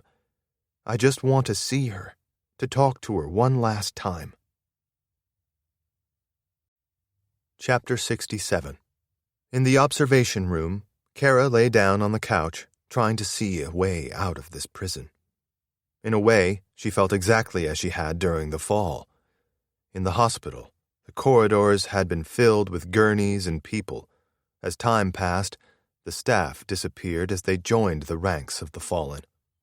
She had worked herself to the point of exhaustion. In fact, the last thing she remembered was collapsing in an operating room. When she woke, she was lying on the bottom bunk in an on-call room. The hospital administrator was towering over her along with another man with short hair and a ribbed sweater. "Sorry to wake you, Kara," her boss said. Kara rubbed a hand across her face and threw her legs over the side of the bed. "I need to get back to work." He placed a hand on her shoulder. "Easy there. This man needs to speak with you first. His name is Parrish, and you're going to want to hear what he has to say." With that, the hospital administrator exited the room. Kara studied Parrish. He looked like military to her. His voice was firm and efficient, like a man reading from a script on a deadline. "I'll cut to the chase, Dr. Allen. The government needs your help." "Help with what?" "What we're facing is a war the likes of which we have never encountered before. One where every piece of technology can turn against us. Where one moment we feel fine, and the next we can't even remember who we are. It's a war we are losing. I've noticed. You can help turn it around." "Me?" "You're in the right place at the right time, and you have the right skills." "I don't follow." "Are you familiar with ARC Technologies?" "Of course. Their software runs the medical records in the hospital." "They do more than that." "Such as?" Kara asked. "ARC is organizing a trial to find a solution to whatever this scientific terror group is trying to do. Specifically, they're going to develop a cohort that can survive this virus and whatever else our enemy is planning. I don't see how I fit in. There's a scientist who knows what the cure to this virus is. Her name is Dr. Maya Young. She was unknowingly working on the project until we recruited her. Parrish took a deep breath. The problem is they discovered that she was working for us. They've infected her with the virus. Which means she's forgotten her research. Exactly. I still don't see how I fit in. We're placing Dr. Young in ARC's program. It's called the Extinction Trials. What we're looking for is a physician to place in her cohort, someone who can help keep her alive in case she needs help. We're hoping ARC can restore her memories. When they do, we need you to get her to us. How would I do that? Parrish reached into his pocket. The other reason we're recruiting you is because you're in this hospital right now, in the same place as Dr. Young. We need to implant this device in your leg. There's an operating room already prepped and waiting. What is that device? It's a homing beacon. Your mission is very simple, Dr. Allen. Keep Maya Young alive, help her recover her memories, and when you do, activate the beacon. We'll come and find you, and we'll take it from there. How do I activate it? It'll be in your right leg. You press and hold for 12 seconds. And what if we don't find a cure for her? What if she never remembers? Then they probably win the war, and the world will be theirs. I don't know what that world will be like, but I think there will be a lot less of us, and I would bet that their control of the ones left will be near absolute. That's what this war is about, ultimately. Who controls the world? Kara had drifted off to sleep when the door opened. She sat up, feeling groggy and stiff. Darius Aldridge stood over her, seeming to wait for her to regain her senses. "It's the mesh," he said. "It causes some systemic information when it's integrating." "Wonderful," Kara muttered. Darius softly closed the door. "We've been looking for you for a very long time, Dr. Allen." "Really? We know you're an Alliance agent, a fairly recent recruit. We found your name in some files we recovered during the war." "What do you want?" "A simple act. One thing that can help end a war." Kara stared at him. "I'm assuming they gave you a way to contact the Alliance." "I don't know what you're talking about." "You can lie now, but it won't matter soon. Soon the mesh will be part of you. We'll have access to your memories, and we'll learn the truth. But it would be better if you told us. That would be an act of support for the Union, the kind of act that might better your situation here. You're holding me in a cage. How does that situation improve?" "The world is a cage, Dr. Allen. We're just making it a safer cage." Chapter 68. Maya felt a tingling on her forearm, like a bug crawling under her skin. She looked down, but there was nothing there. She placed a finger just below her palm, and words faded into her skin. Black letters that read, "Mesh OS initiating. 22% loaded." She had to get out of here, and soon, while she could still think, while she was still herself. But how, and where would she go?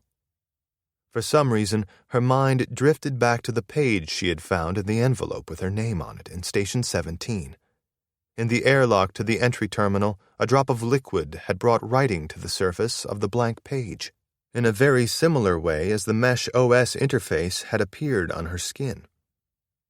The item was still in her pocket. They hadn't bothered searching her, and why would they? She was trapped here, and they would soon control her with the mesh. She rose from the couch and walked to the bathroom, where she closed the door and hunched over the sink, trying to hide what she was doing from any cameras inside, and she hoped there weren't any. She turned the water on, drew the page from her pocket, and let the bubbling liquid wash over it. Slowly, in waves, the image took form. The lines gray at first, then darker, and finally black. Maya was shocked by what she saw. At first, she didn't understand it. Then, comprehension dawned on her. It was actually really simple. The symbols had been there all along. Guideposts standing along the road for anyone willing to read them. She saw what they had to do. Yes, they had a chance. Through the bathroom door, Maya heard the door to the outer room fly open, impacting the wall in a loud crash. They knew. The colony had seen what she had done. They knew what she had discovered. She shook her head, regretting her actions as she stuffed the page in her pocket. The door to the bathroom flew open and Maya staggered back. But when she saw who was standing in the doorway, her heart burst. Owen. He was panting, a smile growing on his face. "Hi." "Hi," she said, a laugh starting. "How did you get here?" Maya caught a glimpse of the room then, of Alistair standing in the living area, a resigned, surly look on his face, a very Alistair expression. "I know where we need to go," Maya said. "You do?" Owen said, clearly surprised. "We have to get out of here." "You're right about that." Owen held his hand out to her, and she took it, and they raced back into the observation room, toward the door, but Alistair didn't move. "You need to lock me in here," he said quietly. "You're coming with us, Alistair," Owen said. The man shook his head, swallowing hard. "I'm not. Alistair, we don't leave anyone behind." "Not this time, Owen. This isn't a fairy tale. They can see and hear everything I can. They're sending more guards. I've already done too much." "Come with us," Owen said. "My place is here, with Carmen. Go, now." "Thank you, Alistair," Maya said. "Or Guthrie, rather. That's your name, isn't it?" "Alistair is fine. That's how you should remember me. Now go, and lock me in here. I don't know how much the mesh can control me." In the hallway, Owen locked the door with a keycard. "Where's Kara?" Maya asked. "She's in one of these rooms," Owen said, glancing down the hallway at the 3 other closed doors. Maya realized there were 2 disabled guards near the door at the end of the hall. That must have been where Owen had gotten the keycard that opened the doors. "They were the only guards," Owen said, "but I think more will come. They're probably in the cars right now." Maya nodded. They needed to hurry. "Kara!" she called out. "I'm here!" Kara yelled from behind a door nearby. Owen raced to the door and scanned the keycard, but the doorknob simply beeped, and a small light flashed red. "They know we're trying to escape," Maya said. "They've locked the doors." Owen eyed the door as he stepped backward. "What are you doing?" Maya asked. "Don't worry. I used to do this for a living." Owen ran the width of the corridor and kicked the door just beside the handle. It shook, and the wall cracked, but it didn't open. He seemed unfazed. He merely backed up and took another run at it, kicking with just as much force. The wall cracked after that, and the frame shifted. The third kick swung it open, and Kara ran out and the 3 of them barreled toward the end of the corridor. At the airlock, Owen scanned the keycard, but like the door, it simply beeped and a red light flashed. The hatch was locked, and unlike the door, Owen couldn't kick it in. Chapter 69. For a long moment, Owen stared at the hatch. They had come so far, and now they were at the end of the road. They had been so close. He had almost gotten Maya and Kara out. Granted, he wasn't sure where they would go, but at least out there he had a chance at freedom, and a chance at saving the people counting on him at the garden station. Maya marched ahead of him and ran her hand over the white plastic wall beside the hatch. "What are you doing?" Kara asked. "Looking for the emergency release. All Genesis bio-airlocks had them, in case the computers failed." "Oh," Owen muttered. Why didn't he think of that? He should have. His entire existence since waking up after the fall had been one emergency escape after another.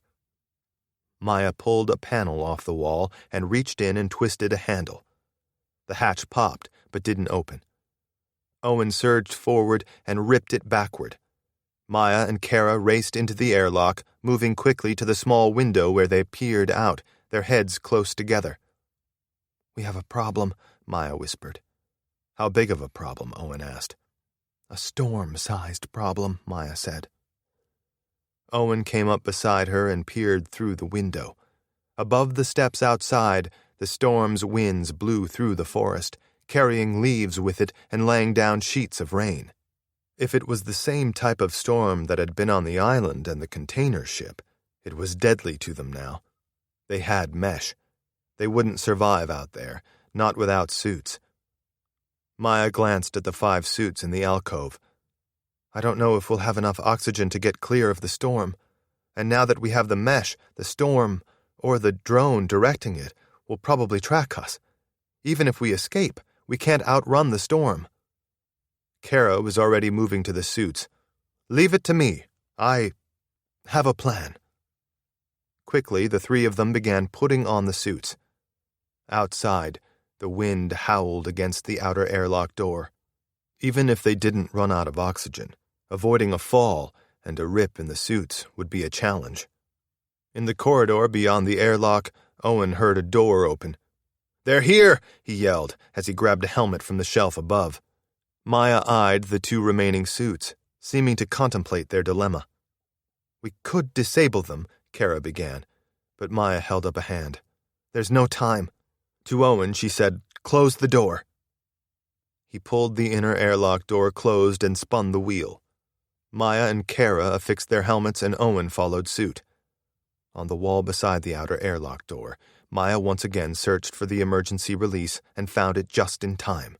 She turned the handle and opened the outer hatch just as faces filled the small window in the inner airlock door. Owen felt the outside air from the storm tugging at his suit as he looked back and saw Darius Aldridge glaring at them through the small window, his mouth moving, the sound muted. The man reached down and tapped a panel by the door, and his voice came over the suit speaker. "You don't have to do this, Owen. Close the airlock, and we'll sort this out." Darius stared at Owen. "If you stay, you can be part of something." Owen locked eyes with Maya. "I'm already part of something." She reached down, grabbed one of the empty suits, and charged through the open airlock. Owen saw her plan then. He grabbed the other empty suit and followed Kara out. He didn't know how long it would take Darius to get more suits to the airlock, but Owen knew he would, and when he did, someone would come after them. Chapter 70.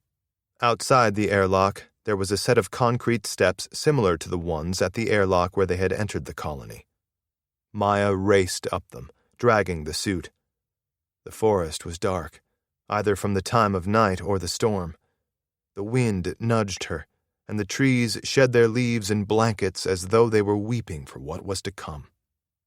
Maya was about to activate her suit radio, but she felt Owen grab her arm. He shook his head and looked over at Kara, who saw the action too. Her stare at Maya and Owen showed confidence, her eyes silently reiterating what she had said in the airlock. "I have a plan."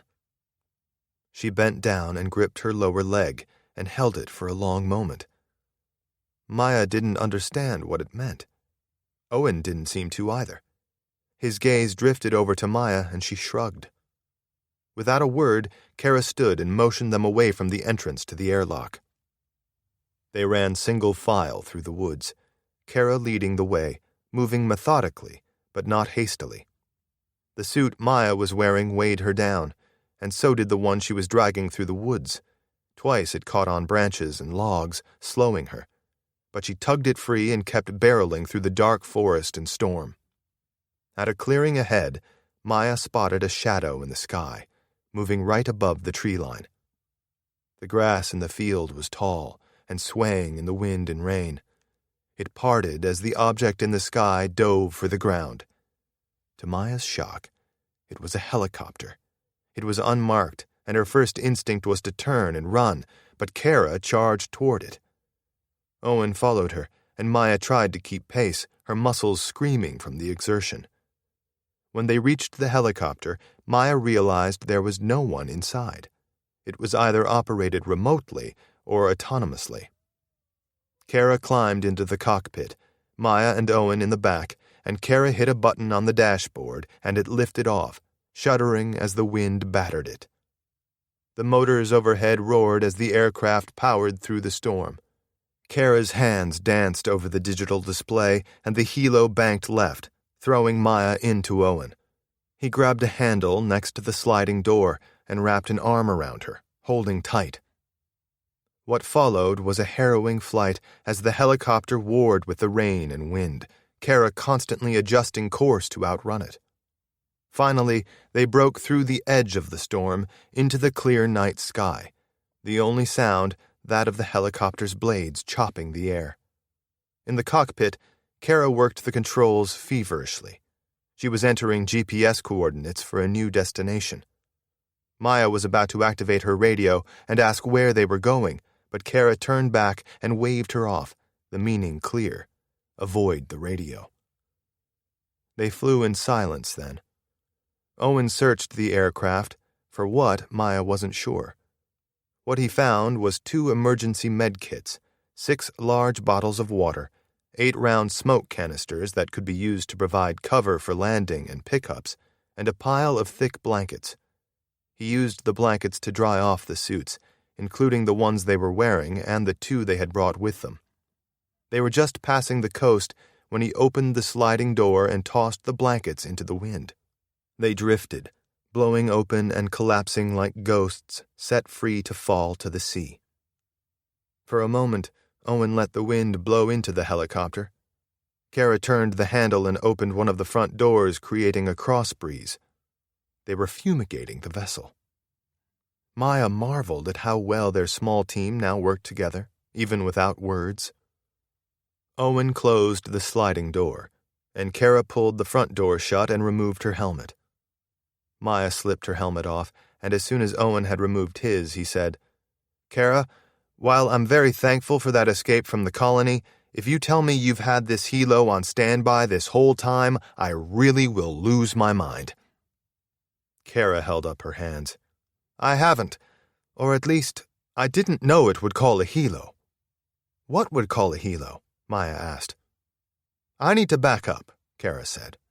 "There's something I need to tell you." "Your secret," Owen said. "Yes. What I told you on that boat was true. I am, an emergency room doctor. I was during the fall. It was carnage.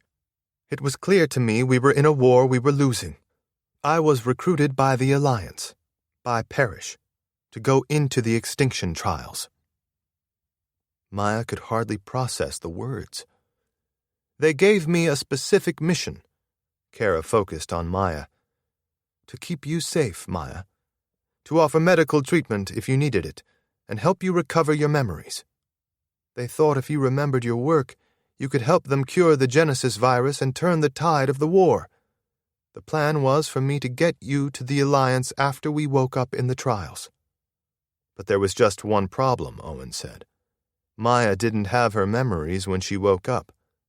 "That's right," Kara said. "It seemed the trials had failed. That's why I didn't use the beacon before." "Beacon?" Maya asked.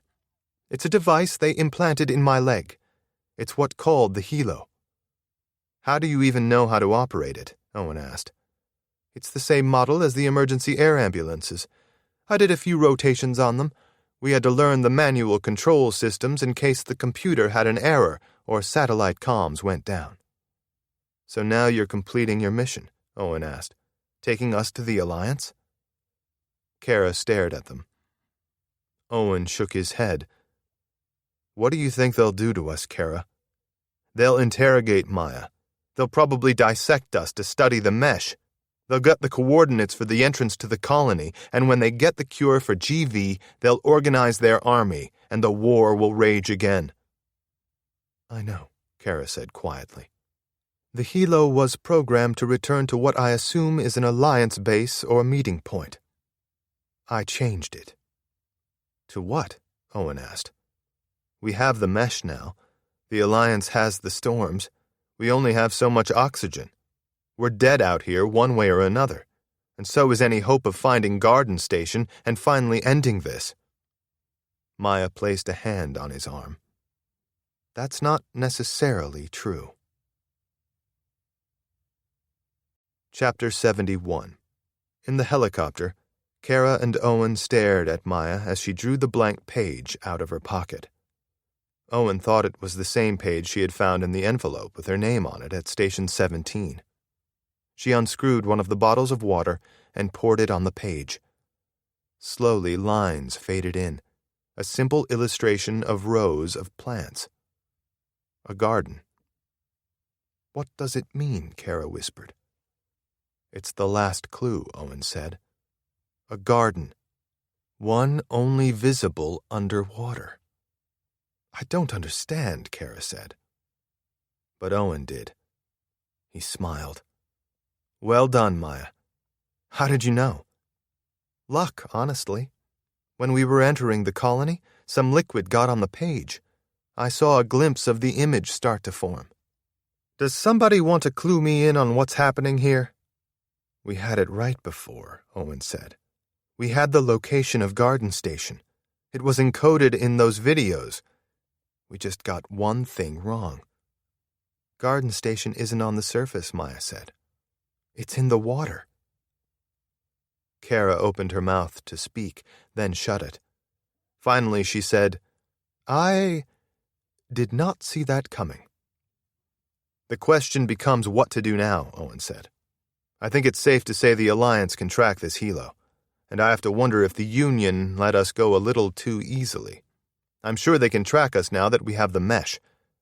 I bet the Union is hoping we'll lead them back to the Alliance, and I think it's a risk to lead them to the Garden Station. Assuming, Maya said, we can even get to the station. We're on a helo, not a submarine. It's a fair point, Owen said, but I believe we have exactly what we need right here. He pointed to the oxygen tanks connected to the suits. Clearly, the environmental suits and controls are built for normal atmosphere. I doubt they'll work underwater, and I certainly don't want to risk it. But the tanks will. We just need to disconnect them from the suits and take them with us. He motioned to the cans of smoke. We'll use these to help weigh us down. Maya swallowed. I don't like this plan. Owen reached out and took her hand. It's the best option we have. Gently, he moved his thumb up to her forearm and pressed there. As Owen pulled her sweater back, lines began forming on her skin. Mesh OS initiating. 41% loaded. Do you feel any different? Owen asked. No, not yet. Did Darius tell you what the mesh will do to you? Yeah. Maya glanced out at the sea. I know time is running out for me, Owen, but what if the station is too far down, as in only accessible by submarine? What if we keep falling in the sea and get crushed by the pressure? And what if the coordinates aren't exact? We'll be walking around on the ocean floor, or more likely a ledge with survivable pressure, until our oxygen runs out. It's a risk, Owen said. To be exact, it's a leap of faith. I've done a few of those, out of burning buildings. It's how I saved your sister, and I think we have to take this one, for everyone's sake. Maya nodded and squeezed his hand. Okay. The only problem I see, Owen said, is that even if we survive, the Alliance and Union will likely come after us. They'll find Garden Station. In the cockpit, Kara held up her hands. I have a solution to that. She nodded to the medkits. The strange thing, the thing I just realized, is how completely we fit together. This can't be an accident. It has to be by design. What are you talking about? I have a role to play here, Kara said. Before, I thought it was to get Maya to the Alliance and cure the Genesis virus. Now I see the truth, the bigger picture. I know what I have to do. Kara told them her plan then, and Owen had to admit it was brilliant, one he couldn't have seen himself. And it just might work. Chapter 72. Maya winced as the needle entered her arm. The helicopter's subtle movement didn't help matters. Kara drew the blood into one of the tubes, then capped it and drew another tube full. There was a pile of blood-filled tubes on the floor of the helo now. Owen was busying himself with taping the tubes to the cans of smoke and other detachable heavy objects in the helicopter, readying them to be deployed. Their plan made a big assumption, that the mesh was in the bloodstream. They knew it was in the brain fluid, and the mesh could obviously change the pigment of the skin on their forearm, so it served to reason that the technology flowed in the bloodstream. They were betting their lives on it. Kara had programmed a series of coordinates into the helicopter's nav system. At the first stop, she opened the cockpit door and dropped a canister with 2 tubes of blood tied to it, one from Maya and one from Owen. At the next 3 stops, she did the same. At the 4th stop, the helicopter hovered near the water, and she turned back to Maya and Owen, each of whom had oxygen tanks between their legs and weights tied around their waists. To Maya's relief, the tanks that connected to the suits had a mouthpiece at the port, just in case they needed to be disconnected and used without the suits in an emergency. And this was that emergency. "You could come with us," Owen said to Kara. She smiled and shook her head once. "We all know I can't. This is the only way." "If we find help down there," Maya said, "we'll come for you." Kara nodded. "I know you will. But I'm pretty sure this is goodbye, and I'm okay with that. As I said before, I think this is what I was meant to do." "We'll never forget you, Kara. Or what you did here," Owen said. "Likewise," Kara replied. She nodded to the sliding door. "You better get going. If the stop is longer than the others, they might get suspicious." Maya glanced out the window, then pulled back the arm of her sweater one last time and pressed her thumb into her forearm, and waited as the lines and words formed there. Mesh OS initiating, 48% loaded. She hoped she had enough time left to reach the garden station, if it was down there. Owen pulled the door open and leaned out over the water, studying the waves below. He glanced back at Maya, and she gave him a firm nod. He stepped out onto the helicopter's rail, still holding the oxygen tank, and slipped the mouthpiece between his teeth. His next step was out over the water, and he plunged down. Maya ventured out onto the rail, dragging her oxygen tank, and then she was following him, down toward the water and what she hoped would be salvation for the entire human race. Chapter 73. Kara watched as Owen and Maya disappeared into the ocean, leaving a small wake where they had entered, like a small scar on the vast sea that quickly healed. In a way, she felt like she had countless times in the operating room after closing an incision. The operation, or at least her part, was done. Now, it was on the patient to survive or perish. Like she had then, she pinned all her hopes on their survival. She wished there was more she could do, but sometimes life required one to have faith, and wait and do the only thing you could do. For her, that was entering the coordinates of the next helicopter stop. She typed them into the helicopter's nav system and held on as it banked to the right. On the horizon, a storm was forming. No doubt one of the deadly amalgamations of wind and rain that was chasing the mesh inside her body. It would catch her soon, but not, she thought, before she had a chance to play her role. At the next stop, she once again opened the cockpit door and dropped the weighted tubes. She did that 6 more times before entering the coordinates she had memorized. In a way, she was returning to where it had all begun, or at least their first destination after the station. Soon, the massive container ship loomed on the horizon. It grew larger with each passing moment, and so did the storm chasing her. She set the helicopter down on the stack of metal containers and ran across the columns to the ship's control tower. At the rickety staircase, she ascended until she reached the bridge. There, she found a pair of binoculars and walked to the wide windows and brought them to her eyes. In the distance, she saw the storm. To the left, she saw a fleet of helicopters. They were different from the Alliance aircraft sitting atop the containers. There was no doubt in Kara's mind whose squadron it was. The Union. They couldn't allow the Alliance to recover Maya. The 2 final tubes in Kara's pocket would lead them here, and they would turn the vessel upside down looking for Maya, or what they thought was Maya. Kara panned the binoculars to the left and saw exactly what she was hoping for. Another fleet of helicopters. They were exactly like the ones sitting on the container ship. The Alliance had sent their own force.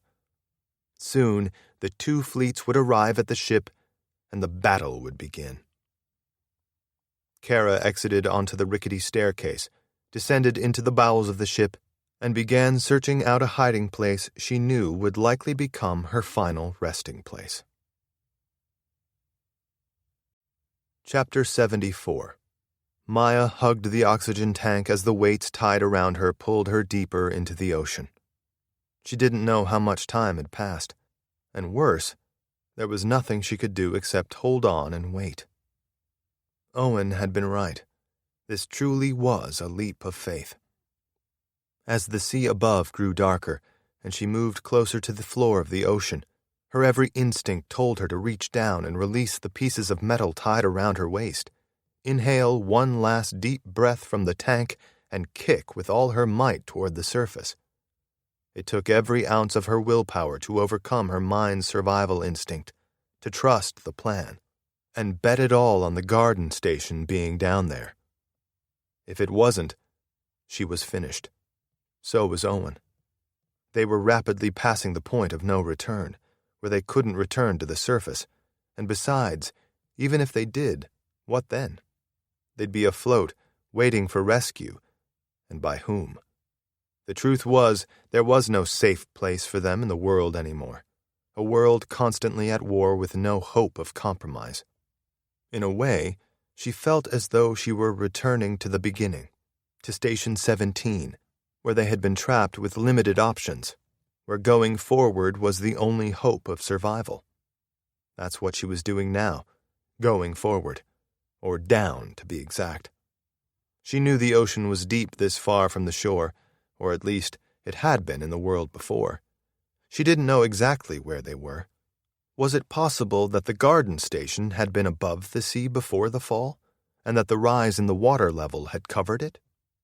It seemed that Station 17 had been in the mountains before and was an island now.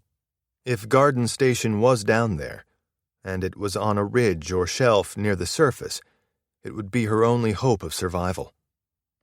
Most of all, she wished she could see Owen, reach out and hold his hand as they faced their fate together. Of all the things she had found in the world after the fall, he was the most remarkable. He had awakened something inside of her she thought long dead. That was one of the reasons she clung to life so tightly, as hard as she was holding the oxygen tank as the darkness around her became complete. Chapter 75. Owen didn't know how long he had been falling. A long time, possibly too long. He felt the pressure growing, pressing into him, crushing him. It reminded him of the head of a burning building, growing hotter, taking more of the air, closing in. He should have said more to Maya. He should have said what he really felt, told her what she meant to him. If this was the end, that would be his greatest regret. He was so lost in his thoughts that he was startled when his feet sank into the soft bed of silt. He wanted to throw his head back and laugh with joy. He was so happy, but he clamped tight on the oxygen tank. How much had he used during the descent? There was no way to know without the suit. He needed to take stock of his surroundings. He let the oxygen tank drop beside him, and he spun around, searching. Visibility was minimal, but in the short distance he could make out with the naked eye, he didn't see anything that might have been the garden station, or trees, or the ruins of a city. He seemed to be in something quite like a desert on the floor of the sea. He released one of the weights and paused to see if he floated upward. He kept untying them until there was a slight lift, one he could manage easily by hanging onto the tank resting beside him. He would have to drag it, and having the other weight gone would help. He reached into his pocket and drew out the flashlight from the helicopter's emergency kit. Now was another moment of truth. He clicked it on and was relieved when it shone into the murky darkness, a beam carving into the abyss. Again he spun, but there was no sign of Maya. They had entered the water at about the same time and roughly in the same spot, but Owen wasn't worried, not yet anyway. He had expected himself to sink faster than her. He waited, shining the flashlight back and forth, the beam like that of a lighthouse on the ocean floor. He smiled when he saw Maya's light lance out at his. He dragged the tank across the ocean floor, his feet sinking with each step. The effort was taxing, especially after the run from the colony through the woods, but he trudged forward, knowing there were no seconds he could waste. When he reached her, Owen could tell Maya was smiling around the mouthpiece. There were lines at the edges of her eyes, and her lips were curled beyond the nozzle. He couldn't take the line from his mouth, so he walked closer to her, leaned in, and pressed his forehead to hers. She pressed back. It wasn't a kiss or a hug, but it was sort of perfect for this moment, on the bottom of the sea in a ruined world, as if they were the only two people left, sharing a love that needed no words and had a language all its own. When he released the gesture, she stared at him, and he stared at her, and he knew precisely what she was thinking. Let's finish this. Together, right now. He shined the light all the way around them. He saw only murky darkness and no clear path to follow. But Owen had been in this situation with Maya before, and they had always found their way. Now, they just had to do it again. One last time. Chapter 76. Outside the boat, Kara heard gunfire and missiles detonating. A crash came soon after, what she thought was a fallen helicopter crashing into the ship's deck. She heard a giant splash in the sea, perhaps one or more containers spilling from the stacks. The firing grew faster then, the explosions closer together. The ship shook, and she wound her way to the ship's engine and crouched down. The ocean floor was a wilderness, barren, dark, and unending. Maya and Owen marched across it, doing the only thing they could, shining their lights left and right and putting one foot in front of the other. Maya felt almost like an explorer in an alien world. She wasn't sure how long they had walked, but with each step she knew their oxygen was depleting. There wasn't a way to get more. They would either find shelter, or it would all end here. Up ahead, her flashlight raked over a lump in the sea. A very human-sized lump. She reached over, nudged Owen, and focused the beam of her flashlight on it. He stopped and stared at it a moment, and then he marched to the small protrusion in the seabed and bent and brushed the mud and sediment away. It was a person, and they were wearing a diving suit. Owen methodically uncovered the torso and helmet, and Maya shined her light through the glass faceplate at the dead man's face. What stopped her cold was the small bit of shirt she could see. It was a black-ribbed sweater, the same kind she had been given when she woke up in Station 17. Owen focused on the man's suit and seemed to conclude that his oxygen had depleted. That was an unnerving thought to Maya. In fact, seeing the dead man was, in a way, the sum of her fears brought to life. It told her that they weren't the first to seek out the garden station down here, and at least one person had died searching. Was there actually nothing down here? She would have given anything to be able to talk to Owen then, to at least voice her fears. He glanced up at her, and in his eyes she saw her own thoughts reflected. There's nothing to do but keep going. And so they did, trekking across the seafloor, searching. They came across another body lying in the sediment. This one was wearing a slightly different kind of diving suit, more form-fitting with large goggles. Maya wondered if this individual was from either the Union or the Alliance. They marched on, Maya's fear growing now. Her legs were tiring too. Up ahead, the beam of her flashlight raked over a large dark object, perhaps a little taller than she was. It was oblong, and it was connected to an even larger object, which towered at least 4 times her height. Owen quickened his pace, and Maya rushed to keep up. When they reached the smaller object, Maya realized it was a submersible. The larger object seemed to have no end. When Maya shined her flashlight to the left and right, it simply kept going like a giant building rising from the seafloor. A sense of pride surged through Maya. She had been right. There was something down here. Would it be their salvation or another dead end? Owen rounded the submersible and took a few paces back, shining his flashlight along the length of it. The beam settled on a hatch at the top, which stood open. Moving slowly, he traced his light across the vessel until he found a vertical ladder of footholds that led to the hatch. Using hand motions, he urged Maya to stay but shine her light on the ladder as he waded forward and climbed up it, dragging the oxygen tank with him, his flashlight off. At the top of the submersible, he once again activated his flashlight and moved to the hatch and peered inside. He studied whatever he saw for a long moment, then motioned for Maya to climb the ladder. He held his light on the rungs as she ascended, and on top of the submersible, she joined him in glancing down through the hatch at the cramped compartment with a pile of dirt around the open hatch. Dark computer screens covered the walls, and there was no sign of the crew. Maya wondered if one of the bodies they had seen had come from the vessel. If so, it meant this might, in fact, be a dead end. Owen switched off his light and lifted his oxygen tank into the hatch, and then he descended, shining his light up for Maya when he had reached the inside of the submersible. When she was through the airlock, she shined her light over the interior of the vessel.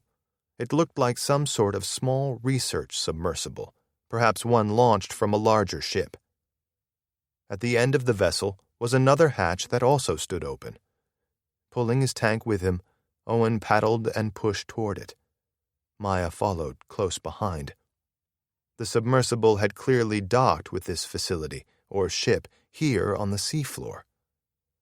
What they saw beyond the hatch was what looked like an outer door to the massive creation. There was a small oblong window, and when Owen shined his light into it, Maya saw only an inner airlock that was empty. Running her flashlight across the outer wall, Maya saw no handle for the airlock door, no wheel to spin, and no emergency release lever. There was, however, a number pad. Owen cocked his head as he studied it. Maya could also see the wheels turning in his head. She hoped he had figured it out because as they stood in the submersible, she felt oxygen in her line growing thin. Chapter 77. At the number pad on the airlock, Owen typed the GPS coordinates of the container ship. The code made sense to him. It was proof that whoever was entering had come through the waypoint at sea and had followed Ark's other directions. The door opened with a pop and swung inward. Luckily, the chamber beyond was filled with water, allowing Owen and Maya to drift inside with ease instead of being forced in with a wave of water. They had found the large structure here on the seafloor in just the nick of time. Owen's oxygen tank was practically empty. He closed the door and waited as the water drained from the chamber, and as it did, he studied the walls and design. It was, to his great relief, very Ark-like. White paint, tubing above with nozzles, benches beneath alcoves that were empty but could hold suits, and an inner airlock door ahead with a small window that revealed only darkness beyond. When the water was gone, Maya let her tank drop to the floor as she took a deep breath and began shivering. Owen wrapped his arms around her and pulled her tight, letting his body heat infuse into hers. The nozzles above hissed and sprayed a milky white liquid that, unfortunately, was frigid. Owen hoped there were blankets beyond the inner airlock. It opened with a swooshing sound, and Owen felt only more cold air rushing out. If anyone lived here, they liked it cold. He didn't voice it, but he counted the temperature down here as a bad sign. Maya peered up at him, a smile on her face despite her shaking. "We made it," she whispered. "Thanks to you." She shook her head. "Thanks to all of us. You, Kara, Alistair, Will." Owen released her from the hug, and he took Maya's hand as they stepped through the inner airlock door into a narrow corridor with gray metal walls, floor, and ceiling. Beady lights overhead snapped on as he walked forward. The corridor ended in a room that was roughly the size of one of the observation rooms from Station 17. And what Owen saw there was just as strange as that first meeting in the observation room. 3 bodies lay on the floor, unmoving. Ahead was a single locked door. There was no window, no keypad, and no handle. In the crew quarters of the container ship, Kara found an empty bunk room and lay down on the bottom bunk. It was fitting. The narrow bed and small room reminded her of the on-call room, where Parrish had first recruited her to the Extinction Trials. It was a sort of thematic end to the beginning of it all. Outside, the fighting raged. Gunfire pelted the ship and metal containers, dinging the outer walls of the crew quarters. Explosions cried out overhead, and the crashing of aircraft into the ship got louder by the moment. Kara closed her eyes and listened, knowing sleep wouldn't come. Her mind knew what was next. She clutched the tubes of Owen and Maya's blood to her chest and slowed her breathing. She barely felt a thing when the floor above came crashing down on her. Chapter 78. Despite the cold around her, Maya felt sweat breaking out on the hand Owen was holding. He gave her a gentle squeeze, then released her and moved to the closest body lying by the door directly ahead.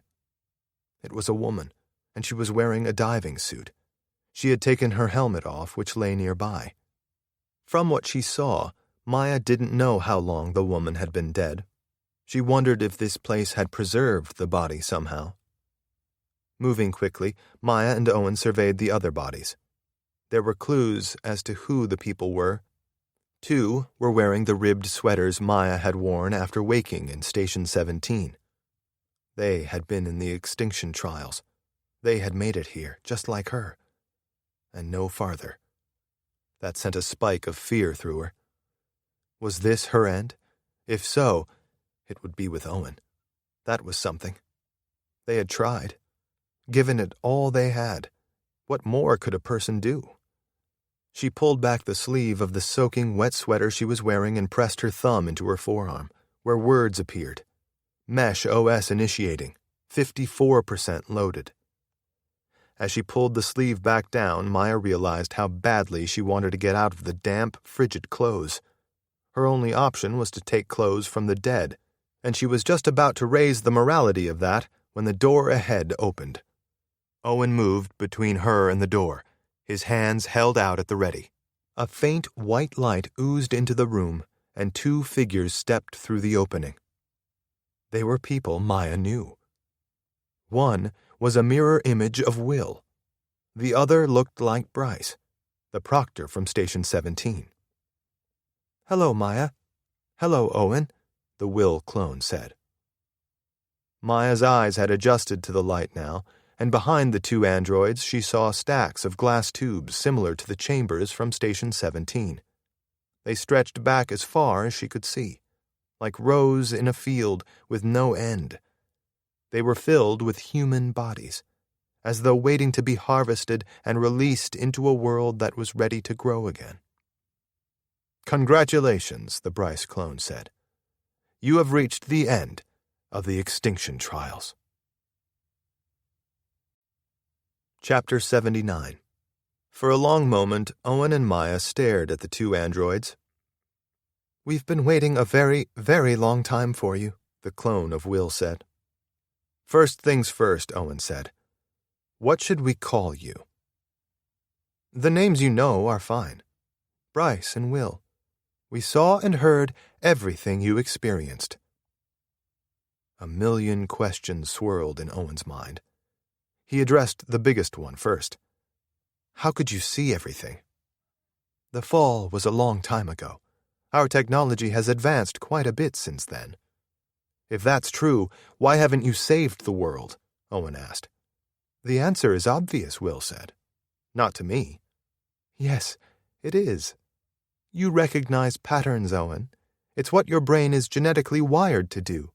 You already know the truth. Owen studied the two proctors. When he considered it closely, the truth was obvious to him. But it was one he hadn't even entertained until he had seen the bodies lying in the sea and in the corridor outside, the breadcrumbs along this deadly path. He said the truth he was fairly certain of. You have a cure for the Genesis virus. Yes, Will said. We've had it for quite some time. And the storms, Owen said. Also true. We have found the keys to enable humanity to survive in this ruined world. Biologically. Then why are we here? Owen asked. Why haven't you released the humans you have? If you're not ready to repopulate the world, why did you let us in now? Why did you leave so many to die out there in that corridor, and across this ruined world? Will cocked his head. You already know. You see the pattern. We're different from the other cohorts. Yes. We're smarter. No. Smarter people than you have failed to reach this chamber. What you have is something far more important. Do you remember what Bryce told you at the beginning, in that observation room in Station 17? Owen thought back to that moment in Observation Room 2. Yes. He said that the trials were an attempt to find a cohort that can survive in the world after the change. That whatever those differences were, they were the key to saving what's left of the human race. Will took a step deeper into the room that held the rows of glass chambers. We were given a simple task. To alter these survivors so that they could restart the human race. Simple tasks are not always easy tasks. Ours certainly wasn't. We had two tools at our disposal. One, trial participants like yourselves. And two, we had the Revelation program. The big data modeling project our Will described to us. Correct? With Revelation, we were able to simulate the world after the trials, a world in which we released the survivors with a cure for the Genesis virus and modifications to survive the storms. Interesting, Owen whispered. Do you know what our simulations revealed? I'm assuming they failed. Every time, Will said. The conclusion was quite clear. The reason the world fell wasn't the change, or the mesh, or the Genesis virus, or the alliance, or the union. It wasn't biology, or technology, or the environment. It was something far more fundamental. Revelation showed us that, and your arrival here has confirmed it. Do you know what the root cause of humanity's fall was? It's how we're different from the other cohort. Alistair's cohort. Yes, Owen. They betrayed each other. We didn't. That's part of it. What's at the root? Our values. That's how we're different. Precisely. What are you saying, Maya asked? That we succeeded in the trials because of our beliefs? That's correct. In a word, you care. For each other. And for strangers. For the future. Caring isn't always the easiest thing to do. Indeed, those who don't care are often happier. They're unburdened by what they encounter in life. But not you all. You believed in each other. You took the time to get to know each other, to understand each other. And you cared for one another. You all refused to leave Alistair behind, saving him. Alistair risked losing everything he loved when he helped you escape. Kara gave her life to help you two get here. Time and again, you put yourselves at risk for each other. The other cohorts who arrived did so at the expense of their fellow participants, not in sacrifice and service. Bryce held out his hands. We're still analyzing the data from your trial, but we believe the root breakthrough is a simple perspective, treating others the way you wish to be treated. Time will reveal further nuances. What do you plan to do with these revelations? Owen asked. This code that you've demonstrated is the key to creating a human race that can survive long-term, with a large population. As such, it is the true cure to what ailed your species. It will be administered like any other treatment. How? These values that are key to humanity's survival will be embedded in the psyche of all survivors. They will operate at a fundamental level, manifesting themselves in belief systems and mythologies that will be created over and over again. The humans we release will be biologically programmed to recognize these stories and beliefs and to gravitate to them. We believe this is not something we have discovered, but rather a phenomenon that is a component of a far greater force at work, one that predates humanity, one that operates on a grand scale we don't yet understand. Maya squinted at the proctors. What about the people out there? The Union and Alliance citizens? The proctors paused, as if communicating wirelessly with each other, deciding how much to say. Right now, Will said, a final battle is raging at the container ship you found. Our models indicate that casualties will be heavy. The two combatants haven't had an opportunity like this since the fall, an opening to end the war. They have both pushed all their forces forward. They will fight to the end until the ship sinks. Can you stop it? No. This was always how the Change War was going to end. What will you do next? Maya asked. We will send proctors to the Alliance and the Union, specifically to the colony, to collect the remaining survivors. Those populations are in terminal decline. We'll bring them back to the Garden Station. Why not retake the world? Owen asked. Consider what you didn't see out there. Animals. Correct. The world out there is ruined in more ways than you know. But you can fix it, Owen said. No, we can't. There are limits to what we can achieve. We will have to wait and see if this world can heal itself. If not, we have an alternative plan. What does that mean? Owen asked. We'll explain when and if it becomes necessary. Owen felt Maya squeeze his hand. Like him, she was scared, but she was facing the news with a brave face. What will happen to us? Maya asked. To Owen and me.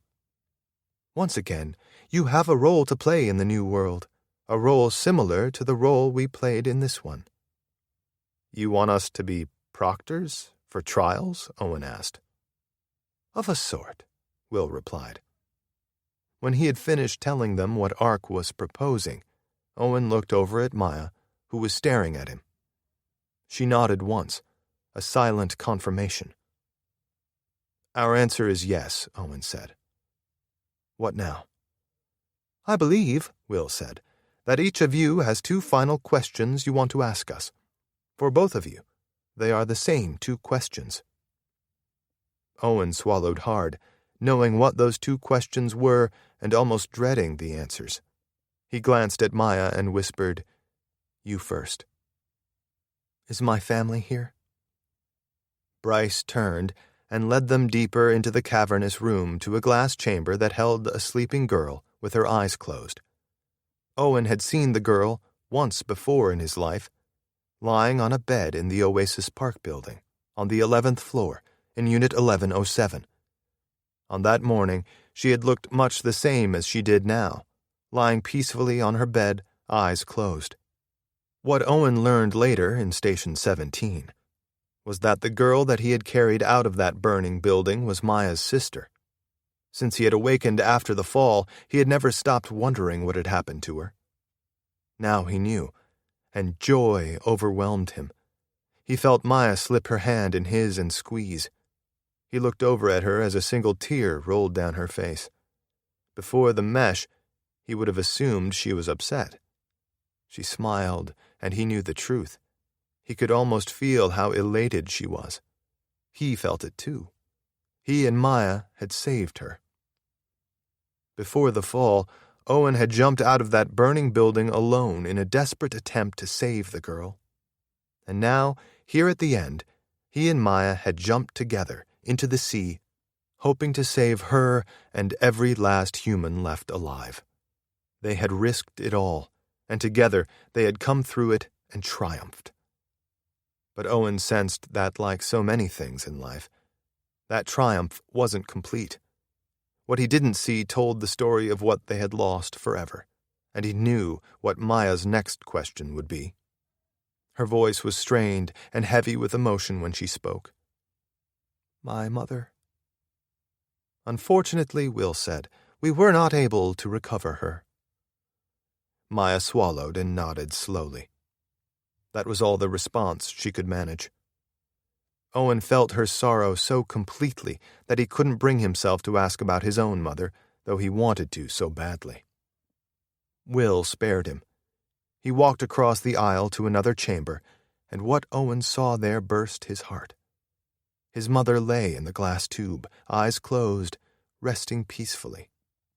The facility where she lived, Will said, had a data management and archival contract with ARC Technologies. She was one of many we were able to recover. Owen felt Maya's arm wrap around him and squeeze. "Thank you," he whispered. "What will become of them?" Maya asked.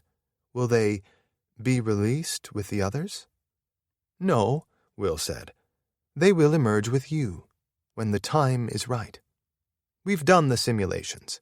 It's better if you're not alone. Family is important. That includes the one you're born into, and the one like you all formed during your journey here. In our simulations, family was one of the most powerful factors we ever encountered." Owen gazed down at his mother. Since Station 17, he had wondered if that morning before the fall would be the last time he ever saw her. He had almost given up hope of ever seeing her again.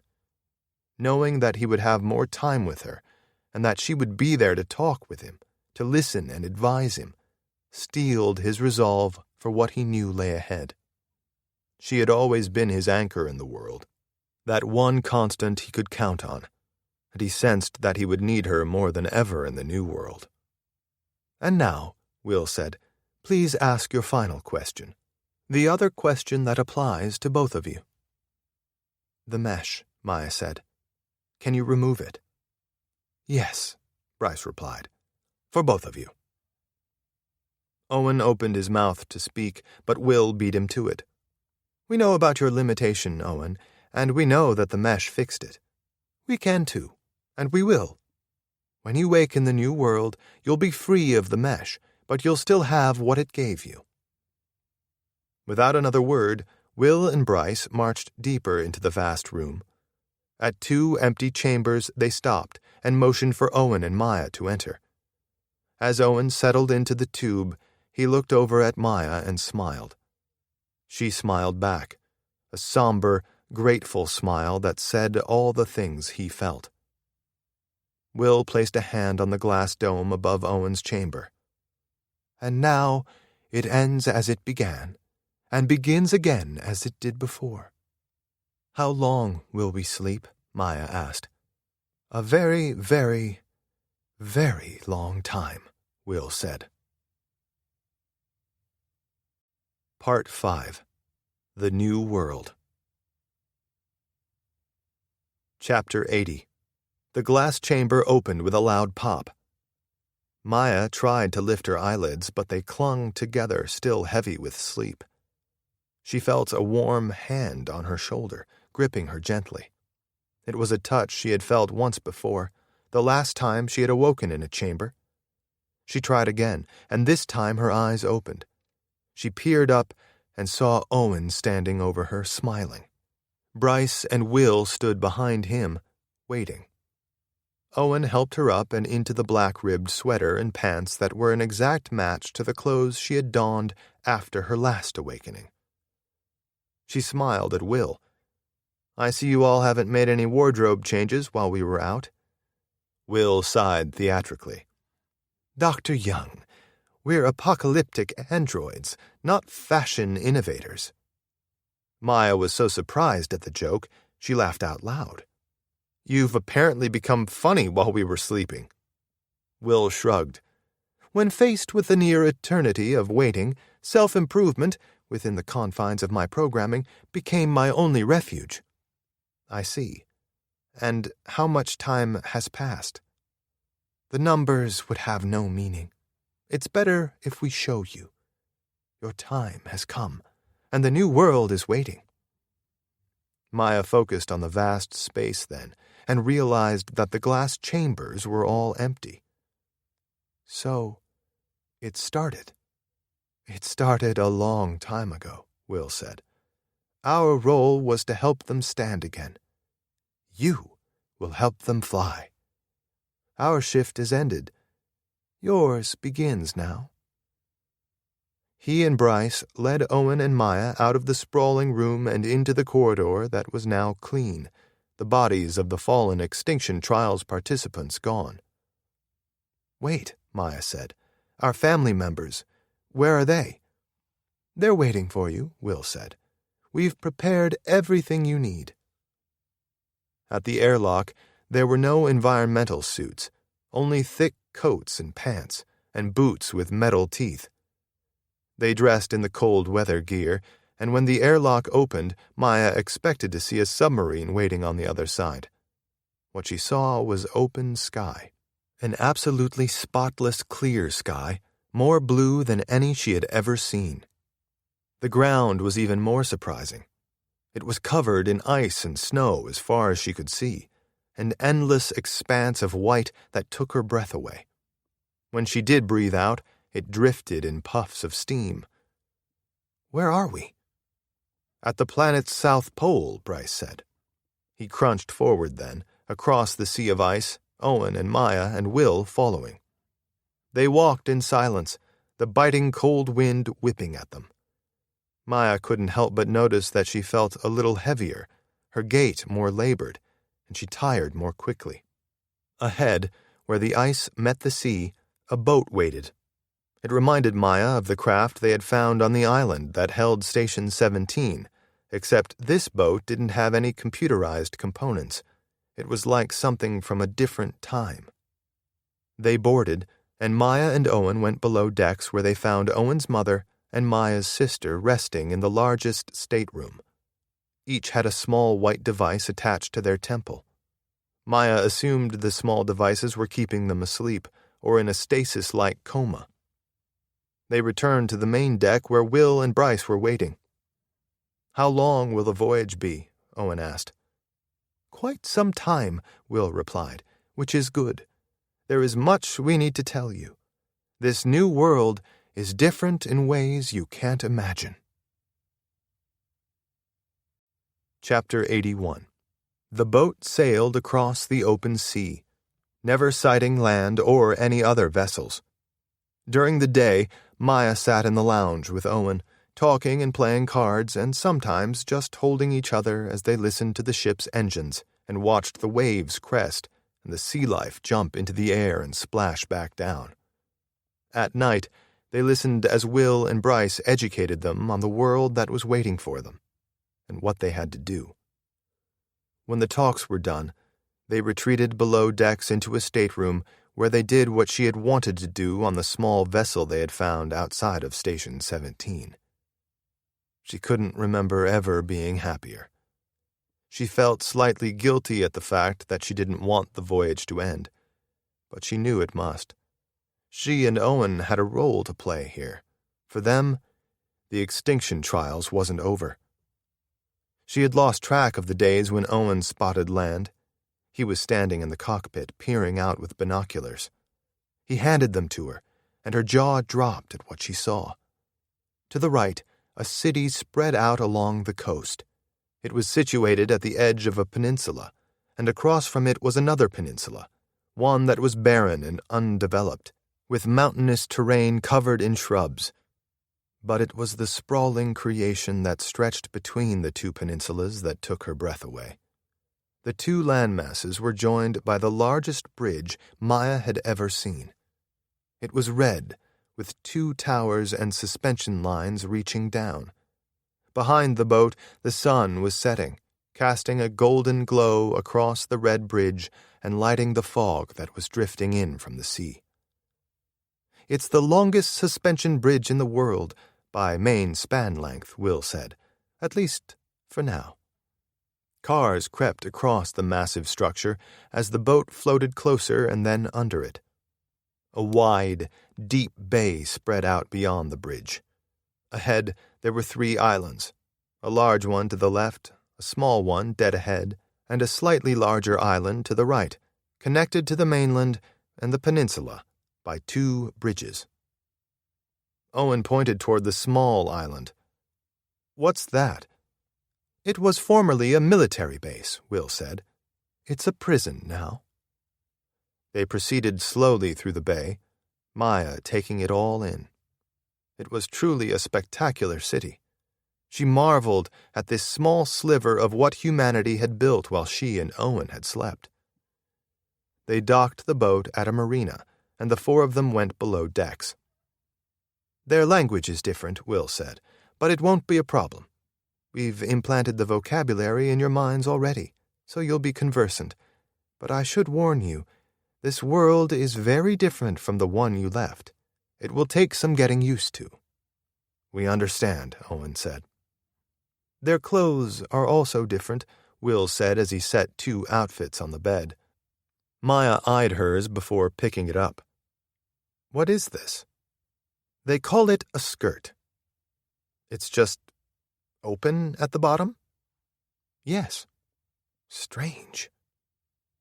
When they were dressed, they loaded their supplies into a van Will and Bryce had left in the marina parking lot. It was night by the time they used a ramp and wheelchair to move Maya's sister and Owen's mother from the boat into the van. They drove through the city then, Owen and Maya sitting by the windows, taking in every detail. The terrain was hilly, and the streets were crowded. What Maya saw surprised her and, at times, broke her heart. In alleyways, she saw homeless people huddling together to stay warm. On street corners, prostitutes loitered and posed and called into the night. In the shadows, drug dealers whispered and handed off small packages to people passing by. She also saw acts that restored her faith in humanity. Soup kitchens and homeless shelters and ambulances charging into the night to save lives when seconds counted. At the apartment Will and Bryce had rented, they unloaded the supplies and brought Owen's mother and Maya's sister inside. In the living room, Will and Bryce stood before Owen and Maya. "This is where we depart," Will said. "What will you do?" Maya asked. "We will take the boat back to the garden station and destroy it. Now is the time. If we wait, they might find it. They are already developing more advanced satellite technology. We've delayed as long as we can." "Tell us about the past," Owen said, "when you released the survivors." Will studied them for a moment. "It was difficult at first. As we told you, we weren't sure the planet would recover from the damage that occurred during the Change War.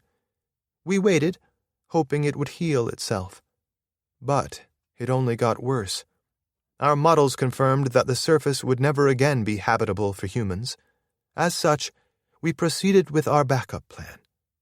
In your time, this world was a volcanic wasteland. The atmosphere then was low in oxygen. Frozen methane deposits on the seafloor were melting and rising up into the air.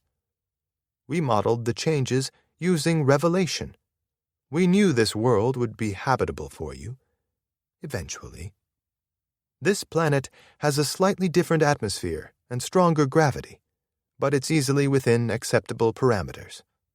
From a scientific standpoint, It's almost a sister to our world, one simply a few years younger. Well, younger on a geological timescale. It was a long wait, but as we are machines, time is of no concern to us. What did you do when you arrived? Maya asked. We used a modified version of the Genesis virus to erase the survivors' memories and embed the code of ethics deep in their psyche. They mingled with the emerging primate species on the planet, and, as expected, they flourished. There were never this many of you in the world before. I don't mean to be a critic, Owen said, but I just have to say, based on what I saw out there, things aren't going that great. Again, no offense. It looks that way, Will said. But what you saw are just your species' growing pains. They will ease in time. In the long run, the outcome will be as we expect. We have a high degree of certainty. But not absolute certainty, Owen said. Hence why we're here. Will nodded. Correct. It would be irresponsible to ignore the unexpected, variables that can't be anticipated and factored. You will play the role we once did, as a sort of insurance policy, in case humanity once again loses its way. But you had all the resources of ARC Technologies, a massive company. We're two people starting from scratch. You have 3 very important assets, Will said. He paced to the window and looked out. First, you know the future, the broad arc of the human race. Don't underestimate that. Second, and perhaps most importantly, you have each other. The two of you saved the world before, when so many others failed. And lastly, you have capital. Owen shrugged. What are you talking about? We don't have any capital. Bryce placed a small bag on the table. A parting gift. Owen reached out and pulled the string and dumped the contents on the table. 100 small rocks, clear and sparkly. Diamonds? Maya asked. Yes, they hold great value in this world. You're joking, Maya said. I'm not. For lasers? They were everywhere in the old world, Owen said. True, but here this new society uses them as decoration, to show importance and status and affinity for each other. Owen picked one up and held it in the sunlight. I don't get it. What you hold will give you what you need. Think about it. There are 3 ways to control the future. You can either create it, inspire it, or facilitate it. What you hold is key to facilitating it. Owen smiled as he turned the diamond in his fingers. Okay. Now I get it. The next morning, Maya and Owen dressed and went to a jeweler where they sold the first of the diamonds. Back at the apartment, they sat in the living room and talked at length about the future. Do you think, Maya said, that we're in over our heads? Owen smiled. Probably. Definitely. But we have been since the beginning of the Extinction Trials. What do you want to do? I've been thinking about that. And the more I think about it, the more certain I am about what we have to build. What's that? The thing that saved us. Which is? An escape hatch. Chapter 82. That afternoon, Owen secured a spot for his mother at a nearby assisted living facility. It was similar to the one she had known in the world before, but Owen still worried about how well she would adapt to her new environment. That thought ran through his mind as he removed the white block from her temple. Slowly, she opened her eyes and looked around at the light-filled bedroom in the apartment. Owen? He reached out and took her hand in his. I'm here, Mom. What happened? There was a war. A long one. And there are a few other things I need to tell you. When he was done explaining what had happened, he expected his mother to be overwhelmed, for her to ask him 1,000 questions. Neither of those things happened. She merely smiled at him, a knowing, contented smile, and said, It's wild, truly. But it's the way of the world. What is? Change. Every generation grows up in a world a little different than their parents. For some generations, there's more change than others. For some generations, the future seems like science fiction. And then their children end up living something that resembles the stories that no one believed in their own time. That's the way of the world. Some changes are for the better, some for the worse. But always change. She studied him for a moment. But those changes don't interest me much. It's the change in you that interests me. Owen raised his eyebrows. You seem happy. I am. Care to elaborate? Owen smiled.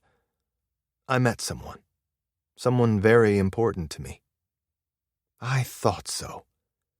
His mother squeezed his hand and stared out the window. What about your job? Have you found something new yet? I guess you could say a new job found me.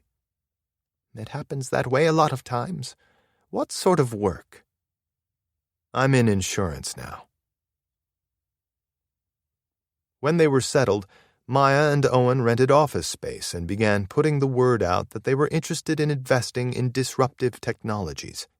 Technologies that they knew would forever change the world. Their meeting that Tuesday morning was with two engineers named Robert and Gordon. The men were in their early 30s and currently employed. Owen had heard, however, that they were unhappy at their current employer and contemplating starting a new venture. Thank you for being here, Owen said. I'll keep it simple. We offer capital and guidance. The capital will be provided on generous terms. Our advice will always be just that. Suggestions that you can take or leave. Robert exhaled heavily. Who says we're even looking for capital, or advice for that matter? We know you're not happy at Fairchild, and we think you're capable of a lot more. Robert cut his eyes at Gordon but remained silent. Owen held out his hands. The world is going to look a lot different in 20 years. 20 years after that, the changes will be even more drastic. In another 20 years, life will look like science fiction. What exactly are you referring to? Robert asked. Your invention. The integrated circuit. You know it's important, but you don't yet realize how important it will be to human civilization. This is going to sound unbelievable, but in the next 10 to 15 years, the number of transistors you can place in a dense integrated circuit is going to double every year. After that, the number of transistors in the same amount of space will double roughly every 2 years. Robert bunched his eyebrows. What do you think about that, Gordon? The other man was silent for a few seconds. I think it's actually a really interesting thought. It's the truth, Owen said. The unrelenting rise in the amount of processing power will make an incredible number of things possible. Computing on a scale you can't even imagine today. Owen watched the two men, gauging their reactions. Right now, what you've created is like a ripple on the ocean, the type made by a small pebble dropping in.